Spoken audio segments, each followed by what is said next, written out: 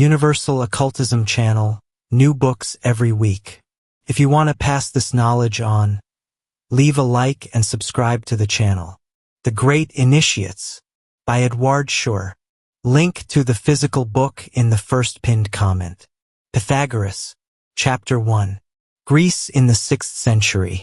The soul of Orpheus had passed like a divine meteor across the troubled heavens of a newborn Greece. When the meteor had disappeared, the land was again wrapped in darkness. After a series of revolutions, the tyrants of Thrace committed his books to the flames, overthrew his temples, and drove away his disciples.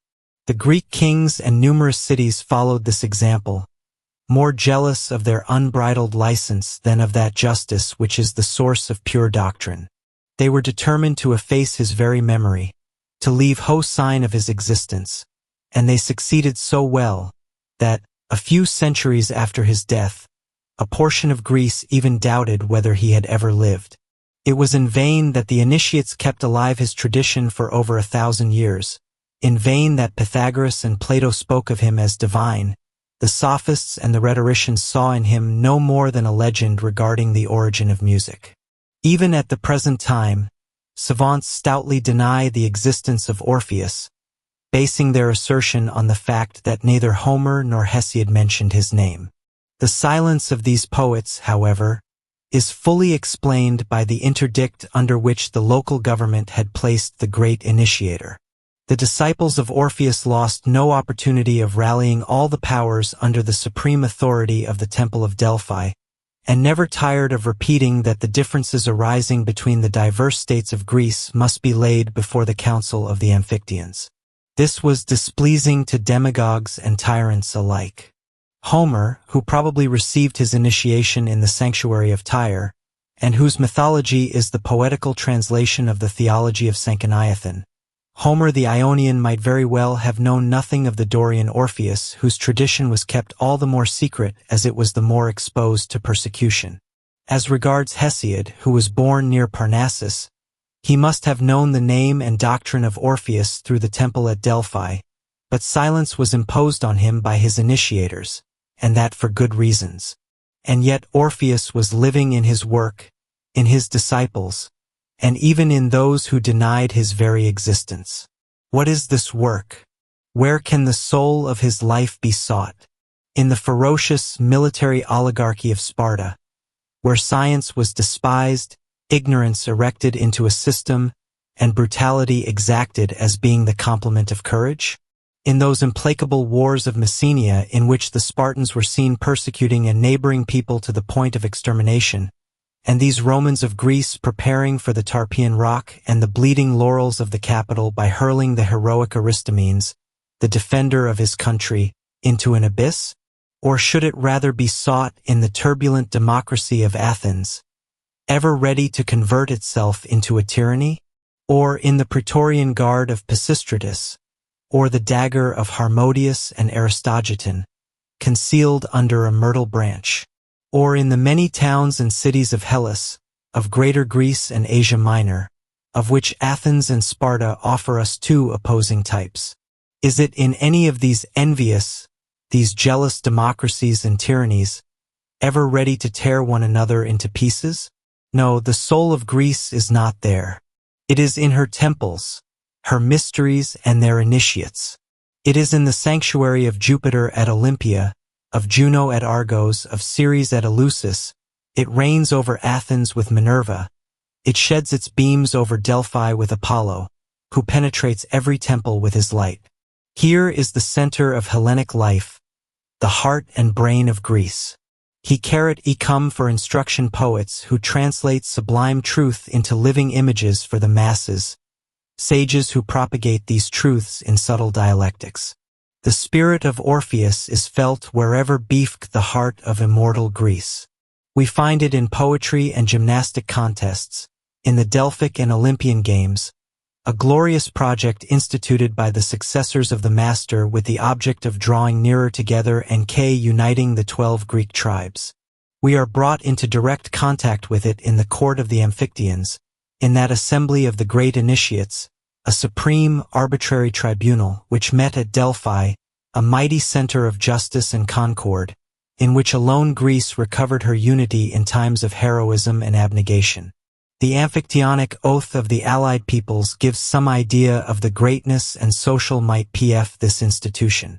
We swear that we will never overthrow Amphictyonic towns, never, during either peace or war, prevent them from obtaining whatever is necessary for their needs. Should any power dare to attempt this, we will march against it and destroy its towns. Should impious hands remove the offerings of the temple of Apollo, we swear that we will use our feet, our arms, our voice, and all our strength against them and their accomplices. And yet Greece in the time of Orpheus, her intellect, an unsullied temple-guarded doctrine, her soul a plastic religion, and her body, a lofty court of justice with Delphi as its center, had begun to decline early in the 7th century. The orders sent out from Delphi were no longer respected. The sacred territories were violated. The race of men of mighty inspiration had disappeared. The intellectual and moral tone of the temples deteriorated. The priests assuaged themselves to politicians. From that time, the mysteries themselves became corrupted. The general aspect of Greece had changed. The old sacerdotal and agricultural royalty was succeeded either by tyranny pure and simple, by military aristocracy, or by anarchical democracy. The temples had become powerless to check the threatening ruin. A new helper was needed. It was therefore necessary to popularize esoteric teaching. To enable the thought of Orpheus to live and expand in all its beauty, the knowledge of the temples must pass over to the lay classes. Accordingly, under different disguises, it penetrated the brains of civil legislators, the schools of the poets, and the porticos of the philosophers. The latter felt in their teachings the very necessity Orpheus had recognized in religion, that of two doctrines, the one public and the other secret, manifesting the same truth in different degree and form, and suited to the development of the pupil. This evolution gave Greece her 3 great centuries of artistic creation and intellectual splendor.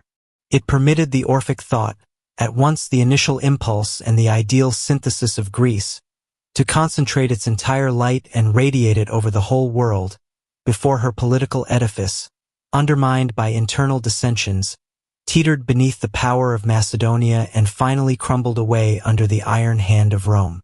Many contributed to the evolution we are speaking of.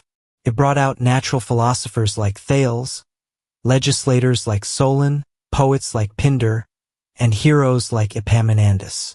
It had also a recognized head, an initiate of the very first rank, a sovereign, organizing, creating intelligence.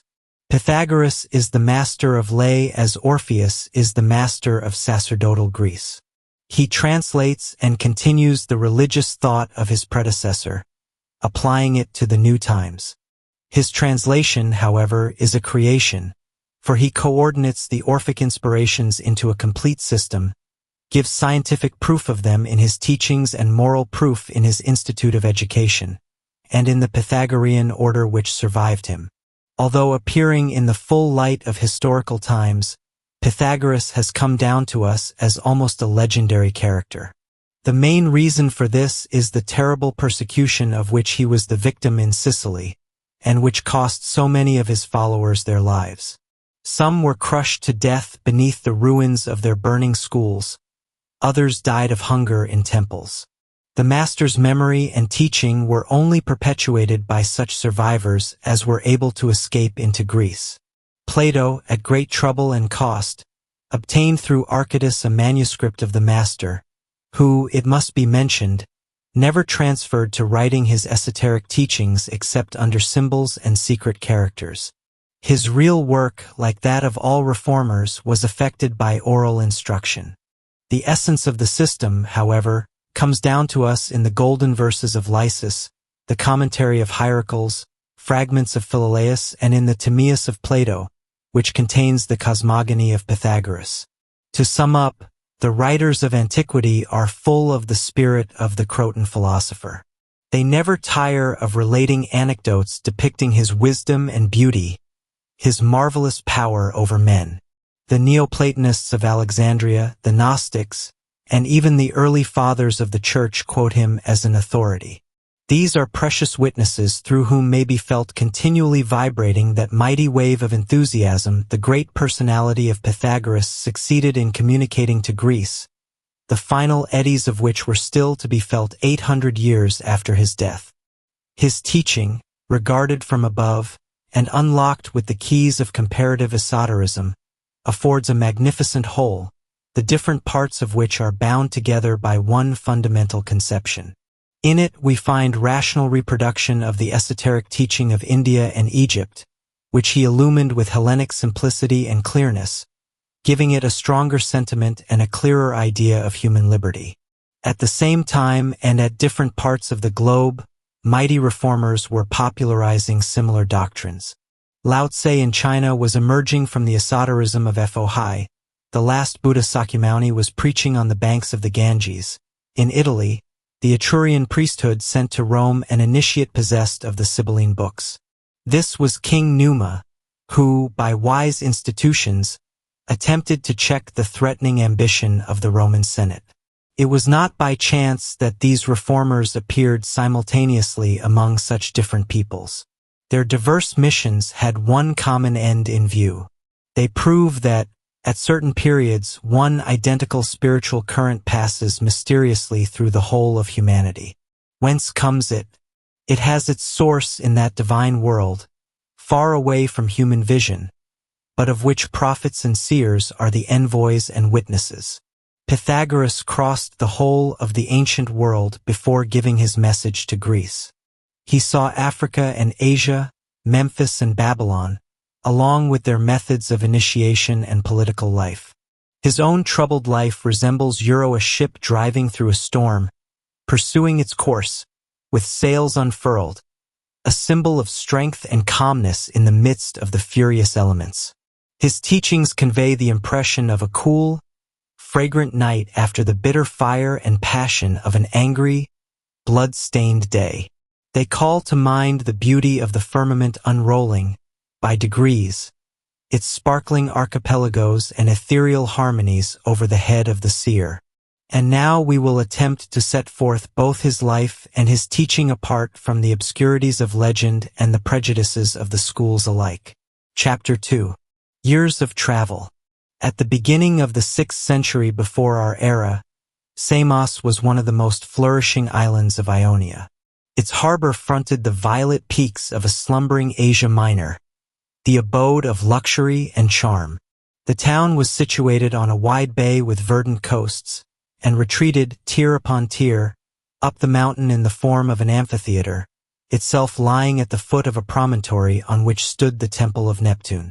It was dominated by the colonnades of a magnificent palace, the abode of the tyrant Polycrates. After depriving Samos of her liberty, he had given the island all the luster of art and Asiatic splendor. Courtesans from Lesbos had, at his bidding, taken up their abode in a neighboring palace, to which they invited the young men and maidens of the town. At these fits they taught them the most refined voluptuousness, accompanied with music, dancing, and feasting. Anacreon, on the invitation of Polycrates, was transported to Samos in a trireme with purple sails and gilded masts. The poet, a goblet of chased silver in his hand, sang before this high court of pleasure his languishing odes. The good fortune of Polycrates had become proverbial throughout Greece. He had as a friend the pharaoh Amasis, who often warned him to be on his guard against such unbroken fortune, and above all not to pride himself on it. Polycrates answered the Egyptian monarch advice by flinging his ring into the sea. "This sacrifice I offer unto the gods," he said. The following day a fisherman brought back to the tyrant the precious jewel, which he had found in the belly of a fish. When the pharaoh heard of this, he said he would break off his friendship with Polycrates, for such insolent good fortune would draw down on him the vengeance of the gods. Whatever we may think of the anecdote, the end of Polycrates was a tragic one. One of his satraps enticed him into a neighboring province, tortured him to death, and ordered his body to be fastened to a cross on Mount Mycale. And so, one evening as the blood-red orb of the sun was sinking in the west, the inhabitants of Samos saw the corpse of their tyrant crucified on a promontory in sight of the island over which he had reigned in glory and abandonment. To return to the beginning of Polycrates' reign. One starlit night a young man was seated in a wood of Agnus Castus, with its glimmering foliage, not far from the temple of Juno, the Doric front of which was bathed in the rays of the moon, whose light added to the mystic majesty of the building. A papyrus roll, containing a song of Homer, had slipped to the ground and lay at his feet. His meditation, begun at twilight, was continued into the silence of the night. The sun had long ago disappeared beneath the horizon, but its flaming disk still danced in unreal presence before the eyes of the young dreamer. His thoughts wandered far from the world of visible things. Pythagoras was the son of a wealthy jeweler of Samos and of a woman named Parthenis. The Pythoness of Delphi, when consulted during a journey by the young married couple, had promised them a son who would be useful to all men and throughout all time. The oracle had sent them to Sidon in Phoenicia, so that the predestined son might be conceived, formed, and born far from the disturbing influences of his own land. Even before his birth, the wonderful child, in the moon of love, had been fervently consecrated to the worship of Apollo by his parents. The child was born, and when he was a year old his mother, acting on advice already received from the priest of Delphi, bore him away to the temple of Adonai, in a valley of Lebanon. Here the high priest had given him his blessing and the family returned to Samos. The child of Parthenis was very beautiful and gentle, calm and sedate. Intellectual passion alone gleamed from his eyes, giving a secret energy to his actions. Far from opposing, his parents had encouraged him in his precocious lining towards the study of wisdom. He had been left free to confer with the priests of Samos and the savants who were beginning to establish in Ionia schools in which the principles of natural philosophy were taught. At the age of 18 he had attended the classes of Hermodamas of Samos, at 20 those of Pherecydes at Syros. He had even conferred with Thales and Anaximander at Miletus. These masters had opened out new horizons, though none had satisfied him. In their contradictory teachings, he tried to discover the bond and synthesis, the unity of the great whole. The son of Parthenis had now reached one of those crises in which the mind, overexcited by the contradictions of things, concentrates all its faculties in one supreme effort to obtain a glimpse of the end, to find a path leading to the sun of truth, to the center of life. Throughout that glorious night Pythagoras fixed his gaze on the earth, the temple, and the starry heavens in turn. Demeter, the earth mother, the nature whose secrets he wished to pierce, was there, beneath and around him. He inhaled her powerful emanations, felt the invincible attraction which enchained him, the thinking atom, to her bosom, an inseparable part of herself. The sages he had consulted had said to him, "It is from her that all springs. Nothing comes from nothing. The soul comes from water or fire or from both. This subtle emanation of the elements issues from them only to return. Eternal nature is blind and inflexible. Resign thyself to her fatuous laws.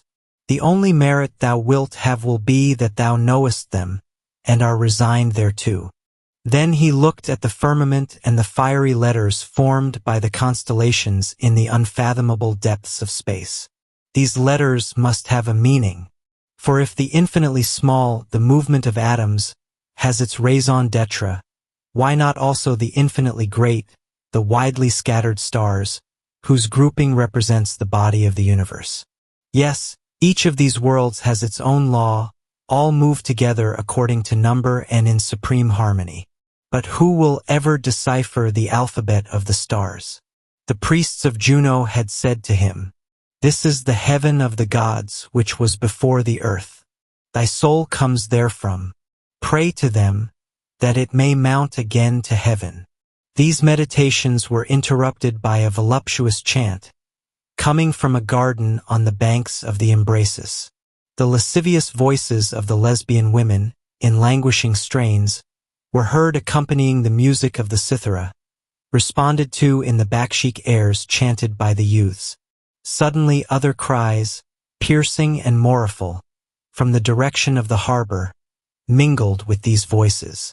They were the cries of rebels whom Polycrates was embarking to sell as slaves in Asia. They were being struck with nail-studded thongs, to compel them to crouch beneath the pontoons of the rowers. Their shrieks and blasphemous cries died away in the night, and silence reigned over all.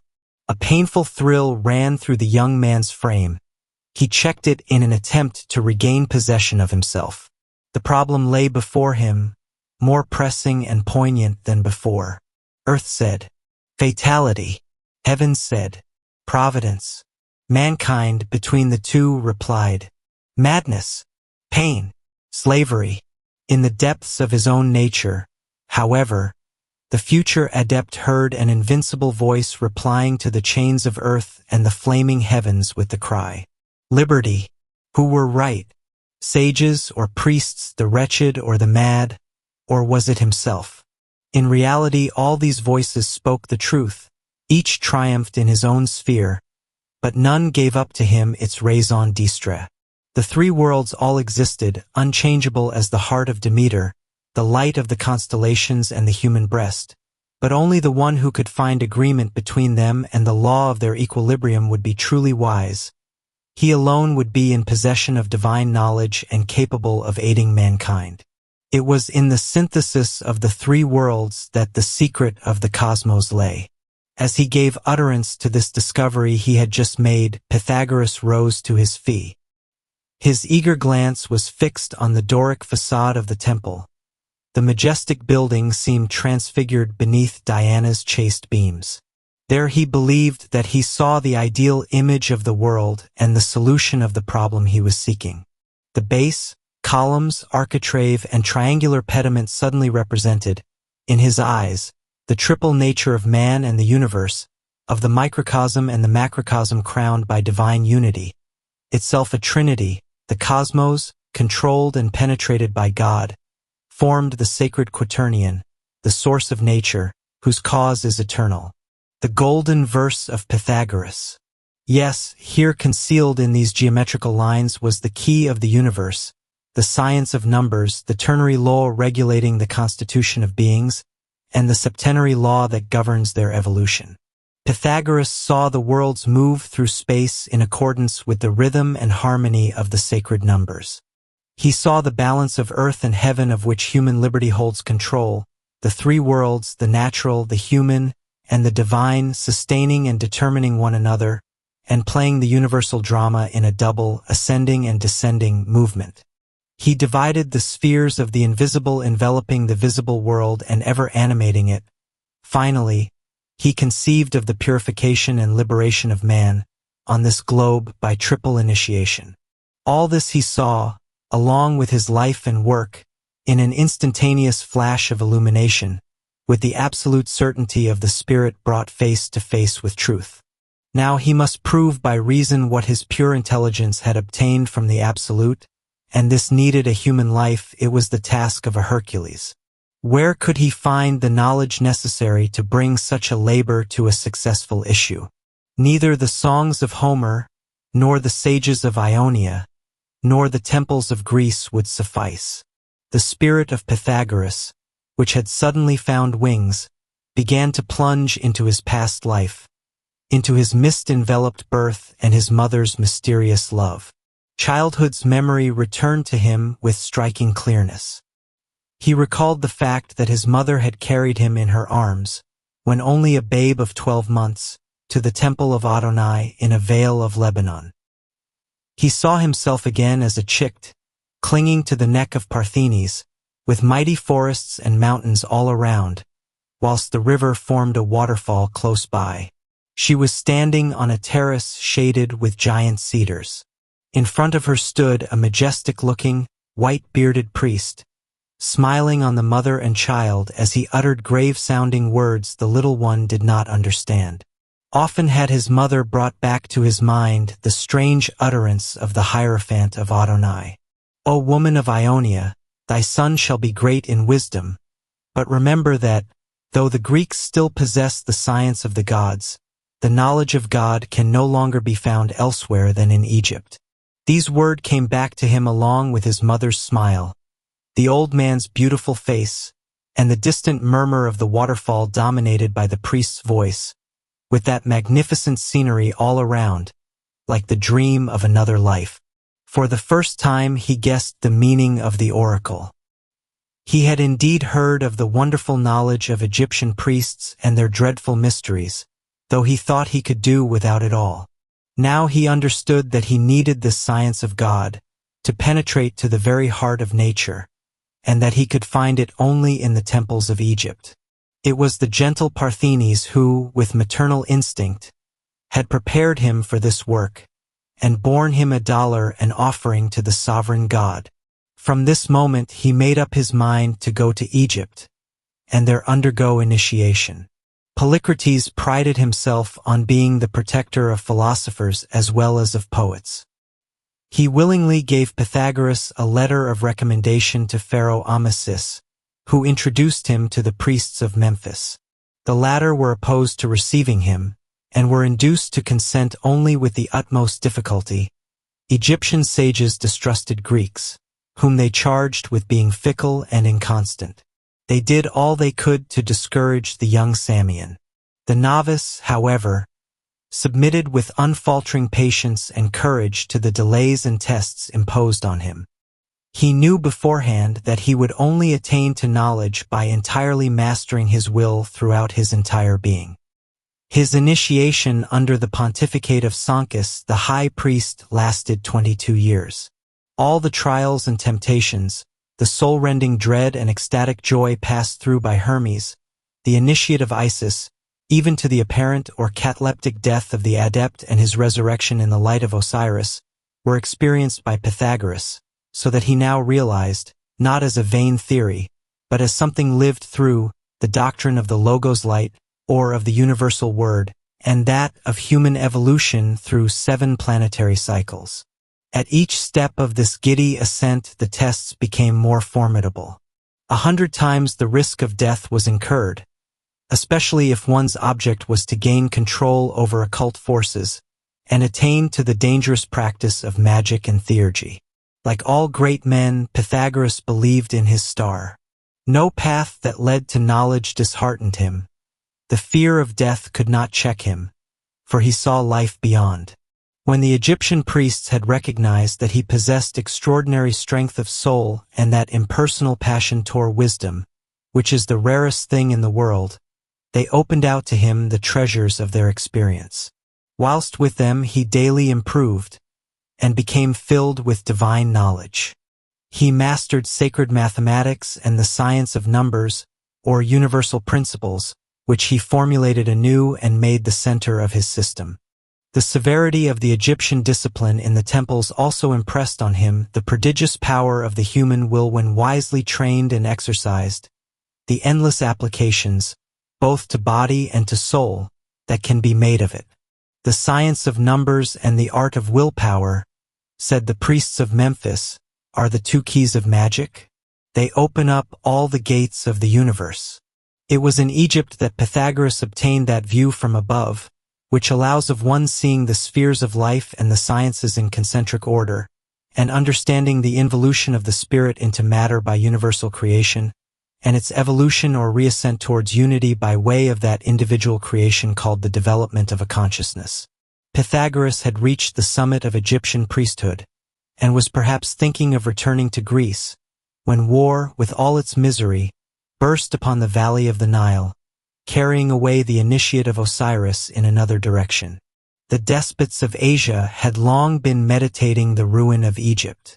Their repeated attacks had failed, for centuries past, before the wisdom of the Egyptian institutions, the power of the priesthood, and the energy of the pharaohs.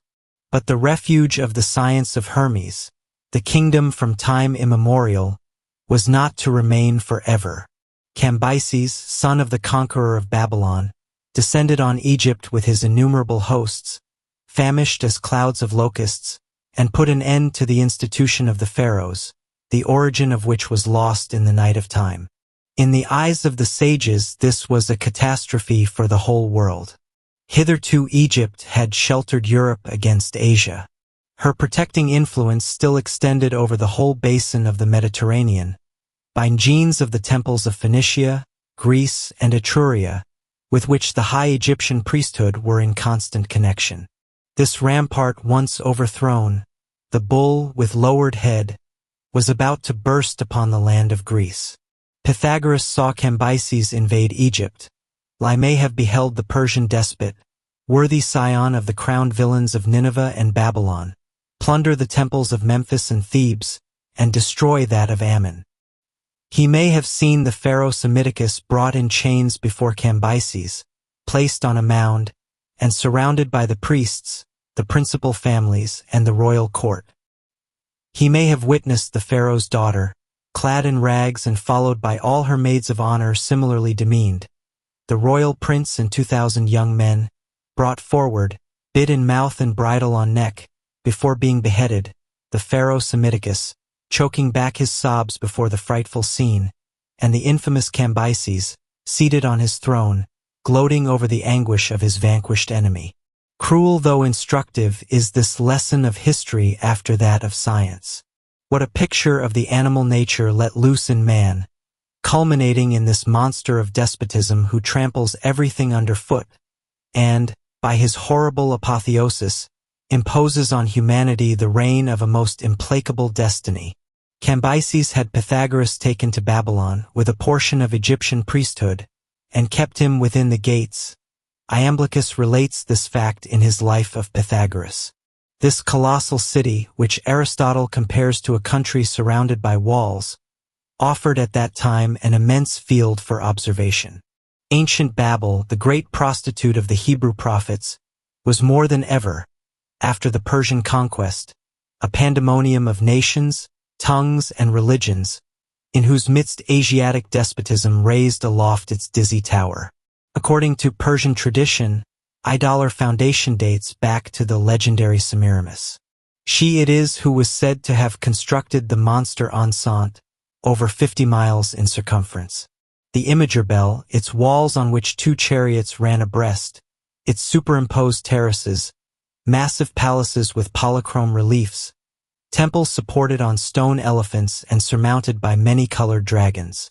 There had followed in succession the series of despots who had brought into subjection Chaldea, Assyria, Persia, a part of Tartara, Judea, Syria, and Asia Minor. Hither Nebuchadnezzar, the assassin of the Magi, had led captive the Jewish people who continued to practice their religion in one corner of the immense city which would have contained London 4 times Ewer. The Jews had even given the great king a powerful minister in the person of the prophet Daniel. With Balthazar, the son of Nebuchadnezzar, the walls of the old Babel had finally disappeared beneath the avenging hand of Cyrus, and Babylon passed for several centuries under Persian rule. By reason of this series of preceding events, at the time Pythagoras came there were 3 different religions side by side in the high priesthood of Babylon. The ancient Chaldean priests, the survivors of the Persian Magi, and the height of the Jewish captivity. The proof that these different priesthoods were in mutual agreement on the esoteric side is found in the part played by Daniel, who, whilst acknowledging the God of Moses, remained first minister under Nebuchadnezzar, Balthazar, and Cyrus. Pythagoras was now obliged to enlarge his horizon, already so vast, by studying these doctrines and religions, the synthesis of which was still preserved by a few initiates. In Babylon he was able to thoroughly study the knowledge in the possession of the Magi, the heirs of Zoroaster. Though the Egyptian priests alone possessed the universal keys of the sacred sciences, the Persian Magi had the reputation of carrying further the practice of certain arts. They claimed to control those occult powers of nature called pantomorphic fire and astral light.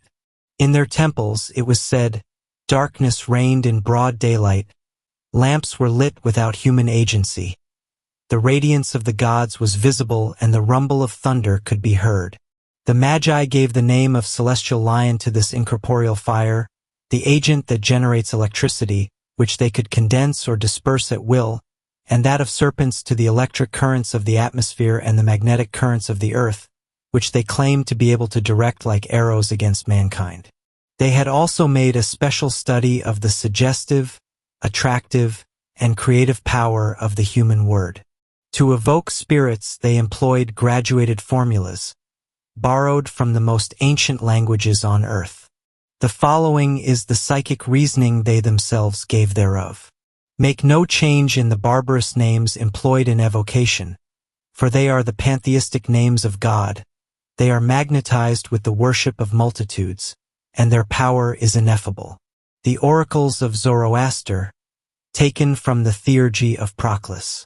These evocations, accompanied by prayer and purification, were, properly speaking, what was called at a later date white magic. Accordingly, we now see Pythagoras in Babylon, penetrating the arcana of ancient magic. At the same time, in this den of despotism, he witnessed a glorious spectacle on the ruins of the crumbling religions of the East, above their decimated and degenerate priesthood. A band of dauntless initiates, grouped together, were defending their science, their faith, and as well as they could, justice.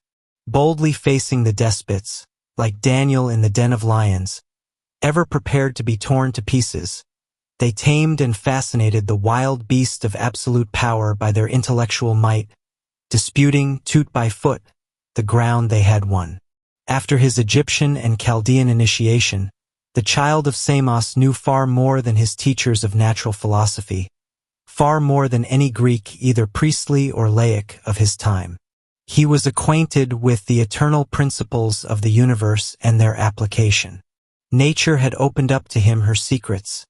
The gross veils of matter had been torn from his eyes, enabling him to see the marvelous spheres of nature and spiritualized humanity. In the temples of Nethelsis in Memphis and Bel in Babylon, he had learned many secrets as to the past history of religions, continents, and races. He had been able to compare the advantages with the disadvantages of the Jewish monotheism, the Greek polytheism, the Hindu Trinitarianism, and the Persian dualism. He knew that all these religions were rays of one same truth, strained DCJWN through different degrees of intelligence and intended for different social conditions. He held the key, the synthesis of all these doctrines in esoteric science. His vision, compassing the past and plunging into the future, was bound to judge the present with singular lucidity. His experience showed him humanity threatened with the most terrible evils, through the ignorance of the priests, the materialism of the savants, and the lack of discipline in the democracies.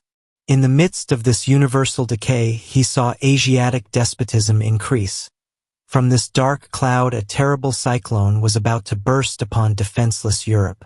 Accordingly, it was now the hour to return to Greece, there to fulfill his mission and begin his work. Pythagoras had been kept in Babylon for 12 years. To leave the city, an order from the king of Persia was necessary. Democedes, a compatriot of his and the king's physician, interceded in his favor and obtained liberty for the philosopher. After an absence of 34 years, Pythagoras returned to Samos. He found his country crushed and ruined by a satrap of the great king. Schools and temples were closed, poets and savants had fled like a cloud of swallows before Persian Caesarism. He had the consolation, however, of seeing Hermodamas, his first master, take his last breath, and of meeting Parthenes, his mother, the only one who had never doubted that he would return. For every one thought that the adventurous son of the jeweler of Samos was dead. Not for a moment had she doubted the oracle of Apollo.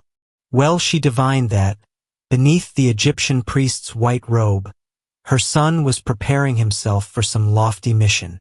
She knew that there would come forth from the temple of Neith-Isis the beneficent master, the light-bearing prophet, of whom she had dreamed in the sacred wood of Delphi, and whom the Hierophant of Adonai had promised her beneath the cedars of Lebanon. And now a light skiff was bearing away mother and son to a new exile over the azure waves of the Aegean Sea. They were fleeing, with all their possessions, from an oppressed and ruined Samos, and were making sail for Greece. Neither the Olympic crowns nor the poet's laurels tempted the son of Parthenes. His work was greater and more mysterious. It was to rouse to life the slumbering soul of the gods in the sanctuaries, to restore the temple of Apollo to its former might and prestige, and then to found somewhere a school of science and of life whence should come forth, not politicians and sophists, but men and women initiates, true mothers and pure heroes. Chapter 3. The Temple of Delphi. The Science of Apollo. Theory of Divination. The Pythoness Theoclia. From the plain of Phocis the traveler mounts the smiling meadows bordering the banks of the Pleistus to plunge into a winding valley shut in between lofty mountains. At every step the way becomes narrower and the country more sublime and deserted. Finally a circle of rugged mountains, crowned with wild-looking peaks, a veritable storehouse of electricity, over which storms often rage, is reached. Suddenly, far up the somber gorge, appears the town of Delphi, like an eagle's nest, on a rock surrounded by precipices and dominated by the two peaks of Parnassus. From the distance the bronze victories are seen sparkling in the light, as well as the brazen horses, the innumerable statues of gold, marshaled along the sacred path and arranged like a guard of heroes and gods round the Doric temple of Phoebus Apollo. This was the most sacred spot in Greece. Here the Pythoness prophesied and the Amphictyons assembled. Here, the different Hellenic peoples had built round the sanctuary chapels containing treasured offerings. Here processions of men, women, and children, coming from afar, mounted the sacred path to greet the God of light. From time immemorial religion had consecrated Delphi to the veneration of the people. Its central situation in Hellas, its rock, sheltered from profane hands and easy to defend, had contributed to this result. The place was calculated to strike the imagination, for a singular quality gave it great prestige. In a cavern behind the temple was a cleft in the rock from which issued a cold, vapory mist, inducing, it was said, a state of inspiration and ecstasy. Plutarch relates that in bygone times a shepherd, when seated by the side of this cleft, began to prophesy. At first he was looked upon as mad, but when his predictions became realized, people began to investigate. The priests took possession of the spot and consecrated it to the divinity. Hence the institution of the Pythoness, who was seated above the cleft on a tripod. The vapors exhaling from the abyss occasioned convulsions and strange crises, provoking in her that second sight noticed in certain somnambulists. Aeschylus, whose affirmation is not without weight, for he was the son of a priest of Eleusis, and an initiate himself, tells us in his Eumenides, by the mouth of the Pythoness, that Delphi had first been consecrated to the earth, then to Themis, Justice, afterwards to Phoebe, the interceding moon, and finally to Apollo, the solar god.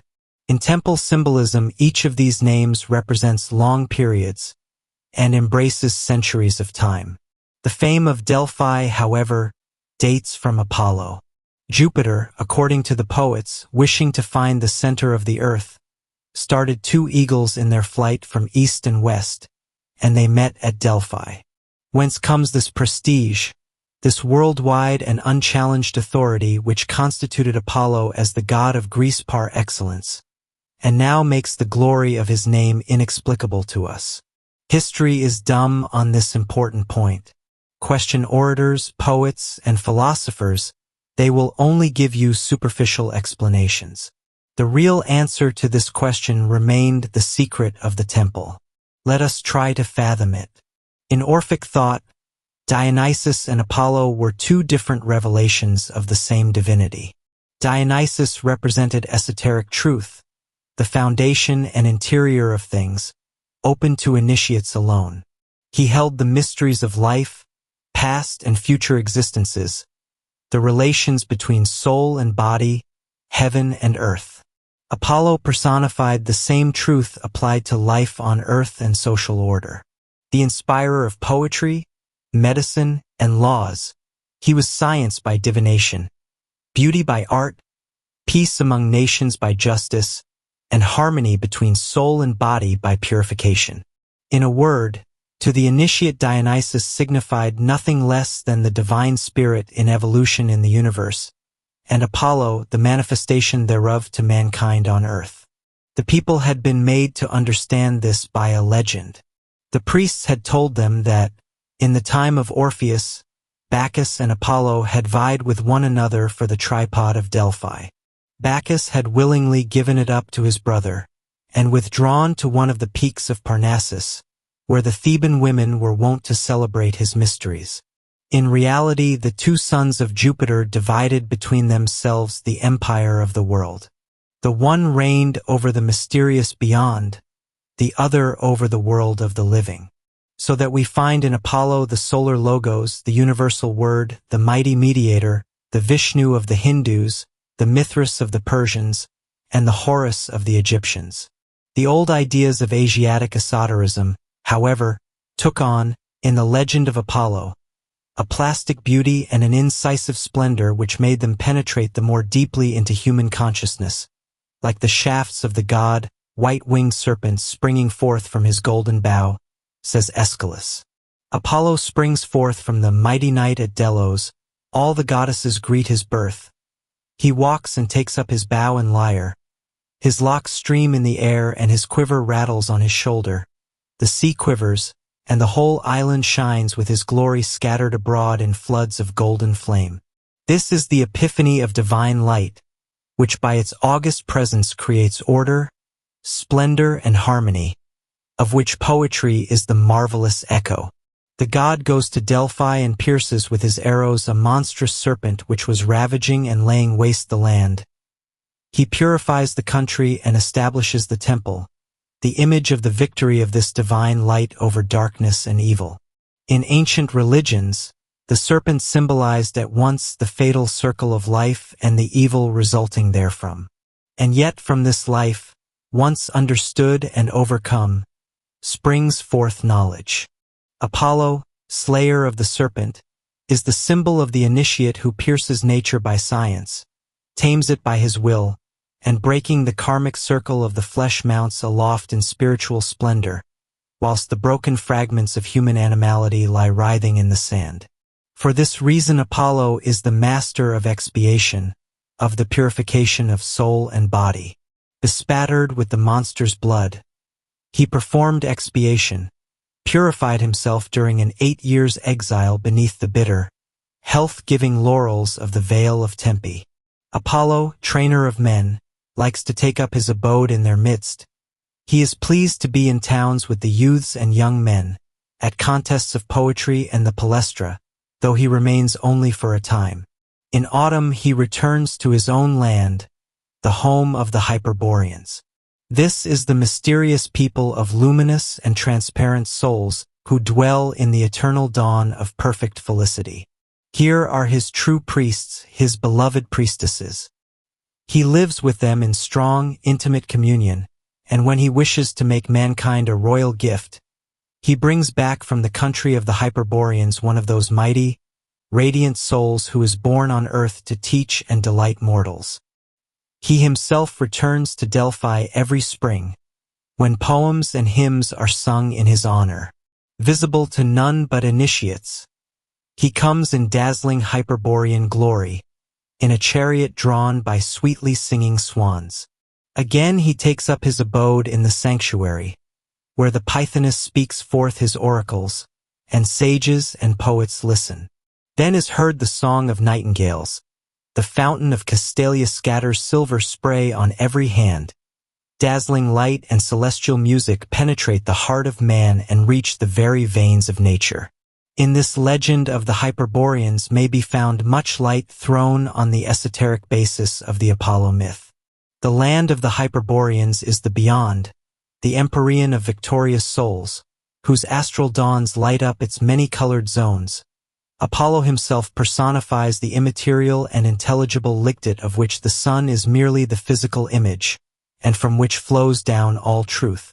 The wonderful swans which bring him are poets and divine geniuses, messengers of his mighty solar soul, leaving behind them flashes of light and strains of glorious music. Hyperborean Apollo, accordingly, personifies the descent of heaven onto earth, the incarnation of spiritual beauty in flesh and blood, the inflow of transcendent truth by inspiration and divination. It is now the moment to raise the golden veil of legend and enter the temple itself. How was divination practiced therein? Here we touch upon the secrets of Apollonian science and of the mysteries of Delphi. In antiquity, a strong tie united divination to the solar cults, and here we have the golden key to all the so-called magic mysteries. The worship of Aryan humanity from the beginning of civilization was directed towards the sun as the source of light, heat, and life. When, however, the thought of the sages rose from the phenomenon to the cause, behind the sensible fire, this visible light, they formed the concept of an immaterial fire, an intelligible light. They identified the form with the male principle, the creative spirit or intellectual essence of the universe, and the latter with its female principle, its formative soul, its plastic substance. This intuition dates back to time immemorial. The conception I speak of is connected with the most ancient mythologies. It circulates in the Vedic hymns under the form of Agni, the universal fire which penetrates all things. It blossoms forth in the religion of Zoroaster, the esoteric part of which is represented by the cult of Mithras. Mithras is the male fire and Mitra the female light. Zoroaster formally states that the Eternal, by means of the living Word, created the heavenly light, the seed of Ormuzd, the principle of material light and material fire. For the initiate of Mithras, the sun is only a rude reflection of this light. In his obscure grotto, whose vault is painted with stars, he invokes the Sun of Grace, the fire of love, conqueror of evil, reconciler of Ormuzd and Ahriman, purifier and mediator, who dwells in the soul of the holy prophets. In the crypts of Egypt, the initiates seek this same sun under the name of Osiris. When Hermes asks to be allowed to contemplate the origin of things, at first he feels himself plunged into the ethereal waves of a delicious light, in which move all living forms. Then, plunging into the darkness of dense matter, he hears a voice which he recognizes as the voice of light. At the same time fire darts forth from the depths. Immediately all is light and chaos becomes order. In the Book of the Dead of the Egyptians, the souls journey painfully towards that light in the bark of Isis. Moses fully adopted this doctrine in Genesis. Elohim said, "Let there be light," and there was light. Now the creation of this light precedes that of the sun and stars. This means that, in the order of principles and cosmogony, intelligible precedes material light. The Greeks, who molded into human form and dramatized the most abstract ideas, expressed the same doctrine in the myth of Hyperborean Apollo. Consequently, the human mind, by inner contemplation of the universe, from the point of view of the soul and the intelligence, came to conceive of an intelligible light, an imponderable element serving as an intermediary between matter and spirit.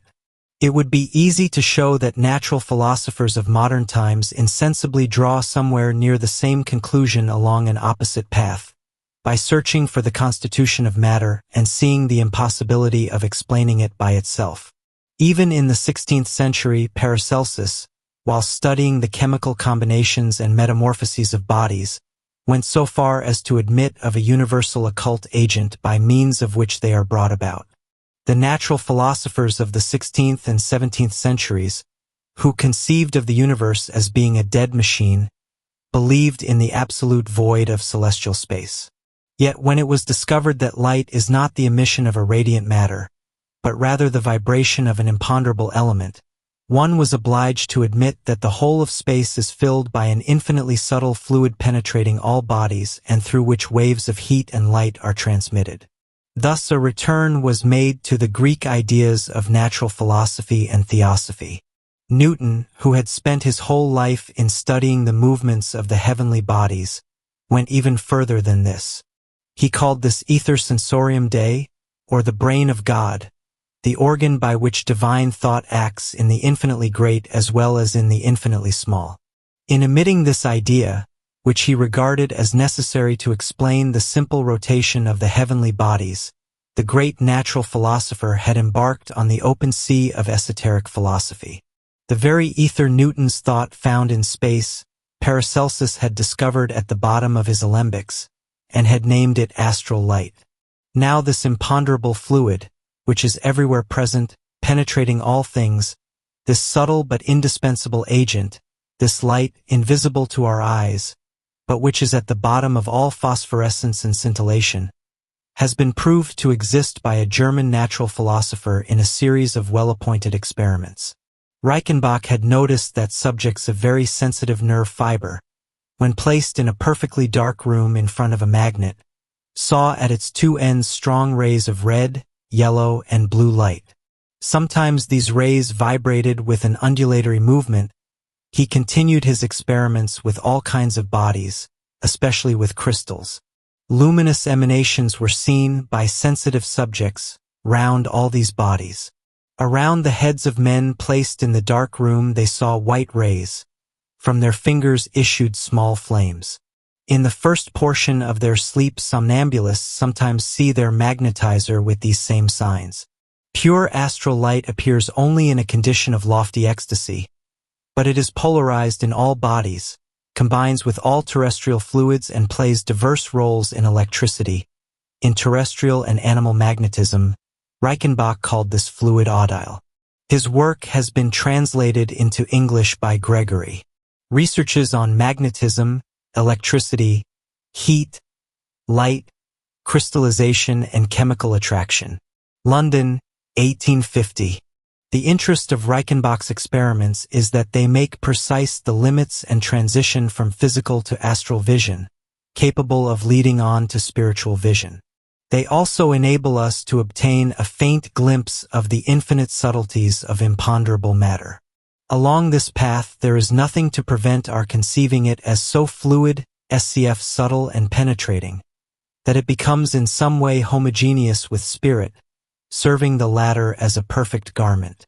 We have just seen that modern natural philosophy, in order to explain the world, has been obliged to recognize an imponderable universal agent, that it has even proved its presence, and, in this way, without knowing it, has fallen in with the notions of ancient theosophies. Let us now try to define the nature and function of cosmic fluid in accordance with the philosophy of occultism in all ages. On this main principle of cosmogony, Zoroaster is in agreement with Heraclitus, Pythagoras with St. Paul, the Kabbalists with Paracelsus. Cybele Maya reigns everywhere. The mighty soul of the world, the vibrating and plastic substance which the breath of the creative spirit uses at its will. Her oceans of ether serve to cement together all the worlds. She is the great mediator between the invisible and the visible, between spirit and matter, between the within and the without of the universe. Condensed in enormous masses in the atmosphere beneath the action of the sun, she flashes forth in a thunderbolt. Absorbed by the earth, she circulates in magnetic currents. Subtilized in the nervous system of the animal, she transmits her will to the limbs, her sensations to the brain. More than that, this subtle fluid forms living organisms similar to material bodies. It serves as substance to the astral body of the soul, a garment of light which J-Spirit is ever weaving for itself. The fluid becomes transformed, it rarefies or densities according to the souls it clothes or the worlds it envelopes. Not only does it embody spirit and spiritualize matter in its living bosom, it reflects in a perpetual mirage both things and the thoughts and wills of mankind. The strength and duration of these images is in proportion to the intensity of the will producing them. And, in truth, there is no other means of explaining thought suggestion and transmission at a distance. That principle of magic nowadays acknowledged and recognized by science. Thus, in the astral light, the past of the worlds trembles in vague images, and the future is there also, with the living souls inevitably destined to descend into flesh. This is the meaning of the veil of Isis and the mantle of Cybele, into which all beings are woven. It is now seen that the theosophical doctrine of the astral light is identical with the secret doctrine of the solar word in the religions of Greece and the East. It is also seen who closely allied this doctrine is to that of divination. The astral light is there revealed as the universal medium of the phenomena of vision and of ecstasy, which it explains. It is at once the vehicle which transmits the movements of thought, and the living mirror in which the soul contemplates the images of the material and spiritual world. Once transported into this element, the spirit of the seer leaves corporeal conditions. For him, the measure of time and space is changed. In some way, he participates in the ubiquity of the universal fluid. For him, opaque matter becomes transparent, and the soul, disengaging itself from the body and rising in its own light, penetrates, in a state of ecstasy, into the spiritual world, sees souls clothed in their ethereal bodies and communicates with them. All the initiates of former times had a clear notion of this second sight or direct spiritual vision. Witness Aeschylus, who puts into the mouth of the shade of Clytemnestra. Look at these wounds, thy spirit can see them. When one is asleep, the spirit possesses a more piercing vision. In broad daylight, the eyes of mortals see but a little way. Let me add that this theory of clairvoyance and ecstasy is in wonderful agreement with the numerous experiments, scientifically carried out by savants and doctors of modern times, on lucid somnambulists and clairvoyants of every kind. There is a great deal of literature on this subject, very unequal in value, in France, Germany, and England. I will here mention 2 books in which the subject is treated scientifically by men of real worth. 1. Letters on Animal Magnetism by William Gregory, London, 1850. Gregory was a professor of chemistry at the University of Edinburgh.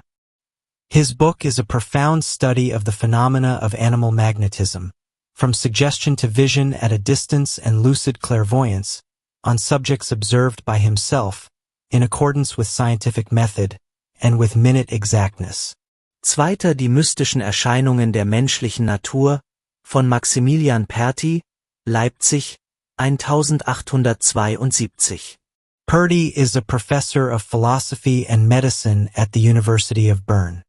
His book presents an immense repertory of all such occult phenomena as have historical value. The extremely remarkable chapter on clairvoyance, Schlafwachen, Volume 1 contains 20 accounts of female and 5 of male clairvoyance, related by the doctors who treated the cases. That of Wiener, treated by the author, is most curious. See also the Treatise Magnetism by Depotet and Deleuze, and the very strange book Die Siren von Pertvorst by Justinus Kerner. From these contemporary facts, I shall endeavor briefly to characterize the successive psychic conditions from simple clairvoyance to cataleptic ecstasy. The state of clairvoyance, as is seen by thousands of well-established facts, is a psychic one, differing as greatly from sleep as from a waking condition. The intellectual faculties of the clairvoyant, far from diminishing, increase in marvelous fashion. His memory is more correct, his imagination ready or active, his intelligence more alert. The main point, in a word, is that we have here developed a new sense, which is no longer corporeal but rather belongs to the soul. Not only are the thoughts of the magnetizer transmitted to him as in the simple phenomenon of suggestion, which itself is outside the physical plane, but the clairvoyant even reads the thoughts of those present, sees through walls, penetrates hundreds of miles into homes where he has never been, and reads the private life of people he does not know. His eyes are closed, incapable of seeing anything, but his spirit sees farther and better than his open eyes and seems to travel about freely in space. In a word, though clairvoyance may be abnormal from the bodily point of view, it is a normal and superior state from the point of view of the spirit. The consciousness has become deeper, the vision wider. The ego remains the same, but it has passed over to a higher plane, where the vision, freed from the coarse organs of the body, embraces and penetrates a vaster horizon. It is to be noted that certain somnambulists, when submitting to the passes of the magnetizer, feel themselves flooded with increasingly dazzling light, whilst the awaking seems to them an unpleasant return to darkness. The German philosopher Schelling has acknowledged the great importance of somnambulism in the question of the immortality of the soul. He remarks that, in lucid sleep, there is produced an elevation of the soul, and its relative liberation with regard to the body, which does not take place in the normal state. In somnambulists, everything indicates the loftiest consciousness, as though their whole being were met in one luminous focus, uniting together past, present, and future. Far from losing all memory of the past, it lies open before them, and even the veil of the future is at times cast aside in a glorious ray of light. If this is possible in earthly life, Schelling inquires, is it not certain that our spiritual personality, which follows us in death, is at this very moment present in us, that it is not born then but simply set free, and shows itself when it is no longer bound by the senses to the outside world? The post-mortem condition is accordingly more real than the earthly one. For in this life that WHFCH is accidental, mingling with the whole paralyzes in us that which is essential. Schelling calls the future state quite simply clairvoyance. The spirit liberated from everything accidental in earthly life becomes stronger and more alive. The wicked man becomes worse, the good better. Quite recently Charles Duprel has advanced the same opinion, supporting it with numerous facts and details in a well-written volume, Philosophic der Mystik 1886. He starts from this feat. The consciousness of the ego does not exhaust its object. Soul and consciousness are not two adequate terms. They do not cover one another as they have not an equal scope.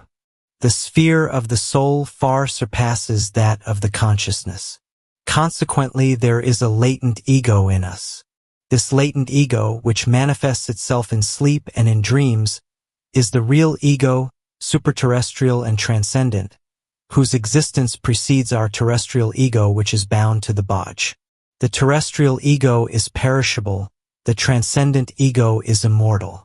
This is what St. Paul meant when he said, "The Lord Jesus Christ, who shall change our vile body, so that it be fashioned like unto his glorious body."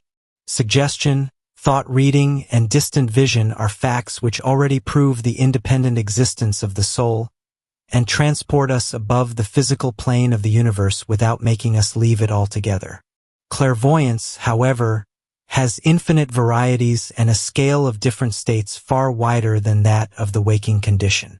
In proportion as the scale is mounted, the phenomena become rarer and more extraordinary. I will mention only the principal stages. Retrospection is a vision of past events preserved in the astral light and revived by the sympathy of the seer. Divination, properly so called, is a problematical vision of things to come, either by introspection of the thoughts of the Irving which contain future actions in germ, or by the occult influence of superior spirits which unfold the future in living images before the soul of the clairvoyant. In both cases they are projections of thoughts into the astral light. Finally, ecstasy is defined as a vision of the spiritual world, where good or evil spirits appear to the seer in human form and communicate with him. The soul seems really to be transported out of the body, which life has almost left, and which stiffens into a state of catalepsy resembling death. From what those who have been in a condition of sublime ecstasy tell us, nothing in the universe can express the beauty and splendor of these visions, or the sentiment of an ineffable fusion with the divine essence which they bring back, a very transport of light and music. The reality of these visions may be doubted. It must, nevertheless, be added that if the soul, in the average state of clairvoyance, has a correct perception of distant places and of absent ones, it is logical to admit that, in its loftiest exaltation, it may have the vision of a higher and an immaterial reality. In my opinion, it will be the task of the future to restore to the transcendent faculties of the human soul their dignity and social function, by reorganizing them under the control of science and on the basis of a religion which is truly universal, open to all truths. Then science, regenerated by real faith and the spirit of love, will, with open eyes, mount aloft to those spheres in which speculative philosophy gropes about with bandaged eyes. Yes, science will become clear-sighted and redeeming in her mission, just in proportion as the consciousness and love of humanity increase in her. Perhaps it is through the gate of sleep and dreams, as Homer said, that divine Psyche, banished from our civilized life and weeping in silence beneath her veil, will regain possession of her altars. Anyhow, the phenomena of clairvoyance, studied from every aspect by present-day savants and doctors, throw an altogether new light on the role of divination in antiquity and on a host of apparently supernatural phenomena, with which the annals of every nation and people are filled. Of course, a distinction must be made between legend and history, hallucination and real vision. Still, the experimental psychology of our times teaches us not to reject, in a body, facts which fall within human possibility, but rather to investigate them from the point of view of well-ascertained laws. If clairvoyance is a faculty of the soul, we may no longer simply consign prophets, oracles, and sibyls to the domain of superstition. Divination has really been known and practiced in temples of old, with fixed principles and a social and religious end in view. The comparative study of religions and esoteric traditions shows that these principles were the same everywhere, although their application may have varied infinitely.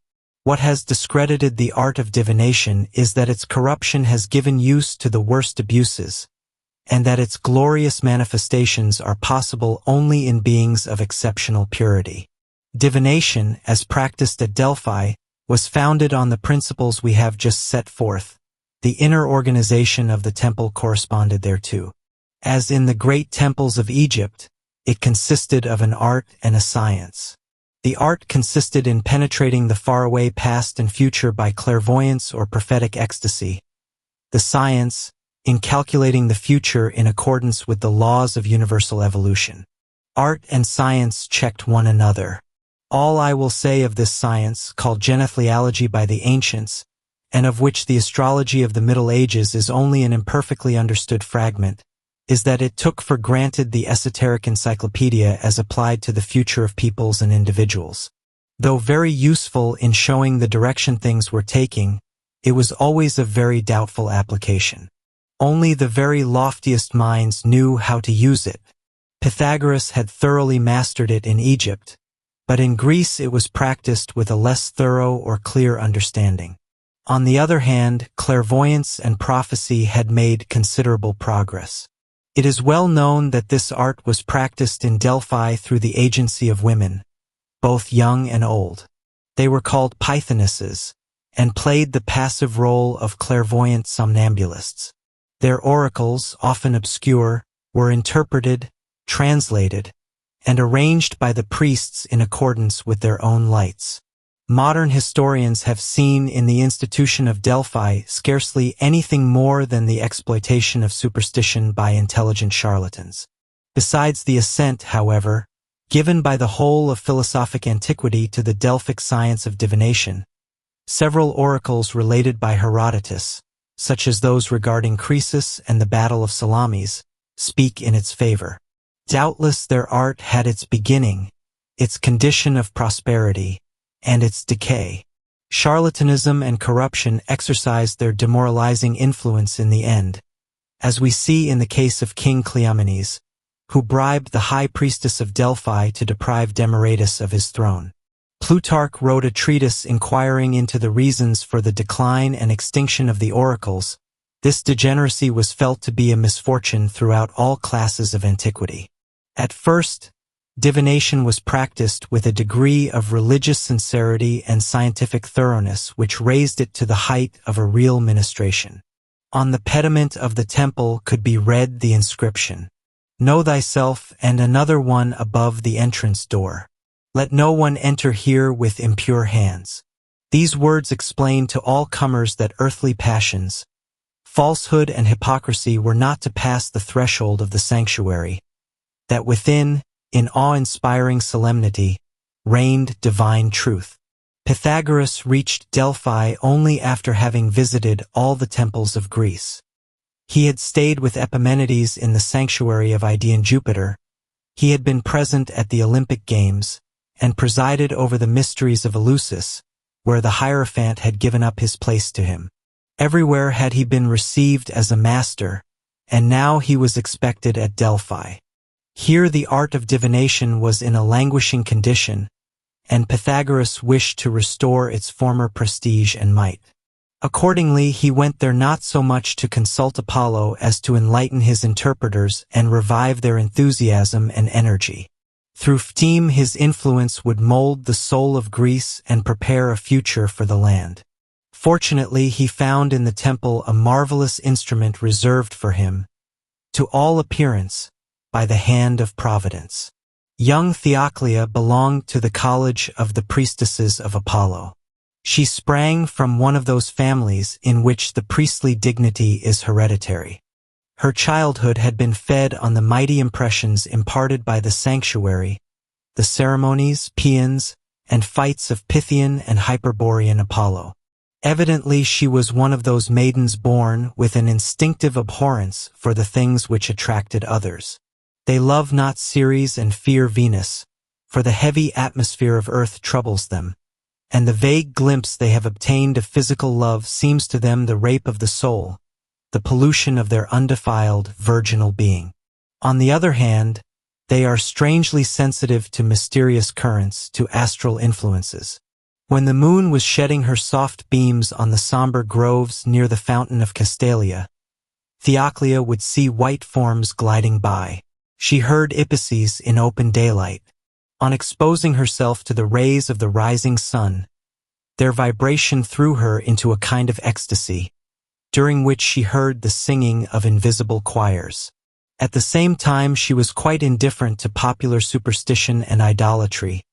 A feeling of horror overcame her at the sacrifices of animals.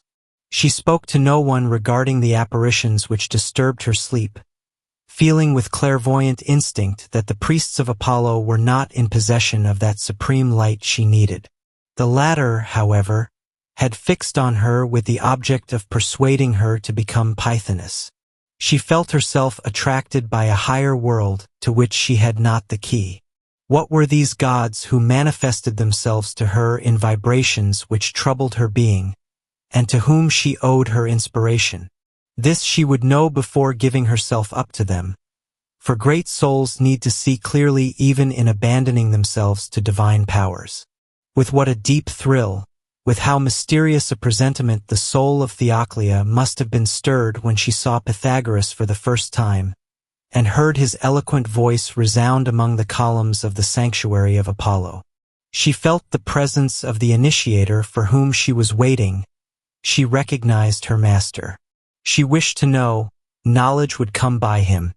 He would make this inner world speak, this world she bore within herself. He, on his side, must have recognized in her, with sure and penetrating glance, the living, thrilling soul he was seeking, to become the interpreter of his thoughts in the temple and instill therein a new spirit. No sooner had their eyes met, their lips spoken, than an invisible chain bound the sage of Samos to the young priestess, who listened to him without a word, drinking in his utterances with eager, attentive eyes. Someone has said that a profound vibration enables poet and lyre to recognize one another as they approach. Thus did Pythagoras and Theoclia recognize one another. At sunrise, Pythagoras had long conversations with the priests of Apollo, ordained saints and prophets. He requested that the young priestess should be received by them, so that he might initiate her into his secret teaching and prepare her for her mission.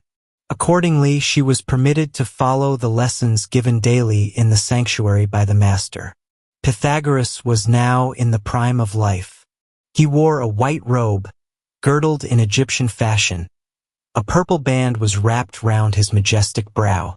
When he spoke, his grave, mild eyes were fastened on his interlocutor, enveloping him in a warm, tender light.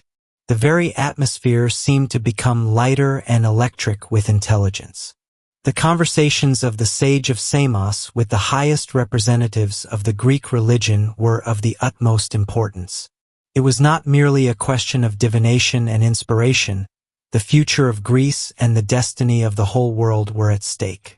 The knowledge, titles, and powers he had acquired in the temples of Memphis and Babylon gave him the greatest authority and influence. To those who inspired Greece, he had the right to speak as a superior and a guide.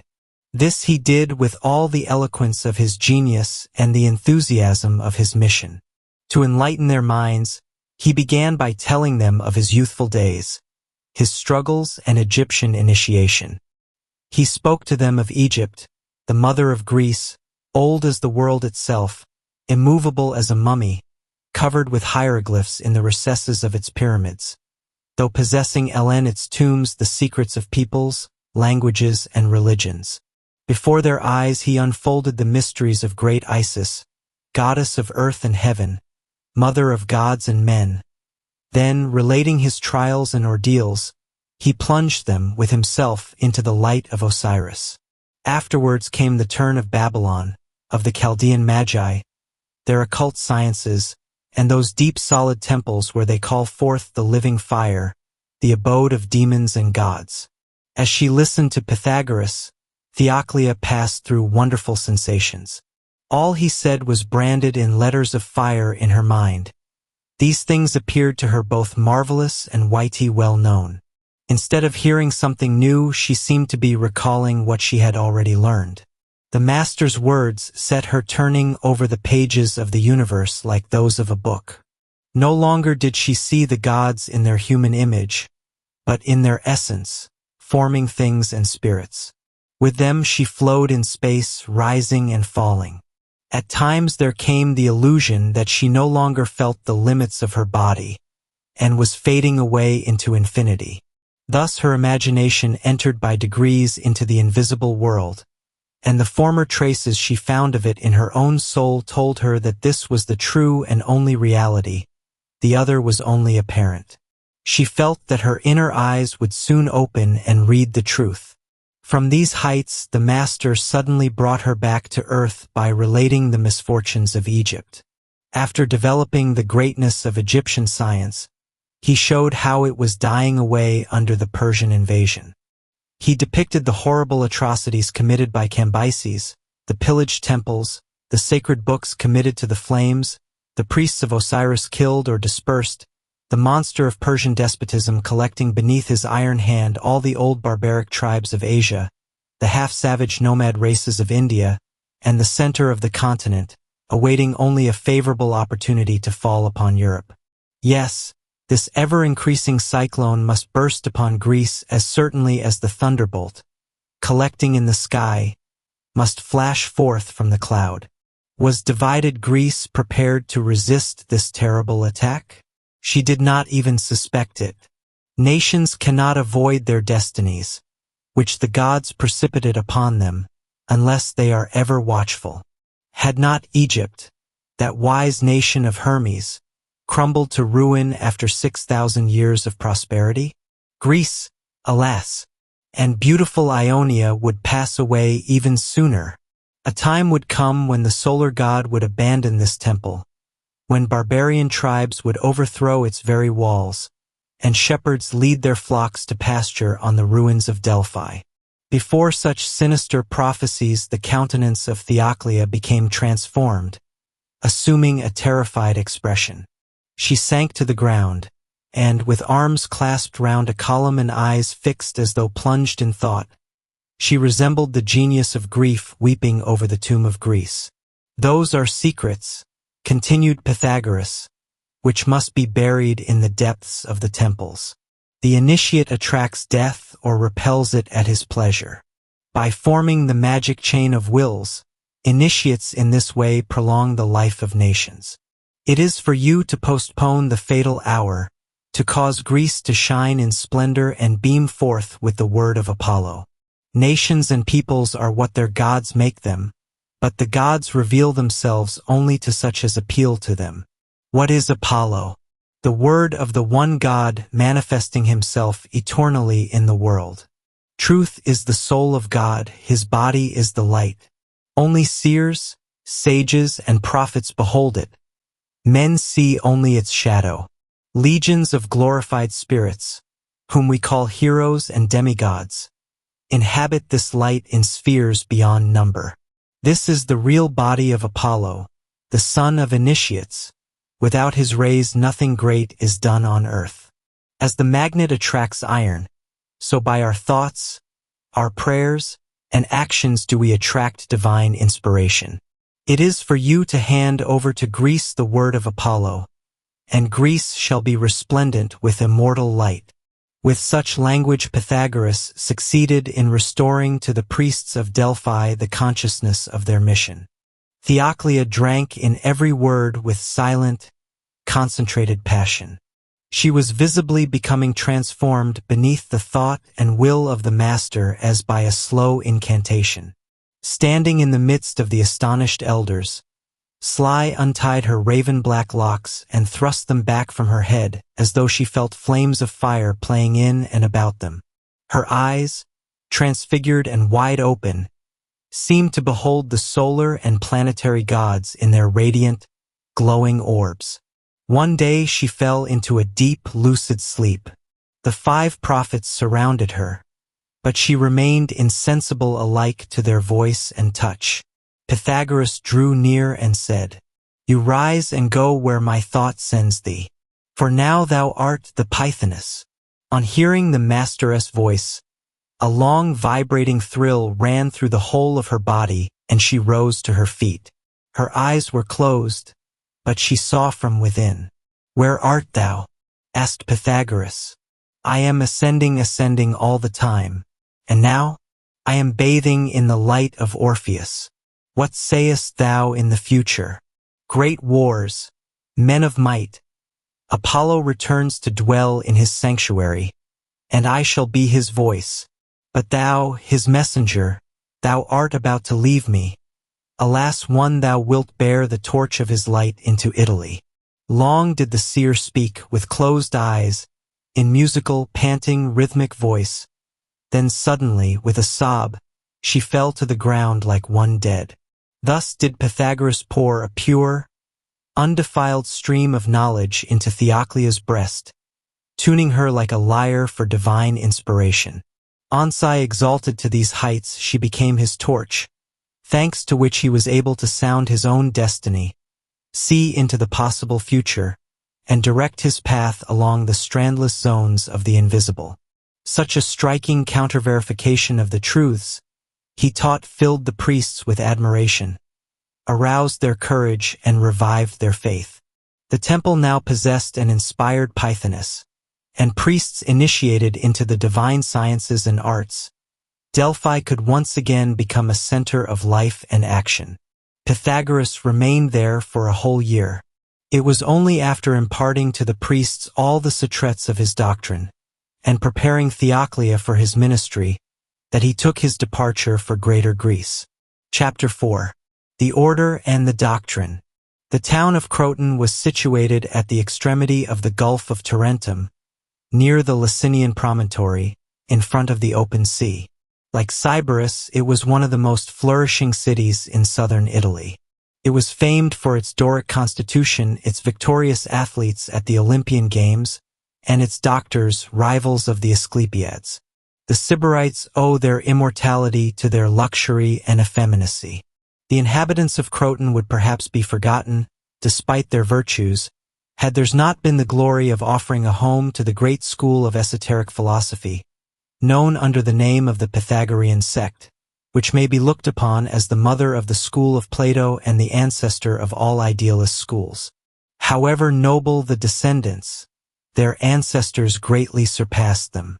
The school of Plato issues from an incomplete tradition, whereas the Stoic school has already lost the true tradition. Other systems of ancient and modern philosophy are more or less fortunate speculations, whilst the teaching of Pythagoras was based on experimental science and accompanied by a complete organization of life. The secrets of the master's order and thought are now, like the ruins of the ancient town, buried deep underground. All the same, we will try to resurrect them, for thus we shall have an opportunity of penetrating to the very heart of the theosophic doctrine, the arcanum of religions and philosophies, and raising a corner of the veil of Isis to the light of Greek genius. Several reasons influenced Pythagoras in choosing this Dorian colony as a center of action. His aim was not merely to teach the esoteric doctrine to a circle of chosen disciples, but also to apply its principles to the education of youth and to the life of the state. This plan comprised the foundation of an institution for laic initiation, with the object of finally transforming the political organization of the cities by degrees into the image of that philosophic and religious ideal. Certainly none of the republics of Hellas or of Peloponnesus would have tolerated this innovation. The philosopher would have been accused of conspiring against the state. The Greek towns of the Gulf of Tarentum, which were less preyed upon by demagogues, were more liberal-minded.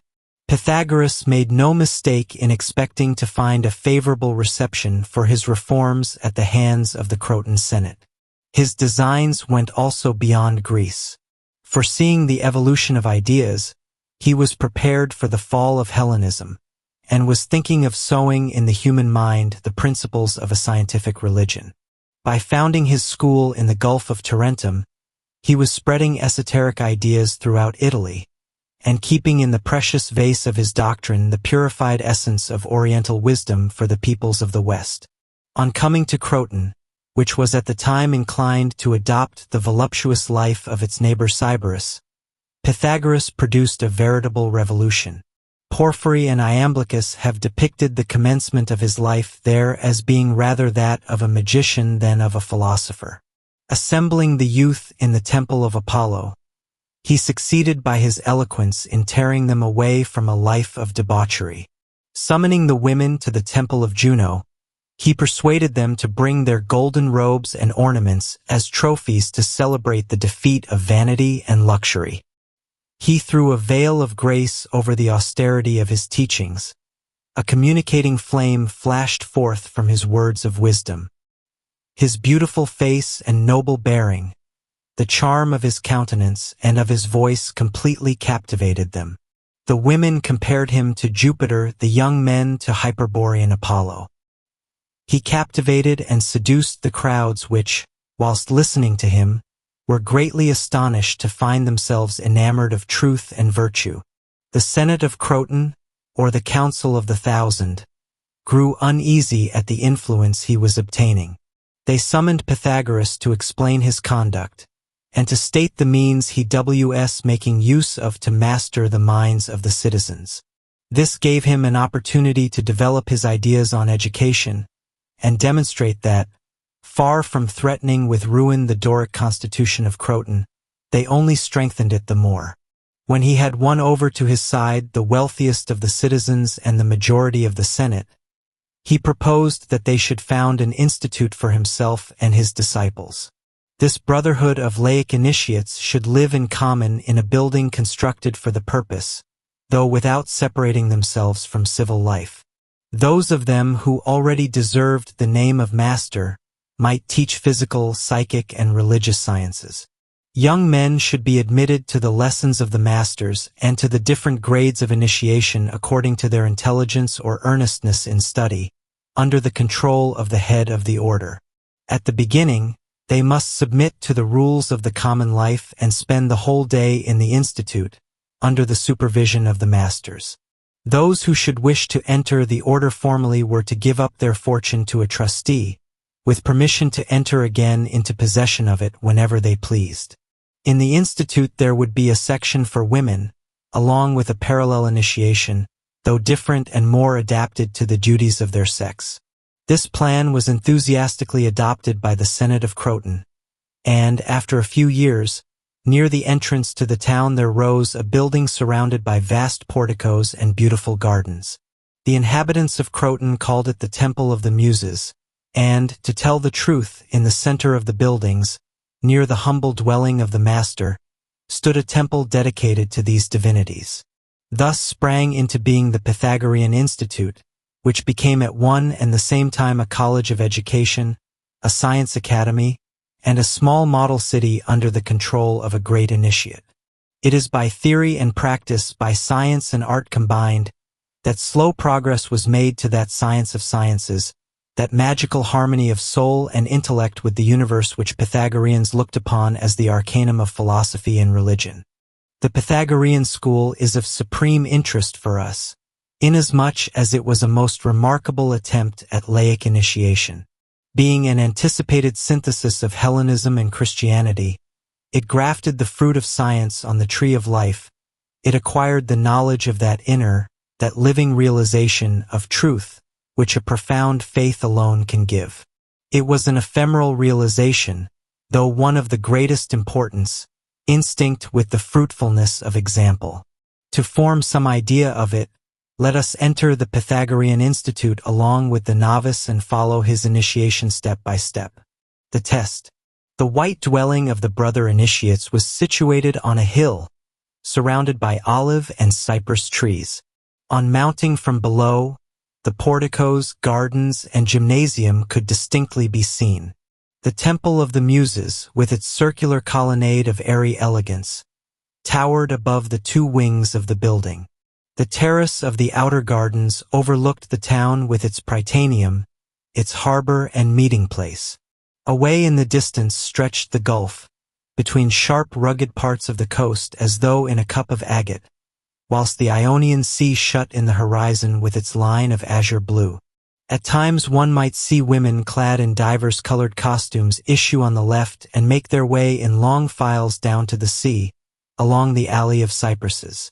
They were going to worship at the Temple of Ceres. And on the right also, men might often be seen mounting in white robes to the Temple of Apollo. It was not the least attraction to the inquiring imagination of youth to think that the school of the initiates was placed under the protection of these two divinities, one of whom, the mighty goddess, held the profound mysteries of woman and of earth, whilst the other, the solar god, revealed those of man and of heaven. So we find this little city of the elect smiling down upon the populous town beneath. The noble instincts of youth were attracted by its peaceful serenity, though nothing was seen of what was taking place within, and it was generally known that admittance was not easily obtained.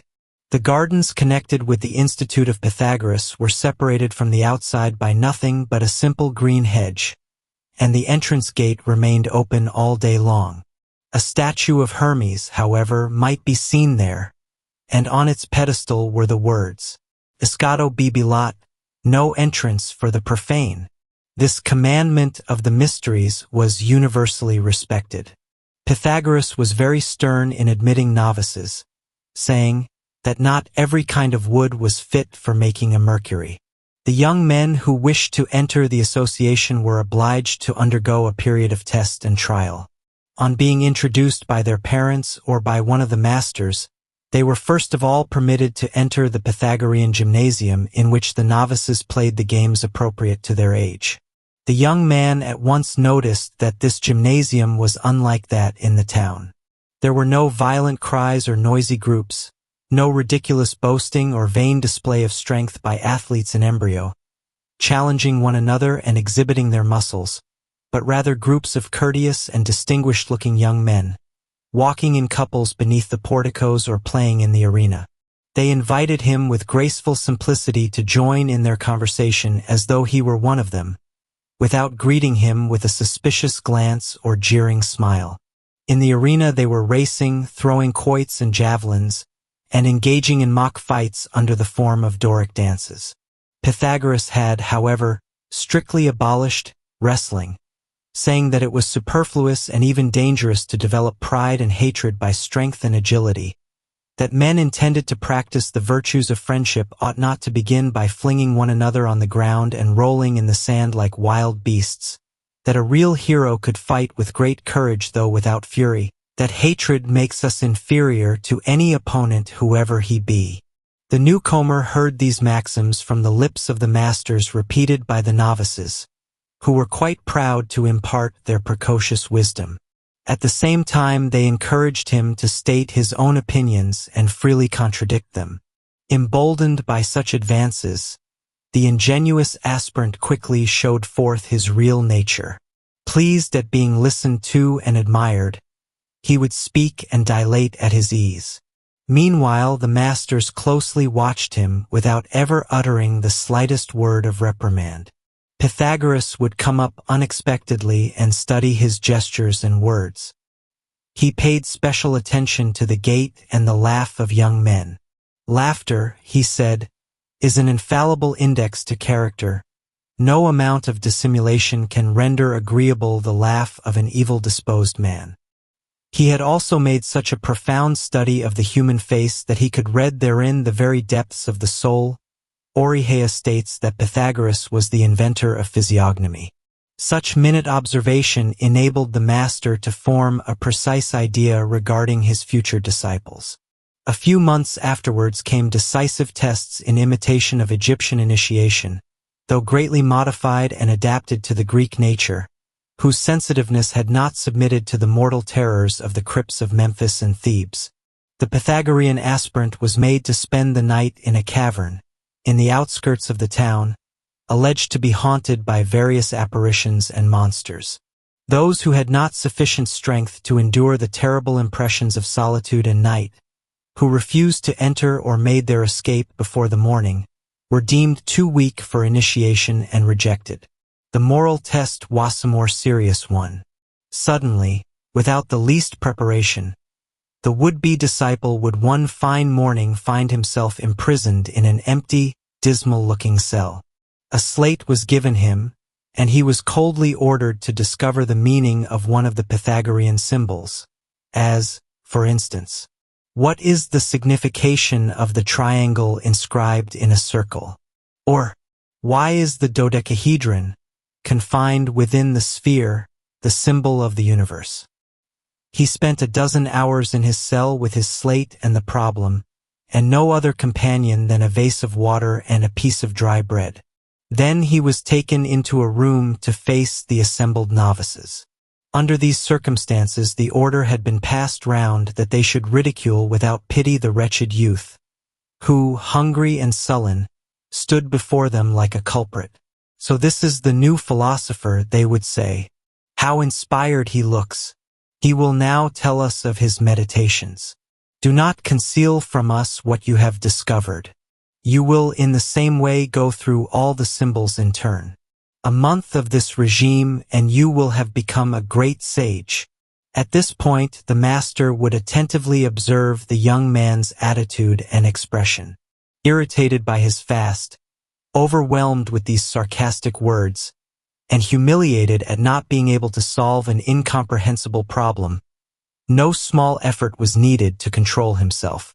Some would weep with rage, others gave sarcastic replies, whilst others again, unable to control themselves, dashed their slate madly to the ground and burst out in imprecations against school, master, and disciples alike. Then Pythagoras came forward and calmly said that, as they had failed in the test of self-respect, they were begged not to return to a school of which they had so bad an opinion, in which friendship and respect for the masters should be the most elementary of virtues. The rejected candidate would shamefacedly retire and sometimes become a redoubtable enemy of the order, like the well-known Cylon who, later on, excited the people against the Pythagoreans and brought about their downfall. On the other hand, those who bore everything with firmness, and gave just and witty replies to the provoking words they listened to, declaring they were ready to repeat the test 100 times if only they could attain to the least degree of wisdom, were solemnly welcomed into the novitiate and received the enthusiastic congratulations of their new companions. First degree. Preparation. The novitiate and the Pythagorean life. Then only began the novitiate called the preparation, paraskia, which lasted at least 2 years, and might be prolonged to 5. The novices or listeners, akousikoi, during the lessons they received, were subjected to the rule of absolute silence. They had no right either to offer any objection to their masters or to discuss the teaching they were absorbing.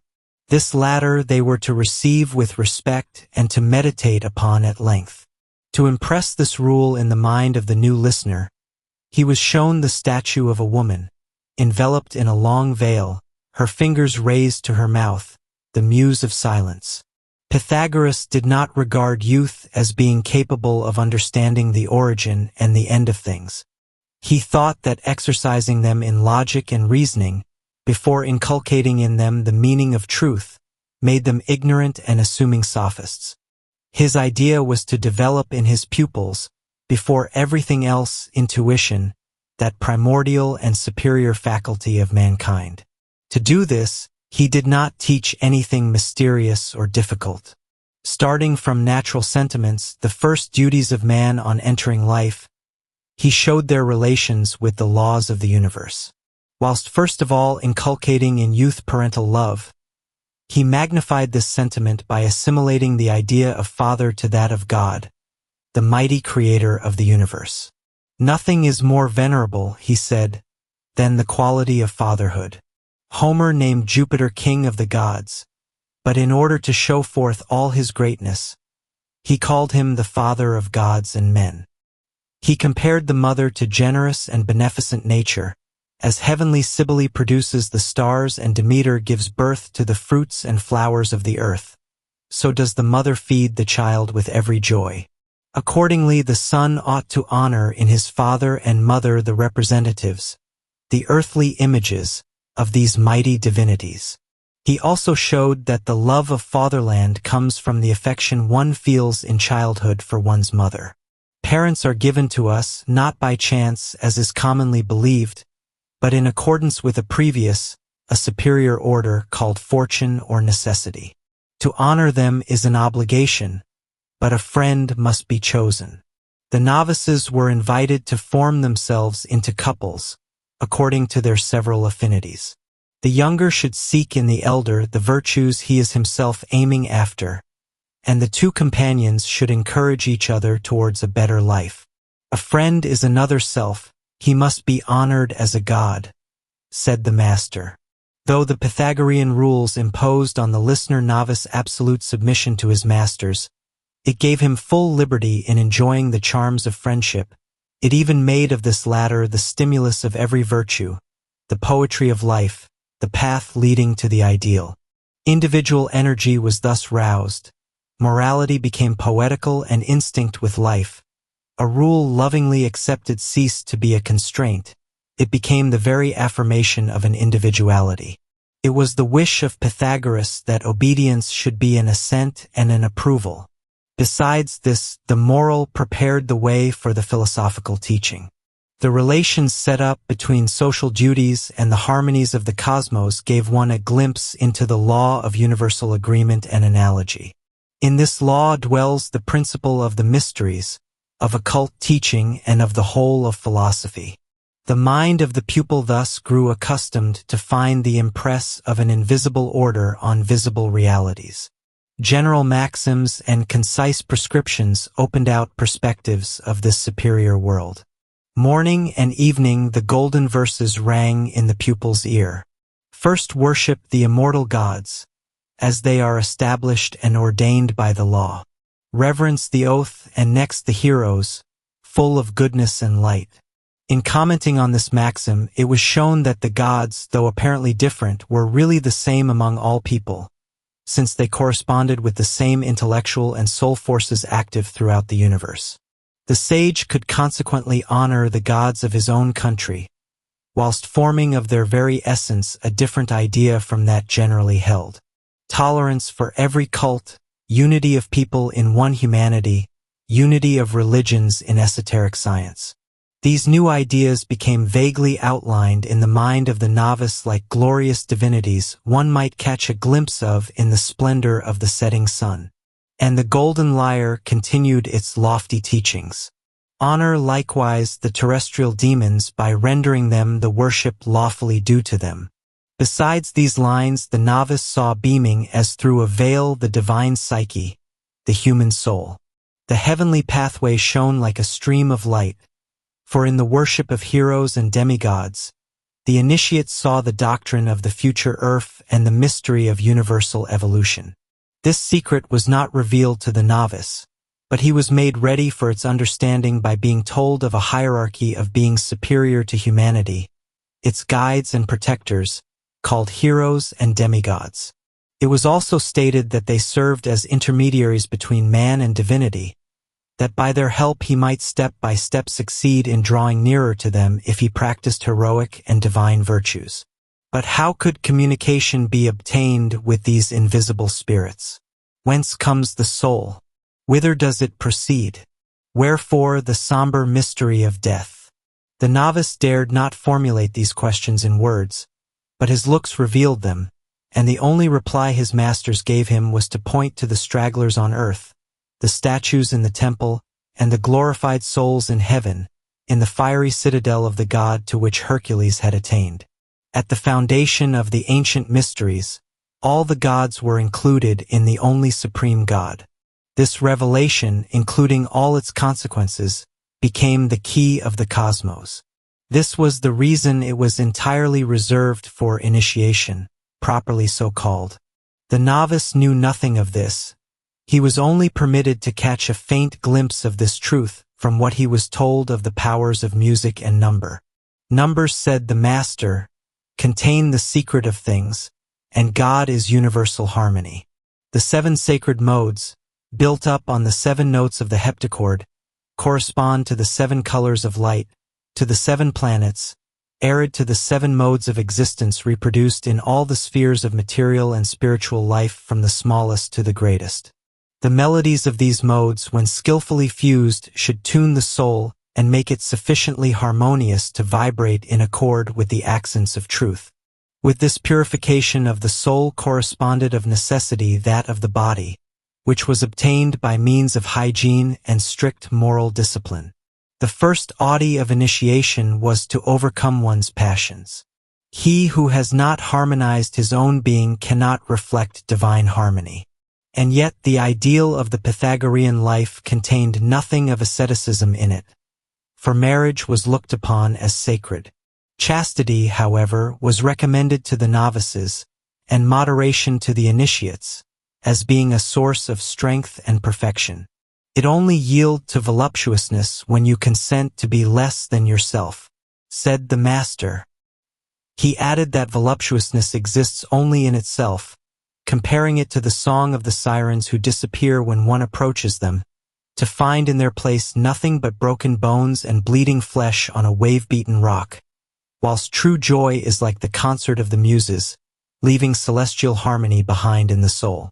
Pythagoras believed in the virtues of the woman initiate. He greatly mistrusted the untrained woman.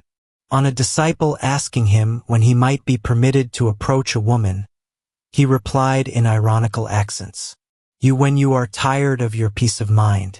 The Pythagorean day was spent in the following manner. As soon as the sun's glorious orb rose above the blue waves of the Ionian Sea, gilding the columns of the Temple of the Muses, above the abode of the initiates, the young Pythagoreans chanted a hymn to Apollo, the while performing a sacred, dignified dance. After the obligatory ablutions, they proceeded in silence to the temple. Each awakening is a resurrection possessed of its flower of innocence. The soul must retire within itself at the beginning of the day and remain unsullied for the morning lesson. In the sacred wood, groups were formed round the master or his interpreters, and the lesson was given beneath the fragrance of the mighty trees or the shade of the porticos. At noon, prayer was offered to the heroes and benevolent spirits. Esoteric tradition affirmed that good spirits preferred to approach the earth with the radiance of the sun, whilst evil spirits haunted the shades and filled the air when night came on. The frugal midday meal generally consisted of bread, honey, and olives. The afternoon was devoted to gymnastic exercises, then to study and meditation, afterwards to some mental work on the morning's lesson. After the sun had set, prayer was offered in common, a hymn sung to the gods of the cosmos, to heavenly Jupiter, to Minerva, Providence, and to Diana, guardian of the dead. Meanwhile storax, manna, or incense were burning on the altar in the open air, and the hymn, mingling with the perfume, rose gently in the twilight, whilst the early stars pierced the pale azure sky. The day ended with the evening meal, after which the youngest member read aloud, comments being made thereon by the eldest. Thus the day passed like a limpid spring, clear as a cloudless morn. The year was divided according to the great astronomical events. Thus the return of Hyperborean Apollo and the celebration of the mysteries of Ceres saw novices RFHD initiates of every degree, both men and women, assembled together. Young girls played on ivory lyres, married women, in purple and saffron-colored cloaks, performed alternate choruses, accompanied by songs, along with the harmonious movements of strophe and antistrophe, imitated later on in tragedy. In the midst of these great fates, at which a divine presence was manifested in grace of form and movement and the penetrating melody of the choruses, the novice was conscious of a kind of presentiment of occult forces, the all-powerful laws of the animated universe, the deep, transparent heavens. Marriages and funeral rites were of a more intimate, but none the less solemn character. There was one original ceremony, calculated to strike the imagination. When a novice, of his own accord, left the institute to take up once more the ordinary everyday life, or when a disciple had betrayed a secret of the doctrine, an occurrence which happened only once, the initiates raised a tomb for him in the consecrated precincts, as though he were dead. The master said, "He is more dead than the dead, for he has returned to an evil life. His body appears among men, but his soul is dead. Let us weep for it." This tomb, erected to a living man, persecuted him like his own fanfom, like an evil omen. Second degree. Purification, catharsis in Greek, Numbers. Theogony. It was a happy day, a day of gold as the ancients said, when Pythagoras received the novice into his dwelling and solemnly welcomed him into the rank of his disciples. First of all, he entered into direct and connected relations with the master. He came into the inner court of his dwelling reserved for his faithful followers. Hence the name of esoteric, Thalf, from within, in opposition to that of exoteric, those from without. The real initiation now began. This revelation consisted of a complete, rational exposition of occult doctrine, from its principles as contained in the mysterious science of numbers to the final consequences of universal evolution, the destiny and end of divine psyche, the human soul. This science of numbers was known under different names in the temples of Egypt and Asia. As it afforded a key to the whole doctrine, it was carefully concealed from the people. The figures and letters, the geometric forms and human representations, which served as signs in this algebra of the occult world, were understood by none but the initiate. He divulged their meaning to the adepts only after receiving from them the oath of silence. Pythagoras formulated this science in a book he wrote with his own hand, called Turk Logos, the Sacred Word. This book has not come down to us, but we are acquainted with its principles from the subsequent writings of the Pythagoreans, Philolaus, Archytas, and Hierocles, the dialogues of Plato, and the treatises of Porphyry and Iamblichus. The reason they have remained a dead letter for modern philosophers is that their meaning and bearing can only be understood by comparison with all the esoteric doctrines of the East. Pythagoras called his disciples mathematicians, because his higher teaching began by the doctrine of numbers. These sacred mathematics, however, oceans of principles, were both more transcendent and more living than profane mathematics, which alone are known to our savants and philosophers. In them number was not regarded as an abstract quantity but as the intrinsic and active virtue of the Supreme One, of God, the source of universal harmony. The science of numbers was that of the living forces, of the divine faculties in action in the universe and in man, in the macrocosm and in the microcosm. In examining them, distinguishing and explaining their working, Pythagoras was evolving nothing less than a rational theogony or theology. In a real theology we should look for the principles of every science. It will be the science of God only if it shows the unity and concatenation of the sciences of nature. It deserves its name only on condition it constitutes the organ and the synthesis of all the rest. Now this is exactly the part played in the Egyptian temples by the science of the Holy Word, formulated and made exact by Pythagoras under the name of the science of numbers. It claimed to supply the key of being, of science, and of life. The adept, under the guidance of his master, had to begin by contemplating its principles in the light of his own intelligence, before following its many applications in the concentric immensity of the spheres of evolution. A modern poet has had a presentiment of this truth in causing Faust to descend to the mothers to restore life to the phantom of Helen. Faust seizes the magic key. The earth melts away beneath him. He becomes unconscious and plunges into the void of space. Finally, he reaches the mothers who keep watch over the first forms of the mighty all, and cause beings to issue from the mold of the archetypes. These mothers are the numbers of Pythagoras, the dyine forces of the world. The poet has communicated to us the thrill of his own thought before this plunge into the abyss of the unfathomable. For the ancient initiate, in whom the direct view of intelligence was gradually aroused as though it were a new sense, this inner revelation seemed rather an ascent into the incandescent sun of truth, whence he contemplated in the fullness of light the forms and beings thrown out in the whirl of lives by a vertiginous irradiation. He did not reach in a single day that inner possession of truth in which man realizes universal life by the concentration of his faculties. Years of training were needed, and that agreement so difficult to effect of the intelligence and the will, before using the creative word, and how few succeed in this.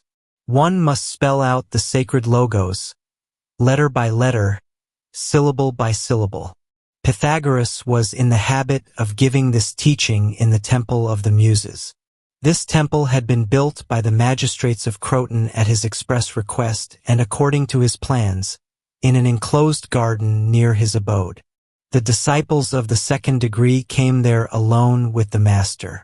Inside this circular temple were the marble statues of the 9 Muses. Standing in the center, the solemn and mysterious Hestia, covered with a veil, kept watch. Her left hand afforded protection to the fire on the hearth, whilst with her right she pointed to heaven. Both Greeks and Romans looked upon Hestia, or Vesta, as the guardian of the divine principle present in all things. The soul of sacred fire, she has her altar in the Temple of Delphi, at the Prytaneum of Athens, as well as on the humblest hearth. In the sanctuary of Pythagoras she symbolized divine and central science, or theogony. In a circle around her, the esoteric muses bore, in addition to their traditional and mythological names, that of the occult sciences and sacred arts of which they had the guardianship. Urania presided over astrology and astronomy, Polyhymnia over the science of souls in the other life and the art of divination, Melpomene with her tragic mask, over the science of life and death, of transformations and rebirths. These 3 superior muses constituted together the cosmogony, or heavenly physics. Calliope, Clio, and Euterpe presided over the science of man, or psychology, with its corresponding arts, medicine, magic, and moral philosophy. The last group, Terpsichore, Erato, and Telea, embraced terrestrial physics, the science of elements, stones, plants, and animals. Thus, at a glance, the organism of the sciences, following that of the universe, appeared to the disciple in the living circle of the Muses, illumined by the divine flame. After leading his disciples into this small sanctuary, Pythagoras opened the book of the Word and began his esoteric teaching. These muses, he said, are only the earthly images of the divine powers whose immaterial and sublime beauty you will contemplate each one in himself. Just as they have their eyes fixed upon the fire of Hestia, from which they spring and which gives them movement, rhythm, and melody, so you must plunge into the central fire of the universe, into the divine spirit, to mingle with it in its visible manifestations. Then with bold, powerful hand, Pythagoras carried away his disciples from the world of forms and realities. He effaced time and space and took them with him down into the great monad, into the presence of the increate being. Pythagoras called it the first one in which existed harmony, the masculine fire traversing everything, the spirit which moves by itself, the indivisible and mighty non-manifested of which the ephemeral worlds manifest the creative thought, the only, the eternal, the unchangeable, concealed beneath the many things which pass away and change. Essence in itself escapes man, said Philolaus, the Pythagorean. He knows only the things of this world in which the finite combines with the infinite. And how can he know them? For between things and himself there is a harmony and relation, a common principle, and this principle is given them by the one who gives to them, along with their very essence, measure, and intelligibility. It is the common measure between subject and object, the reason of things by which the soul participates in the final reason of the one. In transcendent mathematics, it is demonstrated algebraically that arrow multiplied by infinity is equal to 1. 0, in the order of absolute things, signifies the indeterminate being. The infinite, the eternal in the language of the temples, was marked by a circle of a serpent biting its tail, signifying the infinite moving itself. Now, once the infinite is determined, it produces all the numbers it contains in its great unity, and which it governs in perfect harmony. Such is the transcendent meaning of the first problem of the Pythagorean theogony, the reason which brings it to pass that the great monad contains all the small ones, and that all the numbers spring from the great unity in movement. But how can one approach it, the inconceivable being? Has anyone ever seen the master of time, the soul of the suns, the spring of intelligences? No, and it is only by mingling with it that one penetrates its essence.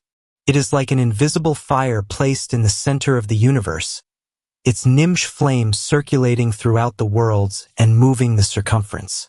He added that it was the work of initiation to draw near the great being, by resembling it, by making oneself as perfect as possible, dominating things fey intelligence, thus becoming active like it, and not passive like them.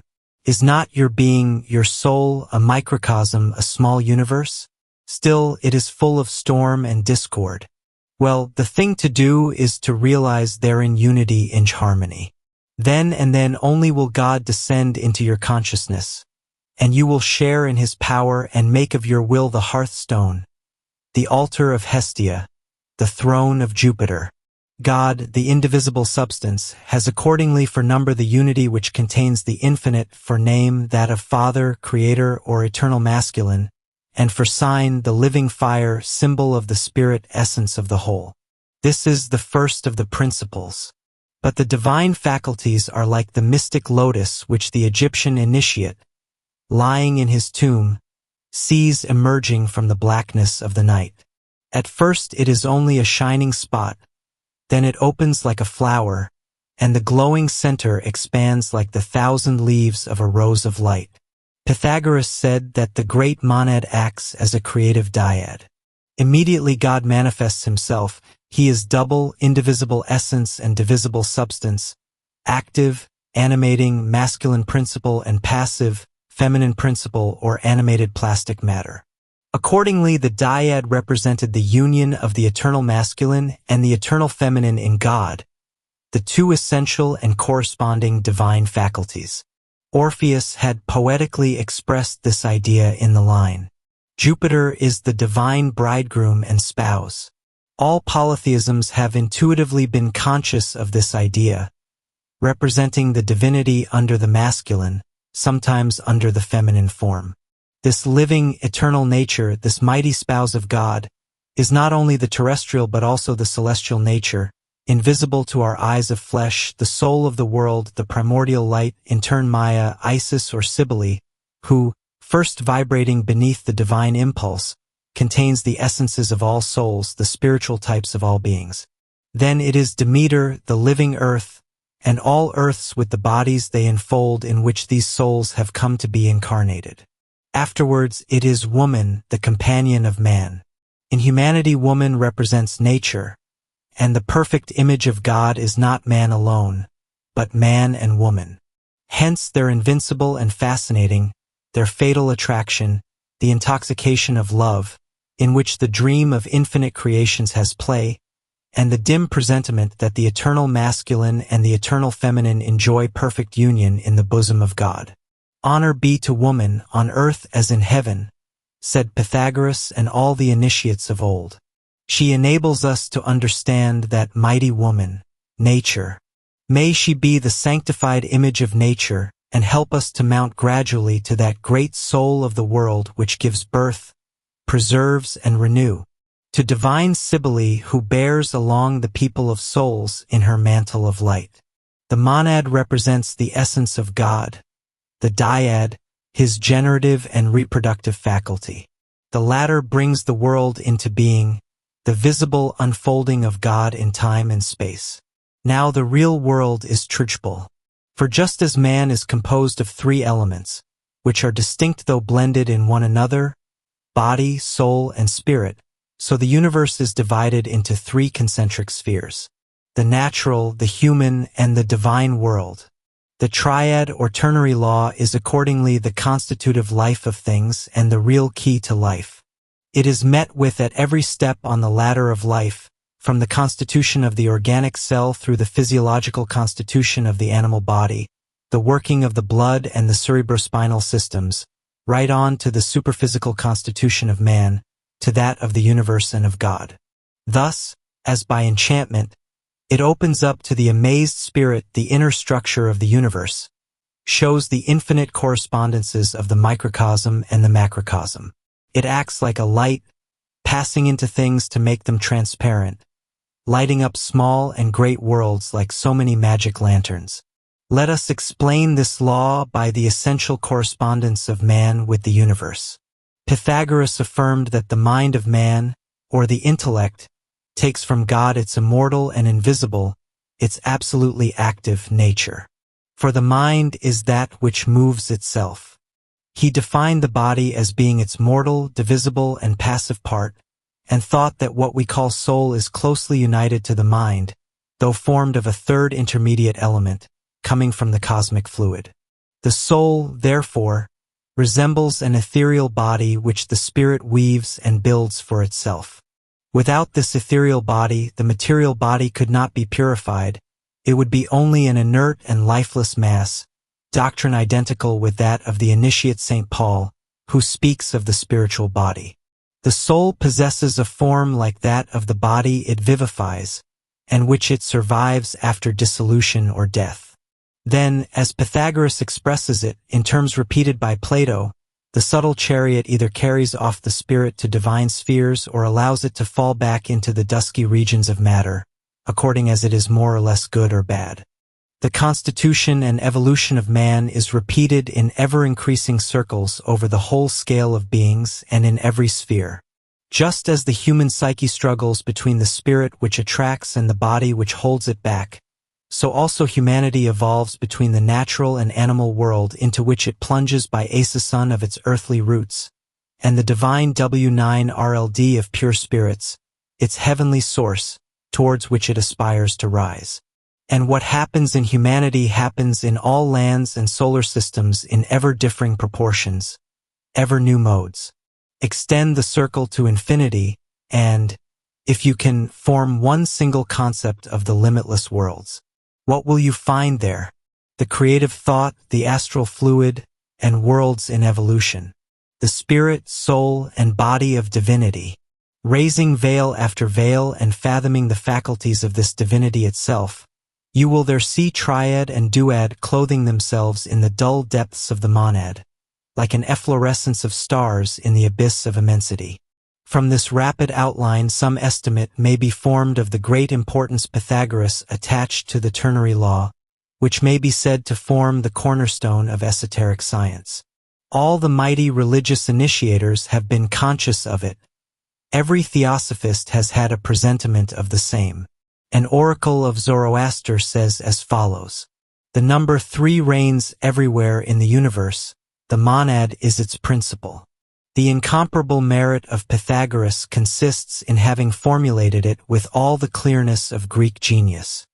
He made of it the center of his theogony and the foundation of the sciences. Already veiled in the exoteric writings of Plato, though altogether misunderstood by subsequent philosophers, this conception, in modern times, has been comprehended by only a few rare initiates of the occult sciences. In the first rank of these must be placed Fabre d'Olivet Verdur's de Pythagore, this living conception of the forces of the universe, traversing it from top to bottom, has nothing to do with the antithesis and the synthesis of Hegel, which are simply jus d'esprit.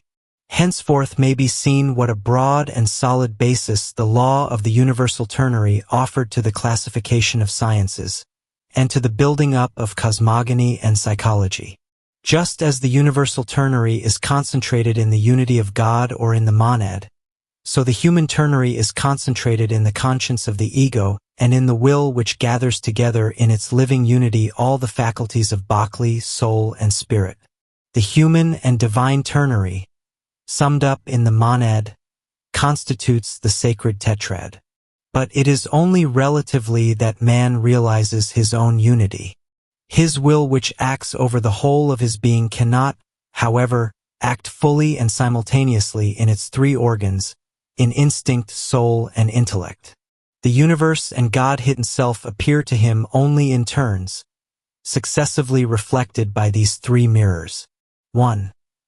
Seen through instinct and the kaleidoscope of the senses, God is multiple and as infinite as his manifestations. Hence polytheism, where the number of the gods is unlimited. 2. Seen through the reasonable soul, God is double matter and spirit. Hence the dualism of Zoroaster, the Manichaeans, and several other religions. 3. Seen through pure intellect, he is threefold, spirit, soul, and body in all the manifestations of the universe. Hence the Trinitarian cults of India, Brahma, Vishnu, and Shiva, and the Trinity of Christianity, Father, Son, and Holy Ghost. 4. Conceived of by the will which sums up the whole, God is one, and we have the Hermetic monotheism of Moses in all its rigor. Here there is no longer personification or incarnation. We leave the visible universe and return to the absolute. The eternal alone rules over the world, now reduced to dust. The diversity of religions, accordingly, comes from the fact that man realizes divinity only through his own being, which is relative and finite, whilst God is continually realizing the unity of the three worlds in the harmony of the universe. This final application would alone remonstrate the, in some way, magic virtue of the tetragram in the order of ideas. In it was found not only the principles of the sciences, the law of beings and their mode of evolution, but also the very reason of the different religions and their superior unity. This was in reality the universal key. Hence the enthusiasm with which Lysis speaks of it in the Golden Verses. One can now understand why the Pythagoreans swore by this great symbol. I swear it by him who has transmitted into our souls the sacred quaternion, the source of nature, whose cause is eternal. Pythagoras carried a great deal farther the teaching of numbers. In each of them he defined a principle, a law, an active force of the universe. He said, however, that the essential principles are contained in the first four numbers, since all the others are formed by adding or multiplying them. In the same way, the infinite variety of beings composing the universe is produced by the combinations of the three primordial forces: matter, soul, spirit, under the creating impulse of the divine unity which mingles and differentiates, concentrates and separates. Along with the chief masters of esoteric science, Pythagoras attached great importance to the numbers 7 and 10. 7, the compound of 3 and 4, signifies the union of man and divinity. It is the figure of the adepts, of the great initiates, and, since it expresses the complete realization in all things through 7 degrees, it represents the law of evolution. The number 10, formed by the addition of the first 4 numbers, and containing the former number, is the perfect number par excellence, for it represents all the principles of divinity, evolved and reunited in a new unity. On finishing the teaching of his theogony, Pythagoras showed his disciples the 9 muses, personifying the sciences, grouped 3 by 3, presiding over the triple ternary evolved in 9 worlds, and forming, along with Hestia, the divine science, guardian of the primordial fire, the sacred decad. 3rd degree, perfection, cosmogony and psychology. the evolution of the soul. The disciple had received the principles of science from his master. This first initiation had dispelled the dense scales of matter which covered the eyes of his spirit. Tearing away the shining veil of mythology, it had removed him from the visible world to cast him blindly into boundless space and plunge him into the sun of intelligence, whence truth beams forth over the three worlds. The science of numbers, however, was nothing but the beginning of the great initiation. Armed with these principles, he had now to descend the heights of the absolute and plunge into the depths of nature, there to lay hold of the divine thought in the formation of things and the evolution of the soul through the worlds. Esoteric cosmogony and psychology touched the greatest mysteries of life as well as dangerous and jealously guarded secrets of the occult arts and sciences. For this reason Pythagoras loved to give these lessons, when the profane light of day had disappeared, at night by the seaside, on the terraces of the Temple of Ceres, before the gentle murmur of the Ionian Sea with its melodious cadence, and beneath the distant phosphorescence of the starry cosmos, or else in the crypts of the sanctuary where a gentle steady light was given by Egyptian lamps of naphtha. Female initiates were present at these night meetings. At times, priests or priestesses from Delphi or Eleusis came to confirm the master's teachings by relating their experiences or through the lucid words of clairvoyant sleep. The material and the spiritual evolution of the world are two inverse movements, though parallel and concordant along the whole scale of being. The one can be explained only by the other, and, considered together, they explain the world. Material evolution represents the manifestation of God in matter by the soul of the world which works out matter. Spiritual evolution represents the working out of consciousness in the individual monads and their attempts, through the cycle of lives, to rejoin the divine spirit from which they emanate.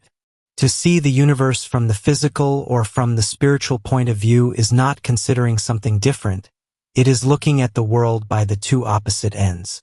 From the terrestrial point of view, the rational explanation of the world ought to begin by material evolution, for it is this side of it which appears to us, but by enabling us to see the work of the universal spirit in matter and to follow up the development of the individual monads, it insensibly leads on to the spiritual point of view and causes us to pass from the without to the within of things, from the reverse of the world to its face side. This, at any rate, was the procedure of Pythagoras, who regarded the universe as a living being, animated by a great soul and filled with a mighty intelligence. The second part of his teaching began with the cosmogony. If we relied on the divisions of the heavens we find in the exoteric fragments of the Pythagoreans, this astronomy would be similar to that of Ptolemy, the earth motionless and the sun with the planets and the whole of the firmament turning round it. The very principle of this astronomy, however, warns us that it is purely symbolical. In the center of his universe Pythagoras places fire, of which the sun is only a reflection. Now, in the whole of Eastern esotericism, fire is the representative sign of spirit, of divine, universal consciousness. What our philosophers generally take as the natural philosophy of Pythagoras and Plato is accordingly nothing else than an image description of their secret philosophy, clear and light-giving to initiates, but all the more impenetrable by the mass of people as it was considered to be simple natural philosophy. We must consequently seek therein a kind of cosmography of the life of souls and nothing else. The sublunary region designates the sphere in which terrestrial attraction operates and is called the circle of generation. Initiates mean by this that for us the earth is the region of corporeal life. Here take place all the operations accompanying the incarnation and disincarnation of souls. The sphere of the 6 planets and of the sun responds to ascending categories of spirits. Olympus, conceived as a rolling sphere, is called the heaven of the stationary, because it is assimilated to the sphere of perfect souls. This infantile astronomy accordingly masks a conception of the spiritual universe. Everything, nevertheless, inclines us to believe that the initiates of old, and especially Pythagoras, had far more correct notions of the physical universe. Aristotle positively affirms that the Pythagoreans believed in the movement of the earth around the sun. Copernicus asserts that the idea of the rotation of the earth on its axis came to him whilst reading, in Cicero, that a certain Hysidas of Syracuse had spoken of the daily motion of the earth.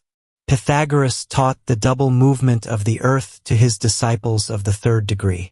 Without having the exact measurements of modern science, he knew, as did the priests of Memphis, that the planets which come from the sun turn around it, that the stars are so many solar systems governed by the same laws as ours, and that each has its place in the immense universe.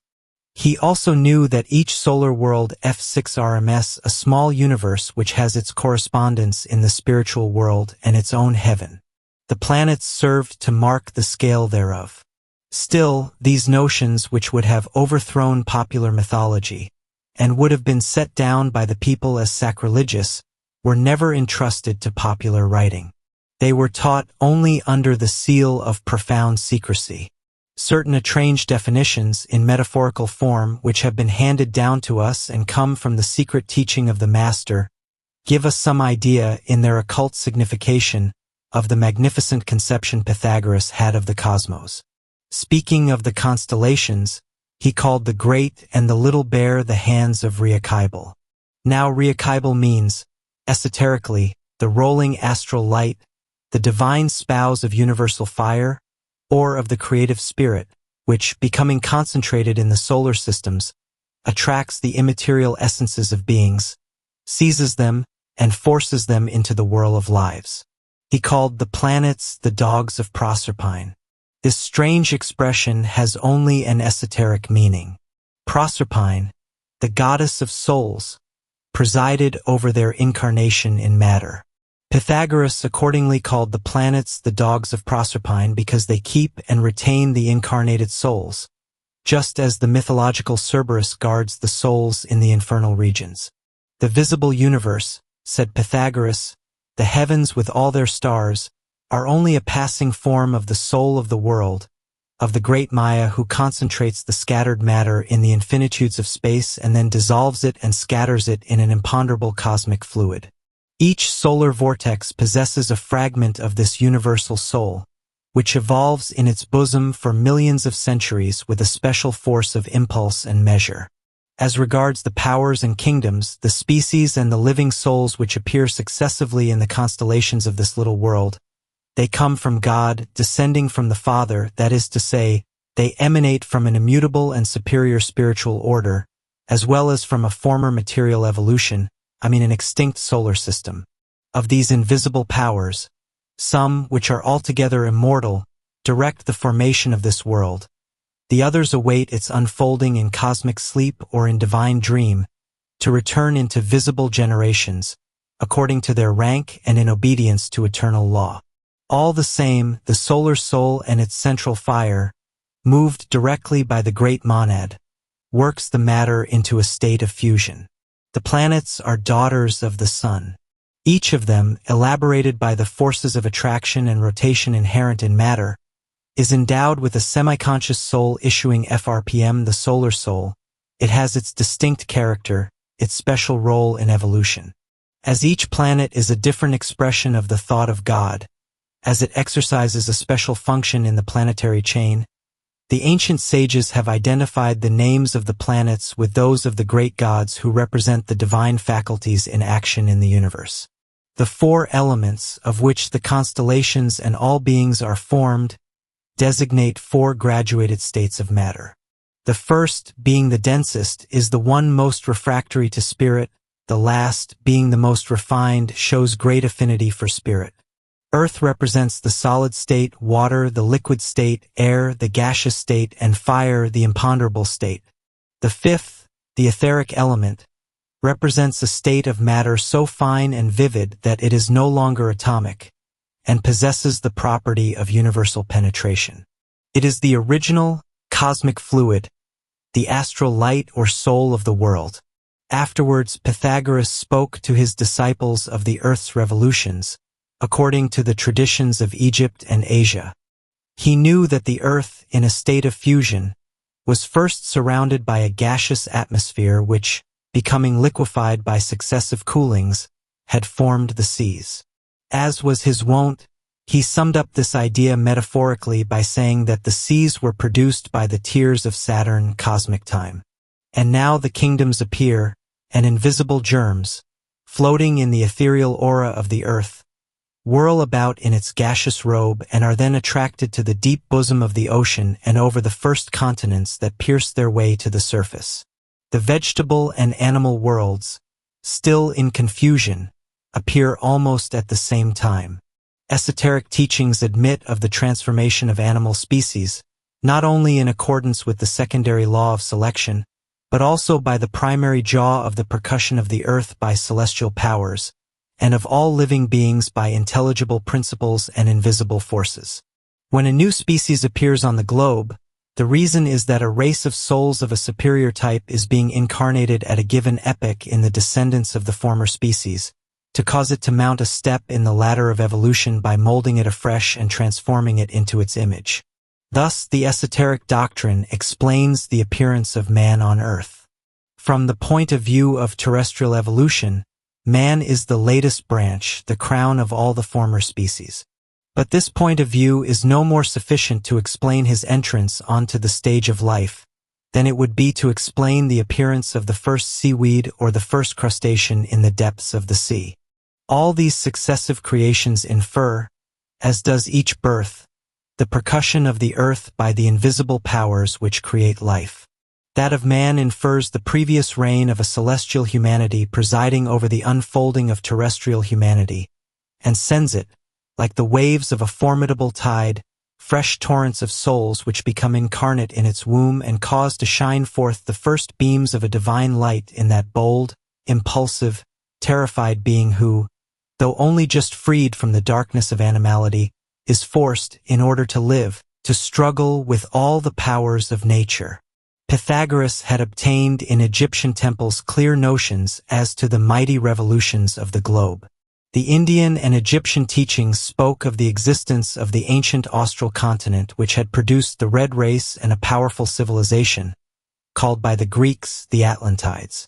They attributed the alternate emergence and immersion of continents to the oscillation of the poles and acknowledged that humanity had thus passed through 6 deluges. Each interdiluvian cycle brings about the predominance of a great human race.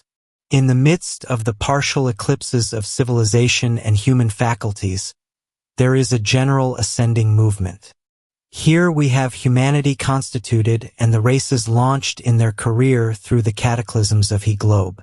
But on this globe which, at birth, we take as being the immutable base of the world and which itself is carried along floating in space, on these continents which emerge from the seas to disappear afresh, amid these passing peoples, these crumbling civilizations, what is the mighty and poignant, the eternal mystery?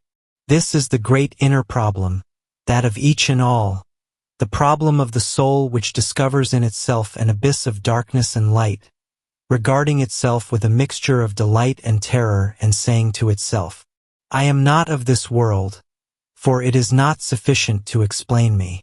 I do not come from earth and I am going elsewhere. Where? That is the mystery of psyche, the mystery containing all the rest.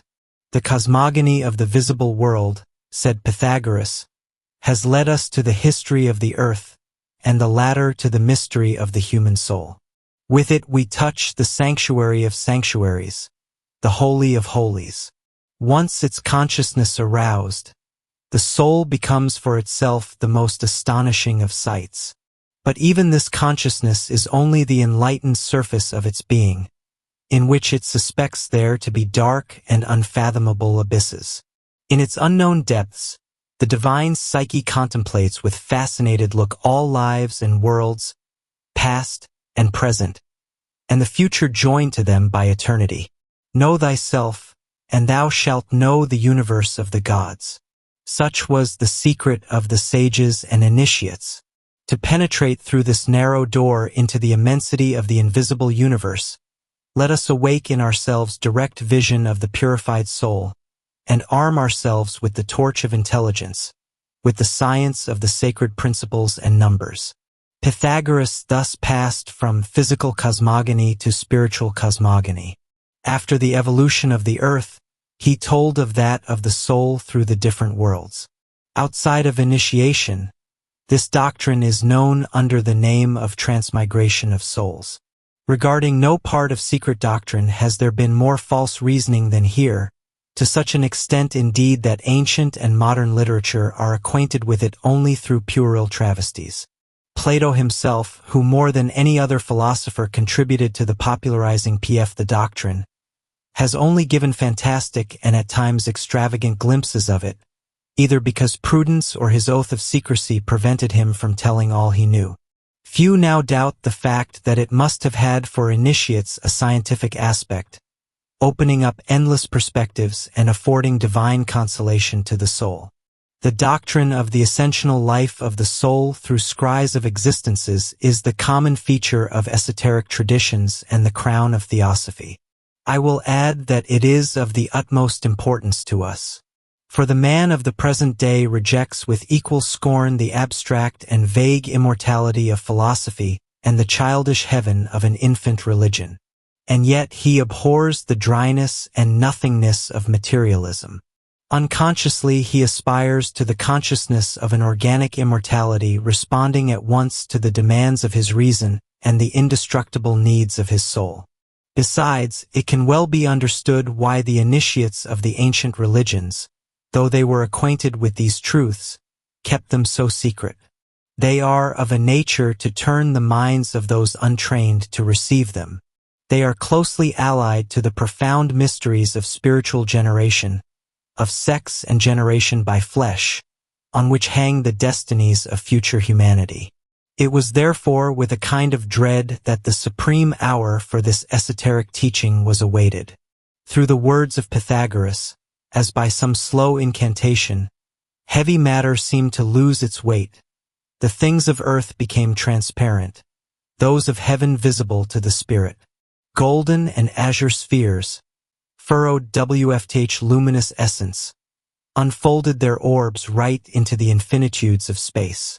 The disciples, both men and women, grouped round the master in a subterranean part of the temple of Ceres called the Crypt of Proserpine, listened with throbbing emotions to the celestial history of Psyche.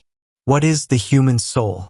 A portion of the mighty soul of the world, a spark of the divine spirit, an immortal monad.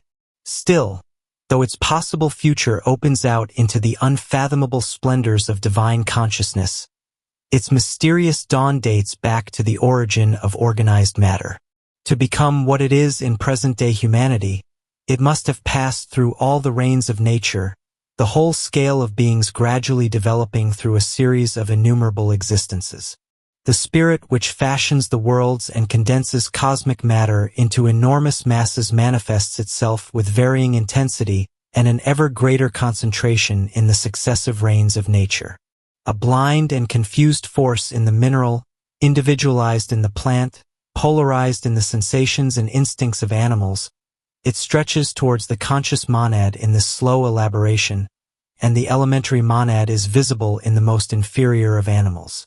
The animal and spiritual element accordingly exists in every kingdom, though only in infinitesimal quantities in the lower kingdoms. The souls which exist in the state of germs in the lower kingdoms stay there without moving away for immense periods of time, and it is only after great cosmic revolutions that, in changing planets, they pass to a higher reign. All they can do during a planet's period of life is to mount a few degrees. Where does the monad begin? As well ask at what hour a nebula was formed or a sun shone for the first time. Anyhow, what constitutes the essence of any man must have evolved for millions of years through a chain of lower planets and kingdoms, keeping through all these existences an individual principle which follows it everywhere. This obscure but indestructible individuality constitutes the divine seal of the monad in which God wills to manifest himself through consciousness. The higher one ascends in the series of organisms, the more the monad develops the principles latent in it. Polarized force becomes capable of sensation, capacity of sensation becomes instinct, and instinct becomes intelligence. In proportion as the flickering flame of consciousness is lit, this soul becomes more independent of the body, more capable of existing freely. The fluid, non-polarized soul of minerals and vegetables is bound to the elements of earth. That of animals, strongly attracted by terrestrial fire, stays there for some time after leaving its body, and then returns to the surface of the globe to reincarnate in its species without ever having the possibility of leaving the lower layers of the air. These are peopled with elementals or animal souls which play their part in atmospheric life and have a great occult influence over man. The human soul alone comes from the sky and returns there after death. At what period of its long cosmic existence has the elementary become the human soul? Through what incandescent crucible, what ethereal flame has it passed? The transformation has been possible in an interplanetary period only by the meeting of human souls already fully formed which have developed in the elementary soul its spiritual principle and have impressed their divine prototype like a seal of fire in its plastic substance. But what journeys and incarnations, what planetary cycles must still be traversed for the human soul thus formed to become the man we are acquainted with? According to the esoteric traditions of India and Egypt, the individuals of whom mankind at present consists began their human existence on other planets, in which matter is far less dense than our own. Man's body was then almost vaporous, his incarnations light and easy. His faculties of direct spiritual perception were evidently very powerful and subtle in this first human phase. Reason and intelligence, on the other hand, were in an embryonic condition. In this half-corporeal, half-spiritual state, man saw spirits. Everything was full of splendor and charm to his eyes, full of music to his ears. He could hear the harmony of the spheres. He neither thought nor reflected, scarcely even willed, but simply lived, drinking in sounds, forms and light, floating like a dream from life to death and from death to life. It was this that the Orphic poems called the heaven of Saturn. It is only by becoming incarnate on planets ever denser and denser that man became materialized, according to the doctrine of Hermes. By becoming incarnate in denser matter, humanity has lost its spiritual sense, but by an ever-increasing struggle with the outside world, it has powerfully developed its reason, intelligence, and will. The earth is the last rung of this descent into matter which Moses calls the exit from paradise, and Orpheus the fall into the sublunary circle. From these depths man can, with difficulty, reascend the circles in a series of new existences and regain his spiritual faculties by the free exercise of his intellect and willpower. Then only, say the disciples of Hermes and Orpheus, does man acquire by his action the consciousness and the possession of the divine. Then only does he become the Son of God.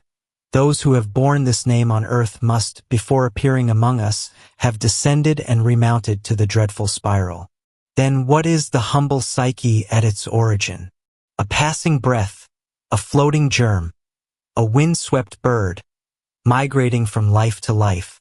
And yet, after innumerable lapses and millions of years, it has become the daughter of God and no longer recognizes any other home than heaven. This is why Greek poetry, so profound and luminous in its symbolism, compared the soul sometimes to the winged insect, sometimes to the earthworm, and again to the heavenly butterfly. How often has it been a chrysalis and how often a winged creature of light? Though it will never know this, it still feels that it has wings. Such is the vertiginous past of the human soul. It affords us an explanation of its present condition and enables us to glimpse into its future. What is the position of divine psyche in earth life? The slightest reflection suffices to show us that we could not imagine a stranger or more tragic one, since being painfully roused to consciousness in the dense atmosphere of earth, the soul has entwined itself in the folds of the body. Only through it does the soul live, breathe, and think, and yet it is not the body. In proportion as it develops, it feels increasing within itself a quivering light, something invisible and immaterial which it calls its spirit, its conscience. Yes, man has an innate sentiment of his triple nature, for, even in his instinctive language, he extinguishes his body from his soul, and his soul from his spirit. The soul, however, captive and troubled, struggles between its two companions as between the 1,000 twining folds of a serpent and an invisible genius calling it, whose presence, however, can only be felt by passing gleams and the beating of his wings. At times this body absorbs it to such an extent that it is only through its passions and sensations that the soul lives. With the body it rolls in the blood-stained orgies of anger or the denser mist of carnal pleasure, until, of its own accord, it becomes terrified by reason of the profound silence of its invisible companion. Then again, attracted by the latter, it rises to such lofty heights of thought that it forgets the existence of the body until a peremptory call reminds it of its presence. And yet an inner voice tells it that between itself and the invisible guest the bond cannot be broken, whilst death will break its connection with the body. Tossed to and fro between the two in an eternal struggle, the soul seeks in vain for happiness and truth. In vain does it seek to find itself in passing sensations, in fugitive thoughts, in the world which changes like a mirage. Finding that nothing is lasting, troubled and driven about like a leaf in the wind, it has doubts of itself and of a divine world which is only revealed to it by its own pain and the impossibility it feels of reaching this world. Human ignorance is written in the contradictions of pretended sages, and human sadness in the unfathomable hunger of the human glance. Finally, whatever the range of his knowledge, birth and death shut in man between two fatal bounds. These are two gates of darkness, beyond which he sees nothing. The flame of his life is lit as he enters the one and extinguished as he leaves the other. Can it be so with the soul? If not, then what becomes of it? Many have been the replies which philosophers have given to this poignant problem. In its essence, that given by theosophical initiates of all times is the same. It is in accord with universal feeling and the inner spirit of religions. The latter has expressed the truth only under superstitious or symbolical forms. The esoteric doctrine opens up far wider perspectives. Its affirmations are strictly related to the laws of universal evolution. This is what initiates, instructed by tradition and by the many experiences of psychic life, have said to man. That which is restless in thyself, which thou callest thy soul, is an ethereal double of the body which contains in itself an immortal spirit. The spirit builds and forms for itself by its own activity its spiritual body. Pythagoras calls it the subtle chariot of the soul, because it is destined to remove it from earth after death. This spiritual body is the organ of the spirit, its sensitive envelope and instrument of volition. It serves to animate the body, which would otherwise remain inert. In apparitions of the dying or the dead, this double becomes visible under circumstances, however, which always presuppose a special nervous condition of the seer. The degree of fineness, power, and perfection of the spiritual body varies according to the quality of the spirit which it contains, and between the substance of souls woven in the astral light, though impregnated with the imponderable quids of earth and heaven, there are more numerous distinctions, greater differences than between all earthly bodies and all states of ponderable matter. This astral body, though far finer and more perfect than the earthly one, is not immortal as is the monad which it contains. It changes and becomes purified according to its different environments. The spirit is perpetually molding and transforming it into its own image. It never leaves it, however, though it unrobes itself of it by degrees. It is continually clothing itself with more ethereal substances. This was the teaching of Pythagoras, who could not conceive of abstract spiritual entity, the formless monad. Spirit in itself, whether in the faraway sky or on earth, must have an organ. That organ is the living so. Whether bestial or sublime, obscure or radiant, retaining, however, the human form, the image of God. What happens at death? When the final hour approaches, the soul generally has a presentiment of its coming separation from the body. It sees over again its earthly existence in abridged scenes rapidly succeeding one another and of startling clearness. When the exhausted life stops in the brain, the soul becomes perplexed and altogether loses consciousness. If it is holy and pure, its spiritual senses have already been aroused by gradual detachment from matter. Before dying, in some way or other, if only by the introspection of its own state, it has already felt the presence of another world. Beneath the silent, distant appeals, the vague beams of the invisible, earth has already lost its consistence, and when the soul finally leaves the cold corpse, rejoicing in its deliverance, it feels itself carried away into a glorious light towards the spiritual family to which it belongs. It is not so, however, with the ordinary man, whose life has been divided between material instincts and higher aspirations. He awakes in a state of semi-consciousness, as though in the torpor of a nightmare. No longer has he an arm to stretch forth or a voice to cry out with. Still, he remembers and suffers, existing, as he does, in a limbus of darkness and terror. All that he sees is the body from which he is detached, but for which he still feels an invincible attraction.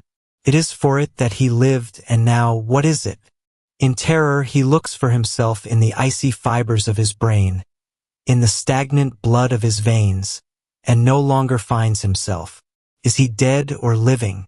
He would like to see, to hold on to something, but he cannot see, he can take hold of nothing. Darkness is all around, chaos within. He sees only one thing, and this thing attracts and terrifies him at the same time, the sinister phosphorescence of his own earthly tenement. And the nightmare recommences. This state may be prolonged for months or years. Its duration depends on the strength of the material instincts of the soul. Still, good or evil, infernal or celestial, this soul will gradually become conscious of itself and of its new condition. Once free from its body, it will escape into the abysses of the terrestrial atmosphere, whose electric streams carry it here and there, and whose many-shaped inhabitants, wandering about, more or less like itself, it is beginning to perceive, like fugitive flashes in a thick mist. Then there begins a desperate, vertiginous struggle on the part of the soul, which is still dull and heavy, to rise into the upper strata of the air, to free itself from earthly attraction and reach, in the heaven of our planetary system, the region proper to it and which friendly guides alone can show it. But before this can take place, a long period must often intervene. This phase of the life of the soul has borne different names in religions and mythologies. Moses called it Horeb, Orpheus, Erebus, Christianity, Purgatory, or the Valley of the Shadow of Death. The Greek initiates identified it with the cone of shadow which the earth is always trailing behind it, which shadow reaches as far as the moon. For this reason they called it the abyss of Hecate. In these murky depths, say the disciples of Orpheus and of Pythagoras, are tossed to and fro the souls which make desperate efforts to reach the circle of the moon, though the violence of the winds beats them back to earth by thousands. Homer and Virgil compare them with whirling leaves, or swarms of birds maddened by the tempest. The moon played an important part in ancient esotericism. On its surface, facing the heavens, the souls were regarded as purifying their astral body before continuing their celestial ascent. It was also supposed that heroes and great spirits took up their abode for a time on the portion of its surface turned towards the earth, in order to clothe themselves in bodies appropriate to our world before reincarnation. There was attributed to the moon, in a certain measure, the power to magnetize the soul for earthly incarnation, and to demagnetize it for its heavenly abode. In a general way, these assertions, to which initiates attached a meaning that was at once real and symbolical, signified that the soul must pass through an intermediary stage of purification and free itself from the impurities of earth before continuing its journey. In what terms can one describe the arrival of the pure soul into its own world? The earth has disappeared like a dream, a fresh sleep. A delightful swoon now envelopes it as in a caressing embrace. All that it now sees is its winged guide carrying it away with lightning rapidity into the depths of space. What can we say of its awakening in the valleys of some ethereal star, devoid of elemental atmosphere, where everything, mountains, flowers, and vegetation, is of an exquisite, sensitive, and eloquent nature? Above all else, what can one say of those luminous forms, men and women, surrounding it like a sacred procession, to initiate it into the sacred mystery of its new life? Are they gods or goddesses? No, they are souls like itself. The wonder consists in the fact that their inmost thoughts beam forth in their countenance, that tenderness and love, desire or fear radiate through those diaphanous bodies in a scale of luminous colorations. Here, body and countenance are no longer the mask of the soul. The transparent soul appears in its real form, shining forth in the clear light of unpolluted truth. Psyche has returned to her divine home, the secret light in which she laves herself, which emanates from her and returns in the smile of beloved ones. This light of great felicity is the soul of the world wherein she is conscious of the presence of God. No more obstacles now, else she will love and know. She will live with no other limit than her own desire to soar. Strange and marvelous happiness. She feels that strong, profound affinities unite her to all her companions. For in the life beyond, those who do not love flee from one another. Those alone meet together who understand one another. With them she will celebrate the divine mysteries in more beautiful temples, in a more perfect companion. These will be living poems, ever new, each soul of which will be a strophe, and each one will live again its life in that of others. Then, quivering with delight, she will spring forth into the radiance on high, to the call of the messengers, the winged spirits, those who are called gods, for they have escaped the circle of generations.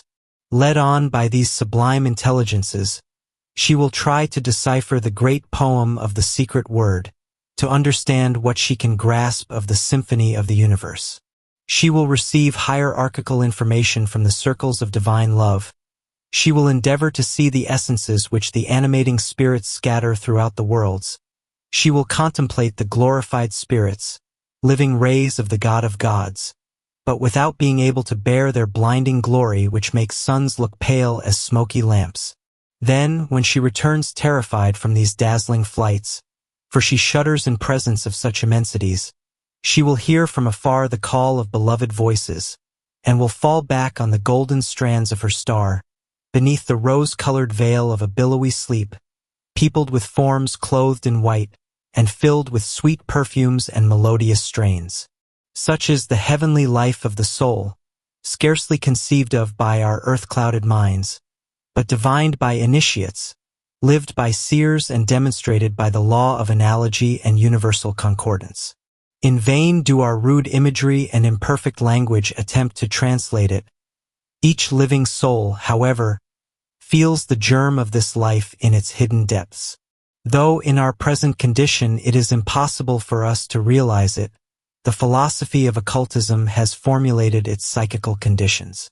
The idea of ethereal constellations, invisible to us, though forming part of our solar system and serving as an abode for happy souls, is often found in the secrets of esoteric tradition.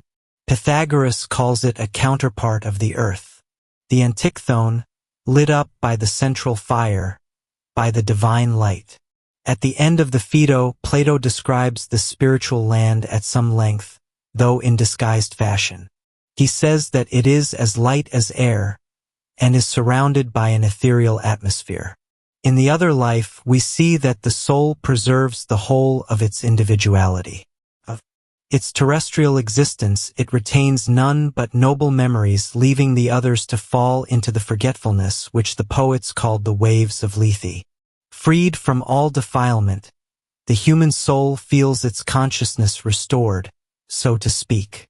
From without the universe, it has come back to within it. Cybele Maya, the soul of the world, has, with deep yearning, drawn it back to her bosom. Here, Psyche will work out her dream, that dream continually broken and ever being recommenced on earth. She will work it out in accordance with her earthly effort and acquired intelligence, but she will magnify it in hundredfold. Crushed hopes will again revive beneath the dawn of her divine life. The gloomy sunsets of earth will kindle into the dazzling light of day.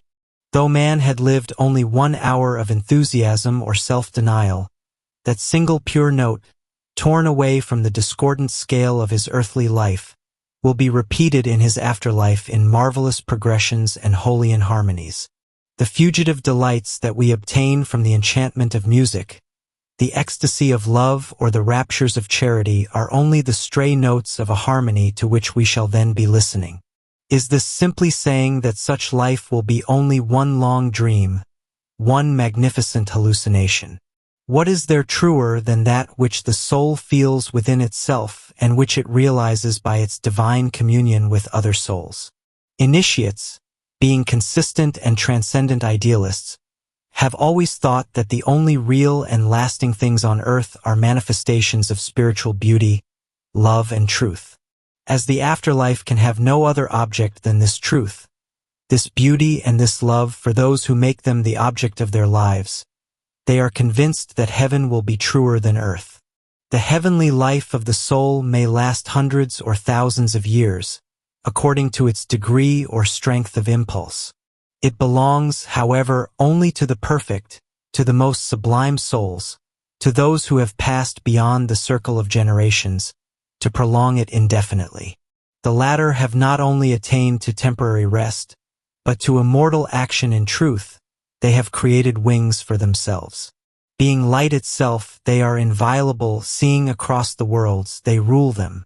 The rest are carried along by an inflexible law to reincarnation, in order to undergo a fresh trial, and to rise to a higher rung or to fall lower if they fail. The spiritual, like the terrestrial life, has its beginning, its apogee, and its decline. When this life is exhausted, the soul feels itself overcome with heaviness, giddiness, and melancholy. An invincible force once again attracts it to the struggles and sufferings of earth. This desire is mingled with terrible dread and a mighty grief at leaving divine life. But the time has come, the law must be obeyed. The heaviness increases, a sensation of dimness is felt. The soul no longer sees its companions of light except through a veil, and this veil, ever denser and denser, gives a presentiment of the coming separation. It hears their sad farewells, the tears of the blessed, the loved ohes whom it is leaving, fall over it like heavenly dew which will leave in its heart the burning thirst of an unknown happiness. Then, with solemn oaths, it promises to remember the light when in the world of darkness, to remember truth when in the world of falsehood, and love when in the world of hatred. The return, the immortal crown, can only be acquired at this cost. It awakens in a dense atmosphere, ethereal constellation, diaphanous souls, oceans of light, all have disappeared, and now it is back on earth, in the abyss of birth and death. Nevertheless, it has not yet lost its celestial memory. The winged guide still visible to its eyes points out the woman who is to be its mother. The latter bears within her womb the germ of a child, but this germ will only live if the spirit comes in to animate it. Then for 9 months is accomplished the most impenetrable mystery of earthly life, that of incarnation and maternity. The mysterious fusion operates slowly but with perfect wisdom, organ by organ, fiber by fiber. Accordingly, as the soul plunges into that warm cavern, which roars and swarms with life, in proportion as it feels itself caught up in the meanderings of the viscera with their 1,000 recesses and folds, the consciousness of its divine life becomes effaced and dies out. For between it and the light above are interposed waves of blood and tissues of flesh, crushing it and filling it with darkness. This distant light is already nothing more than a dying flicker. Finally, a terrible pang compresses it in a vice. A bloody convulsion tears it from the mother's soul and fastens it down into a throbbing, palpitating body. The child is born, a pitiful image of earth, and he cries aloud with fright. The memory of the celestial regions, however, has returned to the occult depths of the unconscious. It will only be revived either by knowledge or by pain, by love or by death. Accordingly, the law of incarnation and disincarnation unfolds to us the real meaning of life and death. It constitutes the principal phase in the evolution of the soul, enabling us to follow it backwards and forwards right into the depths of nature and divinity. For this law reveals to us the rhythm and measure, the reason and object of the soul's immortality. From being abstract or fantastic, it makes it living and logical by showing the correspondences of life and death. Terrestrial birth is death from the spiritual point of view, and death is a celestial resurrection.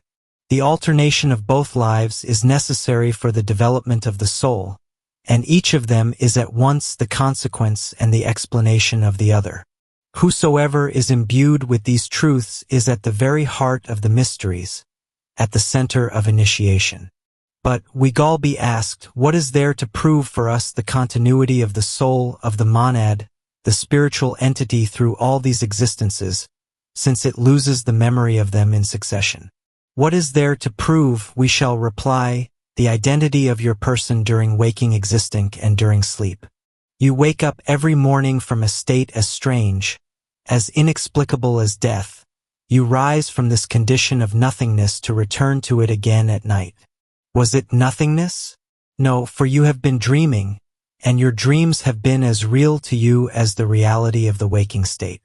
A change in the physiological conditions of the brain has modified the relations of soul and body and displaced your psychical point of view.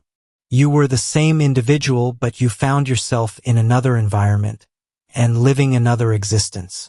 In magnetized subjects, somnambulists, and clairvoyants, sleep develops new faculties which to us seem miraculous, though they are the natural faculties of the soul when detached from the body.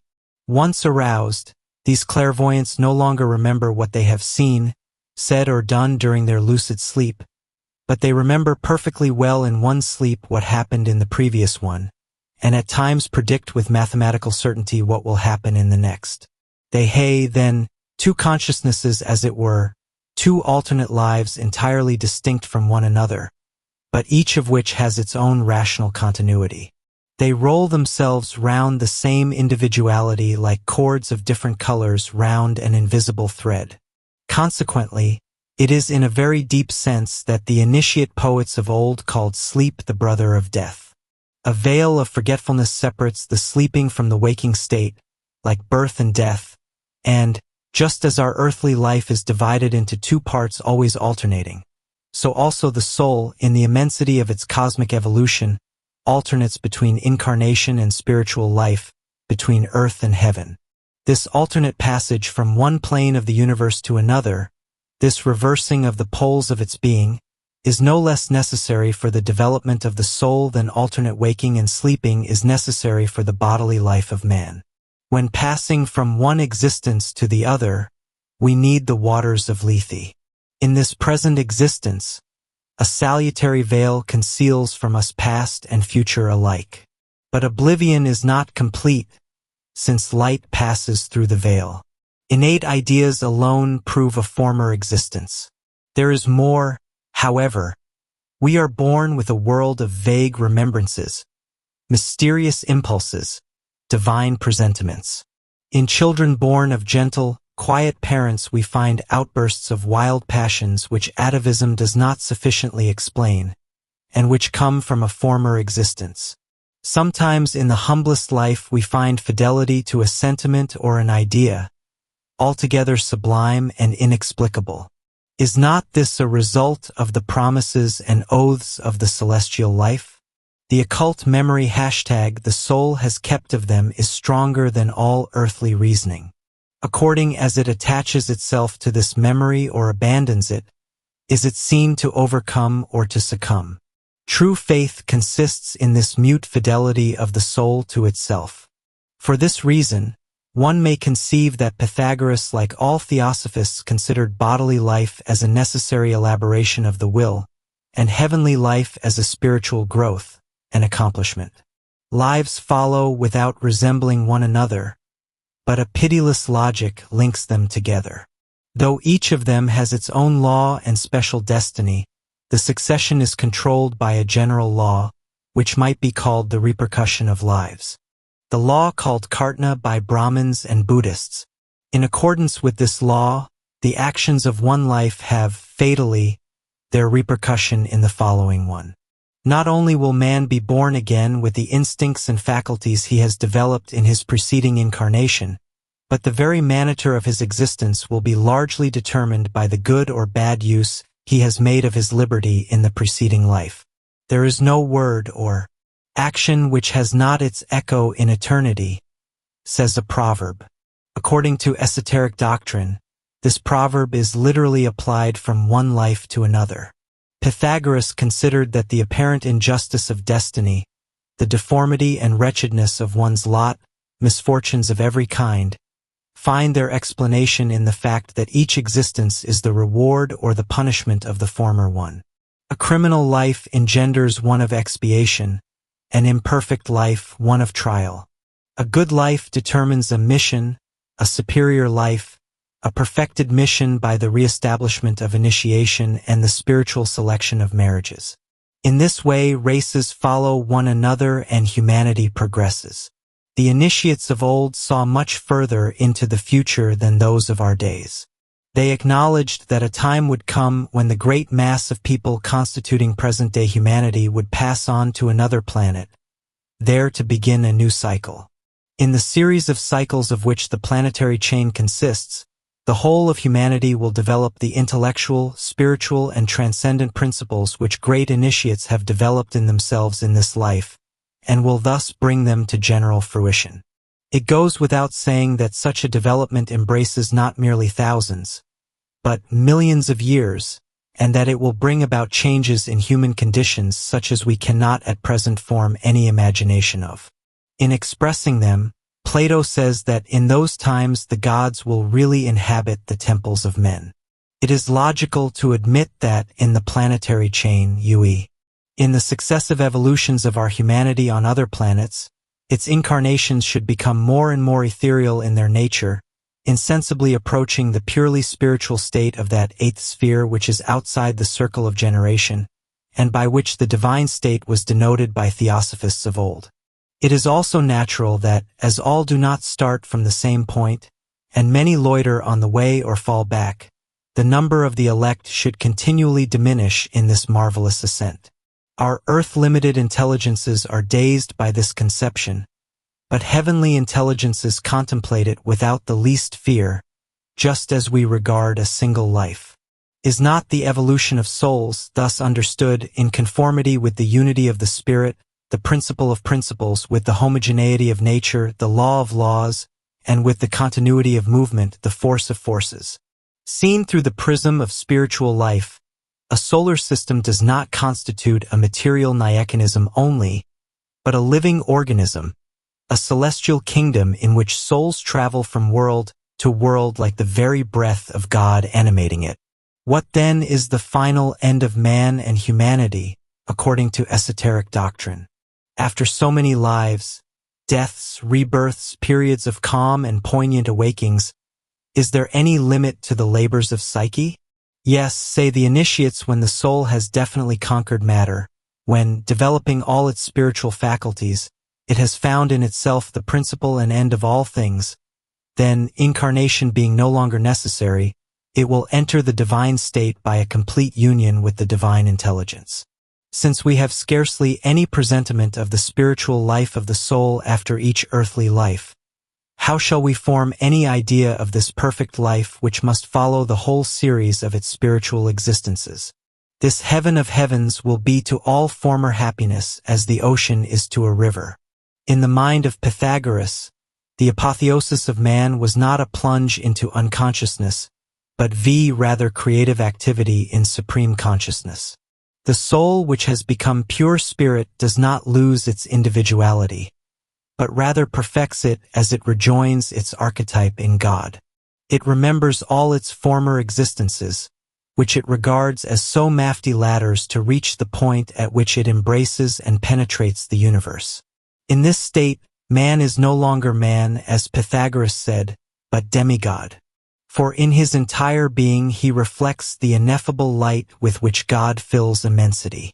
For him, knowledge is power, love is creation, being is radiating truth and beauty.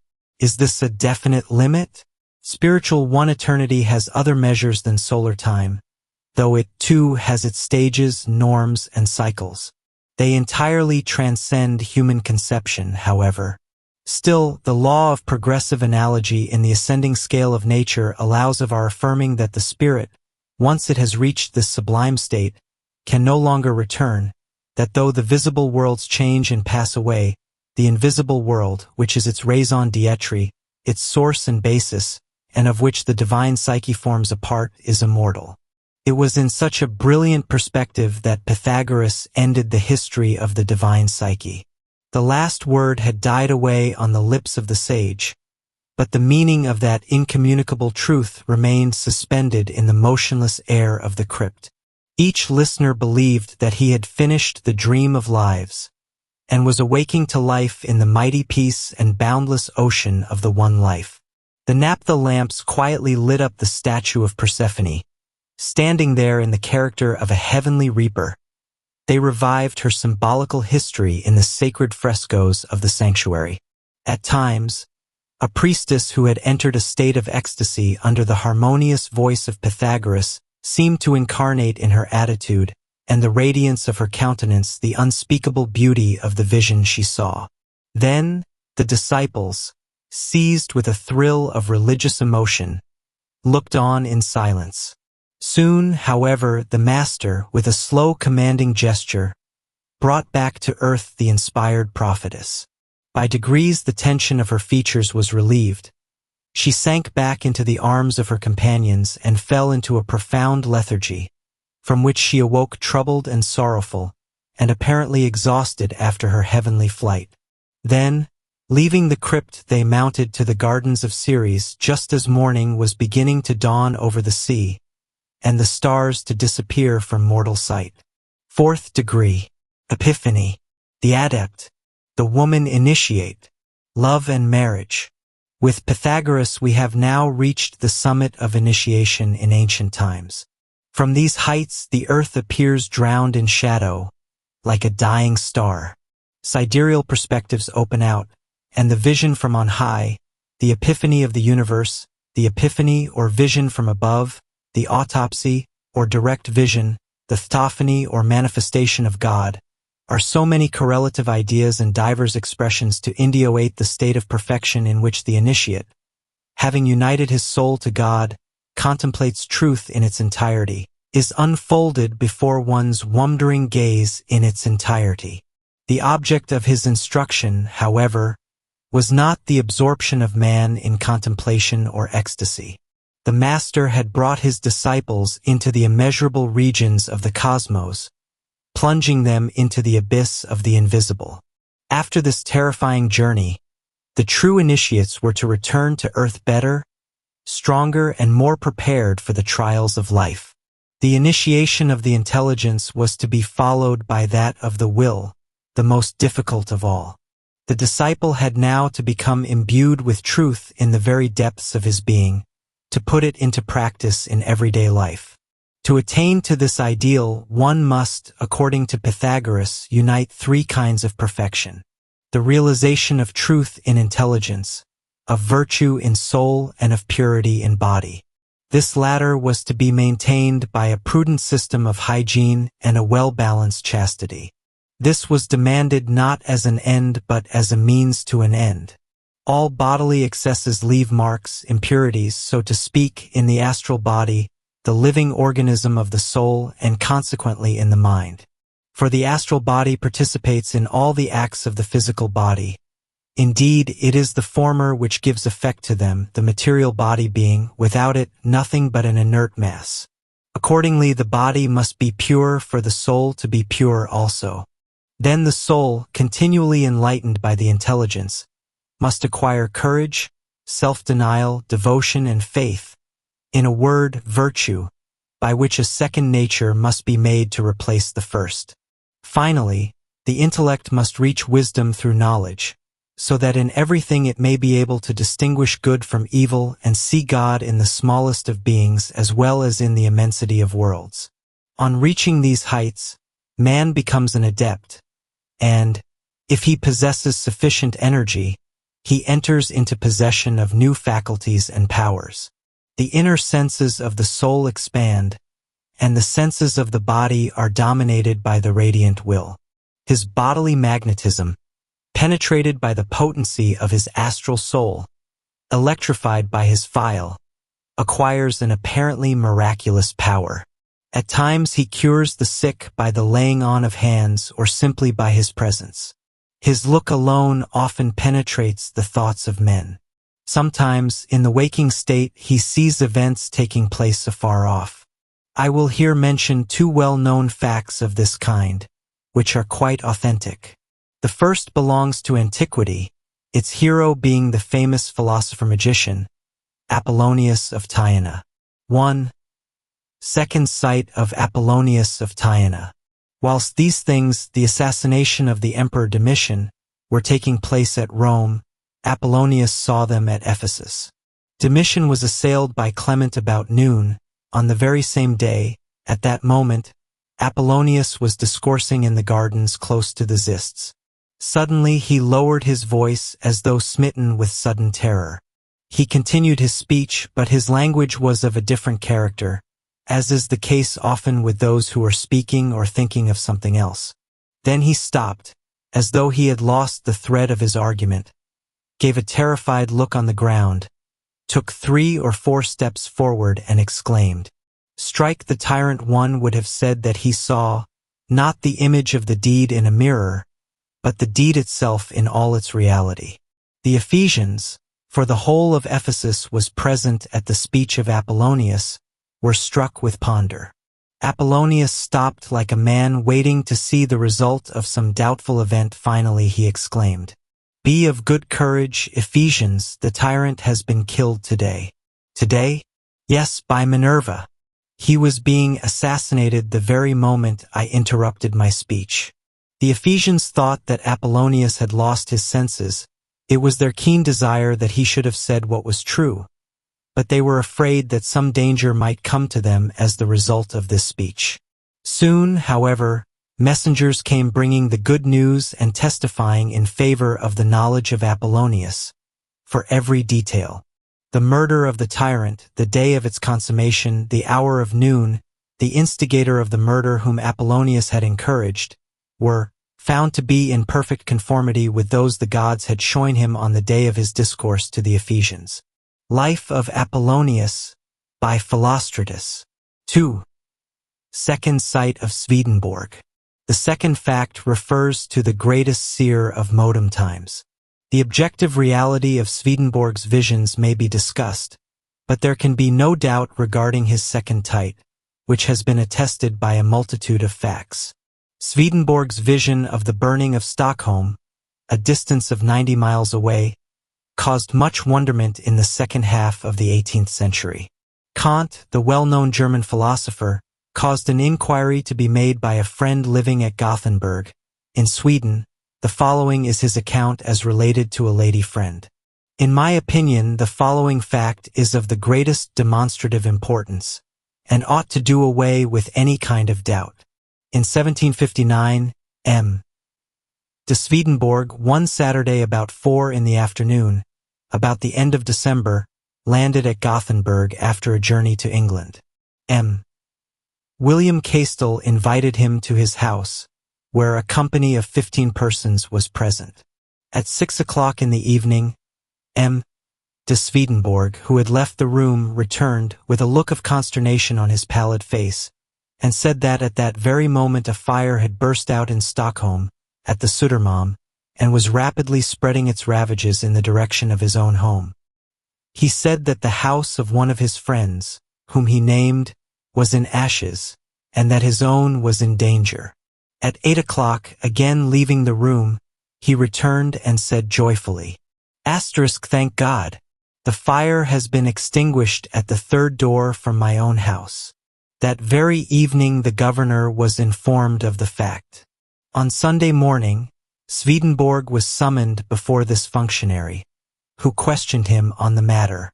Swedenborg gave an exact description of the fire, its beginning and end, and the time it had lasted.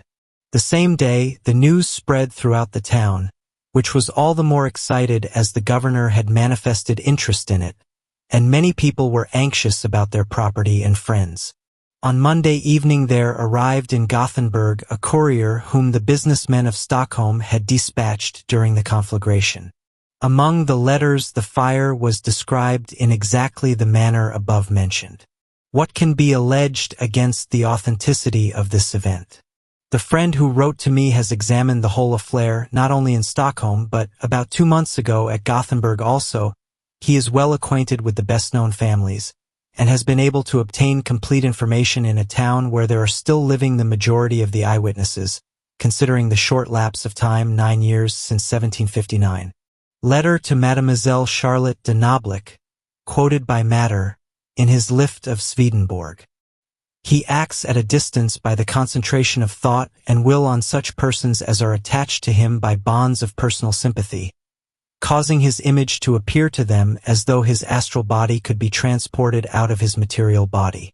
The appearance of the dying or the dead to their friends affords exactly the same phenomenon.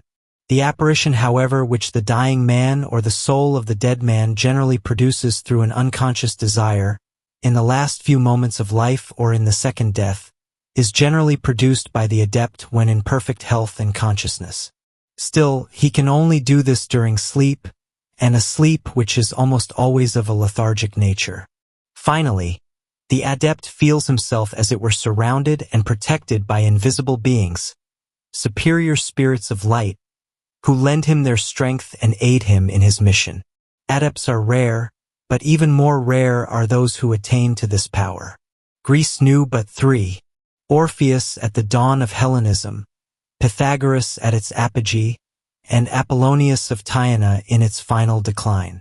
Orpheus was the mighty and inspired initiator of Greek religion, Pythagoras, the organizer of esoteric science and the philosophy of the schools, Apollonius, the moralizing stoic and popular magician of the decadence. In all 3, however, in spite of differences and degrees, there beams the divine ray, the mind passionately inflamed for the salvation of souls, indomitable energy clothed in gentleness and serenity. But do not draw too near these mighty, calm brows. A silent fire is beneath, the furnace of an ardent but ever-restrained will. Pythagoras accordingly represents to us an adept of the highest type, possessed of the scientific mind and cast in philosophic mold to which the spirit of modern times most nearly approaches. But he himself neither could, nor pretended to make perfect adepts of his disciples. A great inspirer is always at the beginning of every great epoch. His disciples and their pupils form the magnetic chain which carries his thought out into the world. In the 4th degree of initiation, Pythagoras therefore contented himself with teaching his followers how to apply his doctrine to life. The Epiphany, the vision from above, set forth an ensemble of profound, regenerating views on things of earth. The origin of good and evil remains an incomprehensible mystery for whomsoever has not taken into account the origin and the end of things. A morality which does not consider the final destiny of man will be merely utilitarian and very imperfect. Besides, human liberty does not really exist for such as always feel themselves the slaves of their passions, nor does it by right exist for such as believe neither in the soul nor in God, for whom life is a lightning flash between 2 states of darkness. The first live in the servitude of the soul, enchained by the passions, the latter in the slavery of intelligence limited to the physical world. It is not so for the religious man, or for the true philosopher, nor with much greater reason for the theosophist initiate who realizes truth in the trinity of his being and the unity of his will. To understand the origin of good and evil, the initiate regards the 3 worlds with the spiritual eye. He sees the murky world of matter and animalism in which inevitable destiny holds sway. He sees the luminous world of the spirit which, for us, is the invisible world, the immense hierarchy of liberated souls who are themselves providence in action, the world where divine law reigns.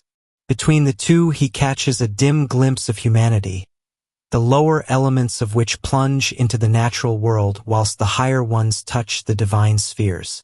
The genius and spirit of humanity is liberty.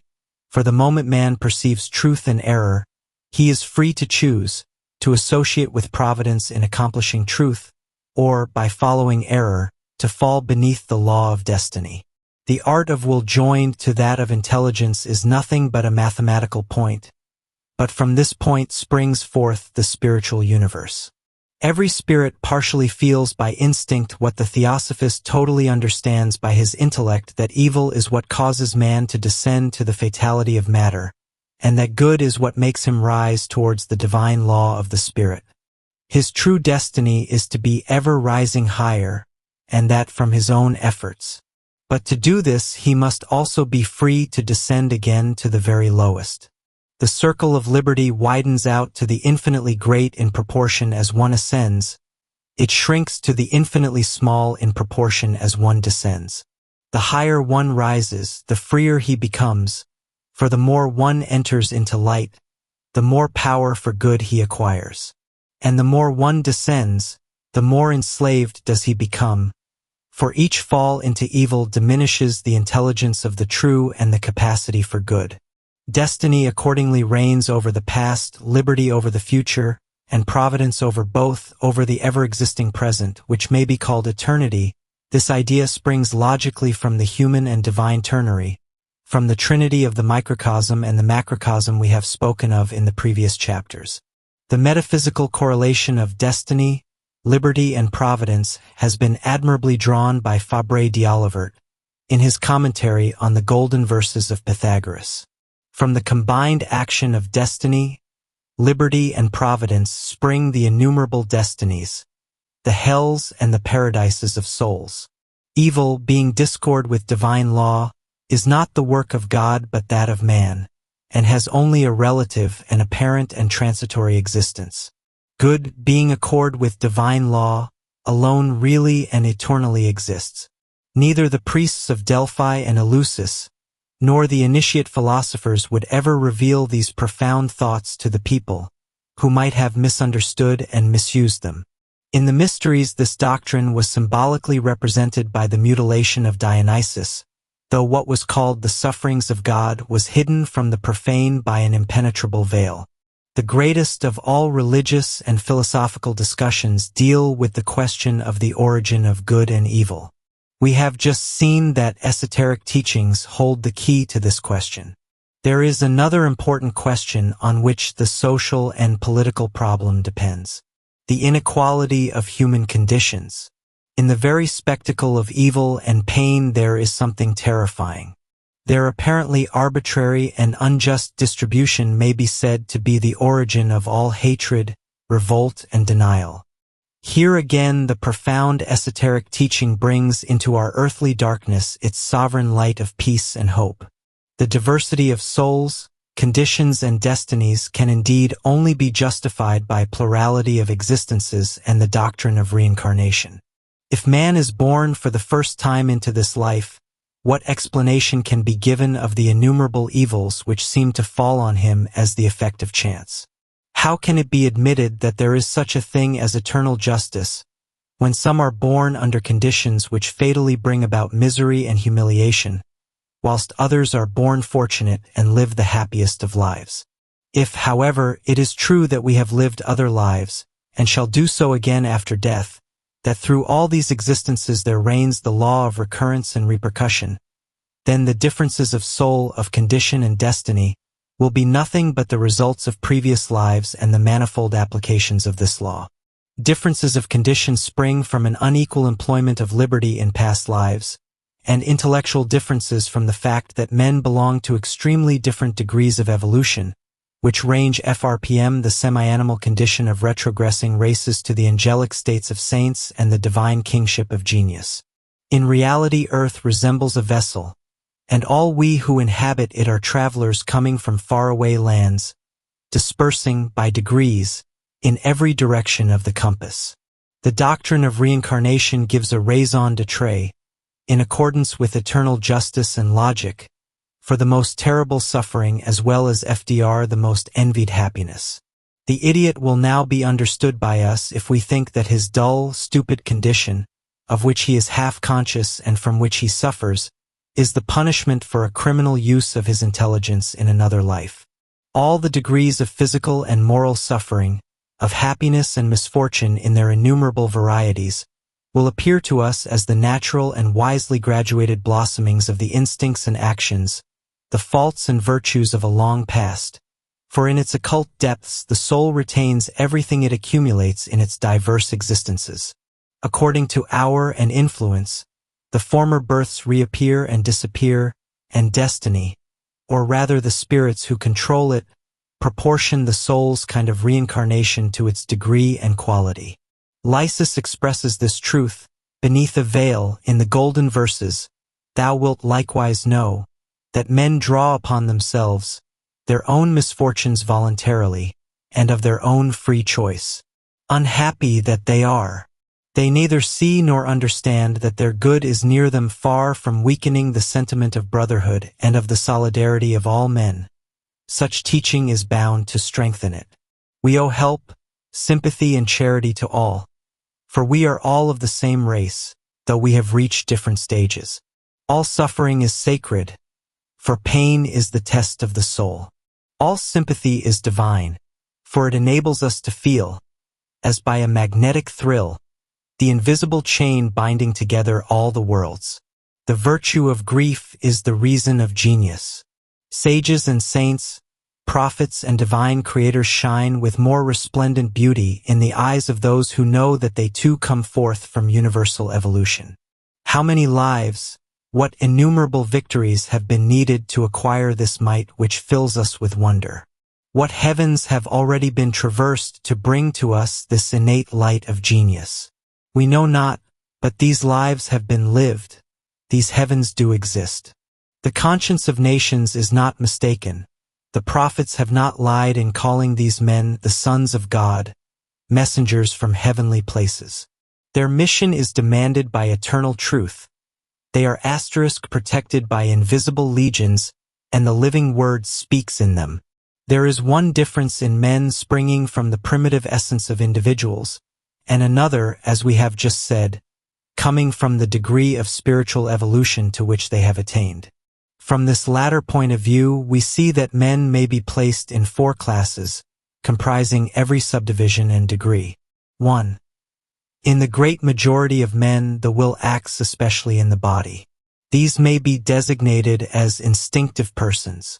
Their sphere includes not only physical work, but also the exercise and development of the intelligence in the physical world, consequently commerce and industry. 2. In the second degree of human development, the will and consequently the consciousness has its abode in the soul, i.e., in sensitiveness, reacted on by intelligence, which constitutes understanding. These are anemic or passionate persons. According to temperament, they are fitted to become warriors, artists, or poets. The great majority of savants and literary men belong to this class. They live in relative ideas, modified by passions or limited by a fixed horizon, without rising to the height of pure idea or universality. 3. In a third class of men, a far rarer one, the will has acquired the habit of acting principally in pure intellect, of setting free the intelligence in its special function, from the tyranny of the passions and of the limits of matter, thus giving all their conceptions a character of universality. These are the intellectual persons. They include such heroes as perish in martyrdom for their country, the highest type of poets, and especially true philosophers and sages, those whose mission it is, according to Pythagoras and Plato, to govern humanity.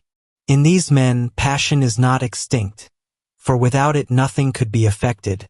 It constitutes fire and electricity in the moral world. The passions have here become the servants of intelligence, whilst in the former category intelligence is, oftener than not, the slave of the passions. 4. The loftiest human ideal is realized by a fourth class of men, those who have added to the dominion of the intelligence over soul and instinct, that of the will over their whole being.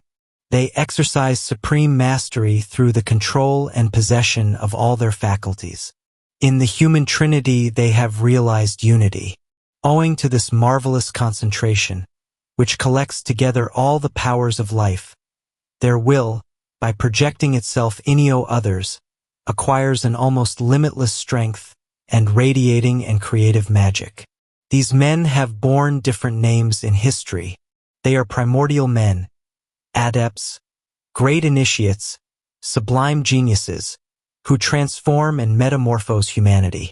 So rare are they that they may be counted in history. Providence scatters them here and there at long intervals of time, like stars in the heavens. Evidently this last category is outside of all rule or classification. Still, such a constitution of human society as takes no account of the first three categories, without granting each its normal function and the means needed for self-development, is merely external. It is anything but organic. It is clear that, in primitive times, probably dating back to the Vedic epoch, the Brahmins of India founded the divisions of society into castes on the ternary principle. In time, however, this division, so just and fruitful a one, became changed into an aristocratic and sacerdotal privilege. The principle of vocation and initiation was replaced by that of heredity. The closed castes finally became petrified and the irretrievable decadence of India followed.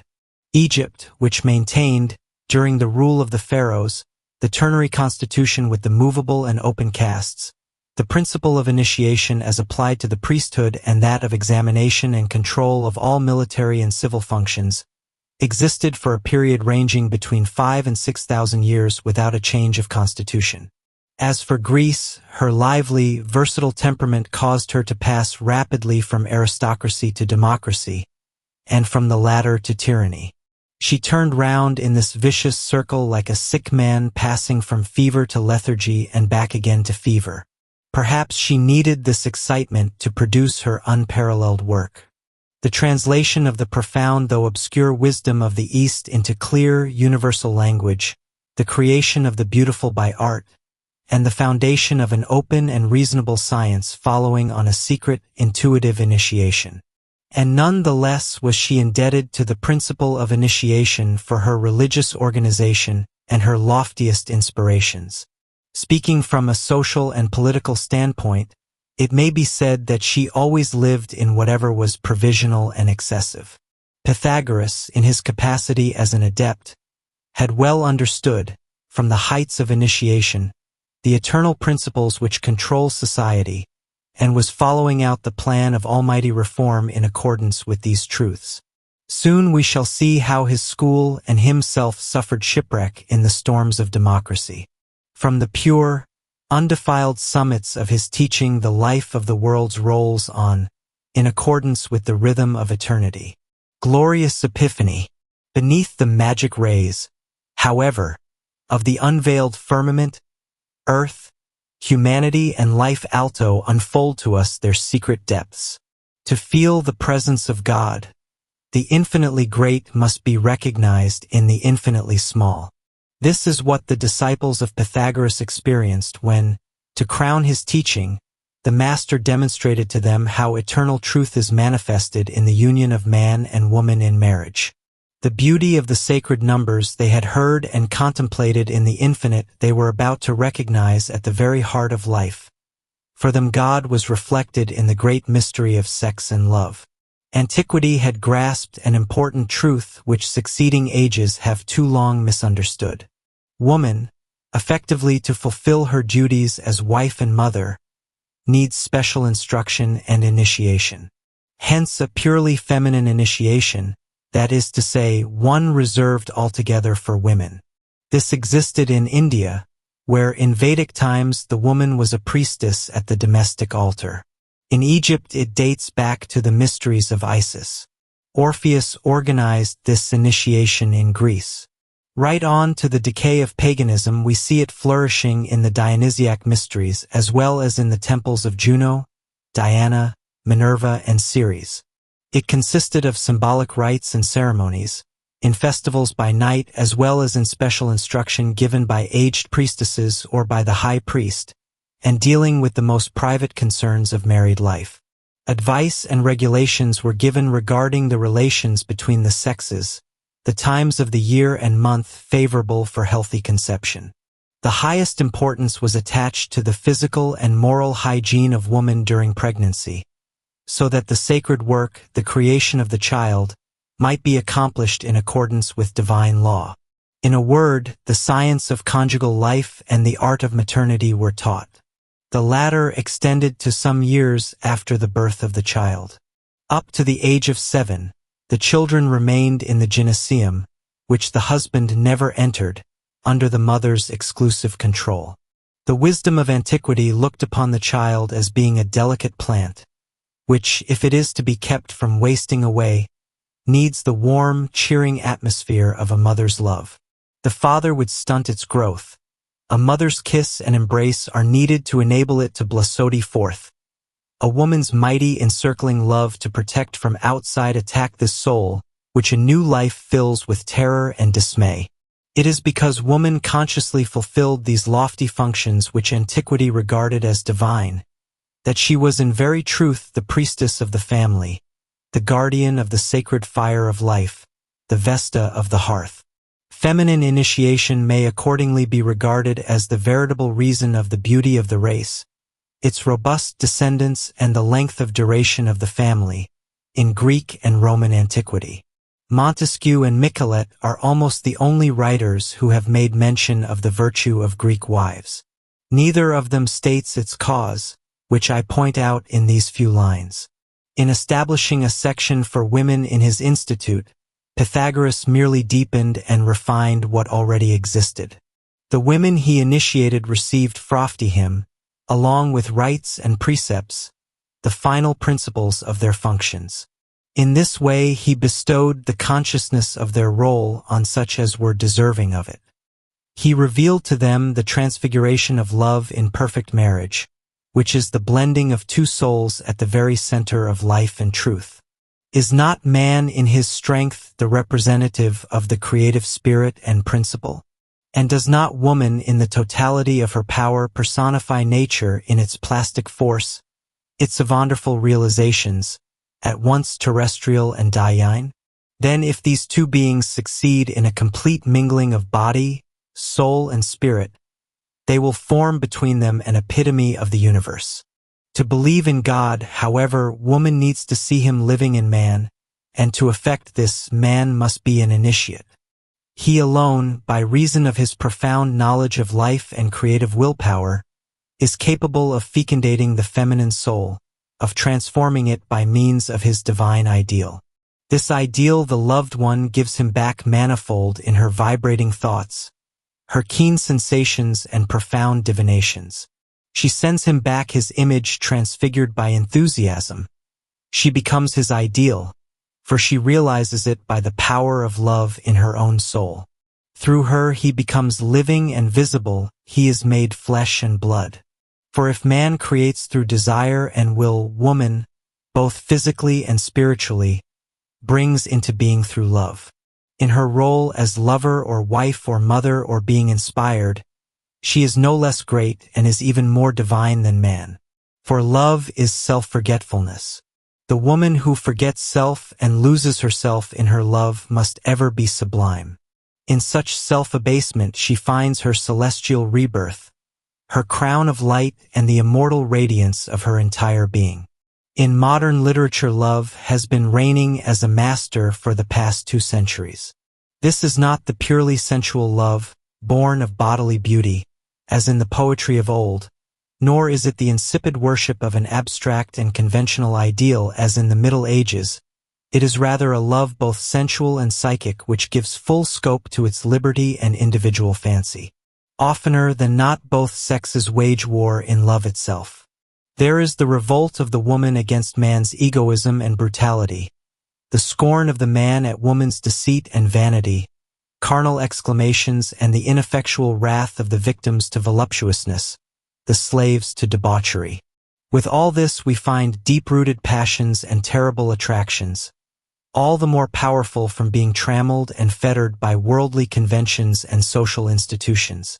Hence a love full of passion and storm, of immoral ruin and tragic catastrophe, on which the modern novel and drama are almost exclusively based. One might say that tired man, finding God neither in religion nor in science, in despair seeks for him in woman. And he does well, but it is only through the initiation of the great truths that he will find him in her and her in him. In these souls, which know neither themselves nor one another, which sometimes leave one another with mutual maledictions, there is, as it wheeze, a mighty desire for self-penetration, for finding in such intermingling a happiness that is impossible. In spite of the aberrations, the outbursts of debauchery resulting therefrom, this desperate search is necessary. It springs from an unconscious divinity. It will be a vital element in the reconstruction of the future. For when man and woman have found themselves and one another through the channels of profound love and initiation, the fusion of the two will be the radiating and creative force par excellence. It is only quite recently, then, that psychic love, the soul's love passion, has entered into literature and through it into universal consciousness. It has its origin, however, in the initiation of the past. The reason Greek literature scarcely mentions it is that it was a most rare exception. Another reason may be found in the profound secrecy of the mysteries. And yet religious and philosophic tradition have handed down traces of the woman initiate. Away behind official poetry and philosophy appear a few half-veiled though luminous woman forms. We have already mentioned Theoclia, who inspired Pythagoras. Later on will come Carina, the priestess, ofttimes the fortunate Vival of Pindar, who himself was the greatest initiate among the Greek lyric poets. Finally, the mysterious Diotima appeared at the banquet of Plato to give the supreme of love. By the side of these exceptional Greek women exercised her veritable priesthood at the fireside and in the gymnasium. Indeed, she created those heroes, artists, and poets whose sublime deeds, sculptures, and songs we so greatly admire. It was she who conceived them in the mystery of love, who formed them in her womb with the desire and love of beauty, who brought them to birth after protecting them beneath her motherly wings. It must be added that for the man and woman who are real initiates, the creation of the child has an infinitely finer signification and greater importance than for us. When father and mother know that the soul of the child existed previous to its birth on earth, conception becomes a sacred act, the summons of a soul to submit to incarnation. Between the incarnate soul and the mother there is almost always considerable similarity. Just as evil-minded and wicked women attract spirits possessed of demons, divine spirits are attracted to gentle, tender-hearted mothers. Is not this invisible soul, long waited for, which is to come and finally appears, so wonderfully and yet so surely, something divine in TFS nature? Painful will be its birth and imprisonment in flesh. For though a dense veil gathers between itself and the heaven it has left, though it no longer remembers, alas, it suffers none the less on that account. Sacred and divine is the task of the mother who is to create for it a fresh dwelling, to mitigate the harshness of its prison and render the trial easier to bear. Thus we see that the teaching of Pythagoras, which had begun by the divine Trinity in the profound recesses of the Absolute, ended in the human Trinity at the center of life. In father, mother, and child, the initiate could now recognize the spirit, soul, and heart of the living universe. For him, this final initiation constituted the foundation of the social work, conceived of in all the height and beauty of the ideal, a building to whose construction each initiate had to bring his stone. Chapter 5. The Marriage of Pythagoras. Revolution at Croton. The Master's End. The School and its Destiny. Among the women who followed the Master's teaching was a maiden of great beauty. Her father, an inhabitant of Croton, was named Brontinos. His daughter's name was Theano. Pythagoras was now 60 years of age, but mastery over passion and a pure life wholly consecrated to his mission had kept him in perfect health and strength. The youth of the soul, that immortal flame the great initiate draws from his spiritual life and nourishes on the hidden forces of nature, shone forth in him, throwing into subjection all around. The Grecian mage was not at the decline, but rather at the height of his might.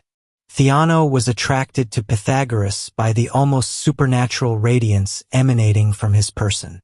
Grave and reserved, she had sought from the master an explanation of the mysteries she loved though without understanding them. When, however, beneath the light of truth and the tender glow which gradually enveloped her, she felt her inmost soul expand like the mystic rose with its 1,000 petals, when she felt that this blossoming forth came from him and his words, she silently conceived for the master a boundless enthusiasm and a passionate love. Pythagoras had made no effort to attract her. His love and affection were bestowed on all his disciples. He thought only of his school, of Greece and the future of the world. Like many great adepts, he had denied himself the pleasures of earthly love to devote himself to his work. The magic of his will, the spiritual possession of so many souls he had formed and who remained devoted to him as to a well-loved father, the mystic incense of all those unexpressed affections which came to him, and that exquisite fragrance of human sympathy which bound together the Pythagorean brethren, all this took the place of voluptuousness, of human happiness and love. One day, as he was alone, meditating on the future of his school in the crypt of Proserpine, he saw coming to him with grave, resolute steps this beautiful virgin to whom he had never spoken in private. She sank on her knees at his feet, and with downcast eyes begged the master, the one who could do everything, to set her free from an impossible, an unhappy love which was consuming her, body and soul. Pythagoras wished to know the name of the one she loved. After much hesitation, Theano confessed that it was himself, but that, ready for any sacrifice, she would submit to his will. Pythagoras made no reply. Encouraged by his silence, she raised her head with suppliant look. Her eyes seemed to contain the very essence of a life and soul offered as a sacrifice to the master. The sage was greatly disturbed. He could overcome his senses and imagination, but the electric flash from that soul had pierced his own. In this virgin, matured by passion, her countenance transfigured by a sentiment of utter devotion, he had found his companion, and caught a faint glimpse of a more complete realization of his work. With troubled look, Pythagoras raised the maiden to her feet, and Theano saw from the master's eyes that their destinies were forever united. By his marriage with Theano, Pythagoras affixed the seal of realization to his work. The union and fusion of the two lives was complete. One day when the master's wife was asked what length of time elapsed before a woman could become pure after intercourse with a man, she replied, "If it is with her husband, she is pure all the time. If with another man, she is never pure." Many women would smilingly remark that to give such a reply one must be the wife of Pythagoras, and love him as Thepo did. And they would be in the right, for it is not marriage which sanctifies love, it is love which justifies marriage. Theano entered so thoroughly into the thought and life of her husband, that after his death she became a center for the Pythagorean order, and a Greek author quotes her opinion as that of an authority on the doctrine of numbers. She bore Pythagoras 2 sons, Arimnestes and Telogs, and a daughter Doreo. At a later date Telogs became the master of Empedocles, to whom he handed down the secrets of the doctrine. The family of Pythagoras offered the order a real model to follow. His house was called the Temple of Ceres, and his court the Temple of the Muses. In domestic and religious festivals, the mother led the women's chorus, and Damo that of the maidens. In all respects Damo was worthy of her parents. Pythagoras entrusted to her certain writings expressly forbidding her to communicate them to anyone outside the family. After the dispersion of the Pythagoreans, Demo fell into great poverty. She was offered a large sum for the precious manuscript, but, faithful to her father's will, she always refused to part with it. Pythagoras lived in Croton for 30 years. Within 20 years, this extraordinary man had acquired such power that those who called him a demigod were not looked upon as exaggerating. This power seemed to have something miraculous about it. No like influence had ever been exercised by a philosopher. It extended not merely to the school of Croton and its ramifications in other towns on the coast of Italy, but even to the politics of all these small states. Pythagoras was a reformer in the whole acceptation of the term. Croton, a colony of Achaia, had an aristocratic constitution. The Council of the Thousand, drawn from the noblest families, carried on the legislative and kept watch over the executive power. Popular assemblies existed, though their power was restricted. Pythagoras, who wished the state to be all order and harmony, was no more enamored of oligarchical compression than of the chaos of demagogy.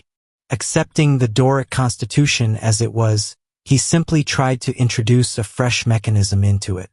The idea was a bold one, for it consisted in the creation, over and above the political power, of a scientific one with a deliberative and consultative voice in questions of vital interest, and becoming the keystone, the supreme regulator of the state. Above the Council of the Thousand, he organized the Council of the 300, chosen by the former, but recruited from among the initiates alone. The number was sufficient for the task. Porphyr relates that 2,000 of the citizens of Croton gave up their wonted mode of living and united in order to live together with their wives and children after placing their possessions in one common stock. It was thus the wish of Pythagoras that at the head of the state there should be a scientific government, not so mysterious though quite as important as the Egyptian priesthood. What he realized for a short time remained the dream of all such initiates as dealt with politics, viz., the introduction of the principle of initiation and examination into the government of the state, and the reconciliation in this superior synthesis of the elective or democratic principle with a government constituted of a select number of intelligent and virtuous citizens. The result was that the Council of the 300 formed a kind of political, scientific, and religious order, of which Pythagoras himself was the recognized head. The members were bound to him by a solemn and an awful oath of absolute secrecy, as was the case in the Mysteries. These societies or Iratpalat spread from Croton, the seat of the original society, throughout almost the whole of the towns in Greater Greece, where they exercised a powerful political influence. The Pythagorean order also tended to become the head of the state throughout the whole of southern Italy. Its ramifications extended to Tarentum, Heracleum, Metapontum, Rhegium, Himera, Catana, Agrigentum, Sybaris, and, according to Aristoxenes, even among the Etruscans. As regards the influence of Pythagoras on the government of these rich and mighty cities, nothing loftier, nothing more liberal or pacific could be imagined. Wherever he appeared, order, justice, and concord were restored. Once, when summoned into the presence of a tyrant of Sicily, he persuaded him, by his eloquence alone, to restore the wealth he had unjustly acquired and to abdicate a power he had usurped. Such towns as were subject to one another he made independent and free. So beneficent were his actions that when he went into a town the inhabitants would say, "He has not come to teach but rather to heal." The sovereign influence of a great mind and character, that magic of soul and intelligence, arouses jealousy and hatred which is only the more terrible and violent because it is itself the less capable of attack. His sway lasted a quarter of a century. The reaction came when the indefatigable adept had reached the age of 90. It began in Sybaris, the rival of Croton, where a rising of the people took place and the aristocratic party was overthrown. 500 exiles asked the inhabitants of Croton to receive them, but the Sybarites demanded their extradition. Dreading the anger of a hostile town, The magistrates of Croton were on the point of complying with this demand when Pythagoras intervened. At his entreaty, they refused to hand over the unhappy suppliants to their implacable enemies, whereupon Sybaris declared war upon Croton. The Croton army, however, commanded by the famous athlete Milon, a disciple of Pythagoras, completely defeated the Sybarites. The downfall of Sybaris followed. The town was taken and plundered, utterly destroyed and converted into a wilderness of ruins. It is impossible to admit that Pythagoras could have approved of so terrible a revenge, which was altogether opposed to his principles, as, indeed, to those of all initiates. Neither he nor Milon, however, could check the unbridled passions of a conquering army, when once inflamed by long-standing jealousy and excited by an unjust attack. Revenge, whether in individuals or in nations, always brings about a recoil of the passions let loose. The nemesis of this vengeance was a terrible one. Its consequences fell on Pythagoras and the whole of his order.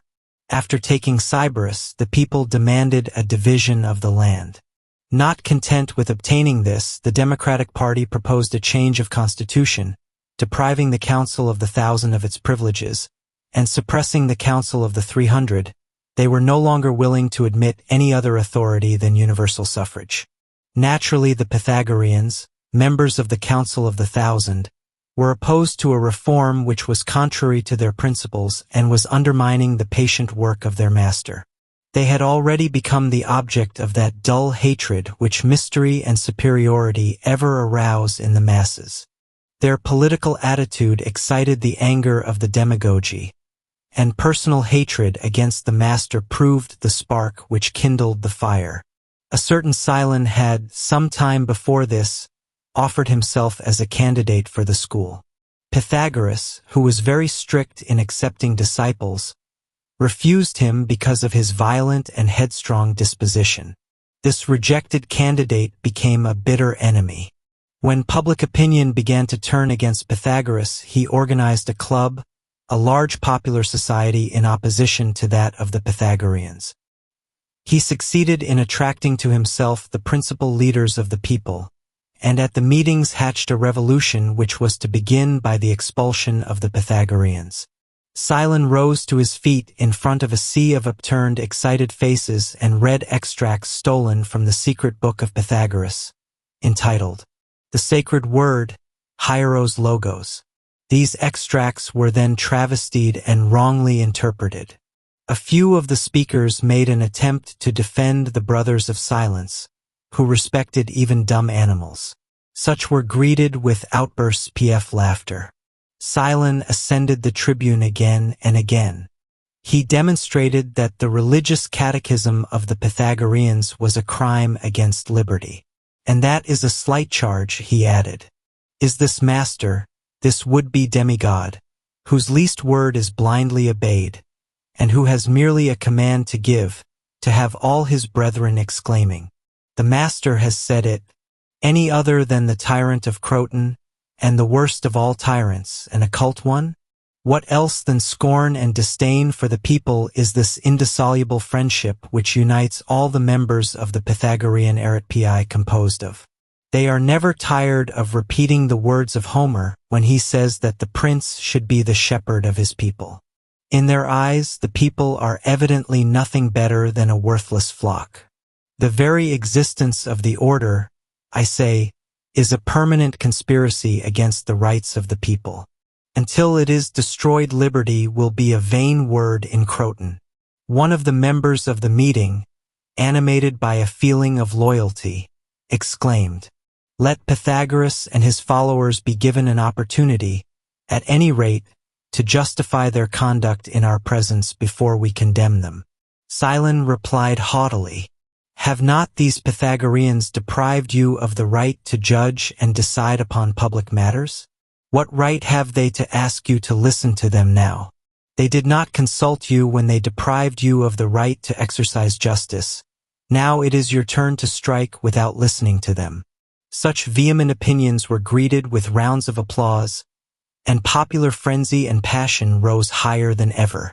One evening, When 40 of the principal members of the order had met at the abode of Milan, the tribune collected his followers and the house was surrounded. The Pythagoreans, who had the master with them, barricaded the doors. The enraged crowd set fire to the building, which speedily became enveloped in flames. 38 Pythagoreans, the very first of Master's disciples and constituting the flower CTF the order, along with Pythagoras himself, perished either in the flames or at the hands of the people. Archippus and Lysis alone escaped massacre. Thus died this mighty sage, this divine man whose effort it had been to instill his own wisdom into human rule and government. The murder of the Pythagoreans was the signal for a democratic revolution in Croton and about the Gulf of Tarentum. The towns of Italy expelled from their walls the unfortunate disciples of the master. The order was dispersed, fragments of it, however, spread throughout Sicily and Greece, propagating everywhere the master's words and teachings. Lysis became the teacher of Epaminondas. After fresh revolutions, the Pythagoreans were permitted to return to Italy on condition they no longer formed a political body. They were still united in a touching fraternity and looked upon themselves as one family. One of them who had fallen upon sickness and poverty was kindly taken in by an innkeeper. Before dying, he traced a few mysterious signs on the door of the inn and said to the host, "Do not be uneasy, one of my brothers will pay my debt." A year afterwards, as a stranger was passing by this inn, he saw the signs and said to the host, "I am a Pythagorean, one of my brothers died here. Tell me what I owe you on his account." The order existed for 250 years. The ideas and traditions of the master have come down to the present times. The regenerating influence of Pythagoras over Greece was immense. This influence was exercised in mysterious though certain fashion, by means of the temples he had visited. At Delphi we have seen that he gave new might to the science of divination, strengthened the priestly influence, and by his art formed a model Pythoness. Thanks to this inner reform, which aroused enthusiasm in the very heart of the sanctuaries and in the soul of the initiates, Delphi became more than ever the moral center of Greece. This was especially evident during the Median Wars. Scarcely had 30 years elapsed since the death of Pythagoras when the Asiatic cyclone, predicted by the Samian sage, burst out upon the coasts of Hellas. In this epic struggle of Europe against a barbaric Asia, Greece, representing liberty and civilization, had behind her the science and genius of Apollo.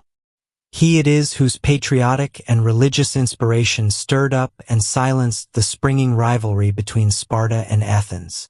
It is he, too, who was the inspirer of men like Miltiades and Themistocles. At Marathon, enthusiasm was so great that the Athenians believed they saw two warriors, clad in light, fighting in their ranks. Some recognized in them Theseus and Niketos, others Castor and Pollux. When the invasion of Xerxes, tenfold more formidable than that of Darius, broke over Thermopylae and submerged Hellas, it was the Pythoness who, on her tripod, pointed out the way of safety to the envoys from Athens, and helped Themistocles to gain the victory at Salamis. The pages of Herodotus thrill with her broken phrases. Abandon the homesteads and lofty hills if the city is built in a circle. Fire and dreadful Mars mounted on a Syrian chariot will bring your towers to ruin.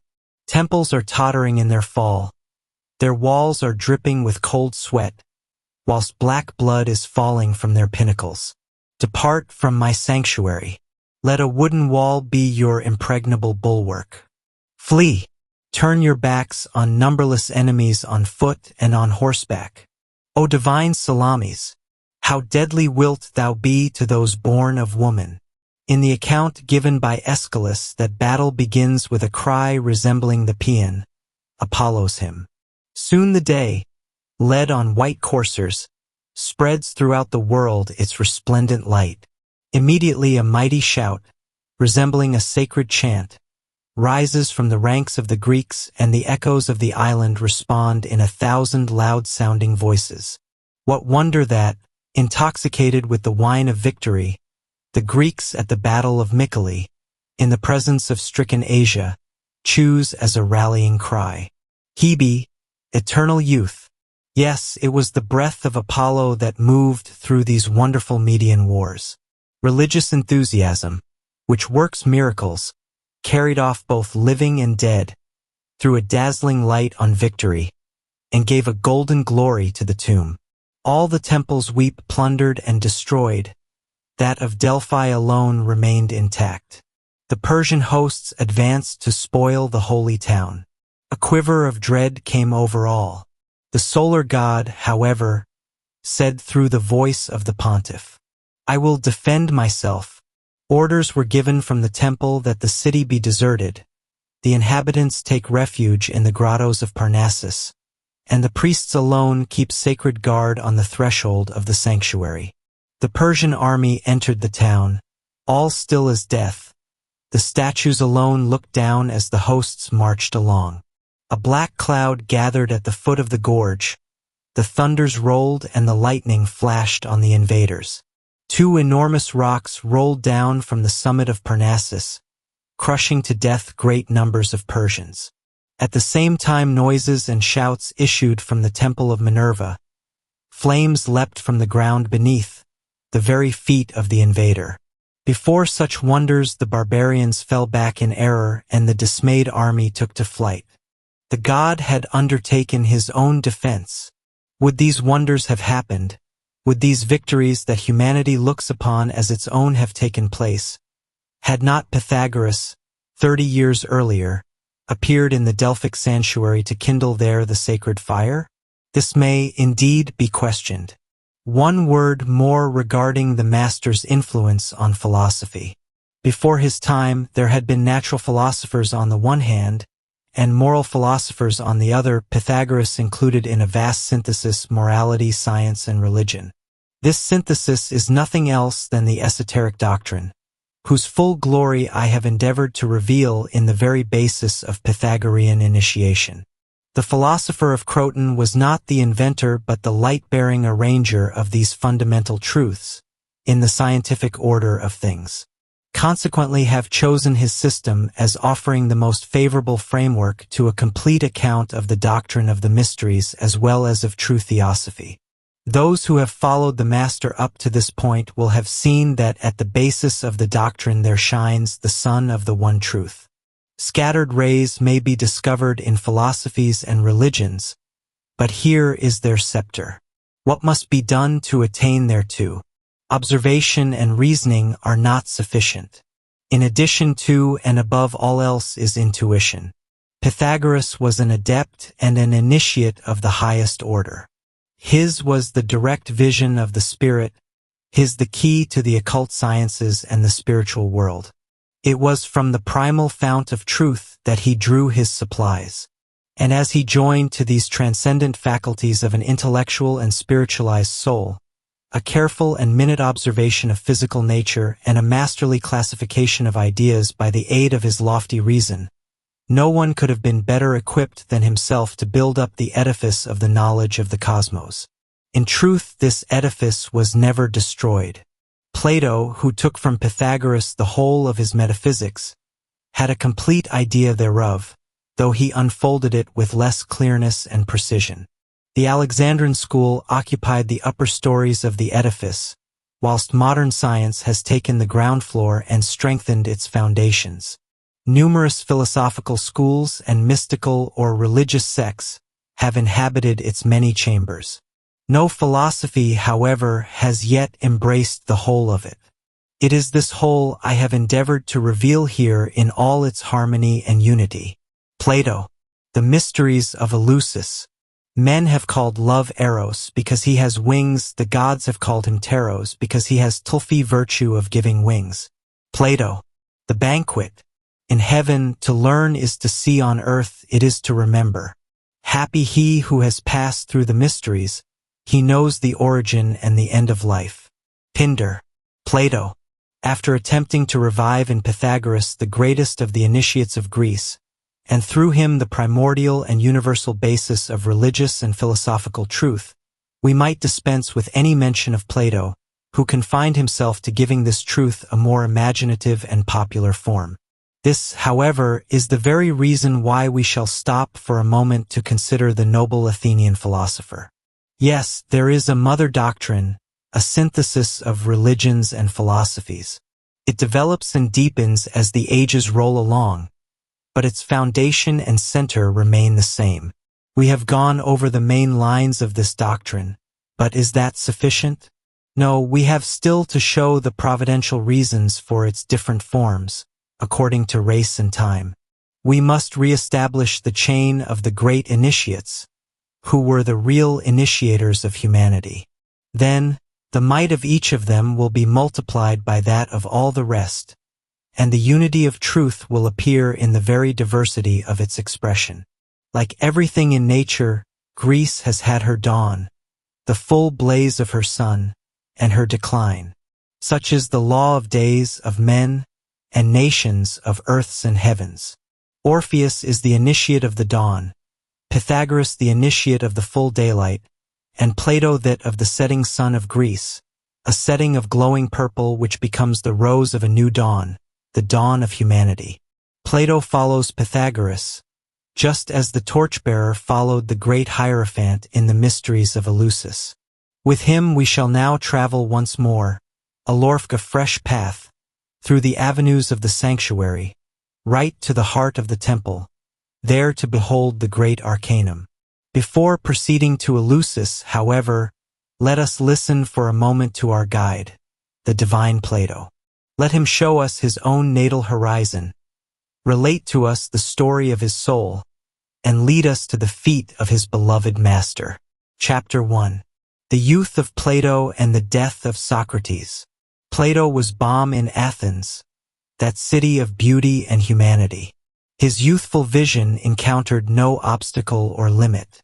Attica, exposed to every wind, projects into the Aegean Sea, like the prow of a vessel, and queens it over the cycle of isles, lying there like white sirens on the dark blue waves. He grew up at the feet of the Acropolis, beneath the guardianship of Pallas Athena, in that wide plain enclosed within violet mountains and enveloped in a luminous azure, a plain situated between marble-flanked Pentelicus, pine-crested Hymettus, the sweet-smelling home of bees, and the peaceful bay of Eleusis. Dark and troubled, in contrast, was the political horizon during Plato's childhood and youth. This was the period of that implacable Peloponnesian War, the fratricidal struggle between Athens and Sparta which led to the overthrow of Greece. The mighty days of the Medic Wars had vanished. The suns of Marathon and Salamis had set. The year of Plato's birth, 429 before Christ, marked that of the death of Pericles, the greatest statesman of Greece, as upright as Aristides and as able as Themistodes, the most perfect representative of Hellenic civilization, capable of swaying and guiding that turbulent democracy, an ardent patriot, though calm as a demigod, in the midst of a popular upheaval. Plato's mother must have related to her son a scene at which she had certainly been present, 2 years before the birth of the future philosopher. The Spartans had invaded Attica. Athens, whose national existence was already threatened, had struggled a whole winter, Pericles being the soul of its defense. In the course of that gloomy year, an imposing ceremony took place at the Ceramicus. The coffins of the warriors who had died for their country were placed on funeral chariots, and the people summoned to the monumental tomb destined to receive them.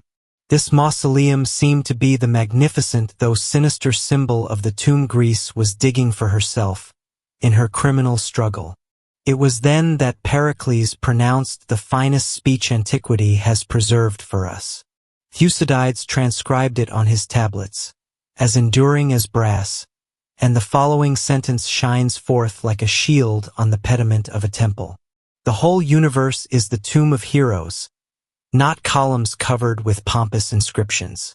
In such a sentiment, do we not see breathing the very consciousness of Greece and of her immortality? But when Pericles died, what remained alive of ancient Greece in her men of action? Inside Athens, the discord of a demagogy at bay, outside, the Lacedaemonian invasion ever at the gates, war by land and sea, and all the time the gold of the king of Persia circulating like a corrupting poison in the hands of the tribunes and magistrates. Alcibiades had replaced Pericles in popular favor. This type of the gilded youth of Athens had become the man of the hour. Rash politician and seductive intriguer as he was, he led his country to ruin, with a smile on his lips. Plato had observed him carefully, for later on he gave a masterly psychological description of his character. He compared the mad desire for power which filled the soul of Alcibiades to a large-winged hornet drone, round which the passions, crowned with flowers, perfumed with essences and intoxicated with wine and all those unbridled pleasures which follow in their train, come buzzing, nourishing and rearing it, and finally arming it with the spur of ambition. Then this tyrant of the soul, with madness as his escort, stirs about furiously, if he finds about him honest thoughts and sentiments still capable of feeling shame. He drives them away and kills them, until he has cleansed the soul of all temperance and filled it with the madness he has brought. So we see that the sky of Athens was considerably clouded during the youth of Plato. At the age of 25, Ige was present at the capture of Athens by the Spartans, after the disastrous naval battle of Aegospotami. Then he witnessed the entrance of Lysander into his native town, indicating the end of Athenian independence. He saw the long walls built by Themistocles thrown down to the sound of festival music, and the enemy literally dancing in triumph over the ruins of his country. Then came the 30 tyrants and their prescriptions. These sights saddened the youthful soul of Plato, though they could not unsettle it, for it was as clear and open as the vault of heaven above the Acropolis. Plato was a tall, broad-shouldered young man, grave and reserved, scarcely ever speaking, though when he did open his mouth, an exquisite, charming gentleness seemed to characterize his words. There was nothing striking or extravagant in him. His various aptitudes were concealed, as though they had dissolved into the higher harmony of his being. The serious bent of his mind was hidden by a winged grace and natural modesty, whilst an almost feminine tenderness served to veil the firmness of his character. In him, virtue clothed itself with a smile and pleasure with an ingenuous chastity. But what formed the dominant, the extraordinary, and unique characteristic of this soul was the fact that at birth, it seemed to have concluded a mysterious pact with eternity. Only things that were eternal seemed living in the depths of his great eyes. Other things passed by like unsubstantial forms in a profound mirror. Behind the visible, changing, imperfect forms of the world and of the beings in it, there appeared to him the invisible, perfect forms eternally shining forth of these same beings, which the Spirit sees and which are the eternal models of the others. And so we see that the youthful Plato, without formulating his doctrine or even knowing that someday he would be a philosopher, was already conscious of the divine reality of the ideal and of its omnipresence. As he saw the women, the funeral chariots, the armies and fights and the mourning, his looks seemed to behold something else and to ask, why do they weep? Why do they raise shouts of joy? They believe they are, and yet they are not. Why cannot I attach myself to that which is born, to that which dies? Wherefore can I love nothing but the invisible, which is never born and which never dies, but which always is? Love and harmony are the foundation of Plato's soul, but his love and beauty are eternal, his harmony, that which enfolds the universe. The more mighty and profound a soul, the longer it takes to know itself. His first outbursts of enthusiasm spent themselves in art. He was of noble lineage, for his father alleged that he was descended from King Codrus, and his mother from Solon. Consequently, his youthful days were those of a rich Athenian, surrounded by every luxury and all the seductions of a period of decadence. He gave himself up to them without either excess or prudishness, living the same life as his companions, in the noble enjoyment of a fine inheritance, and surrounded by numerous friends. In his Phaedrus, he has too well described the passion of love in all its phases, not to have personally experienced its keen transports and cruel disillusions. We have a single line of poetry from him, as passionate as a line by Sappho, and radiant as a starry night on the sea of the Cyclades. Would I were heaven itself, all eyes, to behold thee, searching for the supremely beautiful through every mode and form of beauty. He studied painting, percent music, and poetry in turn. The last of these seemed as though it would respond to all his needs and finally determine his desires. Plato had a wonderful facility for every kind of poetry. He felt with equal intensity amorous and dithyrambic poetry, the epopee, tragedy, and comedy even in its subtlest form. Why should he not become a second Sophocles and rescue the theater of Athens from imminent downfall? This ambition tempted 1 p.m., and his friends encouraged him in the idea. At the age of 27, he had written several tragedies and was about to offer one for competition. It was about this time that Plato met Socrates, who was discussing with some youths in the gardens of the academy. He was speaking about the just and the unjust, the beautiful, the good, and the true. The poet drew near to the philosopher, listened to him, and returned on the morrow and for several days afterwards.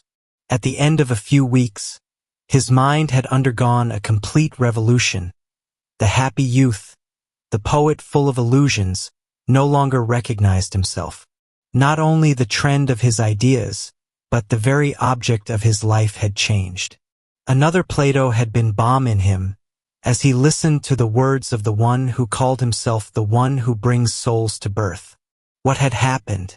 By what spell had this satyr-faced reasoner Tom, the handsome, talented Plato away from his voluptuous luxury and poetry, and converted him to wisdom's great renunciation? This good-natured Thebecrates was a simple fellow, though very eccentric. Son of a statuary, he sculptured the 3 graces in his youth. Then he flung away his chisel, saying that he preferred to carve his soul rather than marble. From that moment, he gave up his whole life to the search of wisdom. He might be met with in the gymnasia, on the public square, at the theater, talking to young men, artists, philosophers, asking each of them the reason for whatever he affirmed. For several years past, the sophists had beaten down on Athens like a cloud of locusts. The sophist is the counterfeit and living negation of the philosopher, just as the demagogue is the counterfeit of the statesman, the hypocrite of the priest, and the black magician the infernal counterfeit of the real initiate. The Greek type of the sophist is more subtle, more reasoning and corrosive than the rest, but as a class they belong to all decadent civilizations.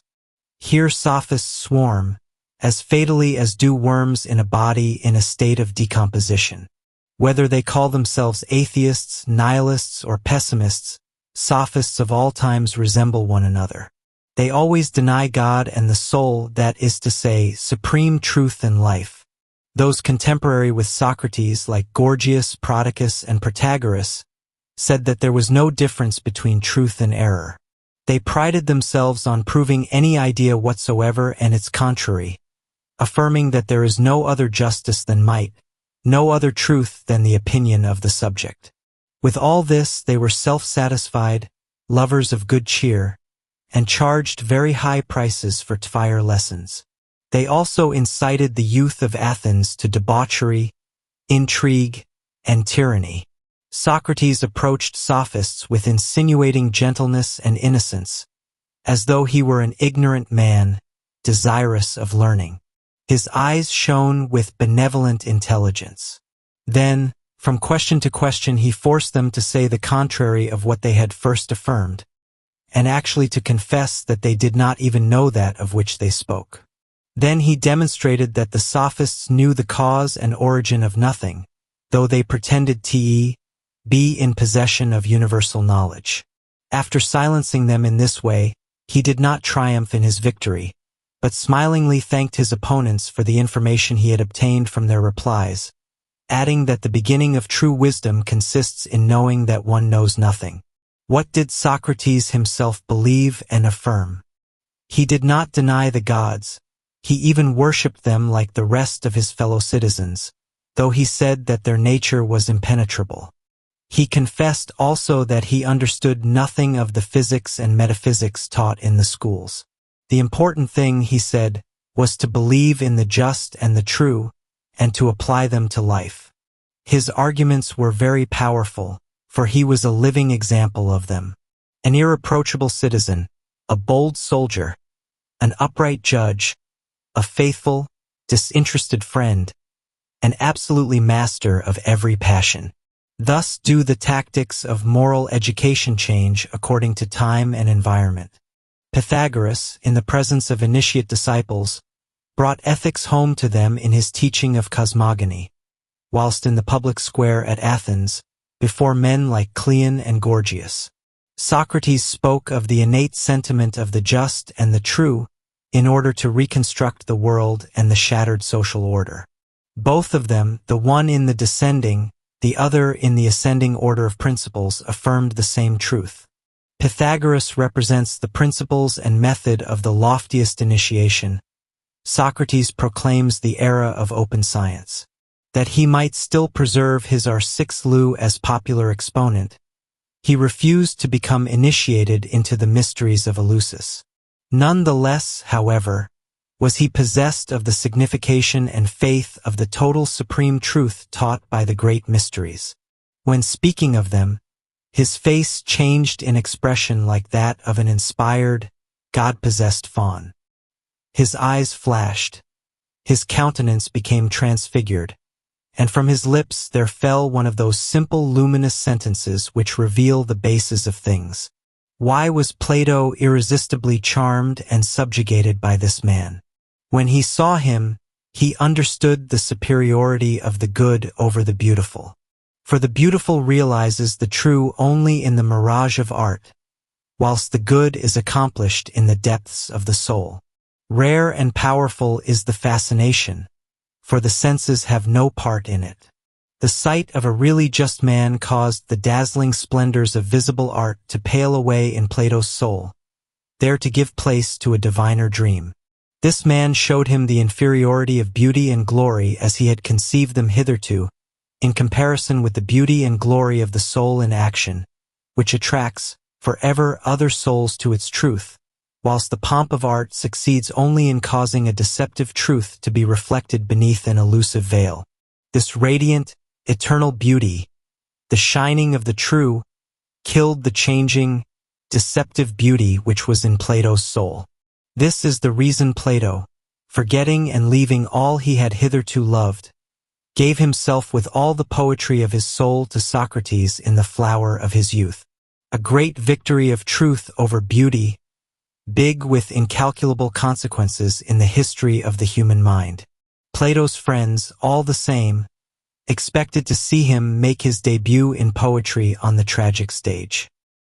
He invited them to a great feast at his house, and all were amazed at his desire to give this fete at such a time, for it was the custom to give one only after having obtained the prize and when the winning tragedy had been played. Few one, however, refused an invitation sent out by this rich youth, in whose home the Muses and the Graces met together in the company of Eros. His house had long served as a meeting place for the elegant youth of Athens. Plato spent a fortune on this feast. The table was laid out in the garden, whilst youths, torch in hand, afforded light for the guests.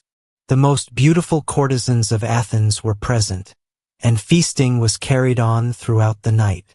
Hymns were chanted to Love and Bacchus. Female flute players danced their most voluptuous dances.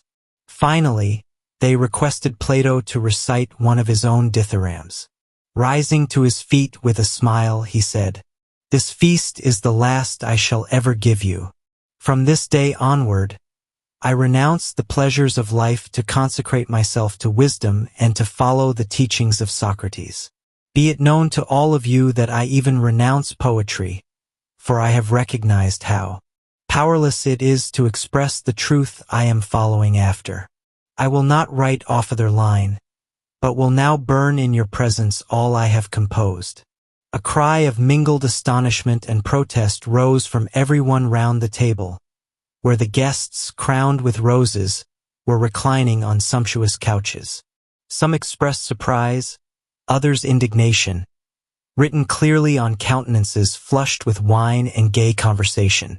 The sophists present and the men about town indulged in laughs of incredulity and scorn. Plato's idea was regarded as both mad and sacrilegious, and he was requested to withdraw what he had said. He repeated his determination, however, in tones of calm assurance which permitted of no reply, and concluded with the words, "I thank all of you who have been good enough to join in this farewell fight, but I shall now keep by my side only such as are willing to share my new life. The friends of Socrates shall henceforth be my friends, and those only." These words passed like a blighting frost over a meadow of flowers. They suddenly gave these ruddy, expansive countenances the sad, embarrassed looks of men present at a funeral ceremony. The courtesans rose to their feet, and, with looks of vexation at the master of the house, were carried off in their litters. The sophists and elegant fops slunk away, saying in tones of mingled irony and spryleness, "Farewell, Plato. Be happy. Thou wilt come back to us. Farewell. Farewell." 2 serious-minded youths alone remained behind.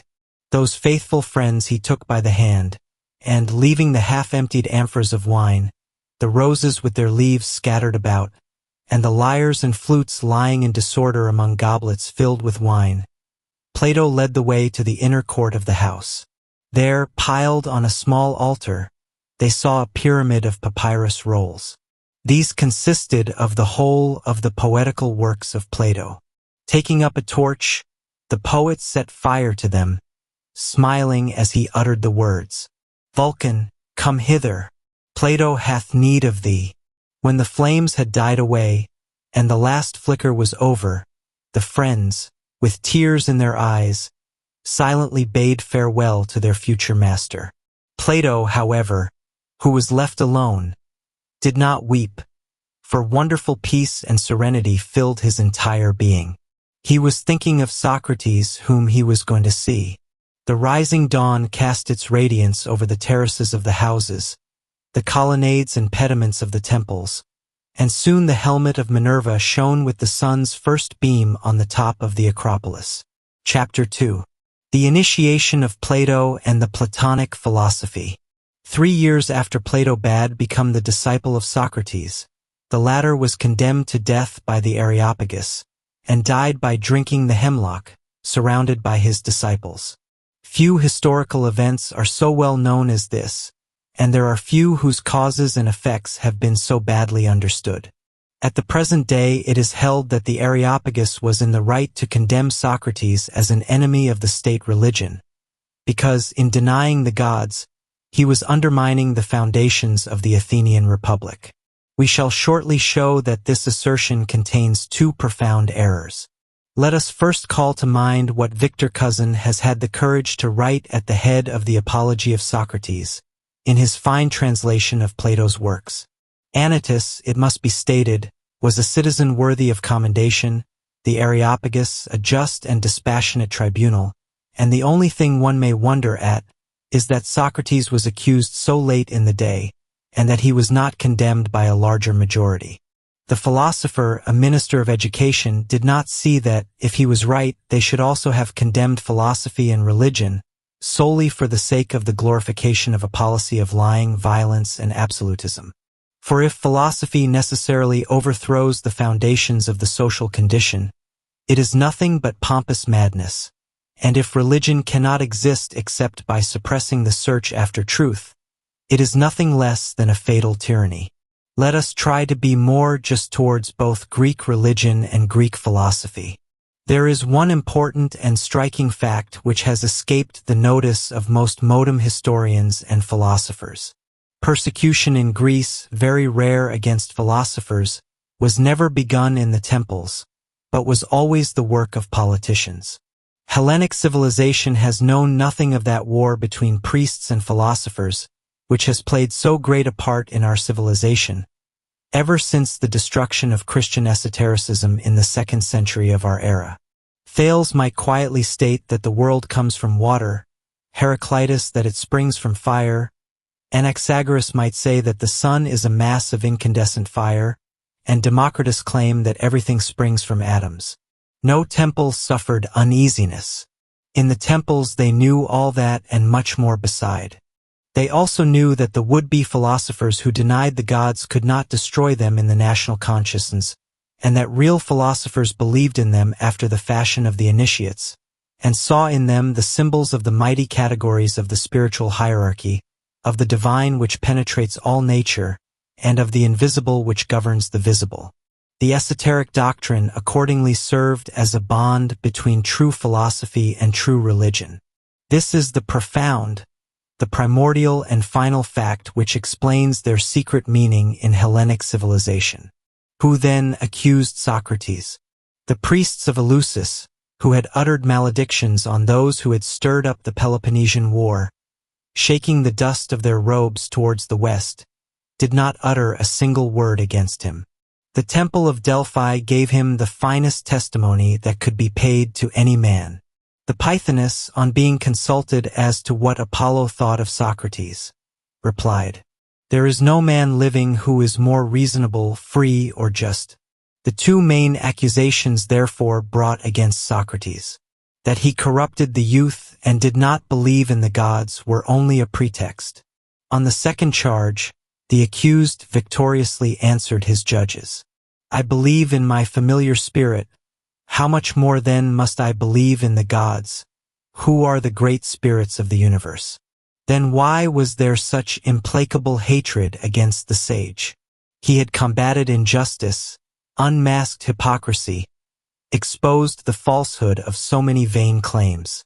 Men excuse all vices and atheisms except those which unmask themselves.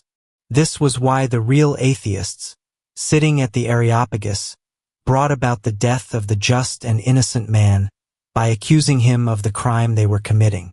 In his admirable defense, reproduced by Plato, Socrates explains this himself with perfect simplicity.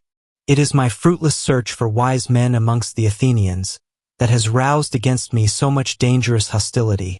Hence all the slanders spread abroad regarding me.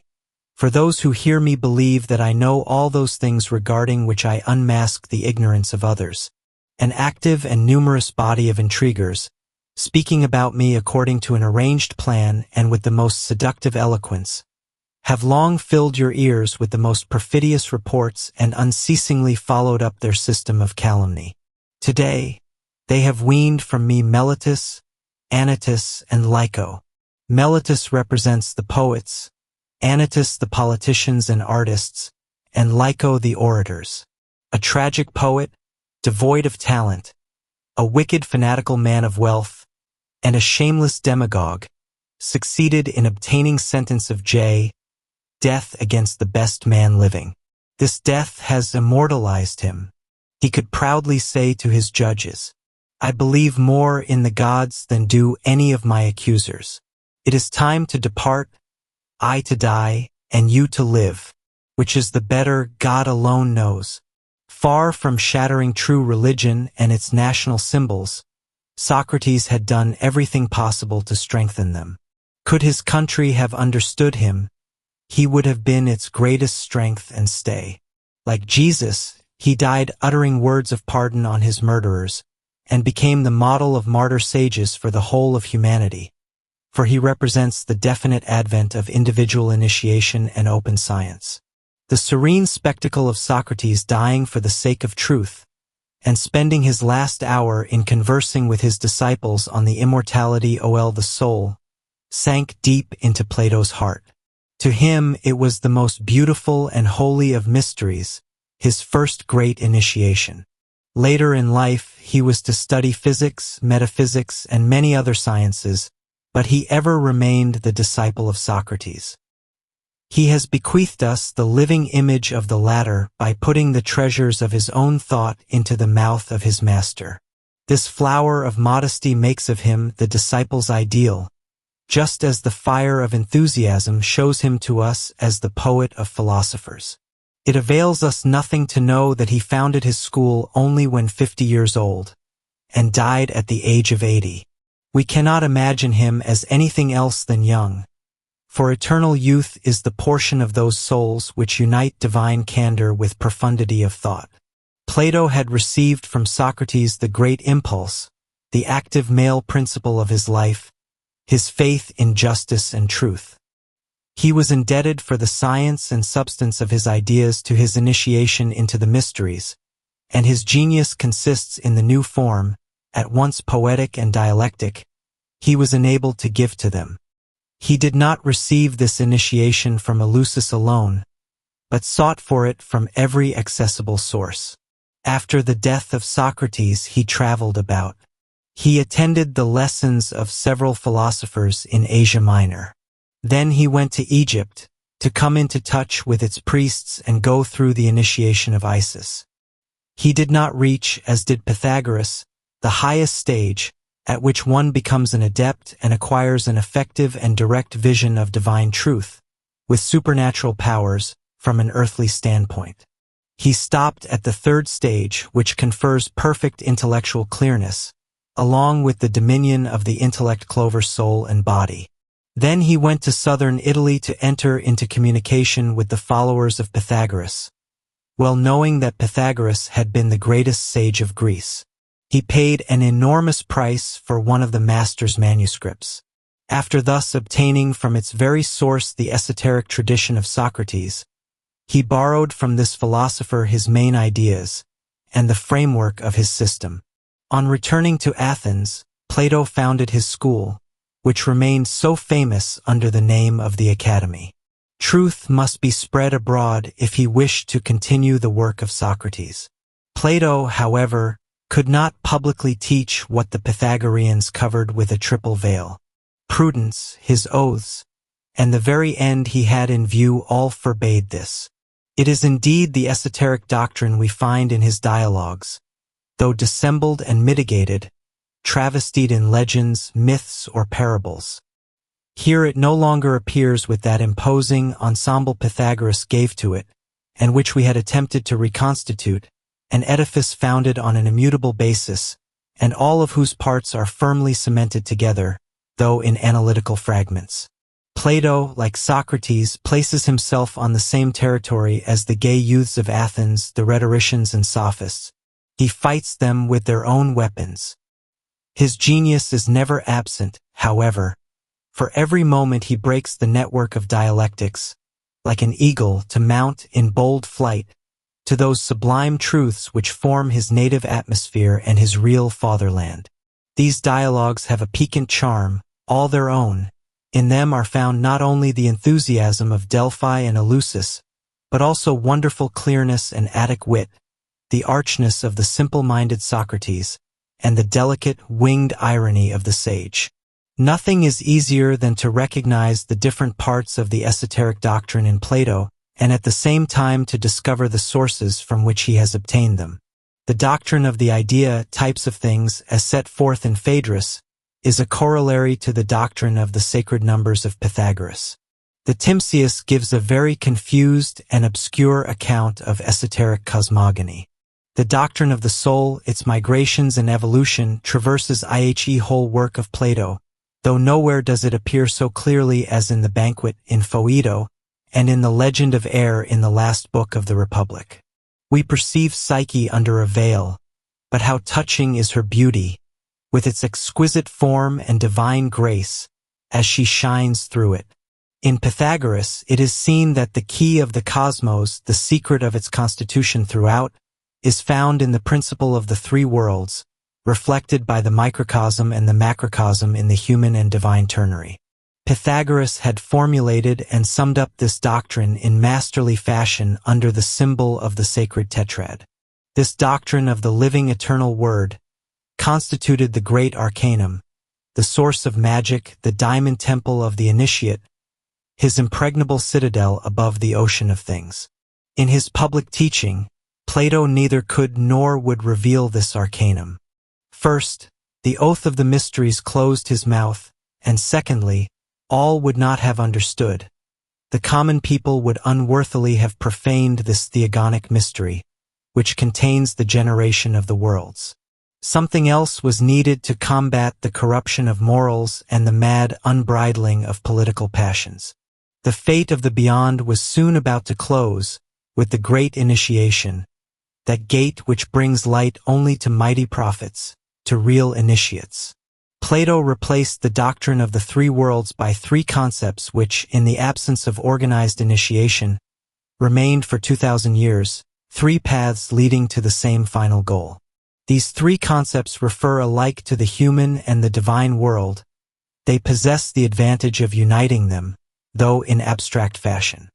Here is manifested the popularizing and creative genius of Plato. He shed torrents of light over the world, setting the ideas of the true, the beautiful, and the good on the same line. Throwing light on one by means of the other, he showed that they are three rays starting from the same center, and that the same rays, when they meet one another, reconstitute this very center, that is to say, God. In following after the good, that is to say, the just, the soul is purified, it prepares itself to know truth. This is the first, the indispensable condition of its progress.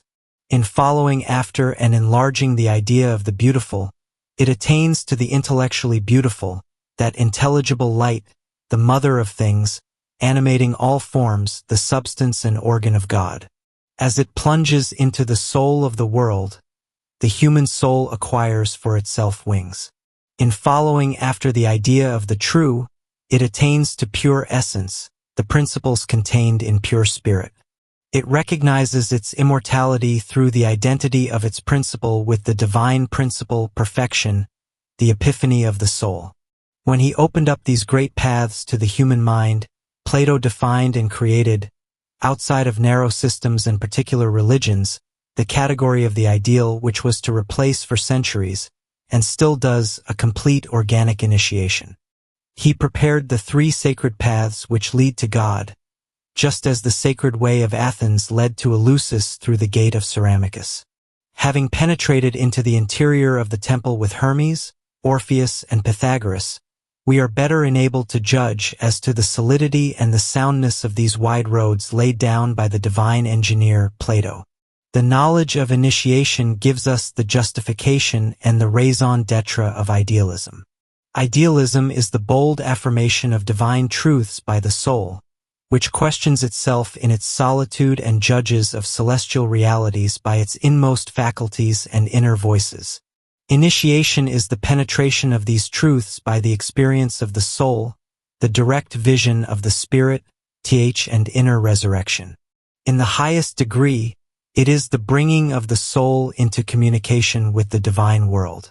The ideal is a morality, a poetry, and a philosophy. Initiation is an action, a vision, the sublime presence of truth. The ideal is the dream and the regret of the divine fatherland. Initiation, that temple of the elect, is its distinct remembrance, its very possession. Plato, accordingly, when building up the category of the ideal, created a refuge, opened up a way of salvation to millions of souls who cannot, in this lifetime, attain to direct initiation, but painfully aspire after truth. He thus made philosophy the vestibule of a future sanctuary, inviting thereto all such as were seriously minded. The idealism of his numerous pagan or Christian sons appears to us the waiting room, so to speak, of the great initiation. This explains the immense popularity and the far-reaching influence of Plato's ideas. Their power lies in their esoteric basis. This is the reason the Academy of Athens, founded by Plato, lasted for centuries and extended into the mighty school of Alexandria. This is why the first fathers of the Church paid homage to Plato and why St. Augustine took from him 2/3 of his theology. 2,000 years had passed since the disciple of Socrates had breathed his last sigh beneath the shadow of the Acropolis. Christianity, barbarian invasions, the Middle Ages had passed over the world. Antiquity, however, was rising again from her ashes. And in Florence the Medicis wished to found an academy, and summoned a Greek servant, an exile from Constantinople, to organize it. And what name did Marcel Fison give it? He called it the Platonic Academy.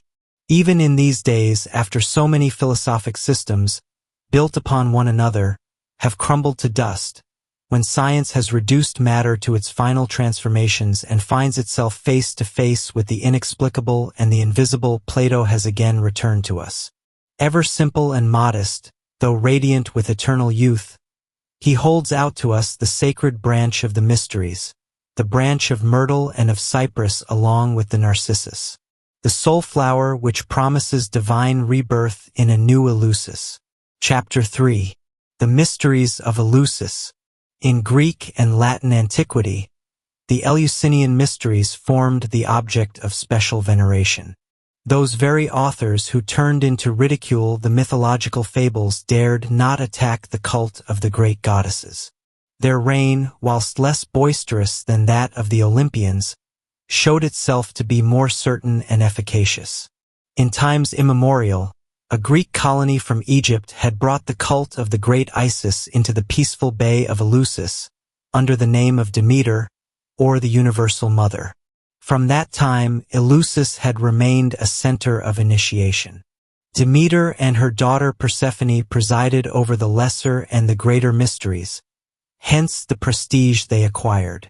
Whilst the people revered in Ceres the Mother Earth and the goddess of agriculture, the initiates saw in her celestial light, the mother of souls and divine intelligence, the mother of the cosmogonic gods. Her cult was served by priests belonging to the most ancient sacerdotal family in Attica. They called themselves sons of the moon, that is to say, to be mediators between earth and heaven, and sprung from the sphere where the bridge is projected between the two regions, the bridge along which soul ascend and descend. From the first, it had been their function to sing or chant, in that abyss of misery, the delights of the heavenly abode, and to teach the methods enabling one to regain the path. Hence their name, Eumolpites, chanters of beneficent melodies, gentle regenerators of men. The priests of Eleusis always taught the great esoteric doctrine which came to them from Egypt. As time passed, they invested it with all the charm of a ravishing plastic mythology. With subtle, profound art, those enchanters were able to make use of earthly passions in order to express celestial ideas. They put to profit sense attraction, ceremonial pomp, and the seductiveness of art to bring the soul to a better life and the mind to a knowledge of divine truth. Nowhere did the mysteries appear beneath a form so human, so living and colored. The myth of Ceres and of her daughter Proserpine formed the heart of the cult of Eleusis. The whole of the Eleusinian initiation turns and develops, like a shining procession, around this luminous circle. Now, in its inmost signification, this myth is the symbolical representation of the history of the soul, its descent into matter, its sufferings in the darkness of forgetfulness, and then its ascent and return to divine life. In other words, it is the drama of the fall and the redemption in its Hellenic form. It may accordingly be affirmed, on the other hand, that, to the cultured Athenian initiate of the time of Plato, the mysteries of Eleusis offered the explanatory complement, the luminous counterpart of the tragic performances in Athens. There, in the theater of Bacchus, before the roaring masses of people, the terrible incantations of Melpomene summoned forth the inhabitant of earth, blinded by his passions, pursued by the nemesis of his crimes, and overwhelmed by an implacable and often incomprehensible destiny.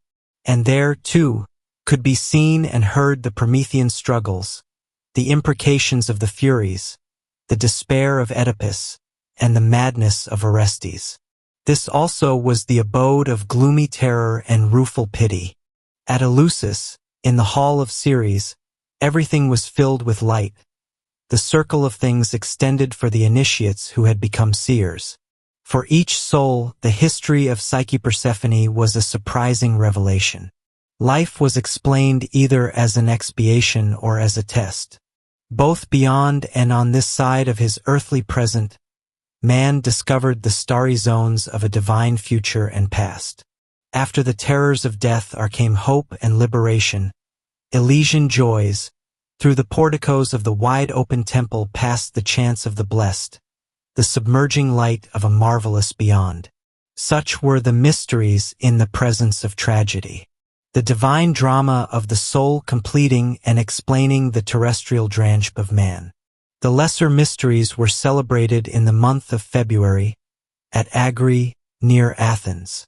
Candidates who had passed a preliminary examination and given proofs of their birth, education, and honor were received at the entrance to the sacred enclosure by the priest of Eleusis named the Hierosorix, or Sacred Herald, resembling Hermes, with the petasus on his head and the caduceus in his hand. He was the guide, the mediator, and interpreter of the mysteries, and conducted the newcomers to a small temple, with Ionic columns, dedicated to Kore, the great virgin Persephone. The graceful sanctuary of the goddess lay hidden in the depths of a peaceful vale, surrounded by a sacred wood between groups of yew trees and white poplars. Then the priestesses of Proserpine, the Hierophantines, left the temple, each wearing an immaculate peplus, with bare arms and heads wreathed in narcissus blooms. They stood in a line at the top of the stairs and struck up a solemn chant in Doric fashion. "Oh, candidates of the mysteries, you have now reached the threshold of Proserpine. All you are now about to see will surprise you. You will learn that your present life is nothing but a tissue of lying and confused dreams. The sleep, which surrounds you with a zone of darkness, carries off your dreams and days in its flow like floating debris which vanish before human sight. Beyond, a zone of eternal light extends. May Proserpine be propitious to you and teach you, herself, to cross the river of darkness and advance right to the celestial Demeter." Then the prophantid, or prophetess who led the choir, descended 3 steps of the staircase and uttered the following malediction in solemn tones and with terrifying look. "Woe be to such as have come to profane the mysteries. The goddess will pursue such perverse hearts during the whole of their lifetime, and in the kingdom of the shades she will not let go her prey." Afterwards, several days were spent in fasting, ablutions, and prayers. On the evening of the final day, the neophytes assembled in the most secret part of the sacred wood, there to assist at the rape of Persephone. The scene was played in the open air by the priestesses of the temple. This custom dated from far back, and the basis of this performance, as well as its main idea, remained always the same, though its form varied greatly throughout the course of the ages. In Plato's time, owing to the recent development of tragedy, the former hieratic severity had given place to a more humane and refined taste and to a tendency in which passion played a large part. Guided by the Hierophant, the anonymous poets of Eleusis had made of this scene a short drama which ran somewhat as follows. The neophytes, in couples, reach a glade. In the background may be seen rocks and a grotto, surrounded by a wood of myrtles and poplars. In front, a meadow, with nymphs reclining about a fountain. At the far end of the grotto is seated Persephone, naked to the girdle, like a Psyche, her graceful bust chastely emerging from flowing drapery, wrapped round her like an azure vapor. She seems to be happy, quite unconscious of her beauty, and is embroidering a long veil of many colored threads. Demeter, her mother, stands by her side, scepter in hand and calathos on her head. Hermes, the herald of the mysteries to the spectators. Demeter offers us 2 excellent gifts: the fruits of the earth, that we may not live like the beasts of the fields, and initiation, which gives a sweeter hope to those who participate in it both for the end of this life and for all eternity. Give heed to the words you are about to hear and the things you are now to see. Demeter, in solemn accents: "Beloved daughter of the gods, remain in this grotto and embroider my veil until I return. Heaven is thy fatherland and the universe is thine. Thou sayest the gods, they come to thy call. Listen not to the voice of Eros, the cunning one, with his mild eyes and treacherous counsel. beware of leaving the grotto or gathering the seductive flowers of earth. Their fatal distracting perfume would make thee lose the light of heaven and even the memory of it. Weave my veil and live happily with thy companions, the nymphs, until my return. Then I will take thee in my chariot of fire, drawn by serpents, right into the splendor of the ether, above the Milky Way. Persephone, august and redoubtable mother, by this surrounding light so dear to me, I promise it. May the gods punish me, if I keep not my oath. Exit Demeter, chorus of nymphs. 0 Persephone, virgin, chaste bride of heaven, thou who embroiderest the faces of the gods on thy veil, mayst thou never know the empty illusions and countless evils of earth. Eternal truth smiles on thee, and Dionysus, thy celestial spouse, awaits thee in the Empyrean. At times he appears to thee in the form of a distant sun. His rays play about thee. He breathes thy breath, and thou drinkest in his light. Already do ye possess one another. O Virgin, who is happier than thou? Persephone, on this azure veils with its interminable folds, I work the innumerable forms of beings and of all things with my ivory needle. I have finished the history of the gods and embroidered horrible chaos, with his 100 heads and 1,000 arms, whence mortal beings must issue. Then who has given them birth? The father of the gods told me that it was Eros. Though I have never seen him, I know not his appearance. Who will depict me his face? The nymphs. Think not of that. Wherefore this vain question? Persephone, rising and flinging aside the veil. Eros, the most ancient and yet the youngest of the gods, inexhaustible spring of joys and tears.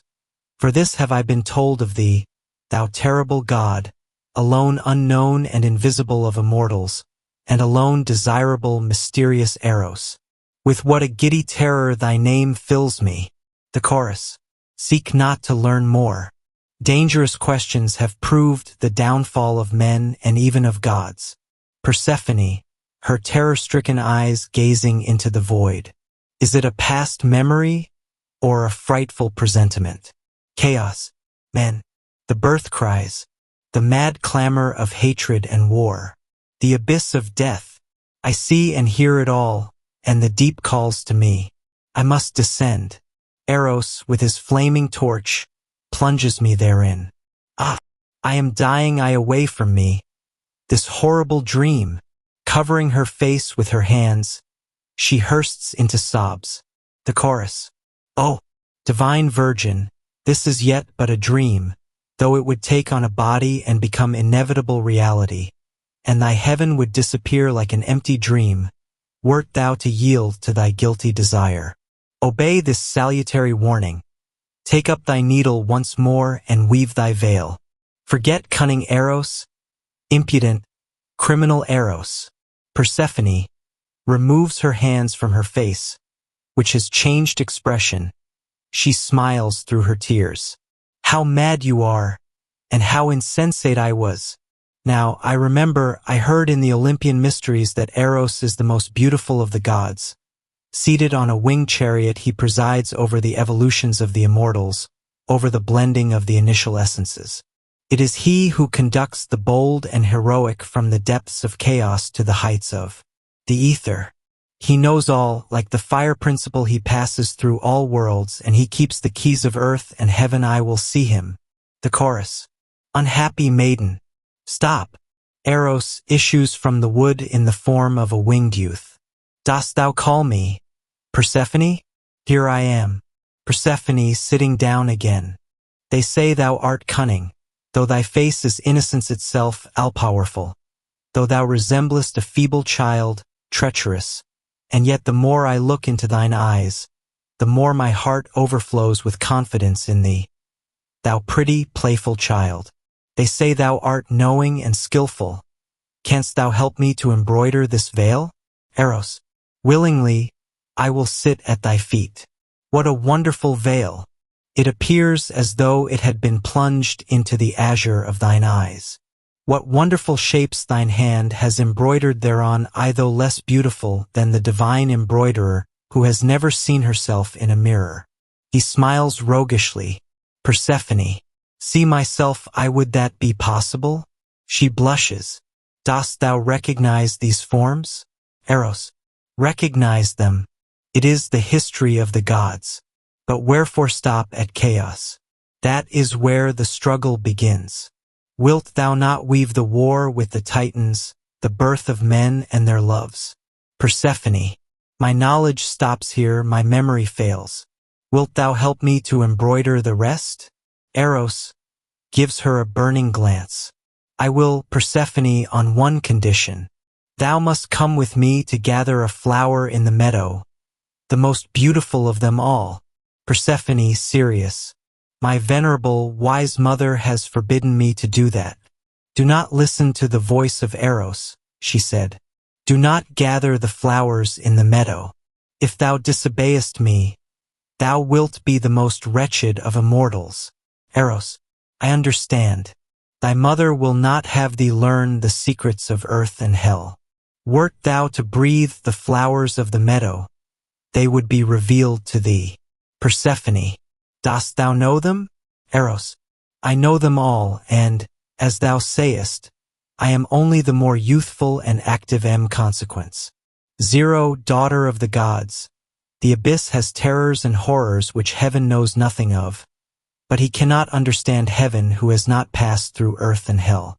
Persephone, wilt thou enable me to understand them? Eros, yes. Look, he touches the ground with the end of his bow. A large narcissus appears.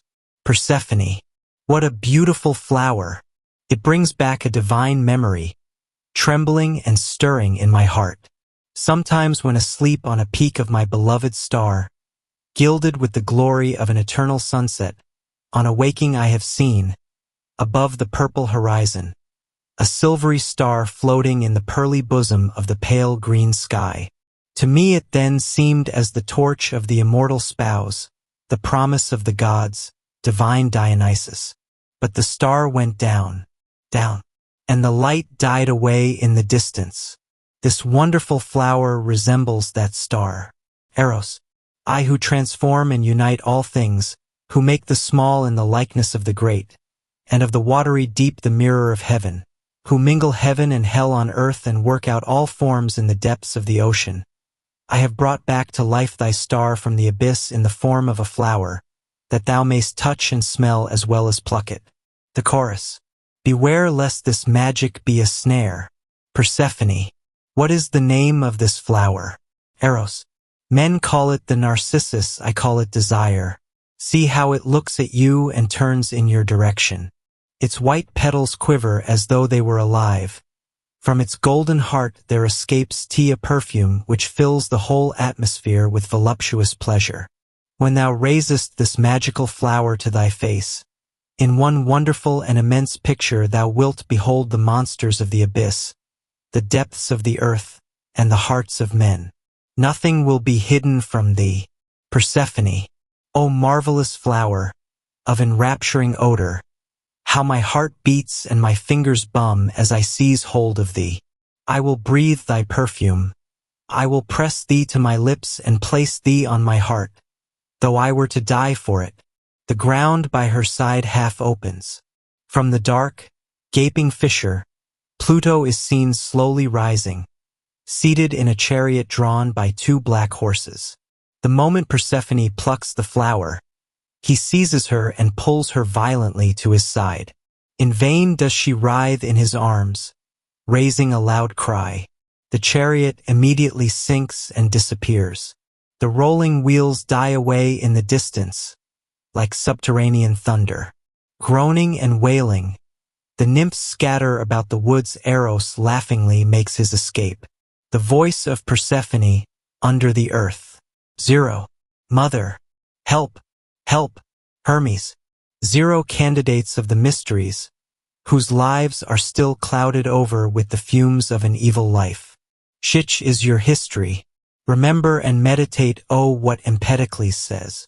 Generation is a terrible destruction which causes the living to pass into the dead. Formerly you lived the true life, then drawn by a charm, you fell into the terrestrial abyss, subdued by the body. Your present is nothing but a fatal dream. The past and the future alone really exist. Learn to remember and to see ahead. During this scene, night had fallen. Funeral torches were lit between the black cypresses, near the entrance to the small temple, and the spectators silently departed, followed by the wailing chants of the Hierophantines, calling, "Persephone! Persephone!" The lesser mysteries were at an end. The neophytes had become mustai, that is to say, veiled ones. They were going to return to their usual occupations, but the great veil of the mysteries was spread over their eyes. A cloud had intervened between them and the outer world. At the same time there had opened in their mind an inner eye through which they dimly perceived another world filled with attractive forms, which moved about in the abysmal depths of alternate light and darkness. The greater mysteries which followed, and which were also called the sacred orgies, were only celebrated once every 5 years at Eleusis. The symbolical fates lasted 9 days. On the 8th, the tokens of initiation were distributed to the mustai. These consisted of the thyrsus and a basket called a cyst, surrounded with ivy leaves. This latter contained mysterious objects, the knowledge of which was to give the secret of life. The basket itself was carefully sealed. It could be opened only at the end of the initiation and in the presence of the Hierophant. Then they abandoned themselves to a state of exultant joy, waved flaming torches in the air, and handed them to one another. That same day, the statue of Dionysus, wreathed with myrtle leaves, and which was called Iachos, was carried in procession from Athens to Eleusis. Its arrival at Eleusis proclaimed the great Renaissance, for it represented the divine spirit penetrating all things, the regenerator of souls, the mediator between earth and heaven. This time they entered the temple through the mystic door, there to spend the sacred night, or the night of initiation. First, they entered a large portico in the outer enclosure. There the herald, with terrible threats and crying aloud, "Escato bebeloi away, ye profane," drove from the spot such intruders as succeeded sometimes in stealthily gliding into the enclosure along with the mustai. The latter were made to swear, under penalty of death, that they would reveal nothing they saw. He added, "You have now come to the subterranean threshold of Persephone. To understand the future life and your present condition, the kingdom of death must have been traversed. That is the test of the initiates. To enjoy the light, you must be able to brave the darkness." Then they put on the fawn skin, symbol of the tearing asunder and the laceration of the soul, which has been plunged into bodily life. Finally, they extinguished the torches and lamps and entered the subterranean labyrinth. At first the mustai groped about in the darkness. Soon dreadful sounds heard, noises and groans. The blackness was pierced by flashes of lightning accompanied with thunderclaps. By their light horrible visions were seen, sometimes a monster, a chimera, or a dragon, then a man writhing in the jaws of a sphinx, or again a human larva. These apparitions were so sudden that there was not time to distinguish by what artifice they were produced, and the utter darkness which followed doubled the horror of the situation. Plutarch likens the terror caused by these visions to the condition of a man on his deathbed.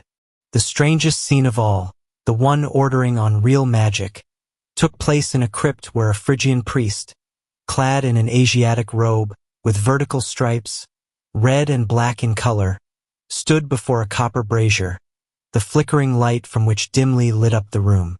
With commanding gesture, he forced all to sit down at the entrance, and flung into the brazier large handfuls of narcotic perfumes. The room was soon filled with thick clouds of smoke, and a disordered array of changing forms, both human and animal, could soon be distinguished.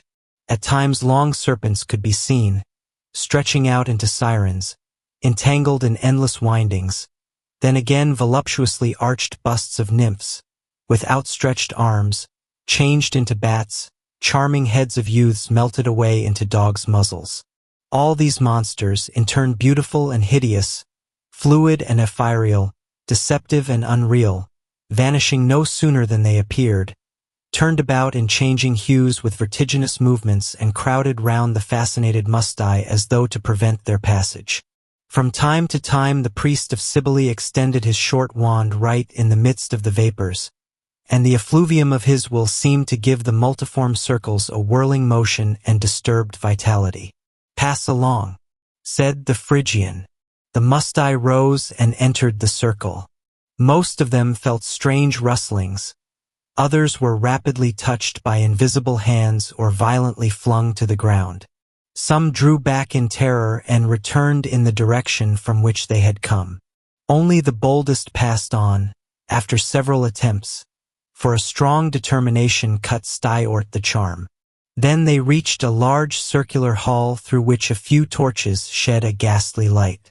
In the center stood a single column, a bronze tree whose metallic foliage extended over the whole ceiling.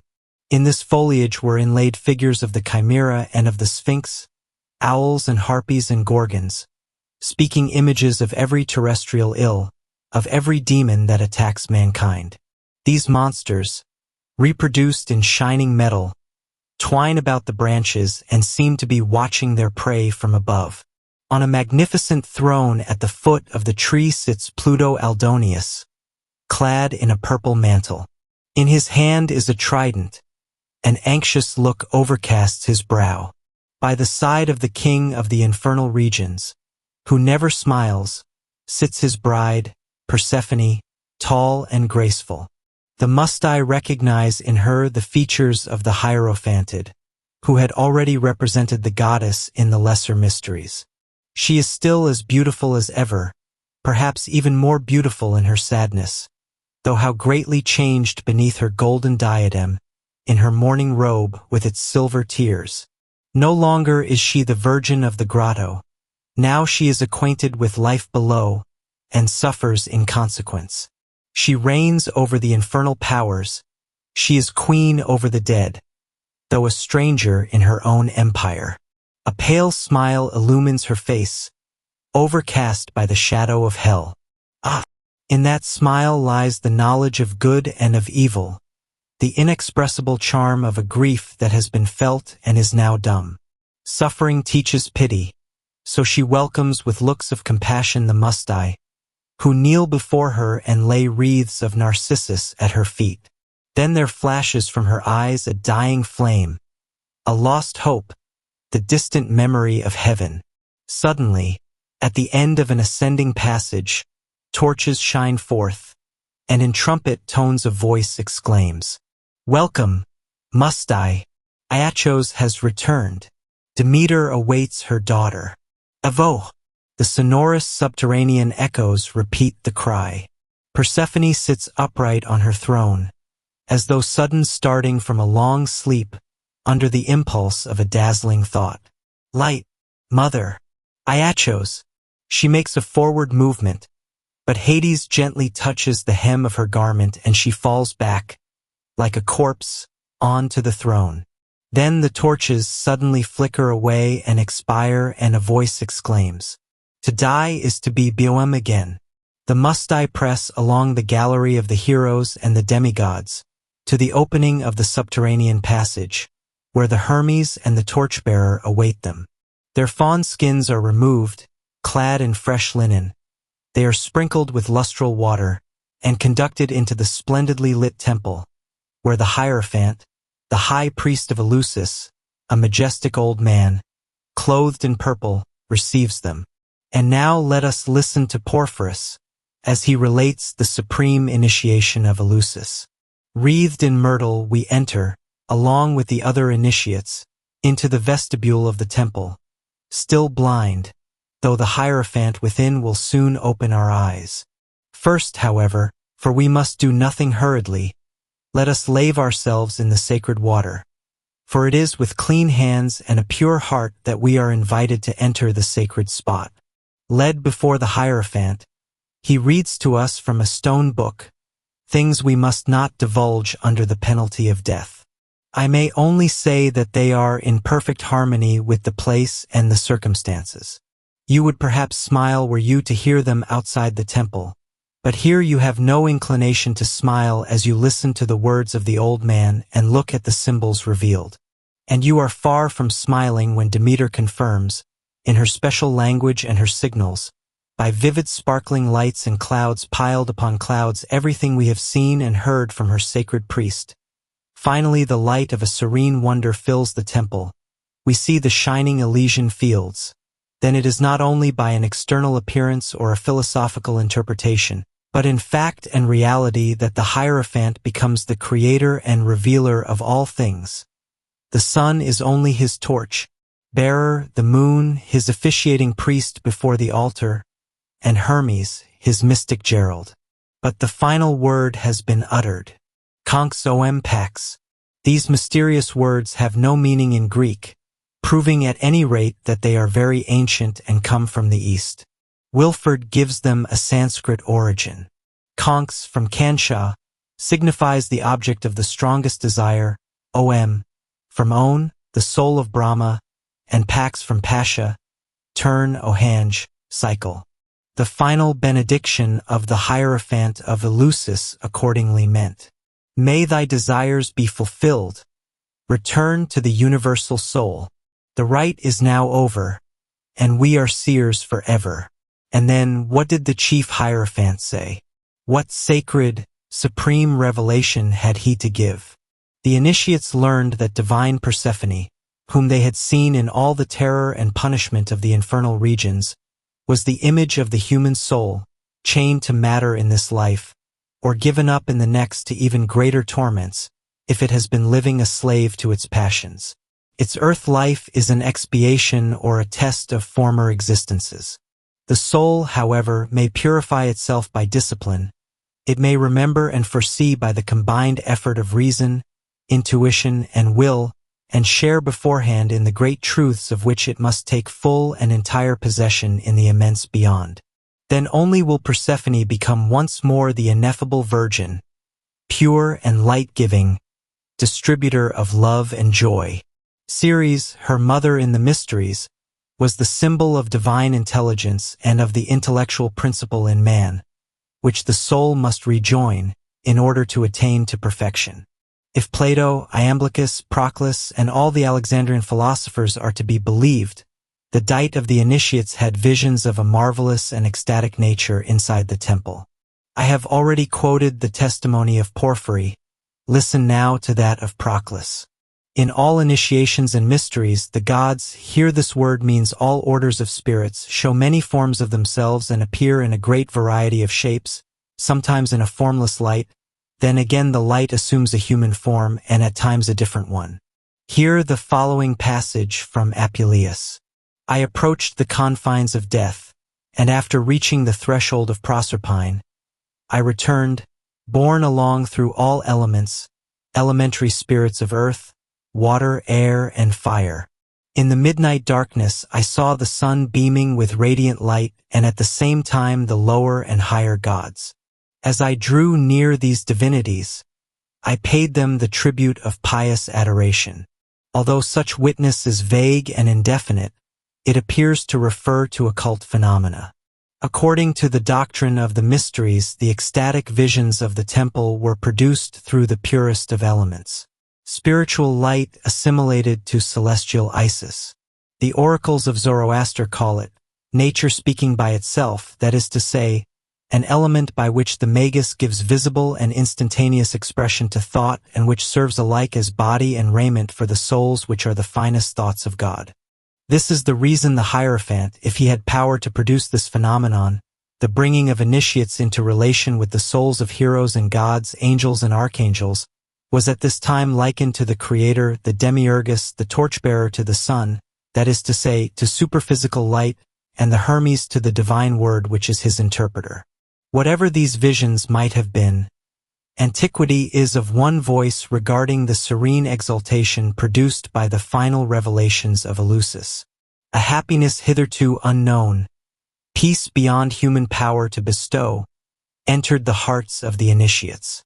Life seemed to have been conquered, the soul set free, and the redoubtable cycle of existences brought to completion. All met again with unalloyed joy and ineffable certainty in the pure ether of the universal soul. We have just revived the drama of Eleusis, giving its inner, secret meaning. I have given some indication of the guiding thread leading through this labyrinth, and shown the great unity which dominates its complexity. In wise and sovereign harmony, a strict bond united the varied ceremonies to the divine drama, which formed the ideal center, the luminous center of these religious faiths. In this way, the initiates gradually identified themselves with action. From being simple spectators, they became actors, finally recognizing that the drama of Persephone was being enacted within themselves. What joy and surprise there was in this discovery! If they suffered and struggled with her in this present life, like her they also had the hope of regaining divine felicity, the light of the great intelligence. The words of the Hierophant, the scenes and revelations of the temple, had given them a foretaste of it all. It goes without saying that each understood these things according to his degree of culture and intellectual capacity. For, as Plato says, and this is true for all time, few are the inspired, though many bear the thyrsus and the wand. After the time of Alexander, the Eleusinia were, to a certain extent, subjected to pagan decadence, but their sublime basis remained, saving a hem from the downfall which came over the other temples. By their profoundly sacred doctrines and the splendor of their presentation, the mysteries held their own for 3 centuries against a rising Christianity. Then they brought together an elite of disciples, who, though not denying that Jesus was a manifestation of heroic and divine order, were unwilling to forget, as the Church of the day was already doing, the ancient science and sacred doctrine. An edict of Theodosius the Great, commanding that the temple of Eleusis be razed to the ground, was needed to bring to an end this august cult, in which the magic of Greek art had incorporated the loftiest teaching of Orpheus, Pythagoras, and Plato. Nowadays, the refuge of Demeter of old has disappeared, leaving no trace behind. In the silent bay of Eleusis, and the butterfly alone, Psyche's winged insect, as it flits across the azure gulf in the warm days of spring, calls back to memory that here, in former times, the human soul, the great exile, evoked the gods and recognized her eternal home. Jesus, the last great initiate, the mission of the Christ. I came not to destroy the law and the prophets, but to fulfill them.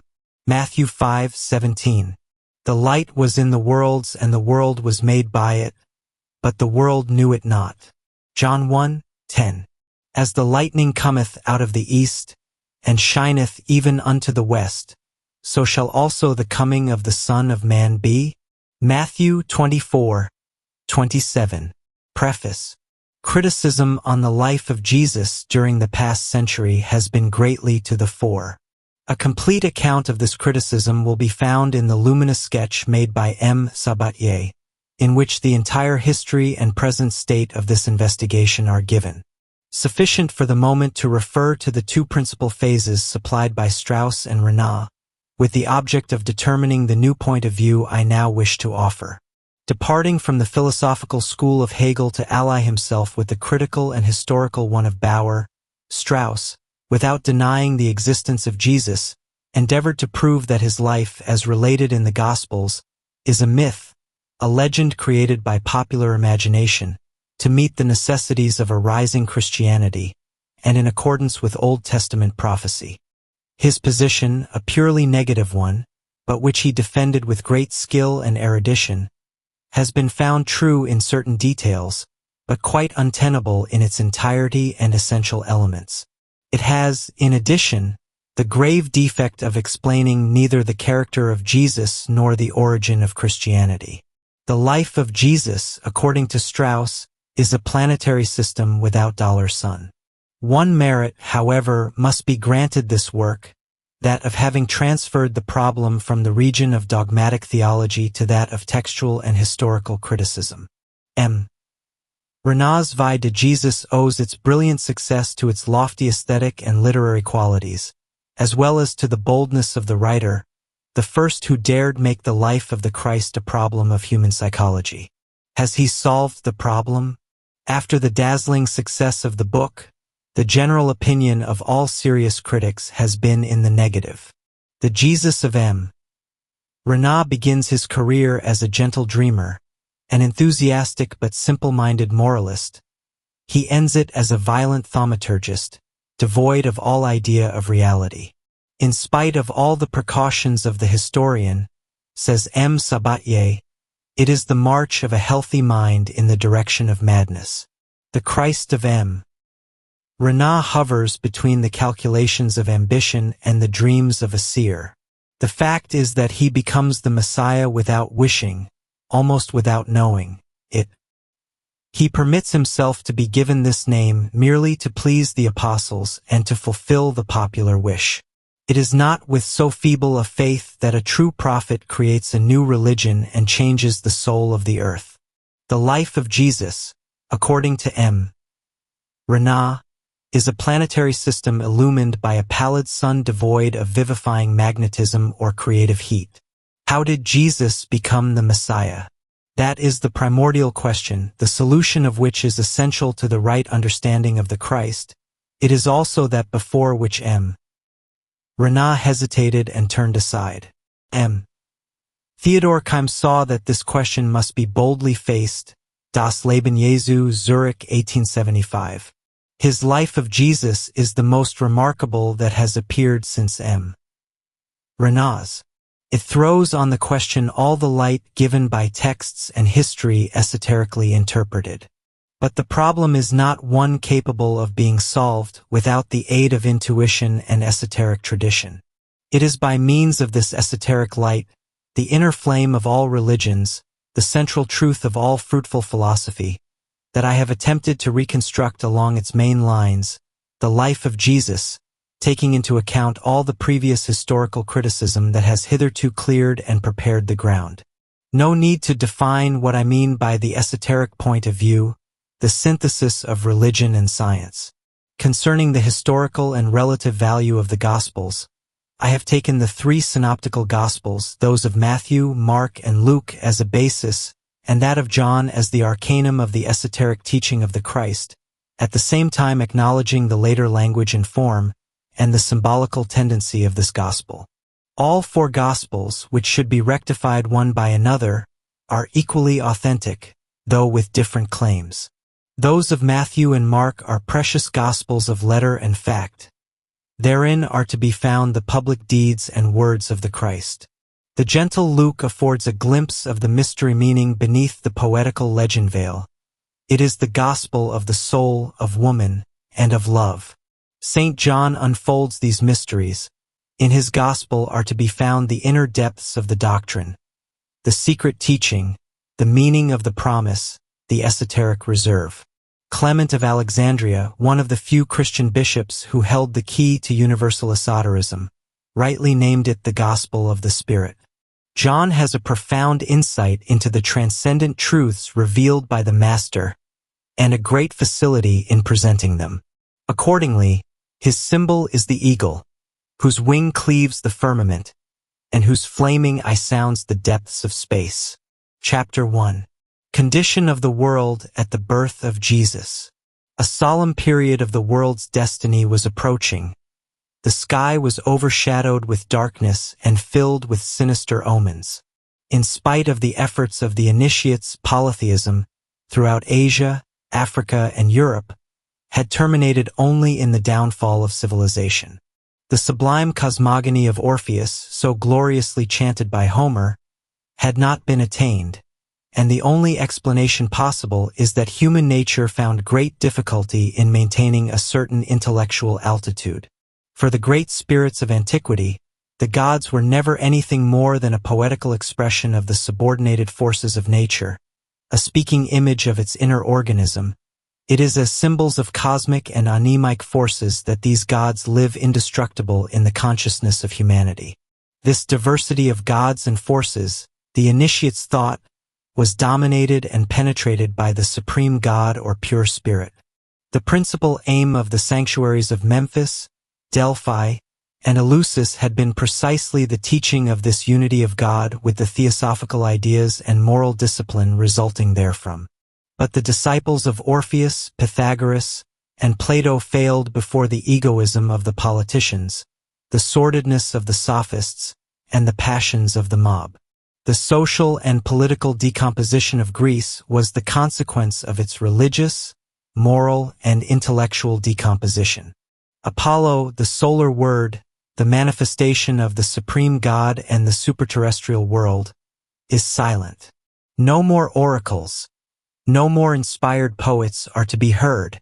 Minerva, wisdom and foresight, veils her countenance in presence of her people converted into satyrs, profaning the mysteries, and insulting the gods in Aristophanic farces on the stage of Bacchus.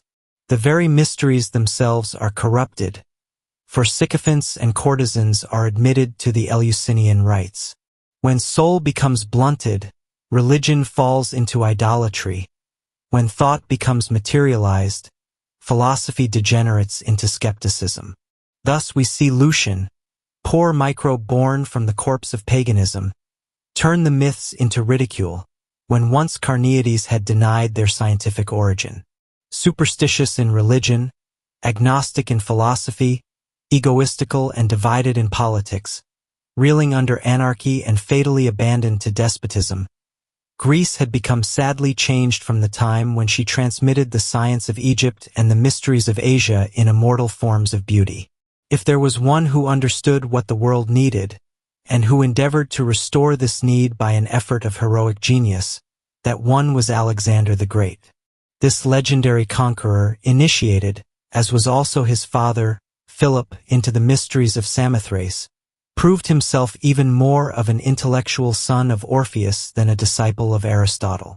Doubtless, the Achilles of Macedonia, who, accompanied by a mere handful of Greeks, crossed Asia as far as India, dreamed of universal empire, but not after the fashion of the Caesars, by oppression of the people, and the destruction of religion and unfettered science. His grand idea was to reconcile Asia and Europe by a synthesis of religions, supported by scientific authority. Impelled by this thought, he paid homage to the science of Aristotle, as he did to the Minerva of Athens, the Jehovah of Jerusalem, the Egyptian Osiris, and the Hindu Brahma, recognizing, as would a veritable initiate, an identical divinity and wisdom beneath these differing symbols. This new Dionysus possessed a broad sympathy and mighty prophetic insight. Alexander's sword typified the last flash of the Greece of Orpheus, illumining both east and west. The son of Philip died in the intoxication of victory and the glorious accomplishment of his dream, leaving high shreds of his empire to selfish and rapacious generals. But his thought did not die with him. He had founded Alexandria, where Oriental philosophy, Judaism, and Hellenism were to be fused in the crucible of Egyptian esotericism, until the time might be ripe for the resurrection word of the Christ. In proportion as Apollo and Minerva, the twin constellations of Greece, paled away on the horizon, the people saw a menacing sign, the Roman she-wolf, rise in the troubled sky. What is the origin of Rome? The conspiracy of a greedy oligarchy, in the name of brute force, the oppression of the human intellect, of religion, science, and art, by deified political power. In other words, the contrary of truth, by which a government receives its justification, according to the supreme principles of science, justice, and economy. This point of view, in diametrical opposition to the empiric school of Aristotle and Montesquieu, was that of the great initiates, the Egyptian priests, as of Moses and Pythagoras. It had been previously amplified in the Mission de Juifs of M. Saint Yves. See his remarkable chapter on the foundation of Rome. The whole of Roman history is merely the consequence of the iniquitous pact by which the conscript fathers declared war, first against Italy and afterwards against the whole Roman race. They chose a fitting symbol for the brazen she-wolf with tawny hair erect and hyena's head turned in the direction of the capital, is the image of this government, the demon which will take possession of the Roman soul to the very end. In Greece, at least, the sanctuaries of Delphi and Eleusis were long respected. At Rome, from the very outset, science and art were rejected. The attempt of the sage Numa, the Etruscan initiate, failed before the suspicious ambition of the conscript fathers. He brought with him the Sibylline books, which contained part of the science of Hermes, appointed magistrates elected by the people, distributed territory, and submitted the right of declaring war to the official priests. Accordingly, King Numa, long cherished in the memory of the people, who regarded him as inspired by divine genius, seems to be a historical intervention of sacred science in the government. He does not represent the genius of Rome, but rather that of the Etruscan initiation, which followed the same principles as the school of Memphis and Delphi.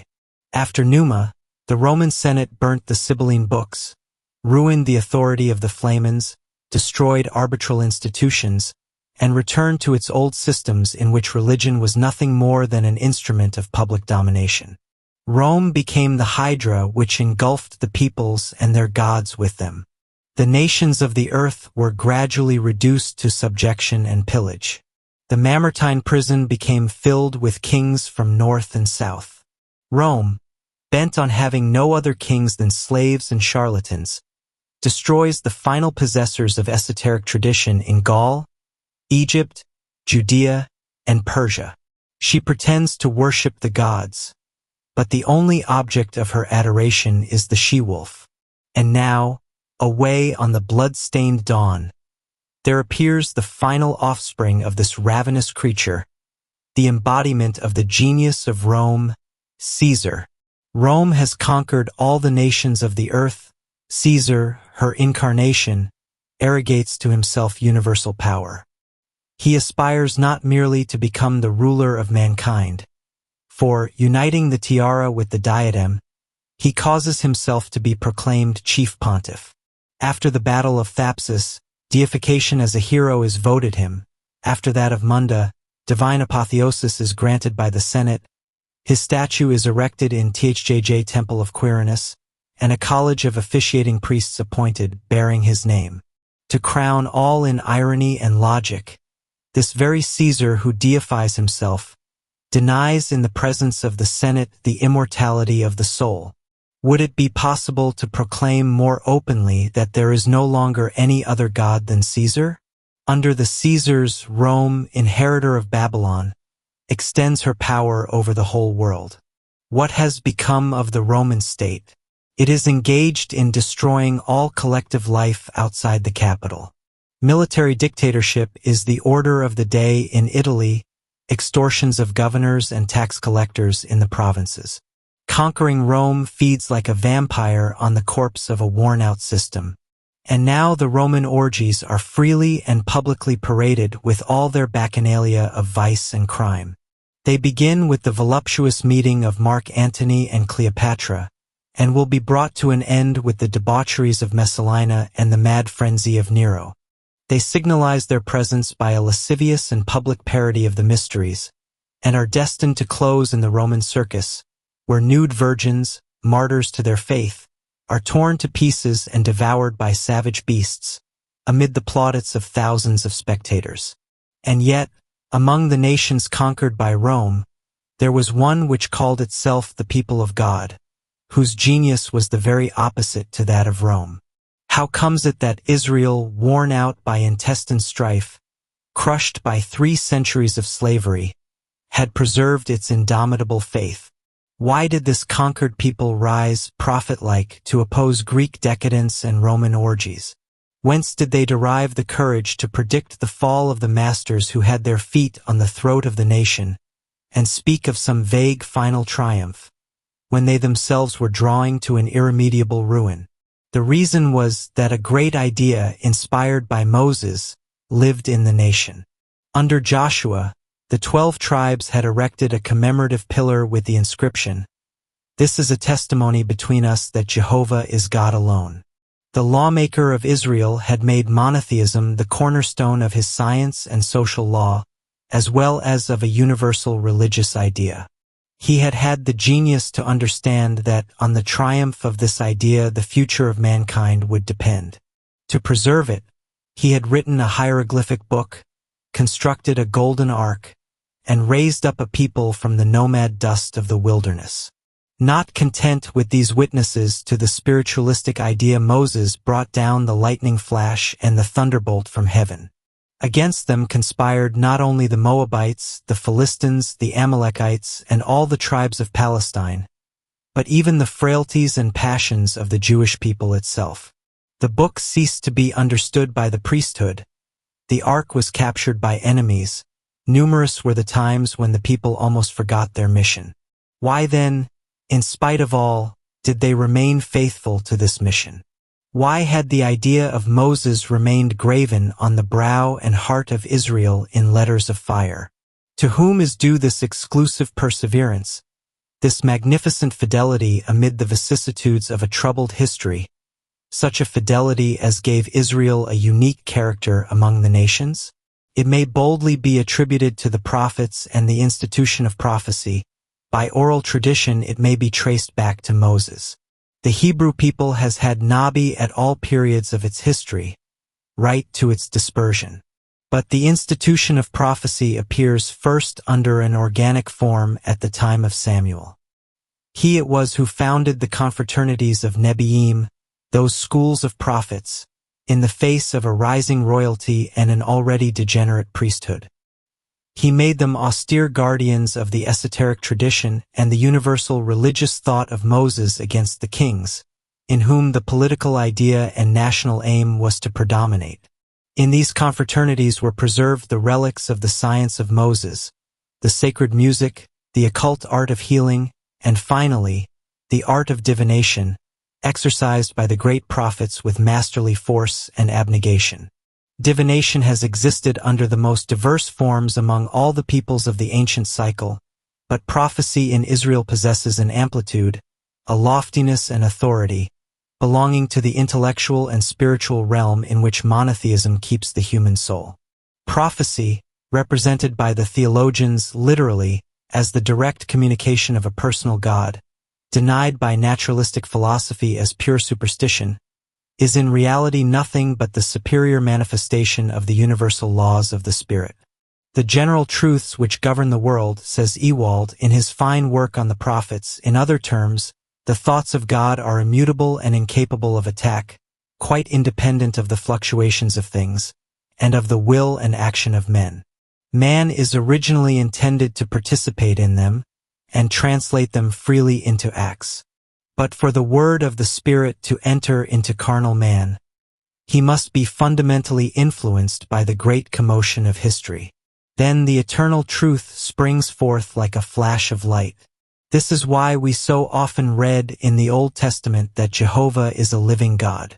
When man listens to the divine call, a new life is created in him. Now he no longer feels himself alone, but in communion with God and all truth, ready to proceed eternally from one verity to another. In this new life, his thought becomes one with the universal will. He possesses a clear grasp of the present, and entire faith in the final success of the divine idea. The man who experiences this is a prophet, i.e., he feels himself irresistibly impelled to manifest himself before others as a representative of God. His thought becomes vision, and this superior might which forces the truth from his soul, at times with heart-breaking anguish, constitutes the prophetic element. The prophetic manifestations throughout history have been the thunderbolts and lightning flashes of truth. Ewald, Die Propheten, Introduction. From this spring those giants Elijah, Isaiah, Ezekiel, and Jeremiah drew their might.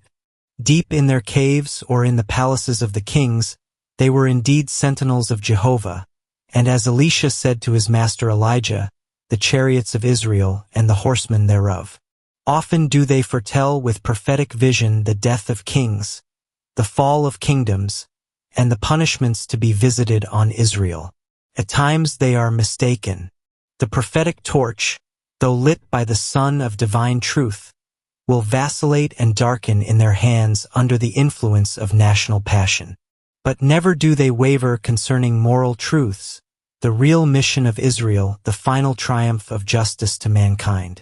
As true initiates, they preach their scorn of outer worship, the abolition of sacrifices of blood, the purification of the soul, and the practice of love. It is with regard to the final triumph of monotheism, its liberating and peace-bringing role to all nations, that their vision is truly remarkable. The most frightful misfortunes that can strike a nation, foreign invasion, captivity in Babylon, cannot shake their faith.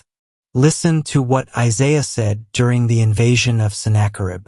Rejoice ye with Jerusalem, and be glad with her, all ye that love her.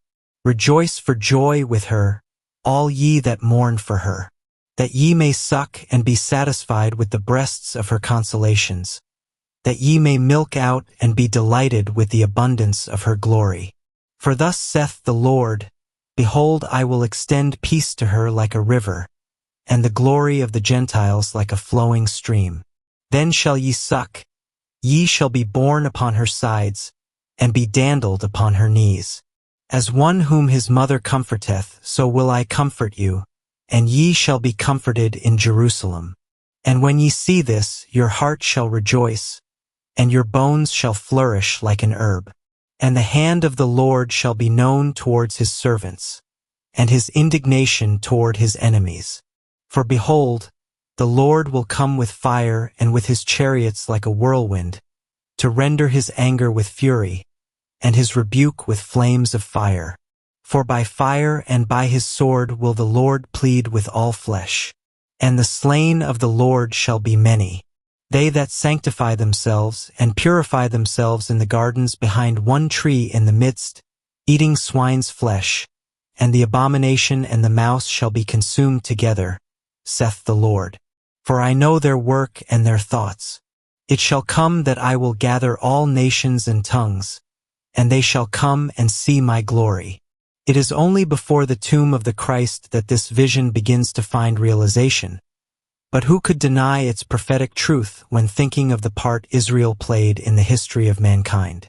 No less firm than this faith in the future of Jerusalem, in its moral grandeur and religious universality, is the faith of the prophets in a Savior or a Messiah.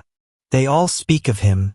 The incomparable Isaiah is still the one whose vision is clearest, and who depicts it with greatest force in bold, lofty language. There shall come forth a rod out of the stem of Jesse, and a branch shall grow out of his roots, and the Spirit of the Lord shall rest upon him, the Spirit of wisdom and understanding, the Spirit of counsel and might, the Spirit of knowledge and of the fear of the Lord. And shall make him of quick understanding in the fear of the Lord. And he shall not judge after the sight of his eyes, neither reprove after the hearing of his ears. But with righteousness shall he judge the poor, and reprove with equity for the meek of the earth. And he shall smite the earth with the rod of his mouth, and with the breath of his lips shall he slay the wicked. And righteousness shall be the girdle of his loins, and faithfulness the girdle of his reins. Before this vision, the gloomy soul of the prophet becomes calm and clear, as does a tempest-troubled sky after a storm. For now it is indeed the image of the Galilean which is present before his inner vision. For he shall grow up before him as a tender plant and as a root but of a dry ground. He hath no form nor comeliness, and when we shall see him, there is no beauty that we should desire him. He is despised and rejected of men, a man of sorrows and acquainted with grief. And we hid as it were our faces from him. He was despised, and we esteemed him not. Surely he hath borne our griefs and carried our sorrows. Yet we did esteem him stricken, smitten of God and afflicted. But he was wounded for our transgressions, he was bruised for our iniquities. The chastisement of our peace was upon him, and with his stripes we are healed. All we like sheep have gone astray, we have turned every one to his own way, and the Lord hath laid on him the iniquity of us all.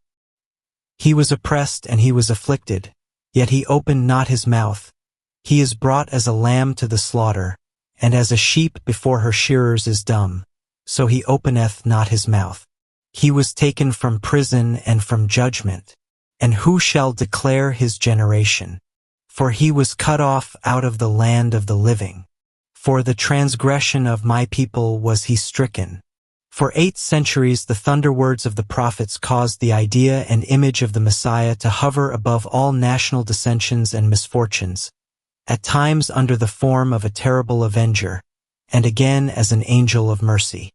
The messianic idea, tenderly nurtured under Assyrian despotism in Babylonian exile, and brought to light under Persian domination, continued to grow under the reign of the Seleucids and the Maccabees.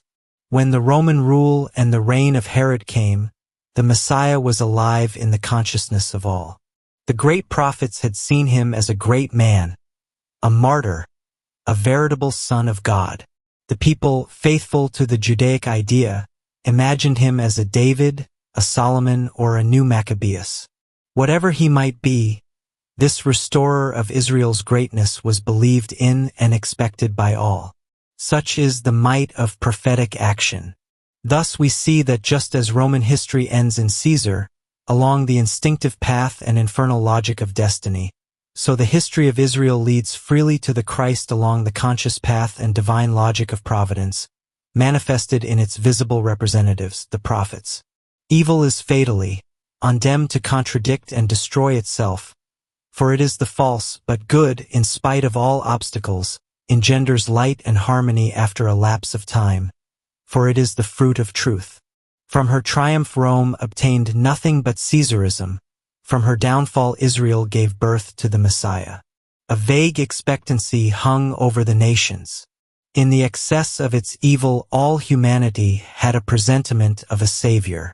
For centuries mythology had dreamt of a divine child. The temple spoke of him in mystery. Astrologers calculated his coming. Frenzied sibyls had loudly proclaimed the downfall of pagan gods. The initiates had announced that someday the world would be governed by one of their own, a son of God. The world was expecting a spiritual king, one who would be understood by the poor and lowly.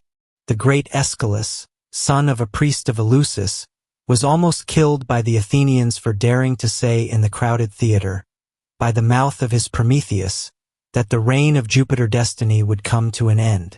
For centuries later, under the shadow of the throne of Augustus, the gentle Virgil announces a new age and dreams of a marvelous child, Ultima Cumi.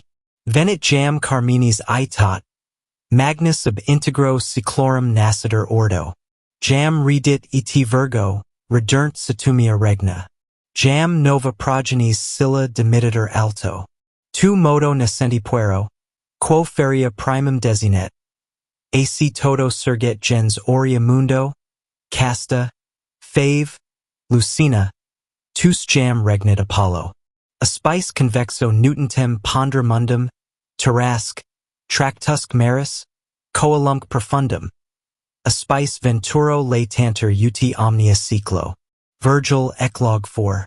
The last great age, foretold by sacred rhymes, renews its finished course. Saturnian times roll round again, and mighty years begun from their first orb in radiant circles run. The base degenerate iron offspring ends. A golden progeny from heaven descends. Oh, Chast Lucina. Speed the mother's pains, and haste the glorious birth. Thy own Apollo reigns. See, laboring nature calls thee to sustain the nodding frame of heaven and earth and main. See to their base restored, earth, seas, and air, and joyful ages from behind in crowding ranks appear to sing thy praise. Dryden, when will this child be born? From what divine world will this soul come? In what brilliant lightning flash of love will it descend to earth? By what wonderful purity, what superhuman energy will it remember the abandoned heaven? By what mightier effort will it return from the depths of its earthly consciousness, taking with it mankind in its train? No one could have told, but all were waiting and expecting. Herod the Great, the Idumean usurper, the protege of Augustus Caesar, was then at the point of death in his Cyprian chateau at Jericho, after a sumptuous and blood-stained reign, which had covered Judea with splendid palaces and human hecatombs. He was dying from a terrible malady, decomposition of the blood, hated by all, torn with fury and remorse, haunted by the specters of his innumerable victims, amongst whom were numbered his innocent wife, the noble Marian of Maccabee blood, and 3 of his own sons.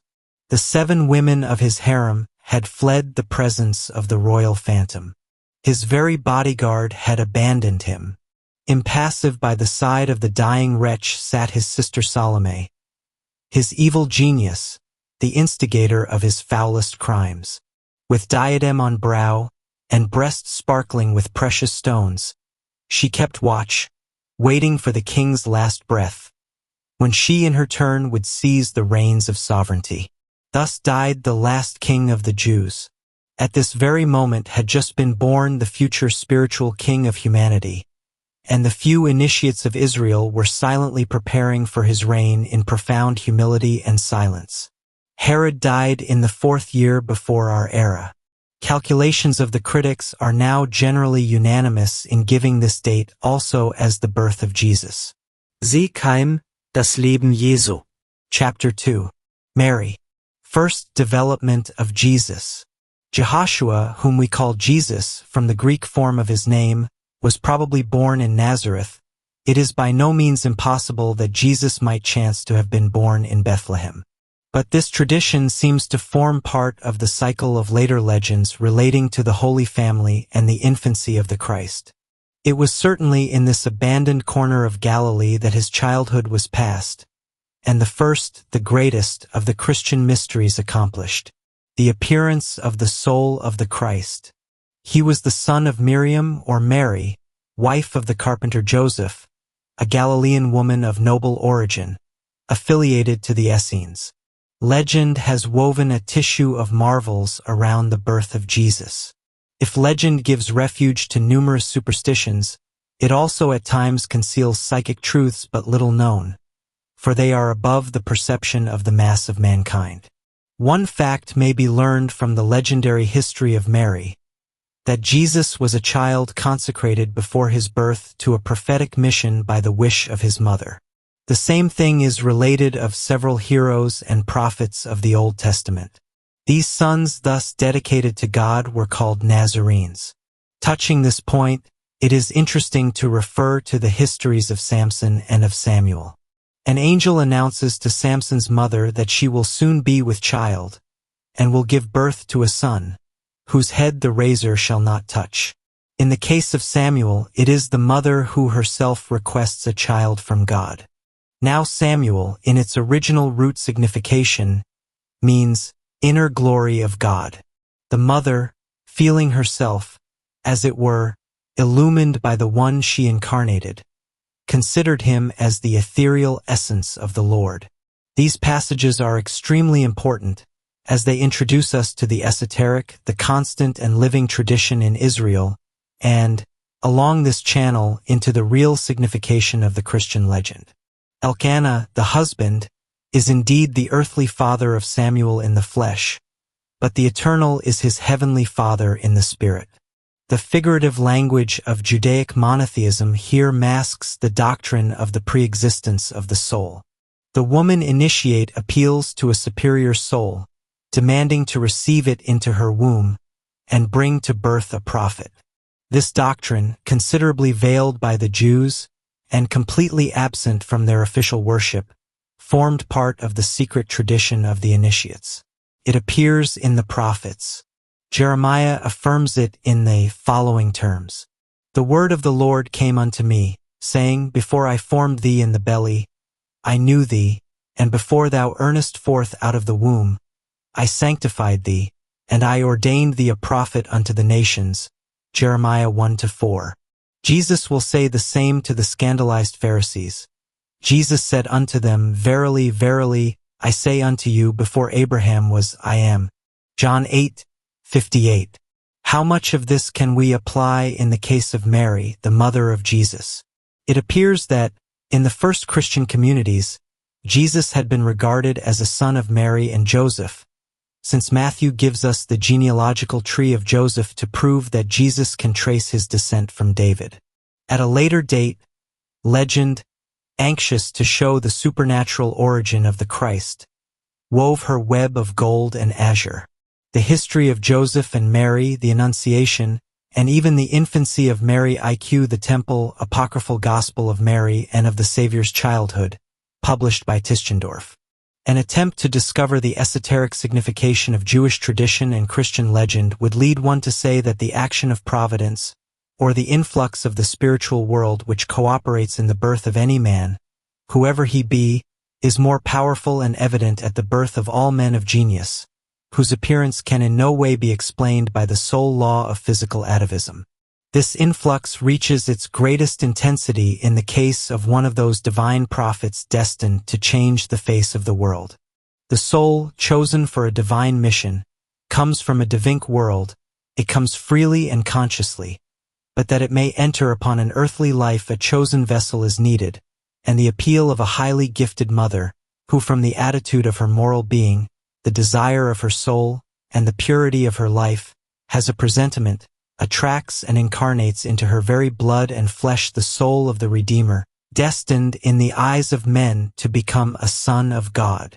Such is the profound truth beneath the ancient idea of the Virgin Mother. The Hindu genius had already given expression to this idea in the legend of Krishna. The Gospels of Matthew and of Luke have rendered it with an even more admirable simplicity and poetic instinct.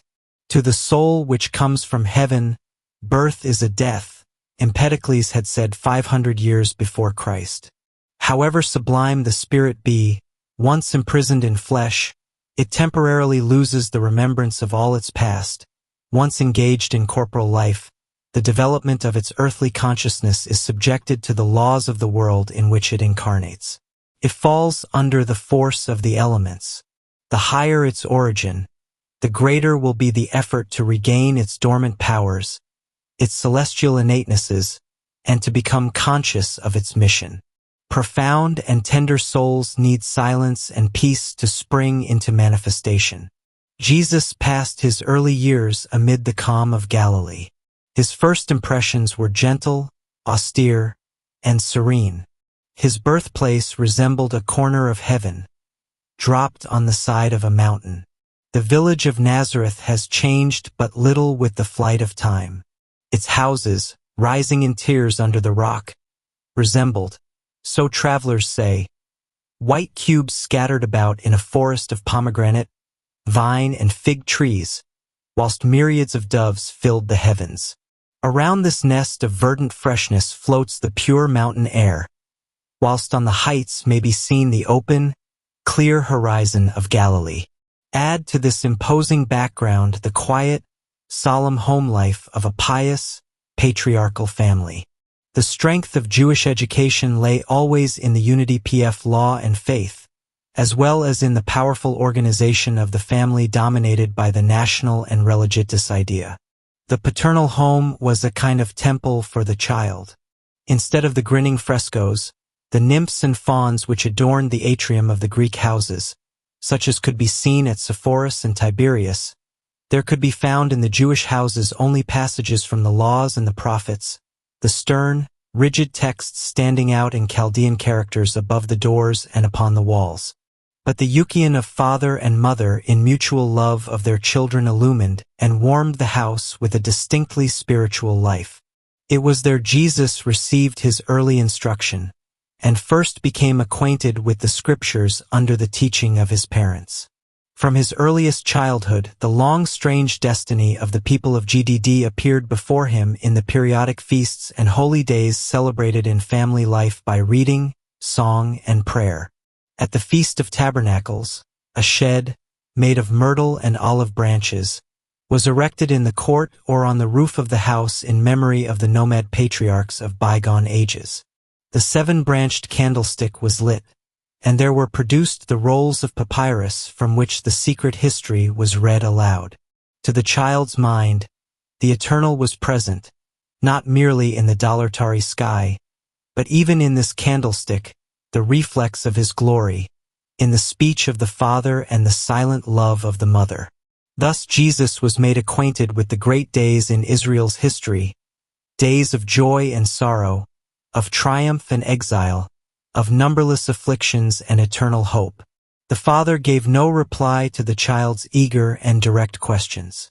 But the Mother, raising those dreamy eyes from beneath their long dark lashes, and catching her son's questioning look, said to him, "The word of God lives in his prophets alone."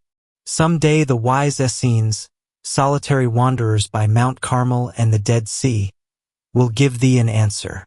We may also imagine the child Jesus amongst his young companions, exercising over them the strange prestige given by a precocious intelligence joined to active sympathy and the feeling of justice. We follow him to the synagogue, where he heard the scribes and Pharisees discuss together, and where he himself was to exercise his dialectical powers. We see him quickly repelled by the arid teachings of these doctors of the law, who tortured the letter to such an extent as to do away with the spirit. And again, we see him brought into contact with pagan life as he visited the wealthy Sepphoris, capital of Galilee, residence of Antipas, guarded by Herod's mercenaries, Gauls, Thracians, and barbarians of every kind.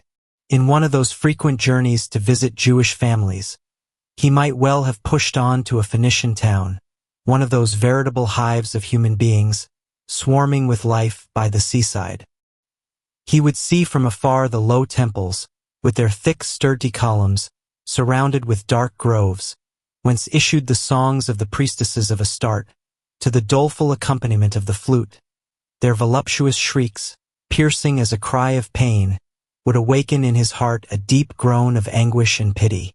Then Mary's son returned to his beloved mountains with a feeling of deliverance. He mounted the steeps of Nazareth, gazing around on the vast horizon towards Galilee and Samaria, and cast lingering eyes on Carmel, Gilboa, Tabor, and Sichem, old-standing witnesses of the patriarchs and prophets. However powerful might have been the impressions of the outer world on the soul of Jesus, they all grew pale before the sovereign and inexpressible truth in his inner world. This truth was expanding in the depths of his nature, like some lovely flower emerging from a dark pool. It resembled a growing light which appeared to him when alone in silent meditation. At such times men and things, whether near or far away, appeared as though transparent in their essence. He read thoughts and saw souls. Then, in memory, he caught glimpses, as though through a thin veil, of divinely beautiful and shining beings bending over him, or assembled in adoration of a dazzling light.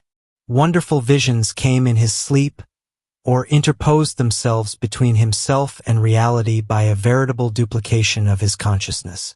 In these transports of rapture which carried him from zone to zone as though towards other skies, he at times felt himself attracted by a mighty dazzling light, and then plunged into an incandescent sun. These ravishing experiences left behind in him a spring of ineffable tenderness, a source of wonderful strength.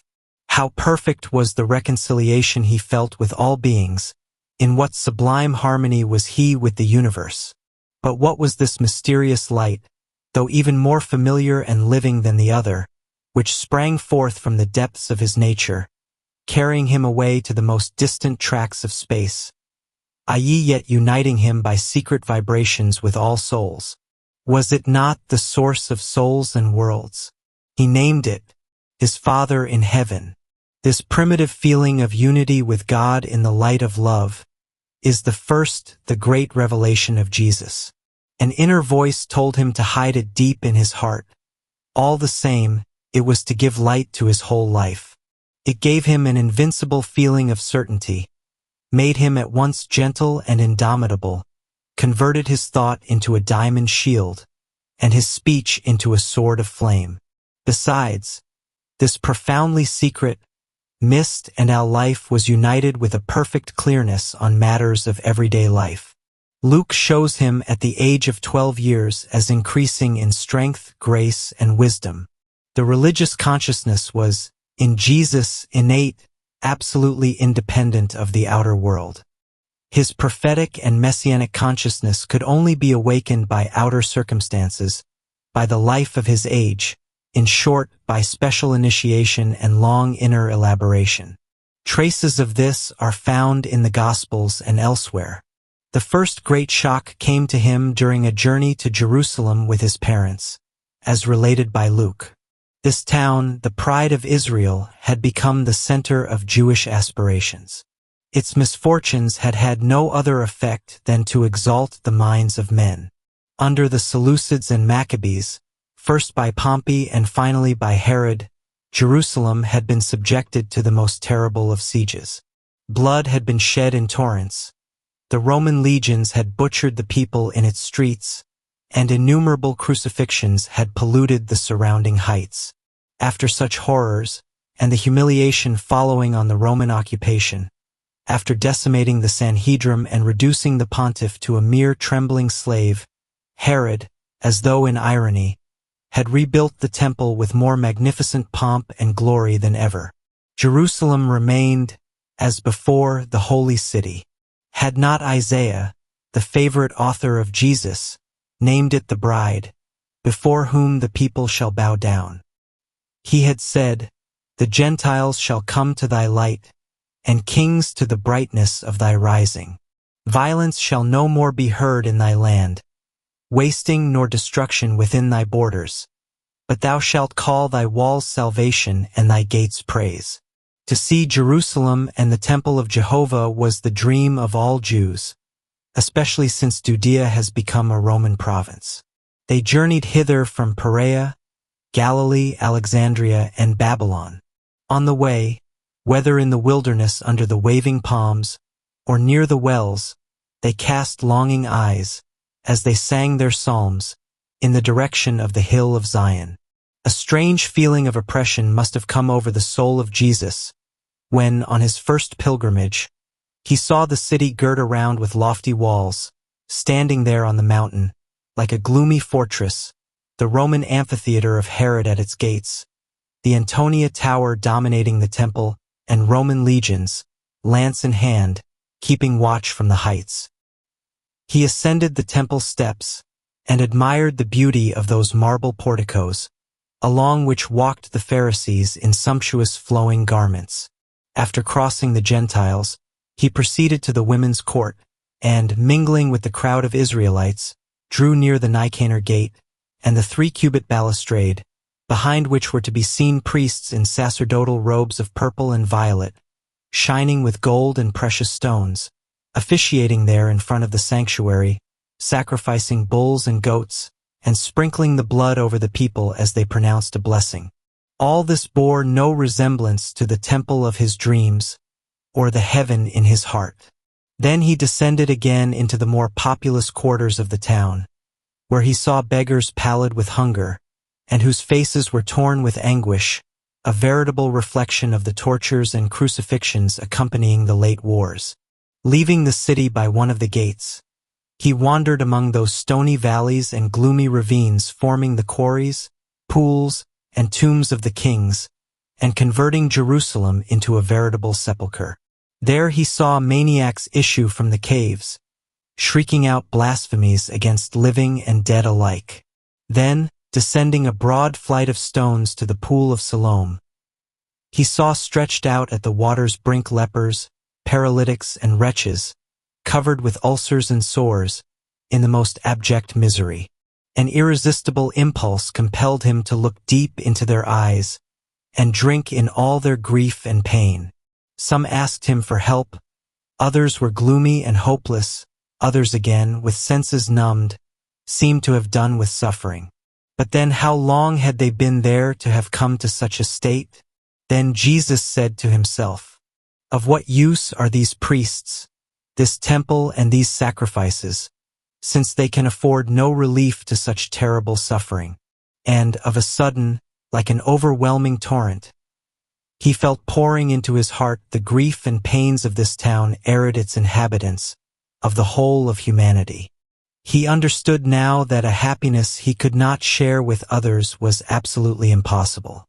These looks of despair were never more to leave his memory. Human suffering, a sad-faced bride, would henceforth accompany him everywhere, whispering in his ear, "I will never leave thee more." His soul full of anguish, he left Jerusalem and proceeded towards the open peaks of Galilee.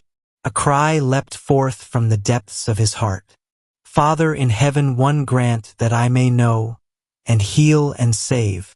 Chapter 3. The Essenes. John the Baptist. The temptation. What he wished to know he could learn from none other than the Essenes.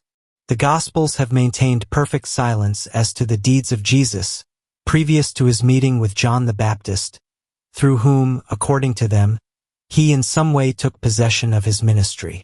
Immediately afterwards he makes his appearance in Galilee with a clearly defined doctrine, the assurance of a prophet, and the consciousness of the Messiah. But evidently this bold and premeditated debut was preceded by the long development of a veritable initiation. No less certain is it that this initiation must have taken place in the sole association in Israel, which, at that time, preserved the real traditions of the prophets and adopted their mode of living. There can be no doubt of this among those who, rising above the superstition of literal interpretation, have the courage to discover how things are linked together by their spirit. This arises not merely from the intimate relations seen to exist between the doctrine of Jesus and that of the Essenes, but even from the very silence kept by the Christ and his disciples concerning this sect. Why does he who attacks with unparalleled courage all the religious sects of his day never mention the Essenes? And why do neither the apostles nor evangelists speak of them? Evidently because they considered the Essenes as belonging to themselves, as being linked with them by the oath of the mysteries, and linked to the sect of the Christians. The order of the Essenes constituted in the time of Jesus the final remnant of those brotherhoods of prophets organized by Samuel. The despotism of the rulers of Palestine, the jealousy of an ambitious and servile priesthood, had forced them to take refuge in silence and solitude. They no longer struggled as did their predecessors, but contented themselves with preserving their traditions. They had two principal centers, one in Egypt, on the banks of Lake Maures, the other in Palestine at En-Gedi near the Dead Sea. The name of Essenes they had adopted came from the Syrian word Asiah, physicon, in Greek, therapeutes, for their only acknowledged ministry with regard to the public was that of healing disease both physical and moral. They studied with great diligence, says Josephus, certain medical writings dealing with the occult virtues of plants and minerals. Some of them possessed the gift of prophecy, as Menahem, who had prophesied to Herod that he should reign. They serve God, said Philo, with great piety, not by offering victims but by sanctifying the spirit. Avoiding towns, they devote themselves to the arts of peace. Not a single slave is to be found among them. They are all free and work for one another. The rules of the order were strict. In order to enter, a year's novitiate was necessary. If one had given sufficient proofs of temperance, he was admitted to the ablutions, though without entering into relations with the masters of the order. Tests, extending over another 2 years, were necessary before being received into the brotherhood. They swore by terrible oaths to observe the rules of the order and to betray none of its secrets. Then only did they participate in the common repasts, which were celebrated with great solemnity and constituted the inner worship of the Essenes. The garment they had worn during these repasts they looked upon as sacred and to be removed before resuming work. These fraternal love feasts, primitive form of the supper instituted by Jesus, began and ended by prayer. The first interpretation of the sacred books of Moses and the prophets was here given. But the explanation of the texts allowed of 3 significations, just as there were 3 degrees of initiation. Very few attained to the highest degree. All this wonderfully resembles the organization of the Pythagoreans. But certainly it was almost the same amongst the ancient prophets, for it is to be found wherever initiation has existed. It must be added that the Essenes professed the essential dogma of the Orphic and Pythagorean doctrine, that of the pre-existence of the soul, the consequence and reason of its immortality. The soul, they said, descending from the most subtle ether, and attracted into the body by a certain natural charm, remains there as in a prison, freed from the bonds of the body, as from a long servitude, it joyfully takes its flight. Among the Essenes, the brothers, properly so called, lived under a community of property, and in a condition of celibacy, cultivating the ground, and, at times, educating the children of strangers. The married Essenes formed a class affiliated and under subjection to the other. Silent, gentle, and grave, they were to be met with here and there, cultivating the arts of peace. Carpenters, weavers, vine planters or gardeners, never gunsmiths or merchants, scattered in small groups about the whole of Palestine, and in Egypt, even as far as Mount Horeb, they offered one another the most complete hospitality. Thus we see Jesus and his disciples journeying from town to town, and from province to province, and always certain of finding shelter and lodging. The Essenes, said Josephus, were of an exemplary morality. They forced themselves to suppress passion and anger, always benevolent, peaceable, and trustworthy. Their word was more powerful than an oath, which, in ordinary life, they looked upon as superfluous and almost as perjury. They endured the most cruel of tortures with admirable steadfastness of soul and smiling countenance rather than violate the slightest religious precept. Indifferent to the outward pomp of worship at Jerusalem, repelled by the harshness of the Sadducees, and the prayers of the Pharisees, as well as by the pedantry of the synagogue, Jesus was attracted towards the Essenes by natural affinity. The premature death of Joseph set entirely free Mary's son, now grown into a man. His brothers could continue the father's trade and supply all family needs, so Mary gave him permission to leave secretly for Engaddi. Welcomed as a pound-rother and one of the elect, he rapidly acquired over his very masters an invincible ascendancy by reason of his superior faculties, his ardent love, and an indescribable, divine element manifested throughout his entire being. From the Essenes he received what they alone could give him, the esoteric tradition of the prophets, and by its means, his own historical and religious tendency or trend. He came to understand how wide a gulf separated the official Jewish doctrine from the ancient wisdom of the Initiates, the veritable mother of religions, though ever persecuted by Satan, i.e. by the spirit of evil, of egoism, hatred, and denial, allied with absolute political power and priestly imposture. He learned that Genesis, under the seal of its symbolism, concealed a theogony and cosmogony as far removed from the literal signification as is the profoundest truth of science from a child's fable. He contemplated the days of Elohim, or the eternal creation by emanation of the elements and the formation of the worlds, the origin of the floating souls, and their return to God by progressive existences or generations of Adam. He was struck with the grandeur of the thought of Moses, whose intention had been to prepare the religious unity of the nations by establishing the worship of the one God, and incarnating this idea into a people. Afterwards he was instructed in the doctrine of the divine word, already taught by Krishna in India, by the priests of Osiris, by Orpheus and Pythagoras in Greece, and known to the prophets under the name of the mysteries of the Son of Man and of the Son of God. According to this doctrine, the highest manifestation of God is man, who, in constitution, form, organs, and intelligence is the image of the universal being, whose faculties he possesses.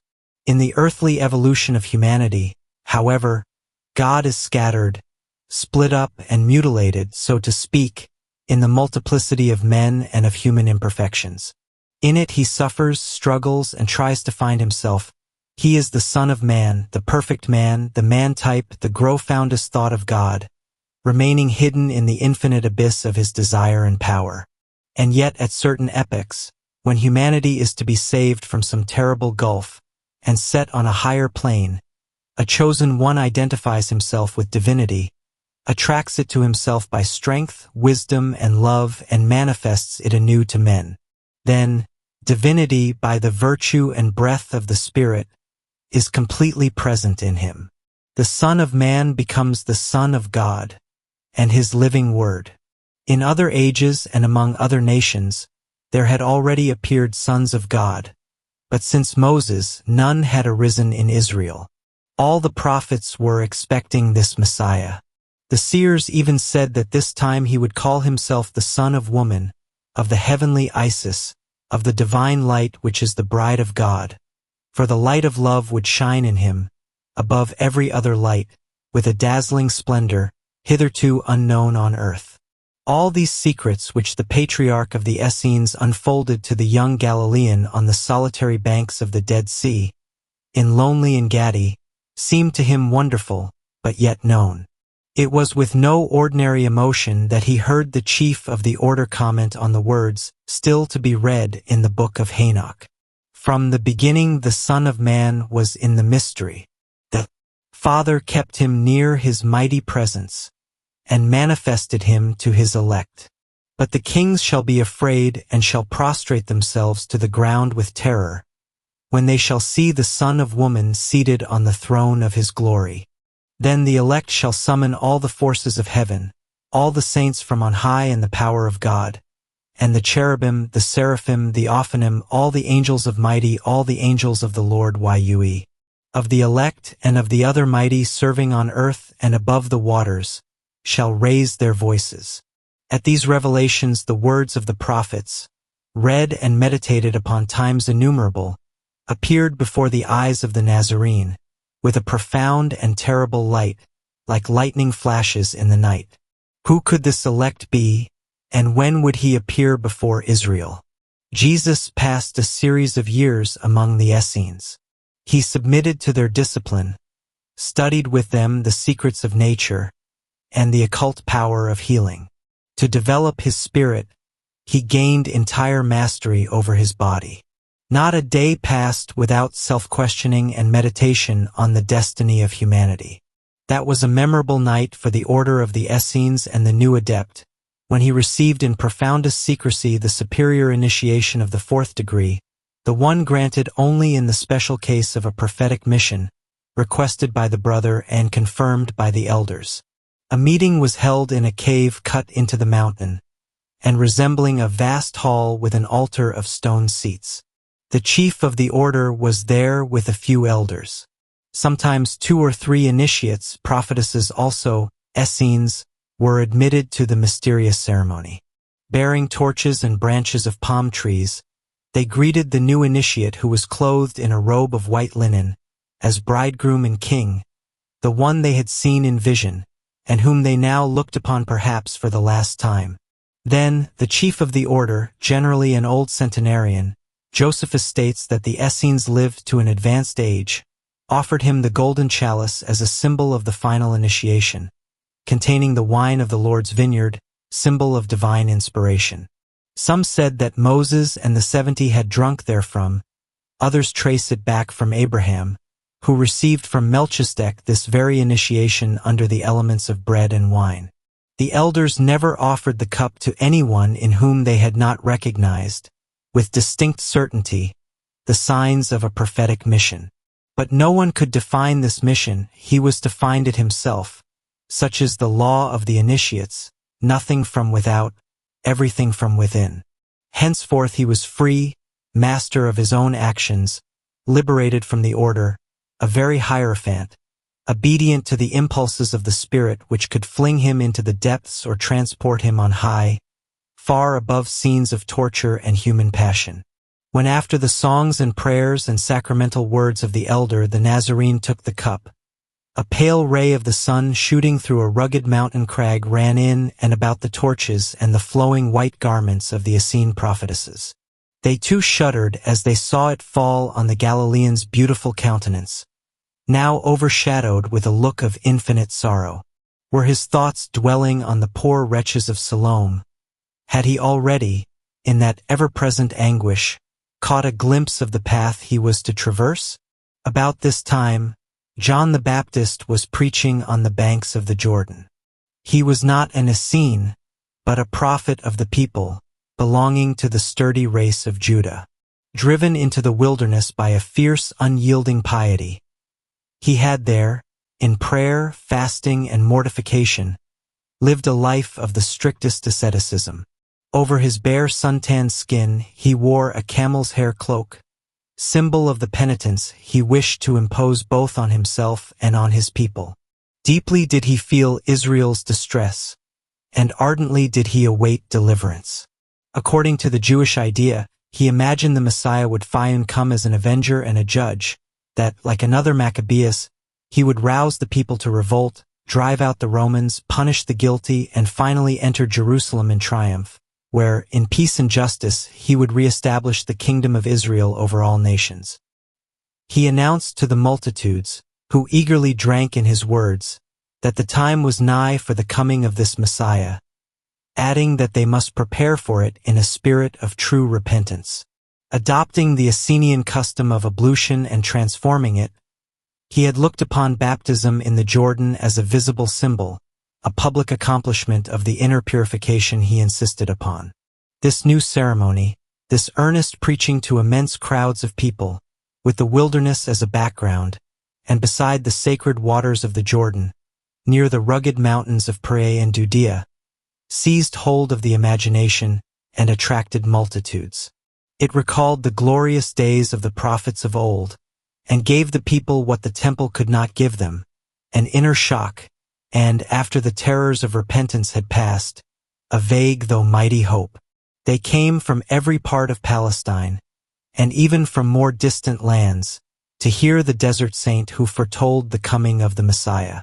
The populace, attracted by his message, remained there in camps, for weeks at a time, listening to him daily, unwilling to depart, awaiting the Messiah's coming.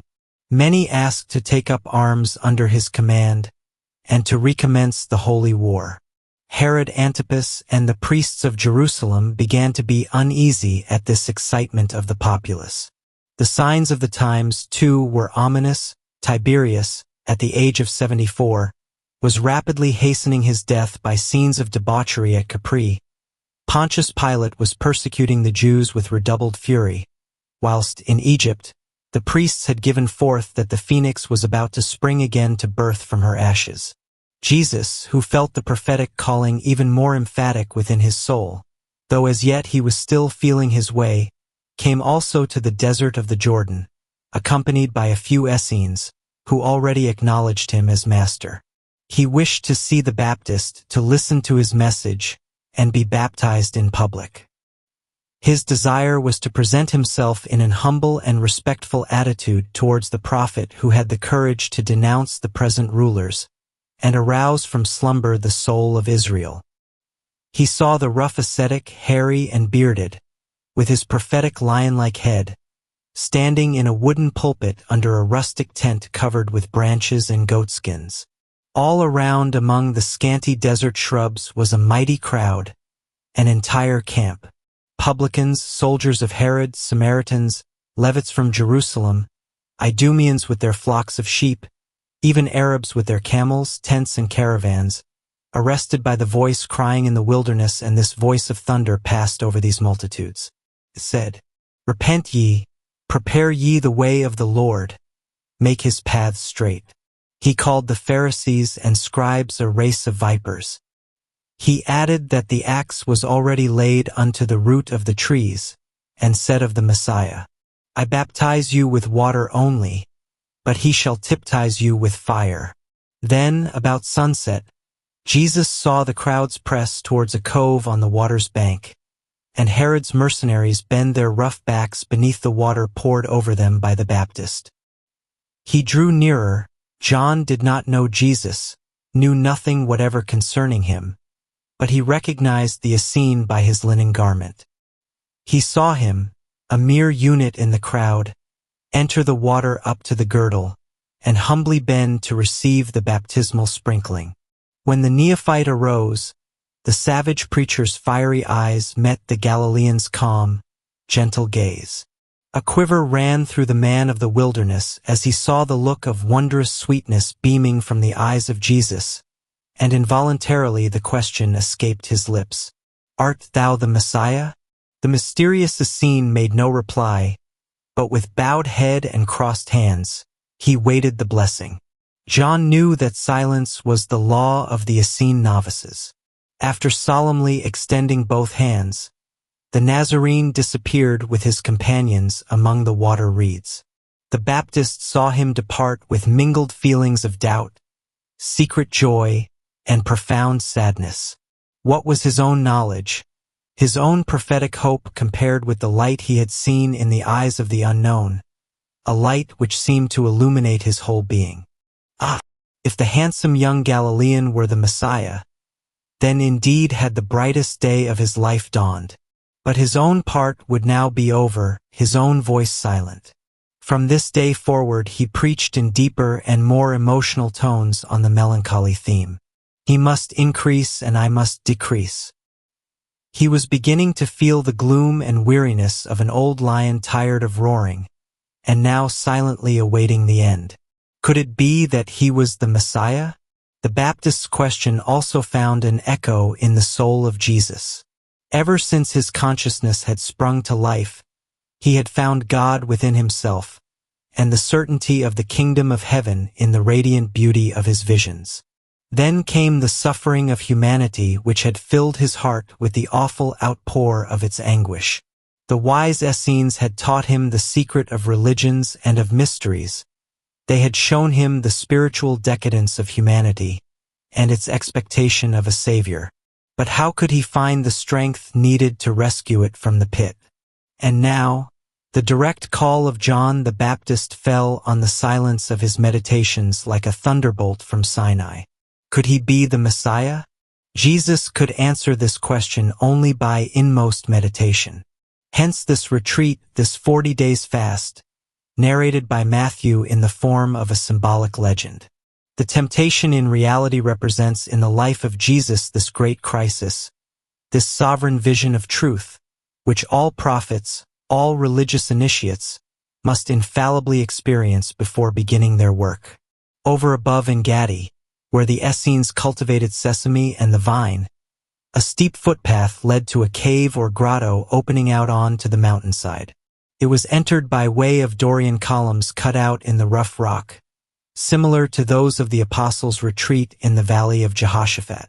There one remained suspended above the yawning precipice as though from an eagle's nest.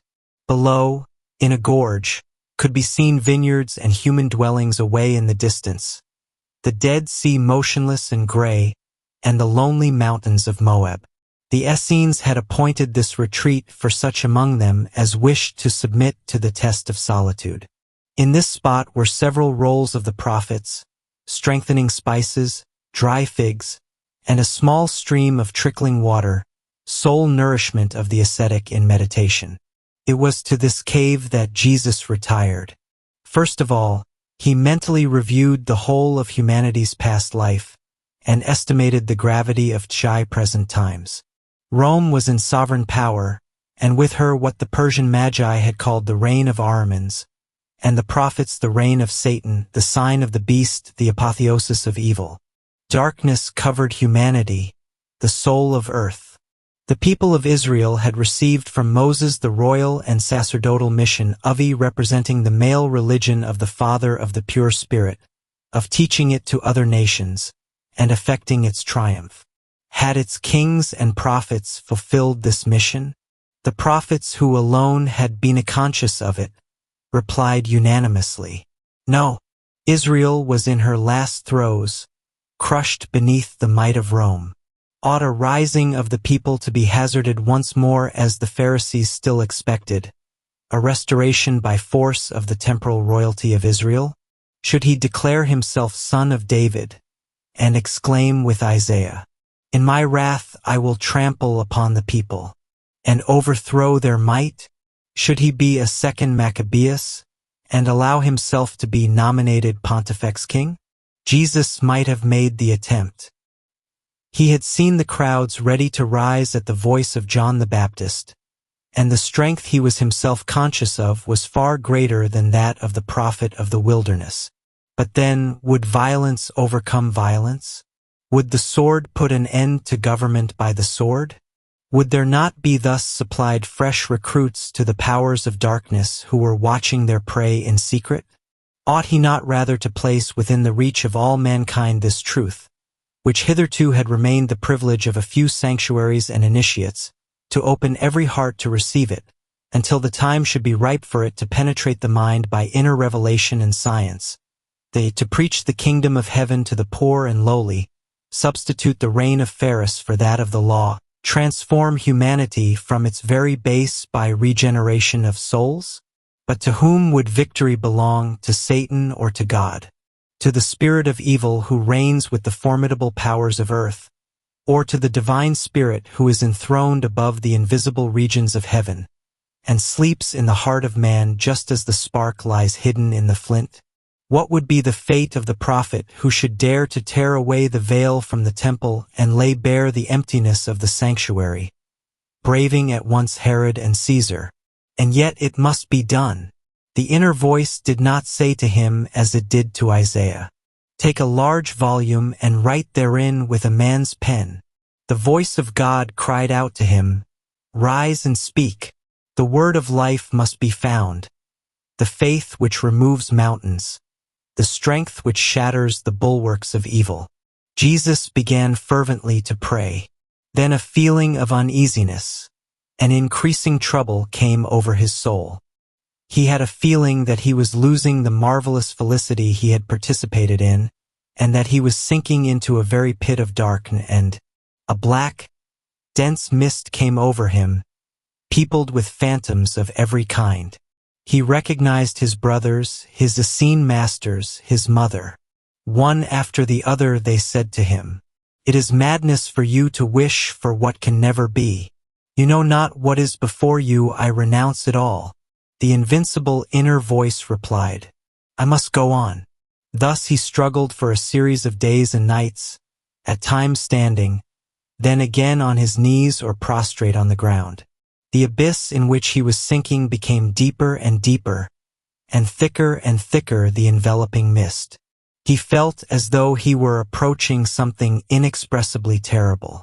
Finally, he entered that state of lucid ecstasy in which the very depth of consciousness awakens, enters into communication with the living spirit of things, and projects in dreams the images of past and future. His eyes close, and the outer world disappears. The seer contemplates truth in the light which floods his whole being, and converts his intelligence into a burning furnace. Then came the clash of thunder.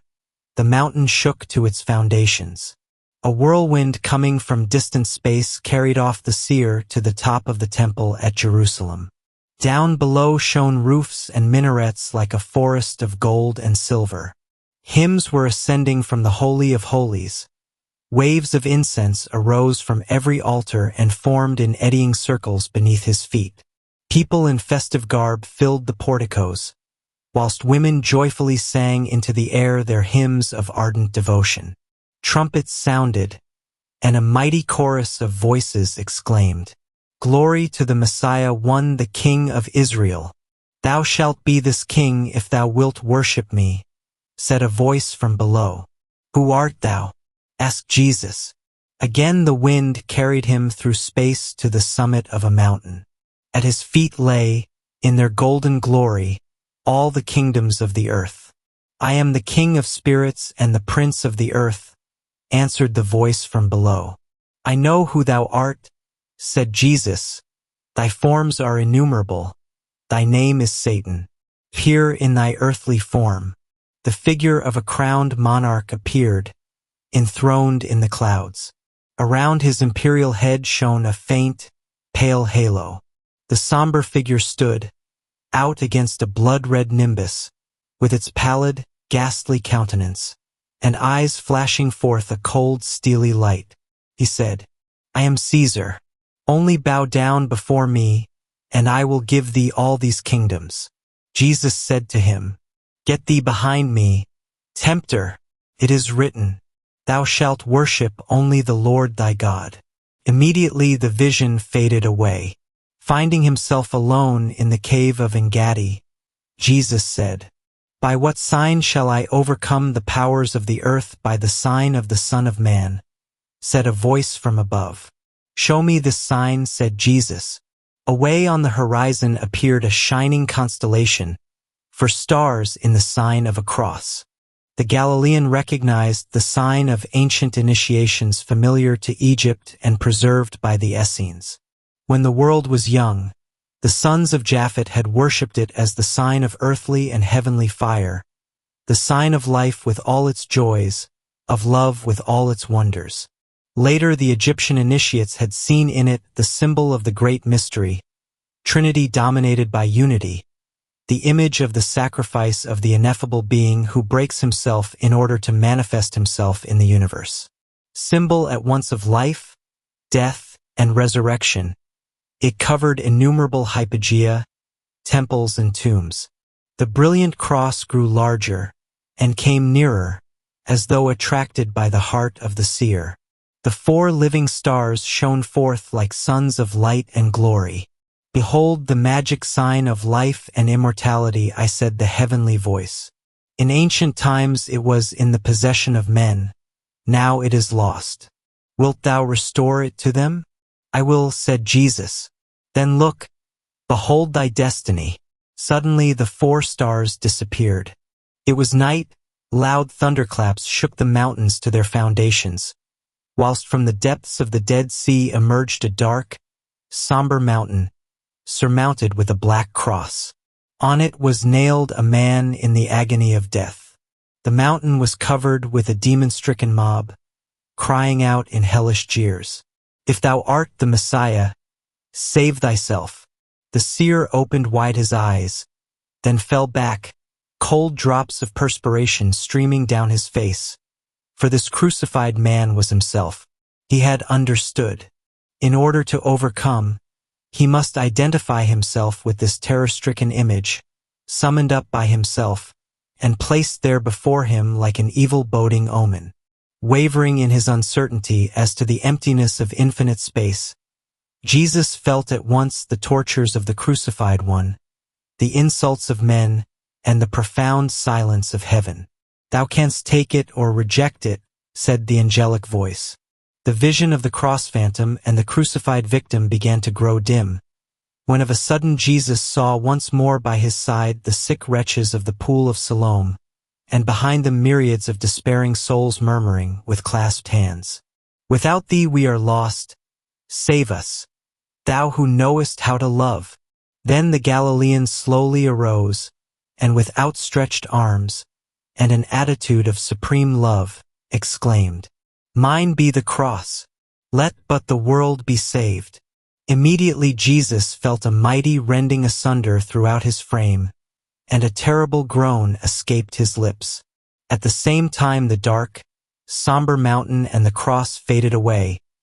A gentle radiant beam of divine felicity entered the soul of the seer, and from the heights of heaven a voice descended, saying, Satan is no longer master. Death is overthrown. Glory to the Son of Man. Glory to the Son of God. When Jesus awoke from this vision, nothing around him had changed. The rising sun cast his golden beams on the side of the cave of Engedi. Soothing dewdrops, veritable tears of angelic love, bathed his bruised feet, and light clouds of mist were rising from the Dead Sea. But he was no longer the same. A definite event had taken place in the fathomless depths of his consciousness. He had solved the problem of life and had won peace. The great certainty had entered his soul.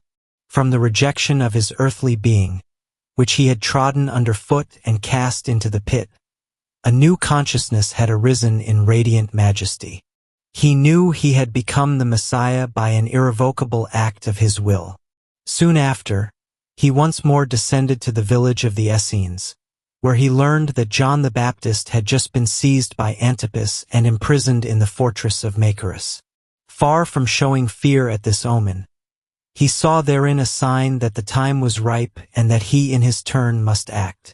Accordingly, he gave out to the Essenes that he was about to preach in Galilee the gospel of the kingdom of heaven. That meant to bring the great mysteries within reach of the poor and lowly, to translate for them the doctrine of the Initiates. Like boldness had never been seen since the days when Shakyamuni, the last Buddha, moved by mighty compassion, had preached on the banks of the Ganges. The same sublime compassion for humanity animated Jesps. To it he joined inner illumination, capacity for loving, a grandeur of faith and energy of action belonging to himself alone. From the abyss of death which he had fathomed, and whose bitterness he had tasted beforehand, he brought both hope and life for all his brethren. Chapter 4. The Public Life of Jesus. Popular and Esoteric Instruction. Miracles, apostles, women. Hitherto I have endeavored to illuminate with its own light that portion of the life of Jesus which the Gospels have left in comparative obscurity, or wrapped around with the veil of legend. I have related by what kind of initiation and development of soul and thought the great Nazarene attained to the messianic consciousness. In a word, I have endeavored to reconstruct the inner genesis of the Christ. The rest of my task will be all the easier if this genesis be once acknowledged. The public life of Jesus has been related in the Gospels. These narratives contain divergences and contradictions as well as additions. The legend which overlies or exaggerates certain mysteries may still be traced here and there, but from the whole there is set free such a unity of thought and action, so powerful and original a character, that we invincibly feel ourselves in the presence of reality and of life. These inimitable stories cannot be reconstructed. Their childlike simplicity and symbolical beauty tell us more than any amplifications can do. But what is needed nowadays is the illumination of the role of Jesus by esoteric traditions and truths, showing the signification and bearing of his double teaching. What were these good tidings of which he was the bearer? This already famous Essene who had now returned from the shores of the Dead Sea to his native Galilee to preach there the gospel of the kingdom. How was he to change the face of the world? The thoughts of the prophets had just found their realization in him. Strong in the entire gift of his very being, he now came to share with men this kingdom of heaven which he had won in meditation and strife, in torments of pain and boundless joy. He came to rend asunder the veil which the ancient religion of Moses had cast over the future beyond the tomb. He came to say, believe, love, act, and let hope be the soul of your deeds. Beyond this earth there is a world of souls, a more perfect life. This I know, for I come therefrom, thither will I lead you. But mere aspiration for that world will not suffice. To attain it you must begin by realizing it here below, first in yourselves, afterwards in humanity. By what means? By love and active charity. So the young prophet came to Galilee. He did not say he was the Messiah, but discussed the synagogues concerning the laws and the prophets. He preached on the banks of the lake of Gennesareth, in fishermen's boats, by the fountains, in the oases of verdure abounding between Capernaum, Bethsaida, and Chorazin. He healed the sick by laying on of hands, a mere look or command, often by his presence alone. Multitudes followed him, and already numerous disciples attached themselves to him. These he recruited from among the fishermen, tax collectors, in a word, from the common people. Those of upright, unsullied nature, possessed of an ardent faith, were the ones he wanted, and these he irresistibly attracted to himself. He was guided in his choice by that gift of second sight, which has ever been the peculiarity of men of action, but especially of religious initiators. A single look enabled him to fathom the depths of a soul. He needed no other test, and when he said, "Follow me," he was obeyed. A single gesture summoned to his side the timid and hesitating, to whom he said, "Come unto me, ye that are heavy laden, and I will give you rest. Take my yoke upon you, and learn of me, for I am meek and lowly in heart, and ye shall find rest unto your souls.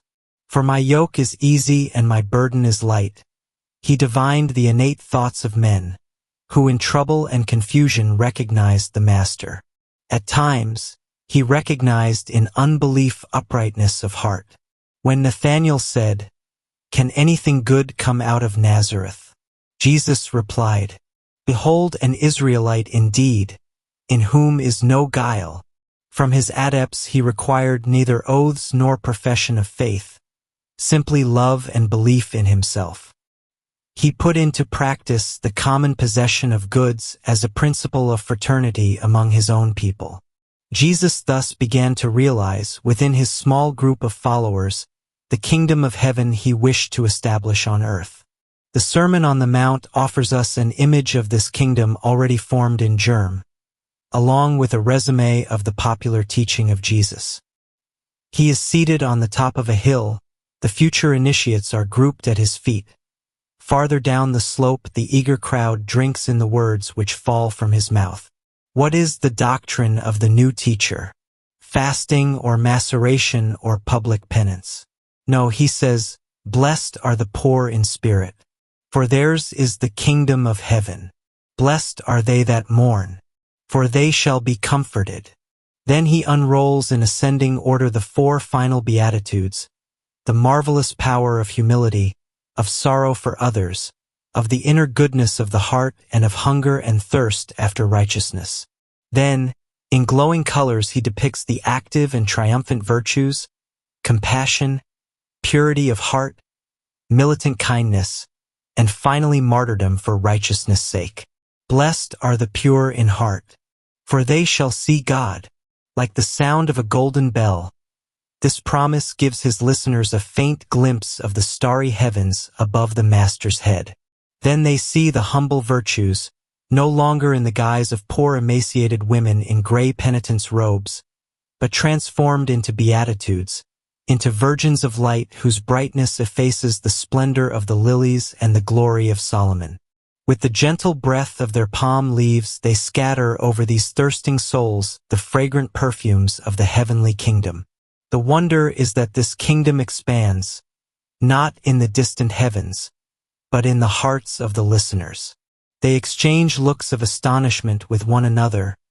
These poor in spirit have, of a sudden, become so rich.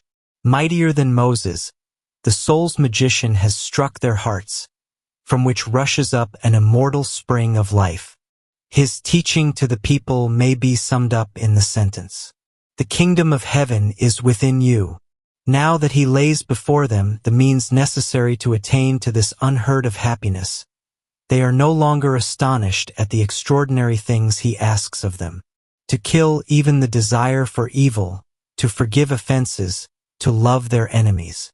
So powerful is the stream of love with which his heart overflows, that he carries them away along the current.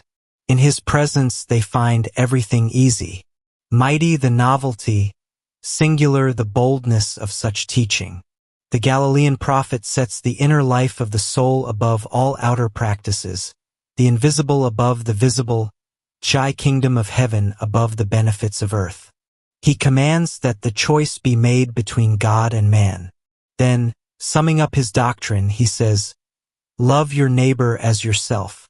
Be ye perfect even as your Father which is in heaven is perfect." Thus, in popular form, he afforded a glimpse of the whole profundity of science and morals. For the supreme commandment of the initiation is to reproduce divine perfection in the perfecting of the soul, and the secret of science lies in the chain of analogy and correspondences, uniting in ever-enlarging circles the particular to the universal, the finite to the infinite. If such was the public and purely moral teaching of Jesus, it is evident that in addition he gave private instruction to his disciples, parallel with and explanatory of the former, showing its inner meaning and penetrating to the very depths of the spiritual truth, he derived from the esoteric traditions of the Essenes and from his own experience. As this tradition was violently crushed by the Church from the 2nd century onwards, the majority of theologians no longer knew the real bearing of the Christ's words, with their sometimes double and triple meanings, and saw none but the primary and literal signification. For those who deeply studied the doctrine of the mysteries in India, Egypt, and Greece, the esoteric thought of the Christ animated not merely his slightest word, but every act of his life. Dimly perceptible in the three synoptics, it springs into complete evidence in the Gospel of John. Here may be stated an instance touching an essential point of the doctrine. Jesus happens to be passing by Jerusalem. He is not yet preaching in the temple, though he heals the sick and gives instruction to his friends. The work of love must prepare the ground into which the fruitful seed shall fall. Nicodemus, a learned Pharisee, had heard of the new prophet. Filled with curiosity, though unwilling to compromise himself in the eyes of his sect, he requests with the Galilean a secret interview, which is granted. The Pharisee calls at his dwelling by night and says to him, "Rabbi, we know that thou art a teacher come from God. For no man can do these miracles that thou doest, except God be with him." Jesus replied, "Verily, verily, I say unto thee, except a man be born again, he cannot see the kingdom of God." Nicodemus asks if it is possible for a man to enter a second time into his mother's womb and be born. Jesus answered, "Verily I say unto thee, except a man be born of water and of the Spirit, he can't enter into the kingdom of God." Under this evidently symbolical form, Jesus sums up the ancient doctrine of regeneration already known in the mysteries of Egypt. To be born again of water and of the Spirit, to be baptized by water and by fire, mark 2 degrees of initiation, 2 stages of the inner and spiritual development of man. Water here represents truth perceived intellectually, i.e., in an abstract and general manner. It purifies the soul and develops its spiritual germ. A new birth by the Spirit or baptism by heavenly fire signifies the assimilation of the truth by the will in such a way that it may become the blood and life, the very soul of every action.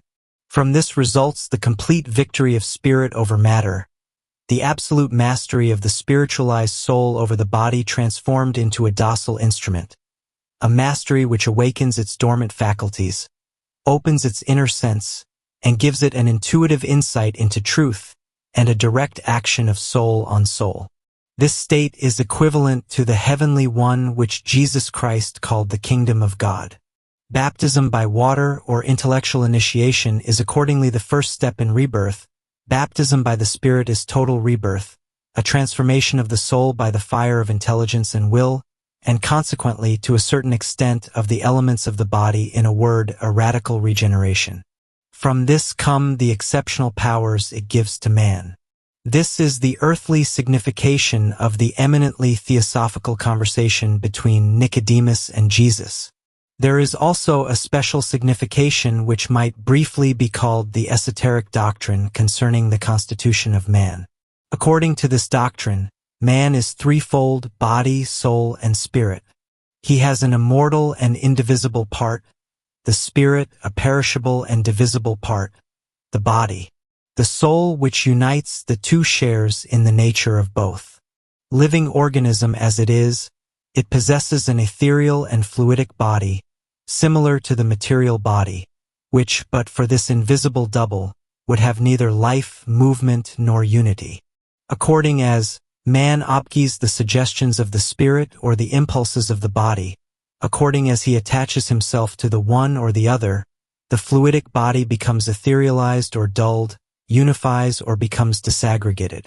Accordingly, it happens that, after physical death, the majority of men have to submit to a second death of the soul, which consists in their being cleansed from the impure elements of the astral body, sometimes even in undergoing slow decomposition, whilst the completely regenerated man, having formed on this earth his spiritual body, possesses his heaven in himself and enters the region to which his affinity attracts him.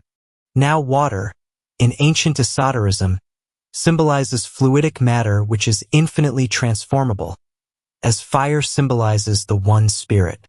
In speaking of rebirth by water and spirit, the Christ makes allusion to that double transformation of his spiritual body and his fluidic envelope, which awaits man after death, and without which he cannot enter the kingdom of lofty souls and purified spirits. For that which is born of the flesh is flesh chained down and perishable, and that which is born of the Spirit is spirit, free and immortal. Marvel not that I say unto thee, Ye must be born again. The wind bloweth where it listeth, and thou hearest the sound thereof, but canst not tell whence it cometh and whither it goeth. So is every one that is born of the Spirit. Thus spoke Jesus to Nicodemus in the silence of the night at Jerusalem. A small lamp, placed between the two, dimly lights their vague, uncertain forms. But the eyes of the Galilean master shine with mysterious brilliancy through the darkness. How could one help believing in the soul, when looking into those eyes, now gently beaming, now flashing forth the glory of heaven?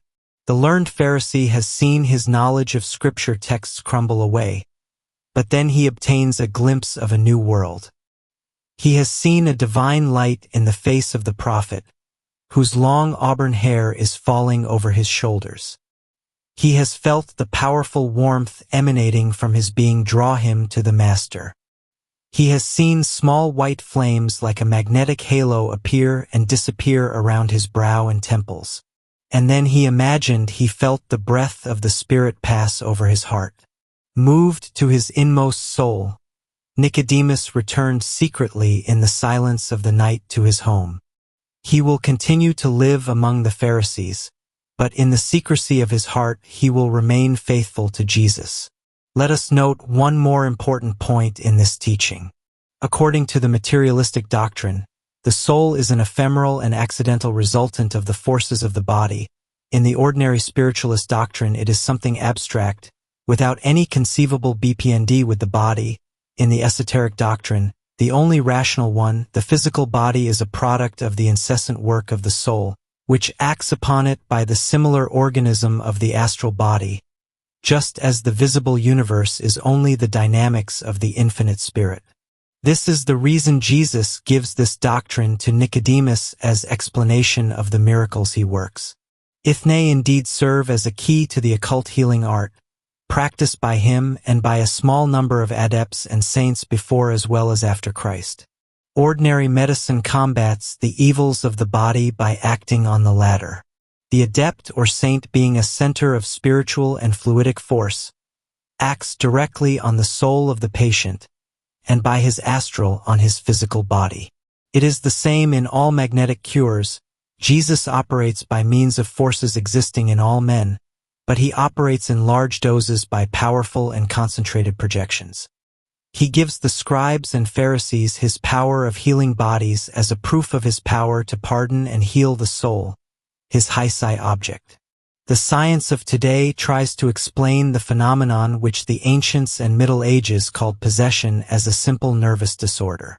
The explanation is insufficient.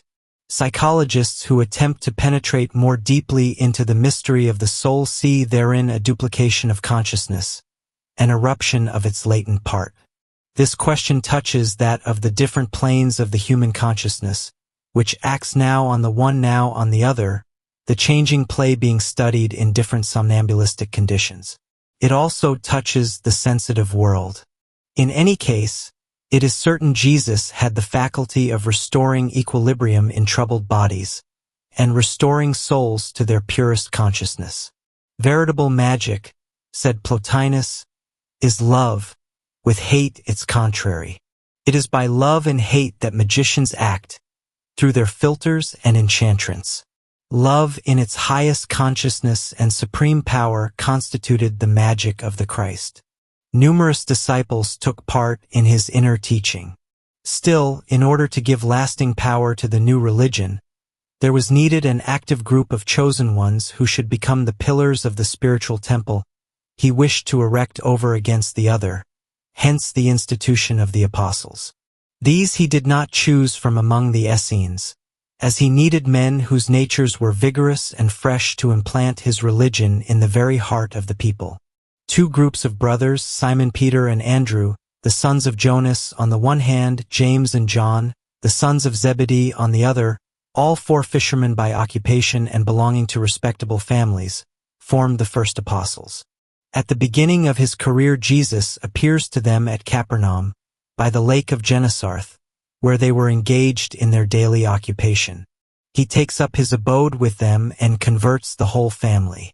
Peter and John stand out as prominent figures among the 12. Peter, straightforward and narrow-minded, easily influenced by either hope or discouragement, but at the same time a man of action, capable, by reason of his energetic character and absolute faith, of leading the others. John, of a deep hidden nature, enthusiastic to such a degree that Jesus called him the Son of Thunder, his ardent soul always concentrated on itself, by disposition melancholy, and given to reverie, though subject to formidable outbursts and apocalyptic visions. His tenderness of soul, spite of all this, was such as the rest never suspected and only the Master knew. John alone, silent and contemplative, will understand the inmost thought of the Christ. He will be the evangelist of love and divine intelligence, the esoteric apostle par excellence. Persuaded by his words, convinced by his acts, dominated by his mighty intelligence, and encircled in his magnetic radiance, the apostles followed the Master from town to town. Preaching to the populace alternated with secret instruction as he gradually opened out to them his thoughts. All the same, he still maintained profound silence concerning himself, his own future. He had told them that the kingdom of heaven was at hand, that the Messiah would soon come. The apostles were already whispering to one another, "It is he," and repeating it to others. But Jesus, with gentle dignity, simply called himself the Son of Man, an expression the esoteric signification of which they did not yet understand, though in his mouth it seemed to mean messenger of suffering humanity. For he added, "The foxes have their holes, but the Son of Man hath not where to lay his head." It was only in accordance with the popular Jewish idea that the apostles had hitherto considered the Messiah, their simple hopes conceived of the kingdom of heaven as being a political government, of which Jesus would be the crowned king and they the ministers. To combat this idea and radically transform it, revealing to the apostles the true Messiah, the spiritual royalty, to communicate to them this sublime truth he called the Father, this supreme force he called the Spirit, mysteriously uniting all souls with the invisible, to show them by his word, life and death, to leave them the conviction that they and all men were his brothers and could rejoin him if they wished, and finally to leave them, only after opening to their longing eyes the whole immensity of Heatfin. This was the mighty work Jesus had begun upon his apostles. Will they believe or not? Is the question of the drama being played between them and himself. Another question far more poignant and terrible is being asked in the depths of his own consciousness. To this we shall soon give our attention. For at this hour a wave of joy overwhelmed the tragic thought in the consciousness of the Christ. The tempest has not yet burst over the lake of Tiberias. It is the Galilean springtime of the gospel, the dawn of the kingdom of God, the mystic union of the initiate with his spiritual family, which follows and travels with him as the procession of handmaidens follows the bridegroom in the parable. The believing Crawford hurries along in the footsteps of the beloved Master on the banks of the azure lake enclosed in the glorious hills as in a golden bowl. They go from the fragrant banks of Capernaum to Bethsaida's orange groves and the mountainous Chorazim, where the lake of Gennesareth is bordered by shady palms. In this procession the women have a place apart. The Master is everywhere surrounded by the mothers or sisters of his disciples, by timid virgins or repentant Magdalenes. Attentive and faithful, impelled by passionate love, they scatter along his path eternal blossoms of sadness and hope. They at any rate need no proof that he is the Messiah. A single look into his face is sufficient for them. The wonderful felicity emanating from his aura, added to the note of divine, unexpressed suffering they instinctively feel, persuades them that he is the Son of God. Jesus had early stifled in himself the cry of the flesh. During his stay among the Essenes, he had tamed the might of the senses. This had given him an empire over souls and the divine power of pardon, a true angelic bliss. He says to the sinning woman now with disheveled hair, kneeling at the Master's feet, over which she pours the precious ointment, "Much shall be forgiven her, for she has loved much." Sublime thought, containing an entire redemption, for pardon sets free.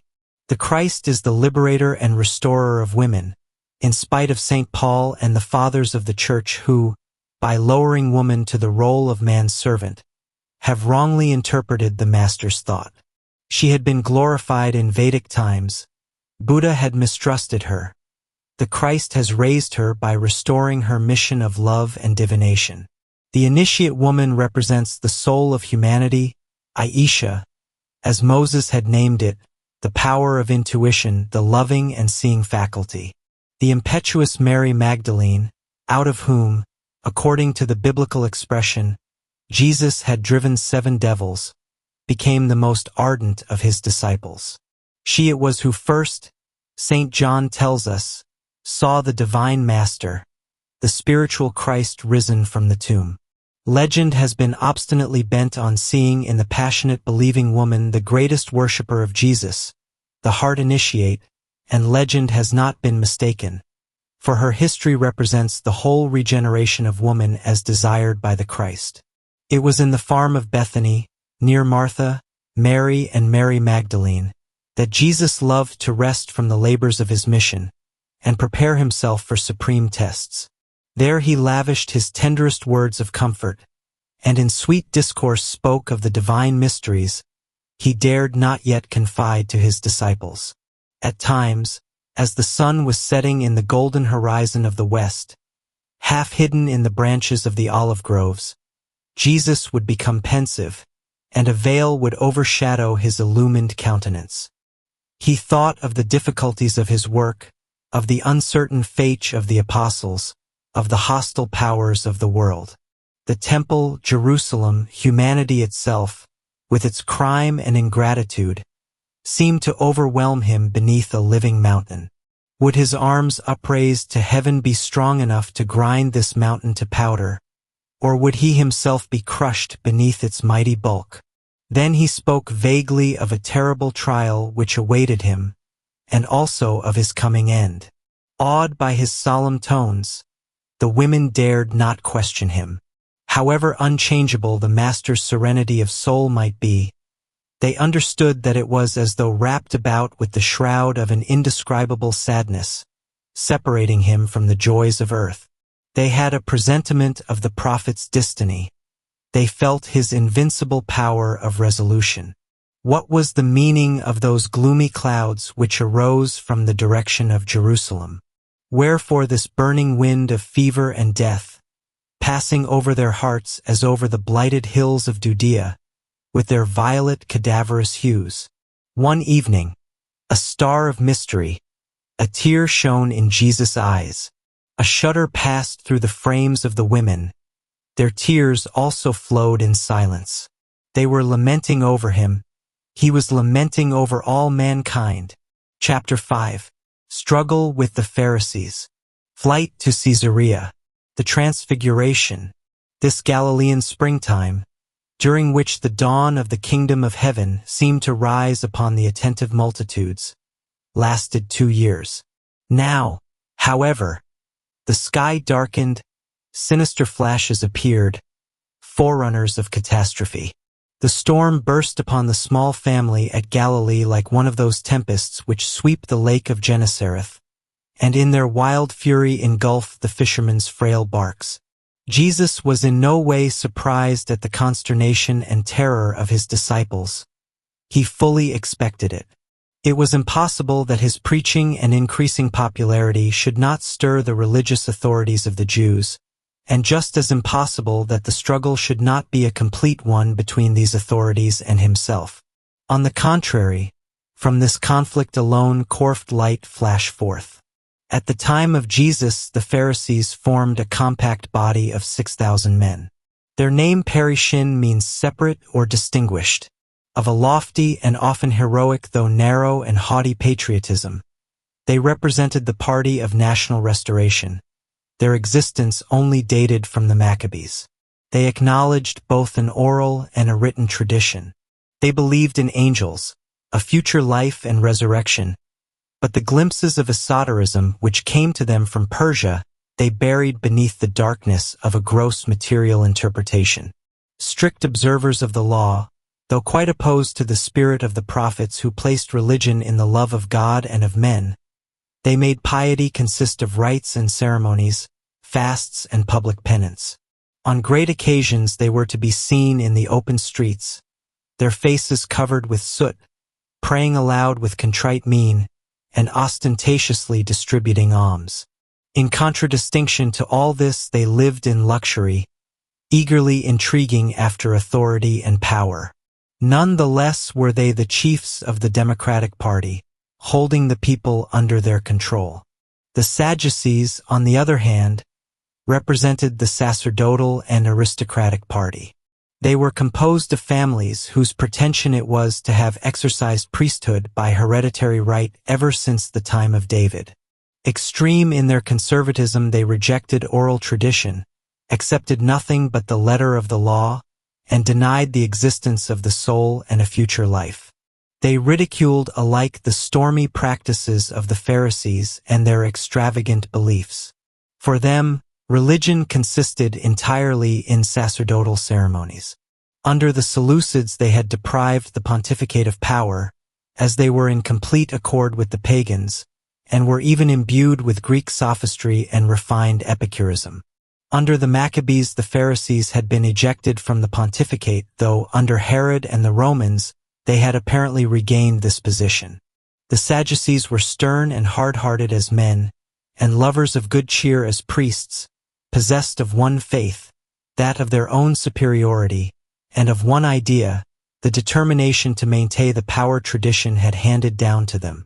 In such a religion what could Jesus find?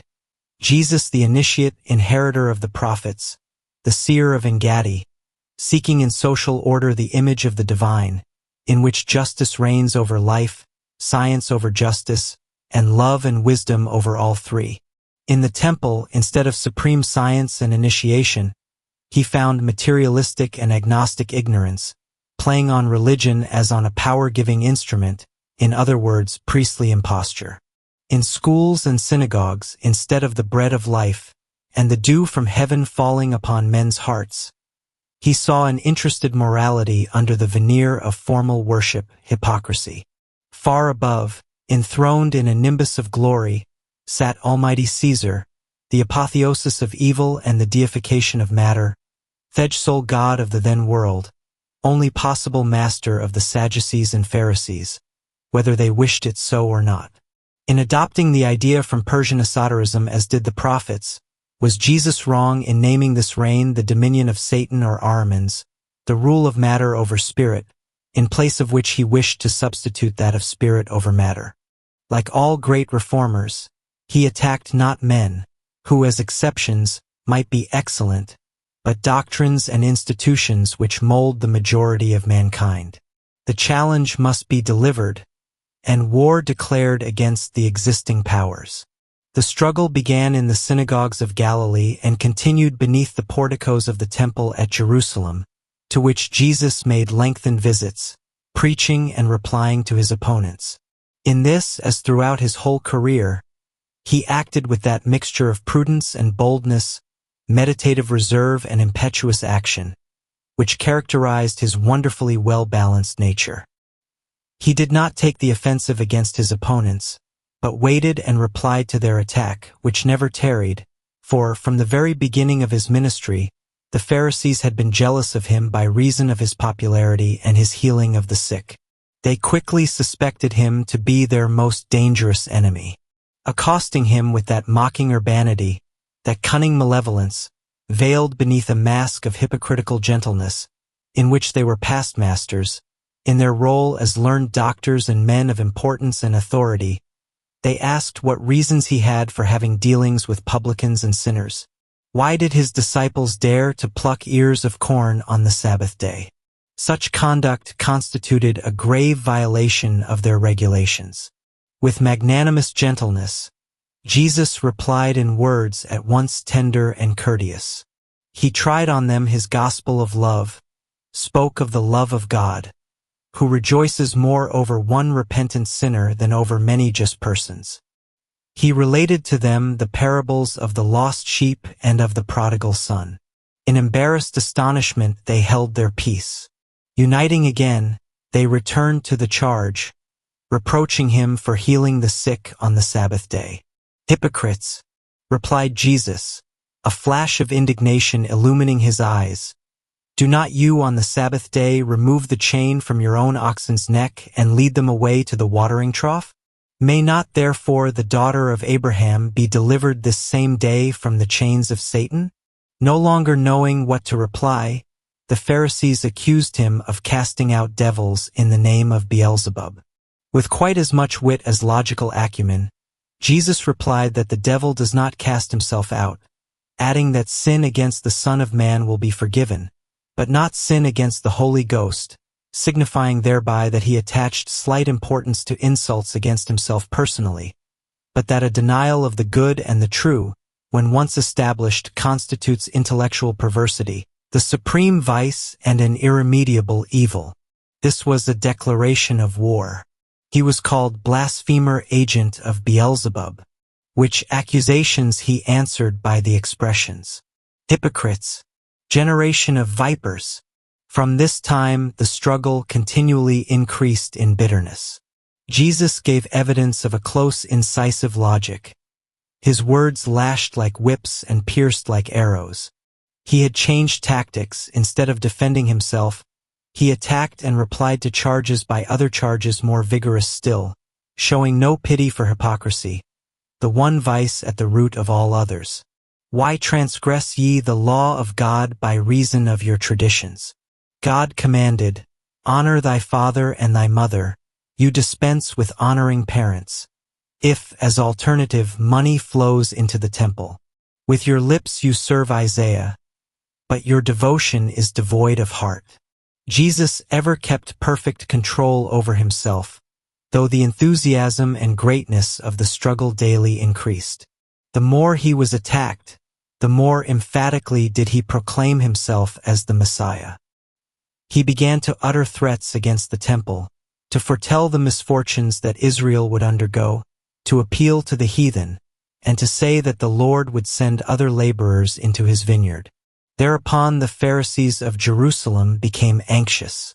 Seeing they could neither impose silence on him nor find any effective retort, they too changed tactics. Their idea now was to ensnare him, so they sent deputations whose object it was to induce him to utter heretical sayings which would warrant the Sanhedrin in laying hands on him as a blasphemer, in the name of the law of Moses, or the Roman governor in condemning him as a rebel. Hence the insidious question concerning the woman taken in adultery, and the coin stamped with Caesar's image. Ever penetrating the designs of his enemies, Jesus, with profound psychology and skillful strategy, disarmed them by his replies. Finding it impossible to effect their object by these means, the Pharisees attempted to intimidate him by annoying him at every turn. Worked upon and excited by them, the majority of the people began to turn away from Jesus when they saw that he was not restoring the kingdom of Israel. Everywhere, even in the smallest of hamlets, he met suspicious and wily countenances, spies, and treacherous emissaries to track and dishearten him. Some came and said to him, "Depart from here, for Herod, Antipas, is bent on killing thee." He replied proudly, "Go tell that fox, it cannot be that a prophet die out of Jerusalem." Nevertheless, he was often obliged to cross the Sea of Tiberias and take refuge on the eastern bank in order to escape these snares. Nowhere was he now free from danger. Meanwhile, John the Baptist was put to death by order of Antipas in the fortress of Machaerus. It is said that Hannibal, on seeing the head of his brother Hasdrubal, killed by the Romans, exclaimed, "Now I recognize the fate of Carthage." Jesus could recognize his own fate in the death of his precursor. He had had no doubt of this ever since his vision at Engaddi, had begun his work, knowing the inevitable end, and yet this news, when brought by the sorrow-stricken disciples of the prophet of the wilderness, struck Jesus as a death warning. He exclaimed, "They did not recognize him, but have done with him as they wished. Thus shall the Son of Man suffer at their hands." The 12 were troubled and anxious. Jesus was hesitating on his pathway. He did not wish to let himself be taken, but rather, his work finished, to offer himself of his own free will, and die as a prophet at the hour he himself should choose.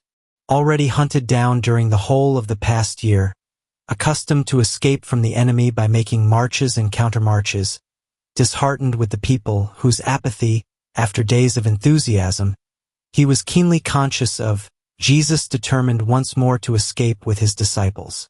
Reaching the summit of a mountain, he turned round to cast one final lingering look on his beloved lake, on whose banks he had wished the dawn of the kingdom of heaven to shine. His eyes wandered over those towns lying by the waterside, or rising tier upon tier along the mountainside, half buried in their verdant oases, and now glittering with white beneath the golden veil of twilight, those beloved towns in which he had sown the words of life, and which now abandoned him. A presentiment of the future came over him.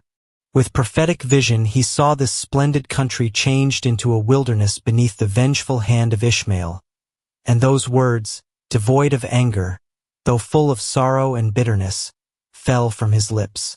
"Woe unto thee, Capernaum! Woe unto thee, Chorazim! Woe unto thee, Bethsaida!" Then turning towards the heathen world, accompanied by his disciples, he took the path leading along the Jordan Valley from Gadara to Caesarea Philippi. Sad and long was the route of the fugitive band across the mighty plain of reeds and the marshes of the upper Jordan under the burning Syrian sun. The nights were passed beneath the tents of shepherds, or with such Essenes as were living in the small hamlets of this abandoned country. The anxious disciples proceeded with downcast eyes. The Master, filled with sorrow, remained plunged in silent meditation. He was reflecting on the impossibility of the triumph of his doctrine by preaching to the people, and on the unremitting plottings of his enemies. The final struggle was becoming imminent. He had reached a terrible difficulty. How was he to escape? On the other hand, his thoughts dwelt with anxiety on his spiritual family now scattered abroad, and especially on the 12 apostles, who, in faith and trust, had left everything, family, profession, and fortune, to follow him, and who, in spite of all, would soon be heartbroken and deceived in their mighty hope of a triumphant Messiah. Could he leave them to themselves? Had the truth sufficiently penetrated their souls? Would they believe in him and in his doctrine at all events? Did they know who he was? Dominated by this thought, he one day asked them, "Whom say men that I, the Son of Man, am?" They replied, "Some say that thou art John the Baptist, some Elias, and others Jeremias or one of the prophets." Then Jesus said unto them, "But whom say ye that I am?" Simon Peter answered and said, "Thou art the Christ, the Son of the living God." In the mouth of Peter, and the thought of Jesus, these words have not the signification the Church at a later date wished to give them. Thou art the elect of Israel announced by the prophets. In the Hindu, the Egyptian, and the Greek initiation, the term Son of God signified you a consciousness identified with divine truth, a will capable of manifesting it. According to the prophets, this Messiah must be the greatest of these manifestations. He would be the Son of Man, the elect of earthly humanity, the Son of God, the envoy of heavenly humanity, and, as such, having in himself the Father or Spirit, who, by humanity, reigns over the universe. At this affirmation of the faith of the apostles, Jesus felt an immense joy. So his disciples had understood him, he would live in them, and the bond between heaven and earth would be reestablished. Jesus said to Peter, "Happy art thou, Simon son of Jonas, for flesh and blood hath not revealed it unto thee, but my Father which is in heaven." By this reply Jesus gives Peter to understand that he considers him as an initiate, as he himself was, and also possessed of a deep insight into truth. This is the true, the only revelation. This is the stone on which the Christ wishes to build his church, and against which the gates of hell shall not prevail. Jesus relies on the Apostle Petr only insofar as he shall have this intuition. A moment later, on the Apostle reverting to the ordinary, fear-stricken Peter, the Master treats him in quite a different fashion. Jesus had announced to his disciples that he was about to be put to death at Jerusalem, and Peter protested with the words, "Be it far from thee, Lord, this shall not be unto thee." But Jesus, as though seeing a temptation of the flesh in this impulse of sympathy, attempting to shake his mighty resolution, turned sharply round to the apostle and said, "Get thee behind me, Satan, thou art an offense unto me, for thou savorest not the things that be of God, but those that be men." Matthew 16:2, 1, 2 and 3. And the Master's imperious gesture seemed to say, "Forward through the desert." Intimidated by his solemn voice and stern look, the apostles bowed their heads in silence, and resumed their journey over the stone hills of the Galanatide.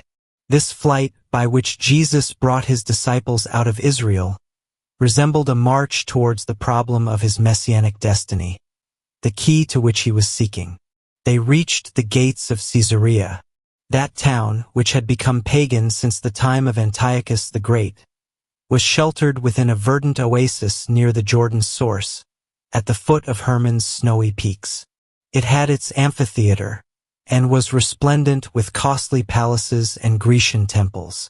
Jesus crossed it, and continued to the spot at which the Jordan in a clear bubbling stream issues from a mountain cavern, like the stream of life springing from the profound bosom of nature.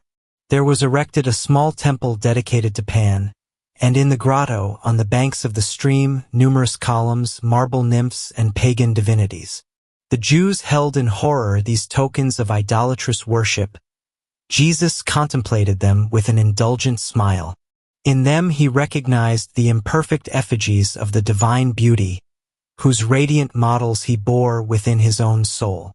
He had not come to utter maledictions against paganism, but to transform it, hot to scatter anathema on earth and its mysterious powers, but to point out to it the way to heaven. His heart was large enough, and his doctrine sufficiently vast, to embrace all people, and to say to men of every religion, "Raise your heads, and learn that you all have one same Father." And yet, there he was at the extreme limit of Israel, hunted like a wild beast, stifled between two peoples who rejected him alike. In front, the heathen who did not yet understand him, and on whom his words fell powerless. Behind, the Jews, a people which stoned its prophets and stopped its ears, so as not to hear its Messiah, whilst all the time the Pharisees and Sadducees were watching their prey. What superhuman courage, what unprecedented power of action would be needed to crush all these obstacles, to penetrate beyond heathen idolatry and Jewish harshness right to the heart of that suffering humanity he loved with every fiber of his being, and induce it to listen to his resurrection message.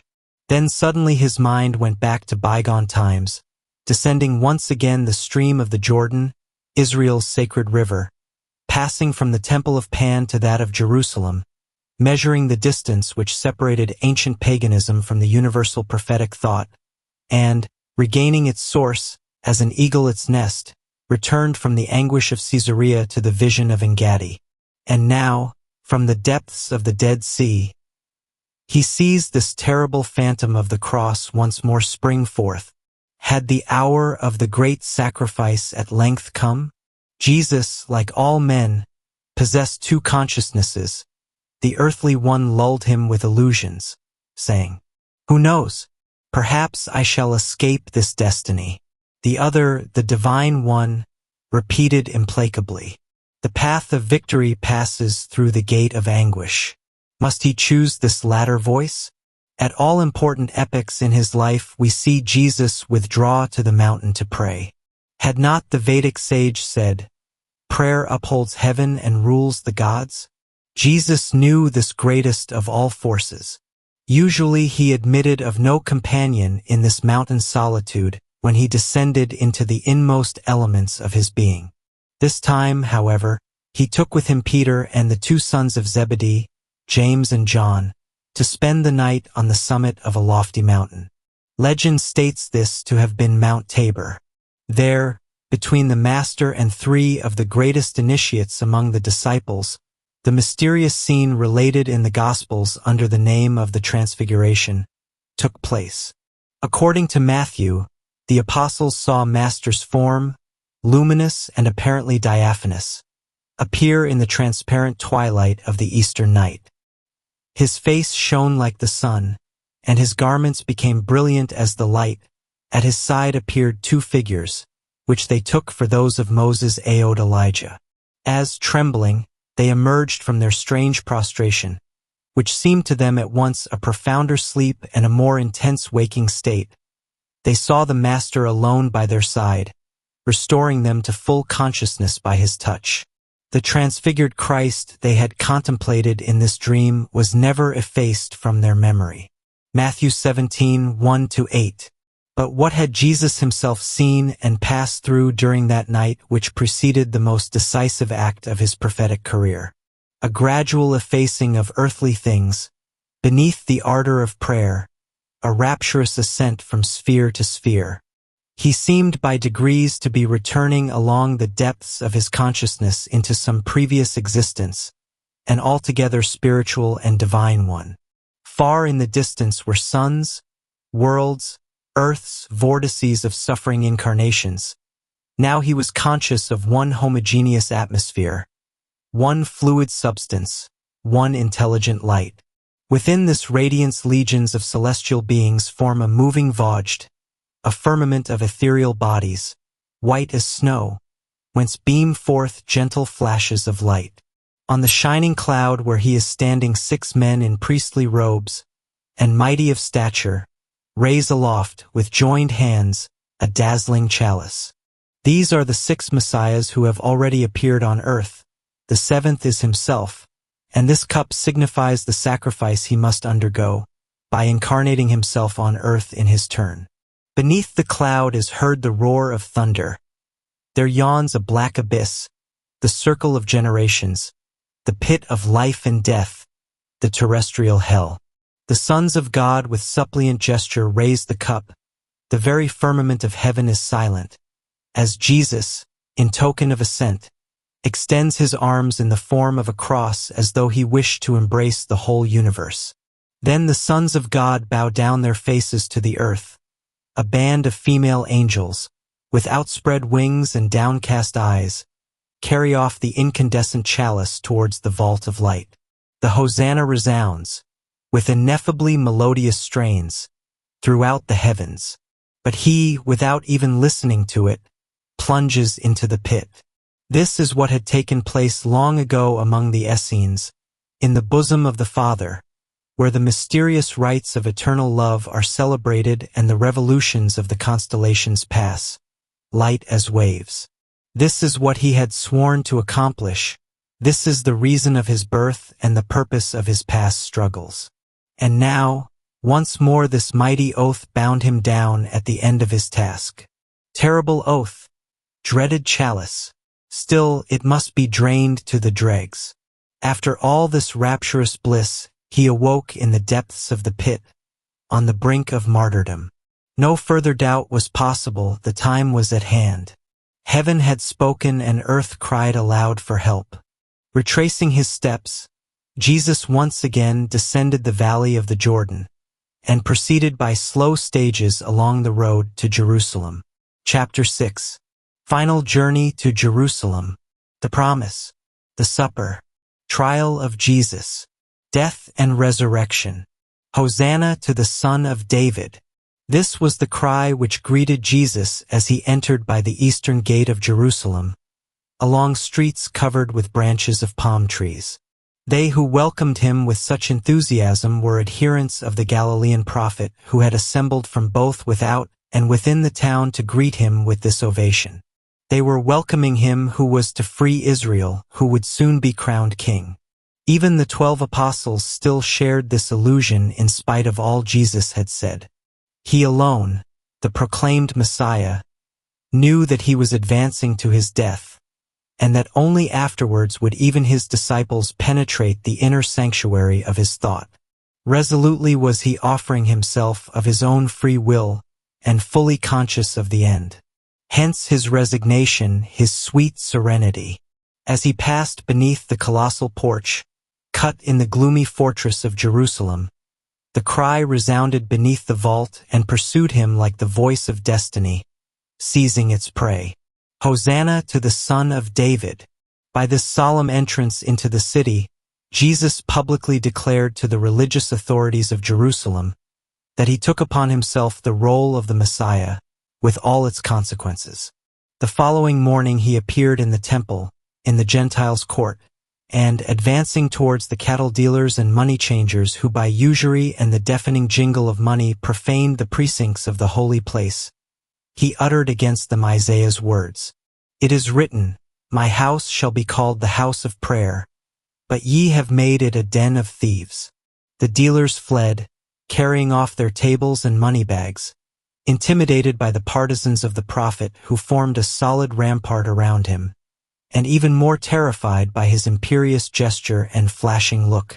The astonished priests marveled at this boldness and manifestation of power. A deputation from the Sanhedrin came demanding an explanation, with the words, By what authority doest thou these things? To this insidious question Jesus, as was his wont, replied by a question no less embarrassing for his enemies. Whence was the baptism of John? From heaven or of men? Had the Pharisees replied, From heaven, Jesus would have said, Then why did you not believe him? Had they said from men, they would have had to consider the anger of the people who looked upon John the Baptist as a prophet. Accordingly they replied, We cannot tell. Neither tell I you, said Jesus, by what authority I do these things. Once the blow warded off, however, he assumed the offensive and added, Verily I say unto you, the publicans and harlots go into the kingdom of God before you. Then in a parable, he compared them to the wicked husbandman, who kills his master's son so as to inherit the vineyard, and he called himself the stone which had become the head of the corner, and which should grind into powder whomsoever it should fall upon. These acts and words show that, in making this final journey to Israel's capital, Jesus wished to cut off all retreat. His enemies had long been in possession of the two great keys of accusation necessary for his ruin: his threats against the temple and the affirmation that he was the Messiah. These last attacks exasperated his enemies. From that moment his death, determined upon by the authorities, was only a matter of time. Since his entrance into Jerusalem, the most influential members of the Sanhedrin, scribes and Pharisees, reconciled in common hatred against Jesus, had come to an understanding on the death of this seducer of the people. They hesitated only on the matter of seizing him in public, for they dreaded a rising of the people. On different occasions already, officials sent against him had returned, won over by his words, or alarmed at the multitudes of people. Often had the soldiers of the temple seen him disappear from their midst in mysterious fashion. So also had the Emperor Domitian, fascinated and struck with blindness so to speak, by the image he wished to condemn, seen Apollonius of Tyana disappear from before the tribunal and from the midst of his guards. The struggle between Jesus and the priests thus continued from day to day with increasing hatred on their side, and on his an enthusiastic strength and impetuosity, given him by the certainty he felt as to the fatal issue. This was his last assault against the powers of the day. In it he manifested a mighty energy as well as the masculine force which like a coat of mail clothed that sublime tenderness of his, which might be called the eternal feminine of his soul. This formidable combat ended in terrible maledictions against these debaters of religion. Woe unto you scribes and Pharisees, who shut up the kingdom of heaven against such as wish to enter in. Ye fools and blind, who pay tithes and neglect justice, pity, and fidelity. Ye are like unto whited sepulchres which appear beautiful from without, but are within full of dead men's bones and of all uncleanness. After having thus branded as religious hypocrisy and false sacerdotal authority what had for centuries held sway, Jesus considered his struggles at an end. He left Jerusalem with his disciples and proceeded to the Mount of Olives. As they ascended, Herod's temple could be seen in all its majesty, with its terraces and vast porticos, its sculpturing of white marble ink-rusted with jasper and porphyry, and its dazzling roof of gold and silver. The disciples, discouraged and under the presentiment of a catastrophe, drew the Master's attention to the splendor of the building he was leaving forever. Their words were tinged with melancholy and regret, for, to the last, they had hoped to take their seats therein as judges of Israel around the Messiah, the crowned priest-king. Jesus turned, facing the temple, and said, See ye not all these things? Verily I say unto you, there shall not be left here one stone upon another, that shall not be thrown down. He was judging the duration of the temple of Jehovah by the moral worth of those who ruled therein. He meant that fanaticism, intolerance, and hatred were not sufficient arms against the battle-axes and battering rams of the Roman Caesar. With the insight of the initiate which had become more intense through that clairvoyance given by the approach of death, he saw the Judaic pride, the policy of their king, the whole Jewish history, terminate fatally in this catastrophe. Triumph did not exist there. It was rather in the prophetic thought, the universal religion, that invisible temple which he alone at that hour had full consciousness of. As for the ancient citadel of Zion and the temple of stone, he already saw the angel of destruction standing, sword in hand, at its doors. Jesus knew that his hour was nigh, but he did not wish to fall into the hands of the Sanhedrim, so he withdrew to Bethany. As he had a predilection for the Mount of Olives, he came there almost daily to converse with his disciples. From the summit the view was magnificent. The range of vision embraces the rugged mountains of Judea and Moab, with their purplish-blue tints, whilst away in the distance could be caught a glimpse of the Dead Sea, like a leaden-hued mirror from whose surface rise dense sulphureous mists. At the foot of the mountain stretched Jerusalem, the temple, and the citadel of Zion towering above all other edifices. Even in these days, as twilight descends on the dark, mysterious gorges of Hinnom and Jehoshaphat, the city of David and of the Christ, protected by the sons of Ishmael, rises in imposing majesty above these gloomy valleys. Its cupolas and minarets reflect the fading light of the heavens and seem to be ever awaiting the angels of judgment. It was there Jesus gave the disciples his final instructions regarding the future of the religion he had come to found, and the destiny of mankind, thus bequeathing them his promise, at once terrestrial and divine, intimately wedded with his esoteric teaching. Evidently the writers of the Synoptic Gospels have handed down to us T&E apocalyptic sayings of Jesus amid a confusion which renders them almost impenetrable. Their meaning only begins to become intelligible in John's Gospel.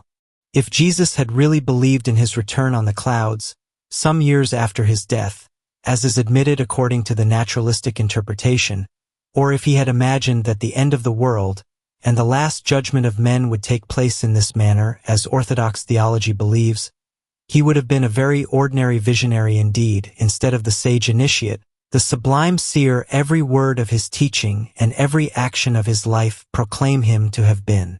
It is evident that here, especially, his words must be understood in their allegorical signification according to the transcendent symbolism of the prophets. John's Gospel, the one which has most fully handed down to us the Master's esoteric teaching, emphasizes this interpretation, so perfectly in accord as it is with the parabolical genius of Jesus, when he relates the Master's words. I have yet many things to say unto you, but ye cannot bear them now. These things have I spoken unto you in parables, but the time cometh when I shall no more speak unto you in parables, but I shall show you plainly of the Father. The solemn promise of Jesus to the apostles embraces 4 objects: 4 increasing spheres of planetary and cosmic life: the individual psychic life, the national life of Israel, the earthly evolution and end of humanity, as well as the divine. Let us take one by one these 4 spheres through which radiates the thought of the Christ before his martyrdom, like the setting sun, filling with its glory the whole terrestrial atmosphere right to the zenith, before shining on other worlds. 1.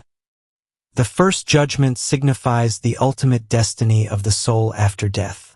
This is determined by its own inner nature and the acts of its life. I have already expounded this doctrine with reference to Jesus' conversation with Nicodemus. On the Mount of Olives, he says to his disciples, "Take heed to yourselves, lest at any time your hearts be overcharged with surfeiting and drunkenness and cares of this life, and so that day come upon you unawares. And again, be ye also ready. For in such an hour as ye think not, the Son of Man cometh."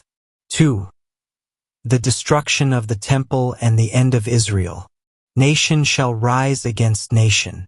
They shall deliver you up to be afflicted. Verily I say unto you, this generation shall not pass till all these things be fulfilled. 3. The terrestrial aim of humanity, which is not fixed at some definite epoch, but must be reached by a graduated series of successive realizations.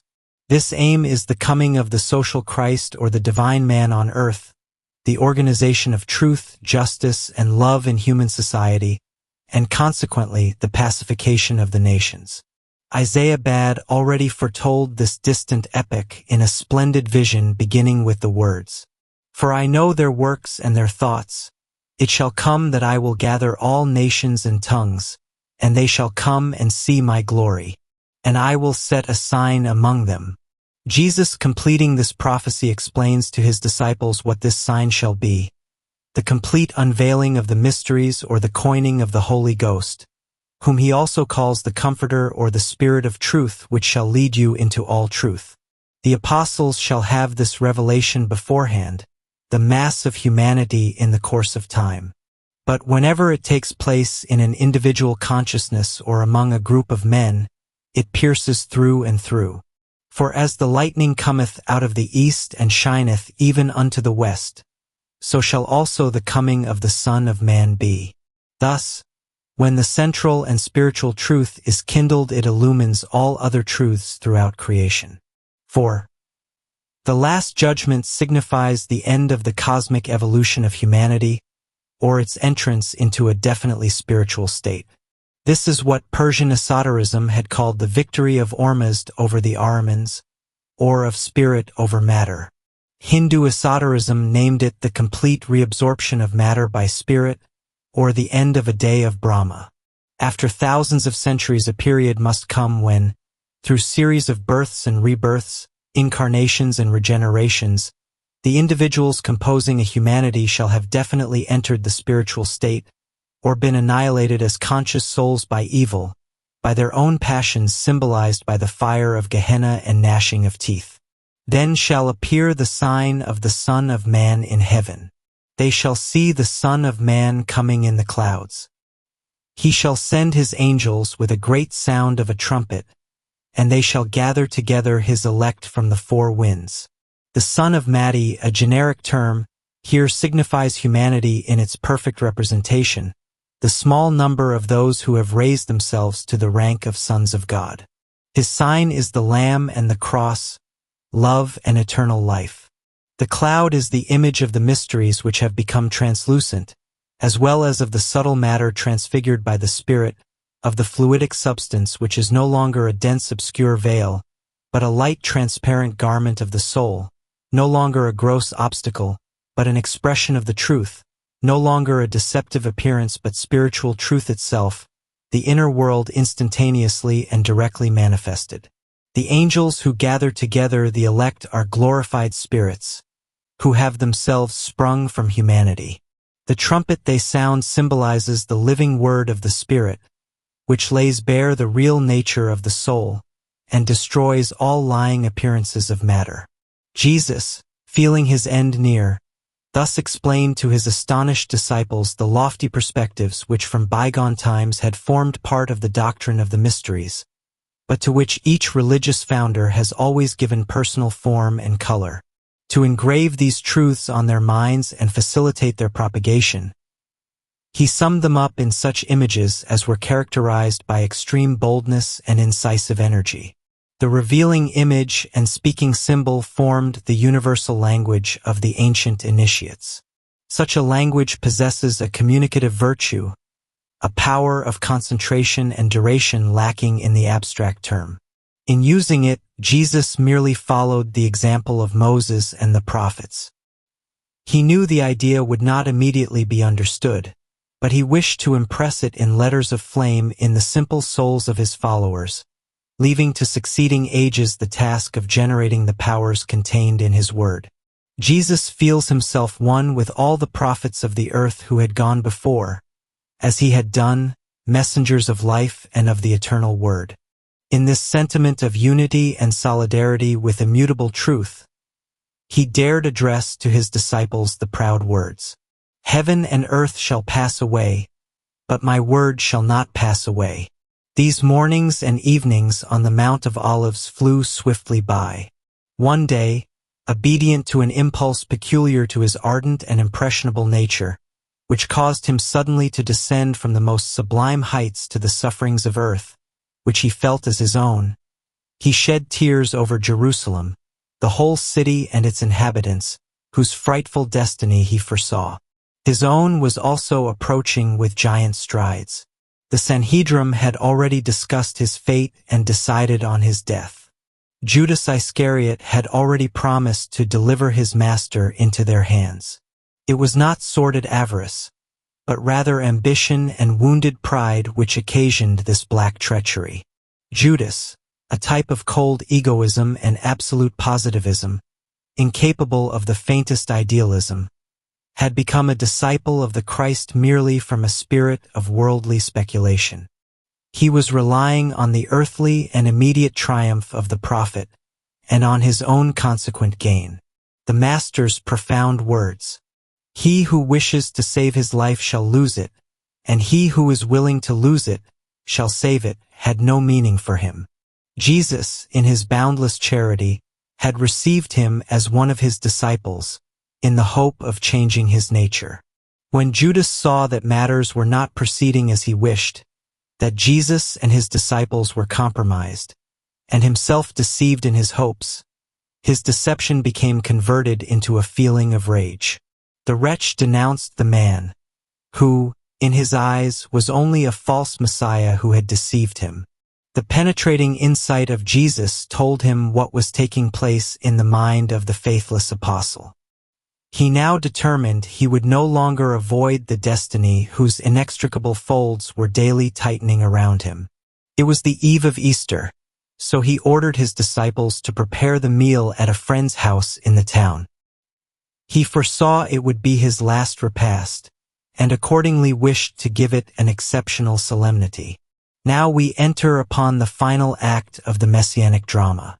In order thoroughly to understand the spirit and work of Jesus, it has been necessary to shed an inner light on the first two acts of his life, his initiation and public career. Subsequently, the inner drama of his consciousness has been unfolded.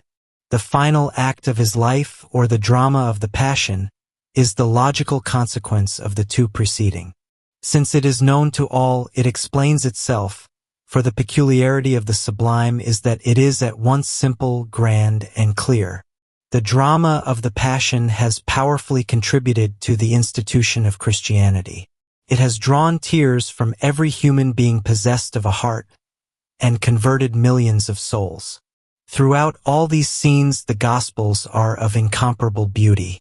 Even John descends from his lofty heights, and his circumstantial account assumes a character of poignant truth such as an eyewitness alone could give. Every one may live again in himself the divine drama. No one could recreate it. And yet, in ending my task, I must concentrate the rays of esoteric tradition on the three essential events by which the life of the Divine Master came to an end. the Holy Supper, the trial of the Messiah, and the resurrection. If light is thrown on these points, it will be reflected backwards on the whole career of the Christ, and forwards on the succeeding history of Christianity. The 12, forming 13 with the Master, had met in the upper room of a house in Jerusalem. The unknown friend, Jesus' host, had covered the floor with a rich carpet. In Oriental fashion, the Master and his disciples reclined on 4 large divans in the form of triclinia arranged around the table. When the Paschal lamb and the golden chalice lent by the friend had been brought into the room, and the vases filled with wine, Jesus, seated between John and Peter, said, "With desire I have desired to eat this Passover with you before I suffer. For I say unto you, I will not any more eat thereof, until it be fulfilled in the kingdom of God." Thereupon their countenances became overshadowed. Silence filled the air. The disciple whom Jesus loved, who alone divined everything, bowed his head on the Master's breast. As was usual among the Jews at the Easter meal, not a word was uttered as they ate the bitter herbs and caroset placed before them. Finally Jesus took bread, and after giving thanks, he brake it and distributed unto them, saying, "This is my body which is given for you. This do in remembrance of me." He also took the cup, saying, "This cup is the New Testament in my blood, which is shed for you." Such is the institution of the supper in all its simplicity.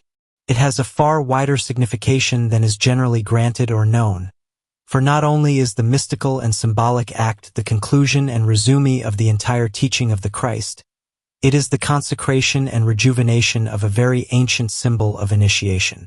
Among the initiates of Egypt and Chaldea, as among the prophets and Essenes, the fraternal agape marked the first stage of initiation. The communion, under the element of bread, the fruit of the sheaf, signified knowledge of the mysteries of earthly life, as well as a sharing of terrestrial blessings, and consequently the perfect union of affiliated brothers.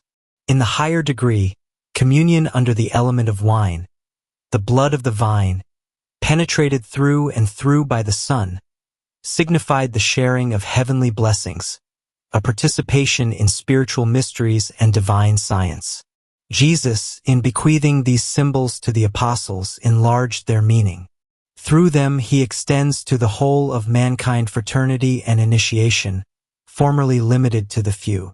To them he adds the profoundest of mysteries, the greatest of forces, that of his own sacrifice. This he converts into the invisible but infrangible chain of love between himself and his followers. It will give his glorified soul a divine power over their hearts, as well as over the hearts of all men. This cup of truth which had come from distant prophetic ages, this golden chalice of initiation which the old Essene had offered him in addressing him as prophet, this chalice of celestial love the sons of God had offered him in the ecstasy of his loftiest rapture, this cup in which he now sees his own blood reflected, he now gives over to his well-beloved disciples with the ineffable tenderness of a last farewell. Do the apostles see and understand this redeeming, world-embracing thought? It shines in the Master's profound though sorrowful glance, as he turns from the disciple he loved to the one about to betray him. No, they do not yet understand. They seem to breathe with difficulty, as though under the power of some frightful dream. A kind of heavy, ruddy vapor floats in the air, and they wonder as to the source of that strange radiance about the Christ head. When, finally, Jesus tells them that he is about to spend the night in prayer on the Mount of Olives, and, as he rises, requests them to follow him, they no longer doubt as to what is about to happen. The night is past, the anguish of Gethsemane at an end. With terrifying clearness, he has seen the infernal circle about to destroy him grow less and less. In the horror of the situation, and the dreadful momentary expectation of being seized by his enemies, a shudder passed through his frame. For a moment his soul shrank before the tortures that awaited him. Drops of bloody sweat stood on his brow. Then prayer came to his aid. Confused cries, torches flashing beneath the gloomy olive trees, the clash of arms, were so many signs testifying to the approach of a band of soldiers sent by the Sanhedrim. Judas, at their head, kisses his master, so that they may recognize the prophet. Jesus returns the kiss with a look of ineffable compassion, and says to him, "Friend, wherefore art thou come?" The effect of this gentleness, this brotherly kiss given in exchange for the basest treason, will be such on that heart, notwithstanding its hardness, that, a moment later, Judas, overcome with horror and remorse, will take his own life. And now, with rude, cruel hands, the soldiers have seized the Galilean rabbi. After a brief resistance, the terrified disciples have fled. Peter and John alone remain at hand and follow the Master to the tribunal. Their hearts are well-nigh broken as they anxiously await his fate. Jesus has now regained control over himself. From that moment, not a single protest or complaint will break from his lips. The entire Sanhedrim is hastily assembled, and Jesus is brought into their presence at midnight, for the court is determined to deal promptly with the dangerous prophet. Priests and sacrificers, turbans on their heads and wearing purple, yellow, and violet tunics, are solemnly seated in a semicircle. In their midst sits Caiaphas, the chief priest. At each end of the ark, on two small tribunes, sit the clerks, one for acquittal, the other for condemnation. Advocates Dei, advocates Diaboli. Jesus, in his white Essenian robe, stands impressive in the center. Officers of justice, armed with ropes and thongs, men with bared arms and evil-looking eyes, stand around. Witnesses for the accusation alone are present. There is not one for the defense. The high priest, the supreme magistrate, is the principal accuser. The trial, apparently a measure of public safety against crime or religious treason, is in reality the preventive vengeance of an anxious priesthood which feels its power in danger. Caiaphas rises and accuses Jesus of being a seducer of the people. A few witnesses taken at hazard from the crowd give their depositions, but only succeed in contradicting one another. Finally, one of them reports the words of Jesus, "I can destroy the temple and build it again in 3 days," words which had been considered blasphemous, and which the Nazarene had more than once flung in the face of the Pharisees under Solomon's porch. Jesus holds his peace. "Answerest thou nothing?" asks the high priest. Jesus, who knows he will be condemned, and is unwilling to lavish words to no purpose, still makes no reply. These words, however, even if proved, would not form sufficient motive for a death penalty. A graver avowal is needed. To force one, Caiaphas, the cunning Sadducee, addresses him a question involving his honor, the vital question of his mission. The greatest skill often consists in going straight to the root of a matter. "If thou art the Messiah, say so now." Jesus at first replies evasively, thus proving that he is not their dupe.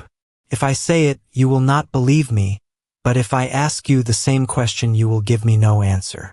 As Caiaphas does not succeed in his artifice, he uses his authority as high priest and solemnly says, "I adjure thee by the living God, that thou tell us whether thou be the Christ, the Son of God." Thus called upon either to retract or to affirm his mission before the highest representative of the religion of Israel, Jesus no longer hesitates. He replies calmly, "Thou hast said. Nevertheless, I say unto you, hereafter shall ye see the Son of Man sitting on the right hand of power, and coming in the clouds of heaven." Thus expressing himself in the prophetic language of Daniel, and of the book of Enoch, Jehoshua, the Essene initiate, does not address Caiaphas as an individual. He knows that the Sadducee agnostic is incapable of understanding him, and accordingly speaks to the sovereign priest of Jehovah, and through him to all future priests and priesthoods of earth, saying to them, "After my mission, sealed by death, the reign of unexplained religious law is at an end, both in principle and in deed. The mysteries shall be revealed, and man shall see the divine through the human. Religions and acts of worship which cannot be demonstrated and vivified by one another shall be void of authority. This, according to the esotericism of the prophets and Essenes, is the meaning of the Son sitting on the right hand of the Father. Thus understood, Jesus' reply to the high priest of Jerusalem contains the intellectual and scientific testament of the Christ to the religious authorities of the earth, just as the institution of the supper contains his testament of love and initiation to the apostles and to mankind in general. In addressing Caiaphas, Jesus spoke to the whole world. The Sadducee, however, who had obtained what he wished, listens to nothing more. Tearing his vestment of fine linen, he exclaims, "He has blasphemed. What further need have we of witnesses? Ye have heard his blasphemy. What think ye of it?" A gloomy though ominous murmur arose from the Sanhedrim. "He is guilty of death." Immediately vile insults and brutal outrage on the part of those of lower rank gave answer to the condemnation uttered by their superiors. The guards spit on him and strike him in the face, as they exclaim, "Prophesy unto us, thou Christ, who is he that smote thee?" Beneath this outburst of low and savage hatred, the pale, sublime countenance of the great sufferer resumes its visionary marble fixity. Someone has said that there are statues which weep. There is indeed a tearless grief, victims' unuttered prayers, full of terror to their assailants whom they pursue for the remainder of their lives. All was not yet over, however. The Sanhedrim may pronounce the death penalty. The secular power and the consent of the Roman authorities are needed to put it into execution. The interview with Pilate, related in detail by John, is no less remarkable than that with Caiaphas. This strange dialogue between the Christ and the Roman governor, to which the violence of the Jewish priests and the cries of a fanatical populace play the part of an ancient tragedy chorus, gives the conviction of a mighty dramatic truth, for it lays bare the souls of the different characters and shows the clash of the three powers in play: Roman Caesarism, bigoted Judaism, and the universal religion of the Spirit represented by the Christ. Pilate, totally indifferent to the religious quarrel, but greatly troubled over the matter, for he is afraid the death of Jesus will occasion a rising of the people, questions him with a certain amount of precaution, and offers him a means of escape in the hope that he will take advantage of it. "Art thou the King of the Jews?" Jesus answered, "My kingdom is not of this world." Pilate asked, "Then thou art a king?" Jesus again replied, "To this end was I born, and for this cause came I into the world, that I should bear witness into the truth." Pilate no more understands this affirmation of the spiritual royalty of Jesus than Caiaphas understood his religious testament. "What is truth?" he remarks with a shrug of the shoulders. The skeptical Roman knight's question reveals the state of mind in which the heathen world then was, as it does that of all society in a state of decadence. All the same, as he did not see in the accused Jesus anything other than a harmless dreamer, he added, "I find no fault in him," and proposes to the Jews that he should liberate him. The populace, however, instigated by the priests, cries aloud, "Release it unto us Barabbas." Then Pilate, who detests the Jews, gives himself the ironical pleasure of causing their pretended king to be beaten with rods. He thinks this will satisfy the fanatics, but they only become the more furious and madly exclaim, "Crucify him!" In spite of this outburst of popular passion, Pilate still resists. He is tired of being cruel. Throughout his life he has seen so much bloodshed, pimpshed with death so many rebels, and heard so many groans and curses without his equanimity being troubled in the slightest. But the mute, stoic suffering of the Galilean prophet beneath the purple cloak and crown of thorns has sent a hitherto unknown thrill through his very being. In a strange fugitive vision he utters the words, with no idea of their import, "Ecce holio." Behold them on. The stern, hard-hearted Roman is almost overcome with emotion. He is on the point of pronouncing a sentence of acquittal. The priests of the Sanhedrim, with eyes intently fixed on him, see his emotion, and are filled with terror in consequence. They fee that their prey is escaping them. Craftily they deliberate among themselves. After a few moments they raise their right hands, and, turning aside their heads with horrified gesture, exclaim in one voice, "He has made himself the Son of God." When Pilate heard that saying, says Jolin, his fear increased. Fear of what? What meaning had this for the unbelieving Roman, who heartily despised both the Jews and their religion, and believed in none other than Caesar and the political religion of Rome? There is a serious reason for this. Although different meanings were given to it, the expression Son of God was tolerably well known in ancient esotericism, and Pilate, although skeptical, was not altogether free from superstition. At Rome, in the minor mysteries of Mithras, in which Roman knights became initiated, he had heard that a Son of God was a kind of interpreter of divinity. To whatever iation or religion he belonged, an attempt on his life was a great crime. Pilate had little faith in these Persian reveries, but the name troubled him nevertheless, and increased his embarrassment. Seeing this, the Jews fling at the proconsul the final accusation. "If thou settest free this man, thou art no friend of Caesar's. Whosoever mocketh himself a king speaketh against Caesar. We have no king but Caesar." Irresistible argument. Denying God is of little import, but conspiring against Caesar is the crime of crimes. Pilate is obliged to give way and pronounce sentence of condemnation. Thus, at the end of his public career, Jesus finds himself face to face with the master of the world, against whom he, an occult opponent, has fought indirectly all his life. The shadow of Caesar sends him to the cross. Profound is the logic of events. The Jews have delivered him up to judgment, but it is the Roman specter which stretches out its hand to kill.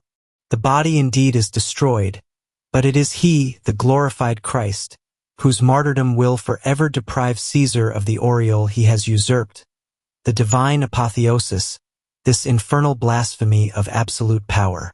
Pilate, after washing his hands of the blood of the innocent Jesus, now utters the terrible words, "Condemno, ibis in crucem," and the impatient mob hurries away in the direction of Golgotha. Following them, we find ourselves on the barren heights overlooking Jerusalem, and bearing the name of Gilgal, Golgotha, or Place of Skulls, a sinister desert covered with human bones, for centuries the scene of horrible punishments. Not a tree can be seen. The ground seems to bristle with gibbets.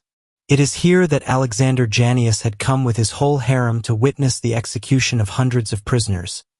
Here that Varus had crucified 2,000 rebels, and now the gentle Messiah, whose coming had been foretold by the prophets, was on this same spot to undergo the terrible death penalty, invented by the atrocious genius of the Phoenicians, and adopted by the implacable law of Rome.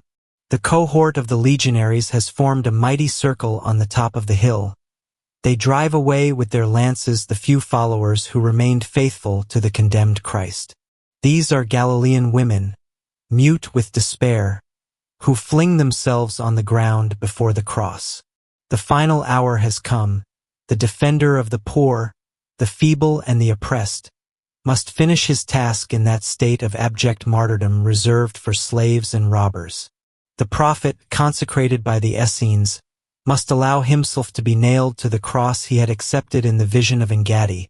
The Son of God must drink of the chalice which had appeared to him in the Transfiguration, and must descend into the depths of hell and of all earthly horror. He has refused the traditional drink prepared by the pious women of Jerusalem, and which is intended to deaden the sufferings of the crucified victims. In fullest consciousness will he suffer the agony of death, bound to the cruel gibbet, as the stern, hard-hearted soldiers with mighty hammer blows drive the nages into those feet, the object of such passionate reverence, and through those hands never raised except in blessing. Still, amid such convulsions of pain and infernal anguish, the Savior pleads for his executioners. "Father, forgive them, for they know not what they do." Now the cup is being drained to its dregs. The death agony lasts from noon to sunset.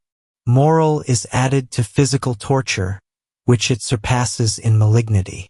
The initiate has abdicated his powers. The Son of God is about to suffer eclipse. Only the man of sorrows remains. For a few hours he will lose his heaven, to measure and fathom the depths of the abyss of human suffering. There stands the cross with its victim, and the superscription, the proconsul's final shaft of irony. This is the King of the Jews. As through a mist of anguish, the crucified one sees the holy city Jerusalem, he wished to glorify now wheeling anathemas against him. Where are his disciples? They have disappeared in all directions. He hears nothing but the insults of the members of the Sanhedrin, who, imagining that the prophet is no longer to be feared, exult with joy at his death struggles. He saved others, they say, himself he cannot save. Through such perverse blasphemies Jesus sees, in terrifying prophetic vision, all the crimes that unjust potentates and fanatical priests are to commit in his name. With his own sign will they pronounce maledictions, and with his own cross will they crucify. It is not the gloomy silence of the heavens veiled against him, but rather the light, lost to humanity, which tears from him the despairing wail. Father, why hast thou forsaken me? Then, in one final burst, there springs forth from his soul the cry, it is finished. Sublime Nazarene, divine Son of Man, even now is the victory thine. Doubtless thy soul has once again found, in light more dazzling than before, the heaven of Engaddi and Mount Tabor. Down through the ages hast thou seen thy void fleeting victorious, and no other glory hast thou desired than the uplifted hands and eyes of those thou hast healed and comforted. Even now a shudder of dread comes over thy torturers, as they listen to thy final words so full of meaning but which they do not understand. The Roman soldiers have turned to gaze at the strange radiance thy spirit has left on the tranquil countenance of this corpse, whilst thy slayers look at one another in wonder and say, could this have been a god? Is the drama really finished? Is the silent though formidable strife now at an end? The struggle between divine love and death which has united with the reigning powers of earth to overwhelm him, at last closed? Where is the victor? Does triumph remain with those self-satisfied priests as they descend from Calvary well pleased with their deed? For they have seen the prophet breathe his last, or with this pale crucified Christ, already livid in death. For these faithful, weeping women, whom the Roman legionaries have permitted to approach the foot of the cross, as well as for the terror-stricken disciples who have taken refuge in the grotto of Jehoshaphat, all is indeed at an end. The Messiah, who was to be enthroned at Jerusalem, has died an infamous death on the cross. The Master has disappeared, and with him hope, the gospel, the kingdom of heaven itself. A gloomy silence of deep despair hangs over the small community. Even Peter and John are overwhelmed with grief. Darkness is all around. Not a single ray illumines their souls. And yet, just as, in the Eleusinian mysteries, profound darkness is followed by a dazzling light, so, in the Gospels, this deep despair is succeeded by a sudden miraculous joy which bursts forth like a beam of light at sunrise, and the joyful cry resounds throughout Judea, he is risen again. Mary Magdalene, wandering near the tomb in the excess of her grief, was the first to see the Master, and to recognize him by his voice as he uttered her name, Mary. Overcome with joy, she threw herself at his feet. Again she saw Jesus look at her, and wave his hand as though to prevent her touching him. Then the apparition suddenly vanished, leaving around the Magdalene an atmosphere of warmth and the delight of a real presence. Afterwards the holy women met the Lord, who said to them, "Go and tell my brethren to proceed to Galilee. There they shall see me." That same evening, as the 11 were met in private, they saw Jesus enter the room. He took a seat in their midst, and gently reproached them for their unbelief. Then he said, "Go ye into all the world and preach the gospel to every creature." They listened to him as in a dream, for they seemed to have completely forgotten his death, and were persuaded that the Master would not again leave them. However, just as they were about to speak, they saw him disappear from their midst like a vanishing light. The echo of his voice still vibrated in their ears. The apostles, amazed, sought the spot where he had been. There still lingered a vague light, which quickly disappeared. According to Matthew and Mark, Jesus appeared once more on a mountain to 500 of the brethren assembled by the apostles. He also showed himself again to the 11, after which the apparitions ceased. Faith, however, had been created, the first impulse given, and Christianity was a living force. The apostles, filled with the sacred fire, went about healing the sick and preaching their Master's gospel. 3 years afterwards, a young Pharisee, named Saul, animated by violent hatred against the new religion, whose defenders he persecuted with all the vigor of youth, journeyed to Damascus, accompanied by several companions. On the way he saw himself suddenly enveloped in so dazzling a flame of fire that he fell to the earth.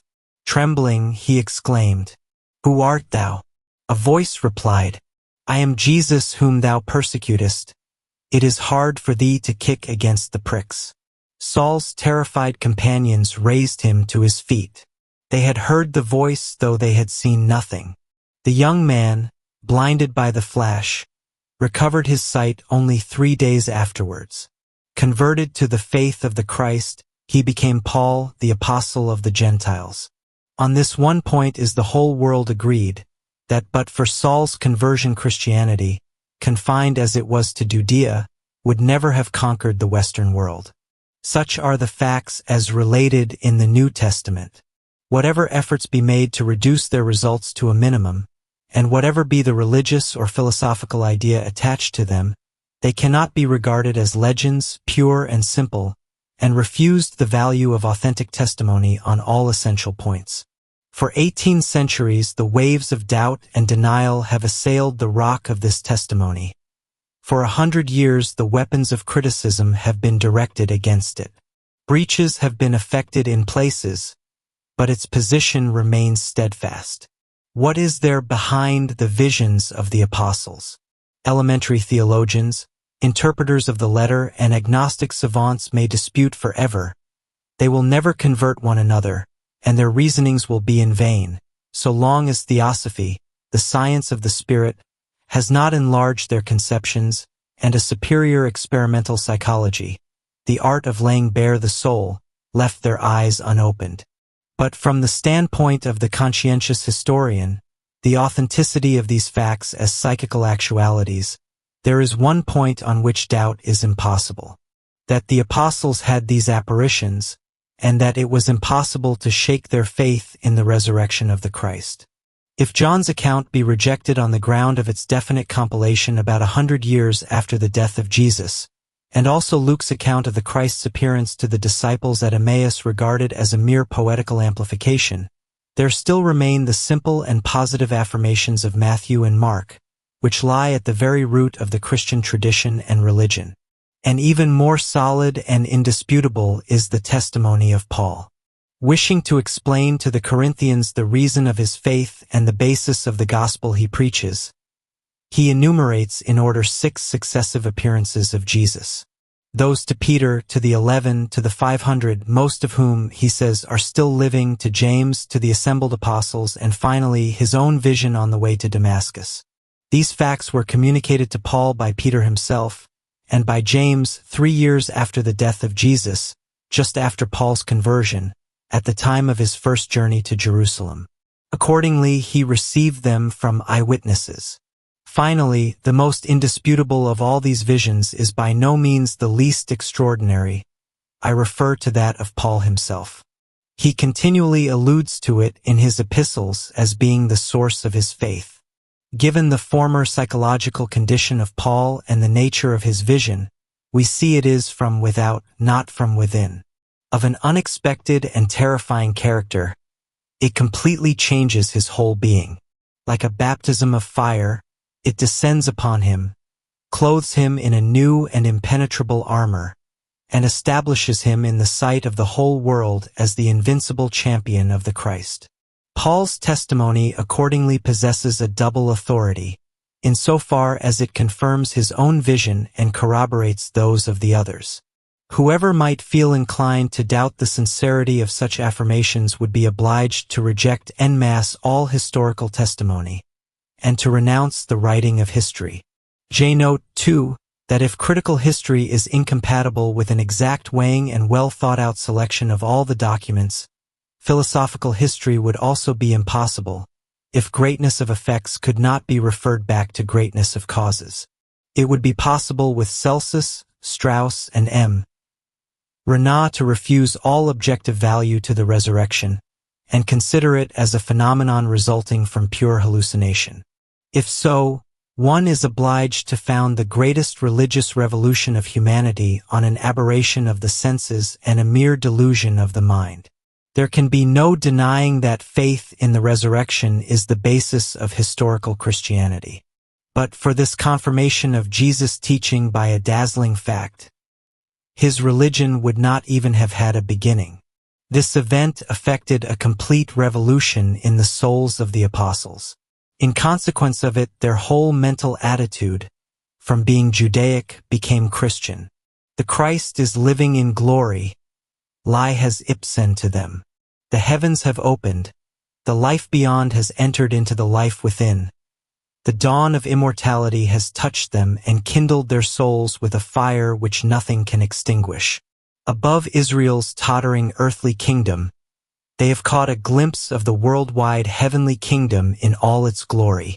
Hence their eagerness for the strife, their joy in martyrdom. Jesus' resurrection gives birth to this mighty impulse and hope which carries the gospel to all nations and the good tidings to the utmost limits of earth.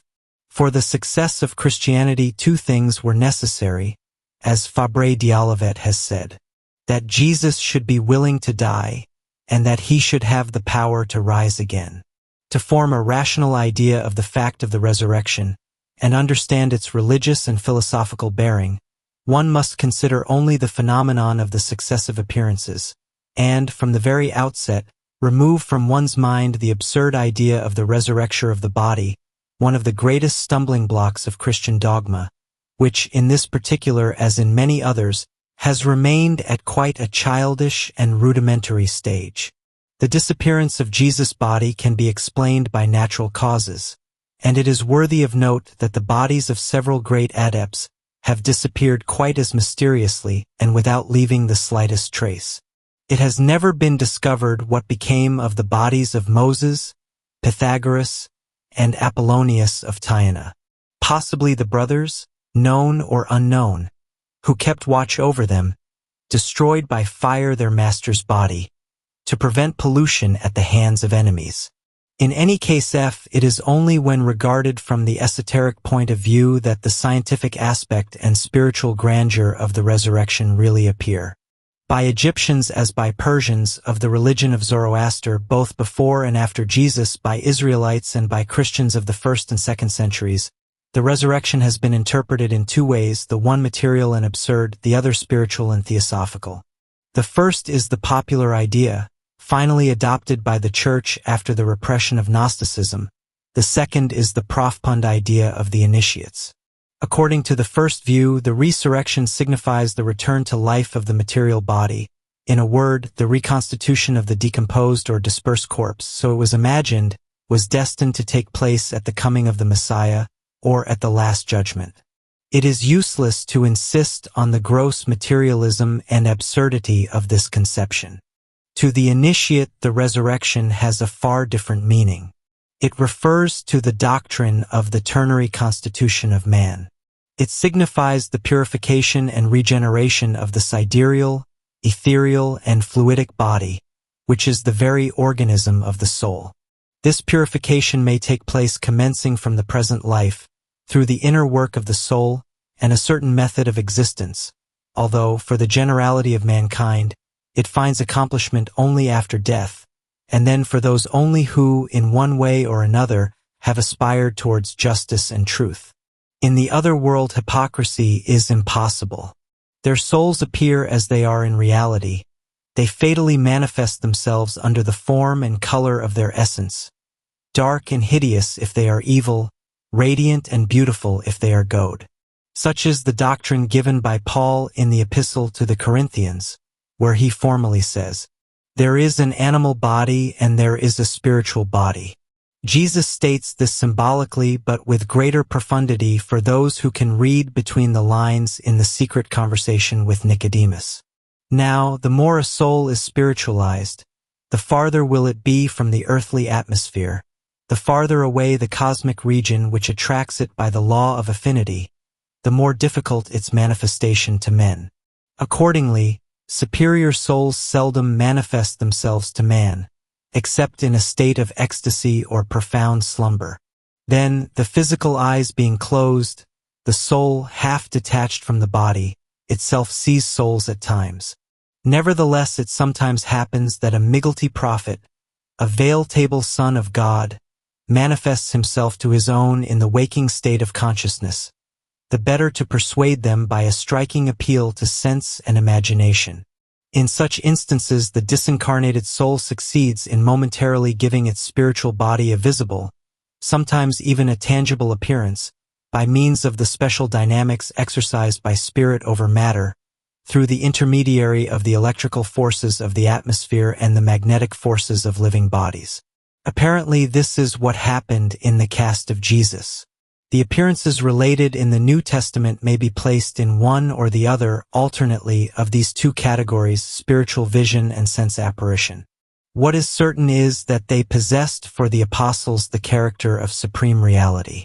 They would rather have doubted the existence of heaven and earth than their living communion with the resurrected Christ.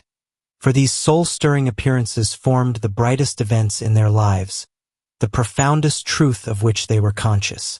There is nothing supernatural in them, though there is an unknown element in nature, its occult continuation into the infinite, the flashes of the invisible on the confines of the visible. In our present corporeal state, we can scarcely believe or even conceive of the reality of the impalpable. In the spiritual state, it is matter which will appear to us the unreal and non-existent.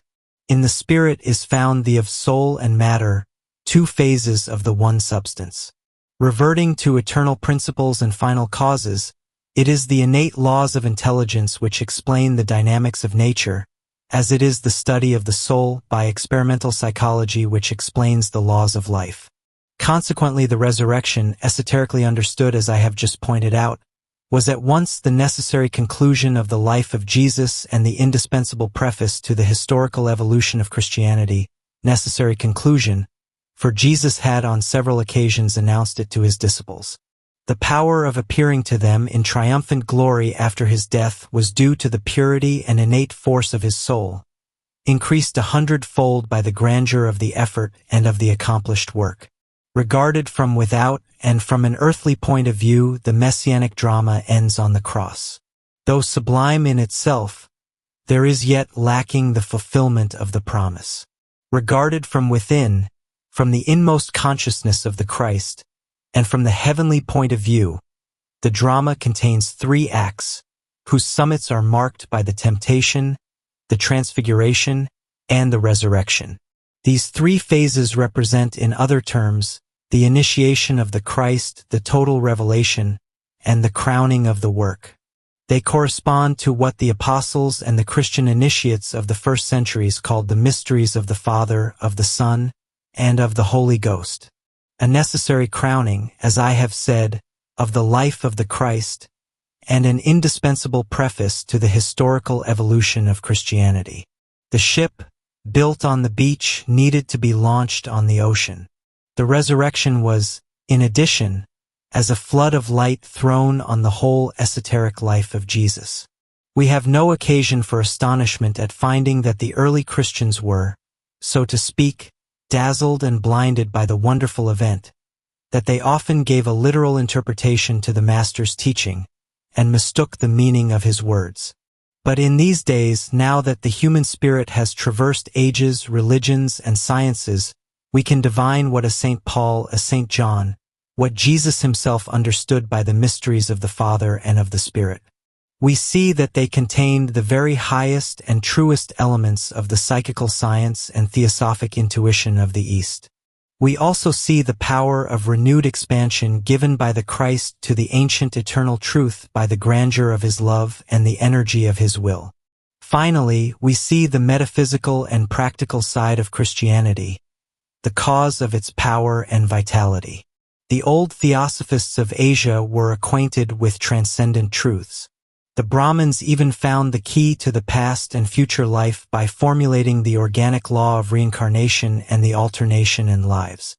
In entering the life beyond, however, and contemplating eternity, they forgot terrestrial realization, individual and social life. Greece, at first initiated into the same truths under more veiled and anthropomorphic forms, became attached by its very genius to the natural terrestrial life. This enabled it to reveal the immortal laws of beauty and to formulate the principles of the sciences of observation.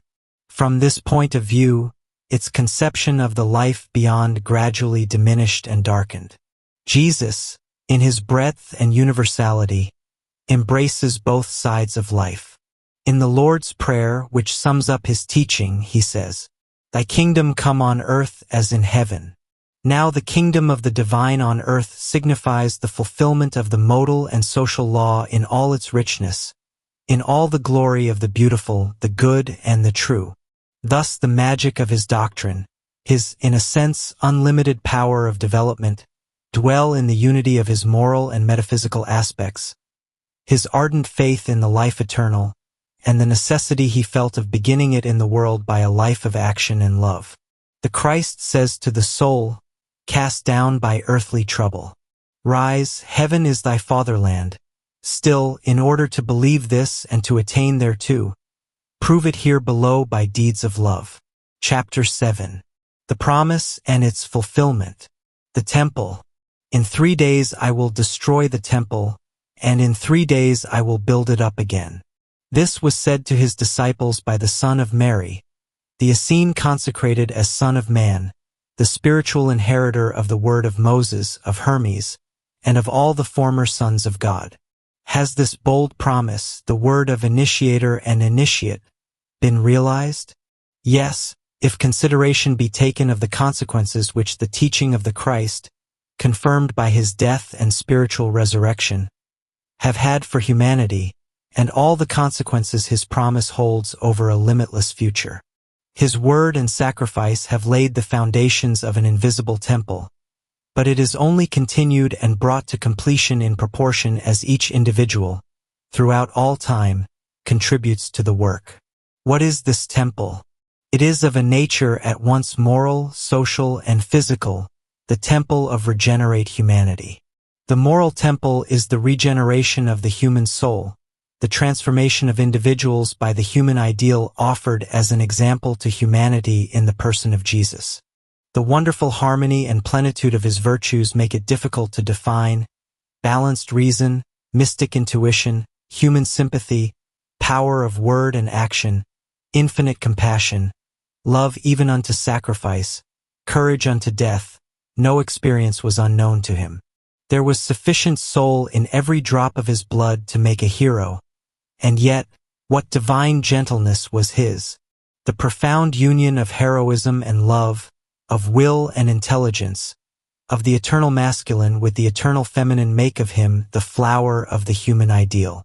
His whole moral teaching, whose loftiest expression is unending brotherly love, a universal human alliance, flows naturally from such a mighty personality.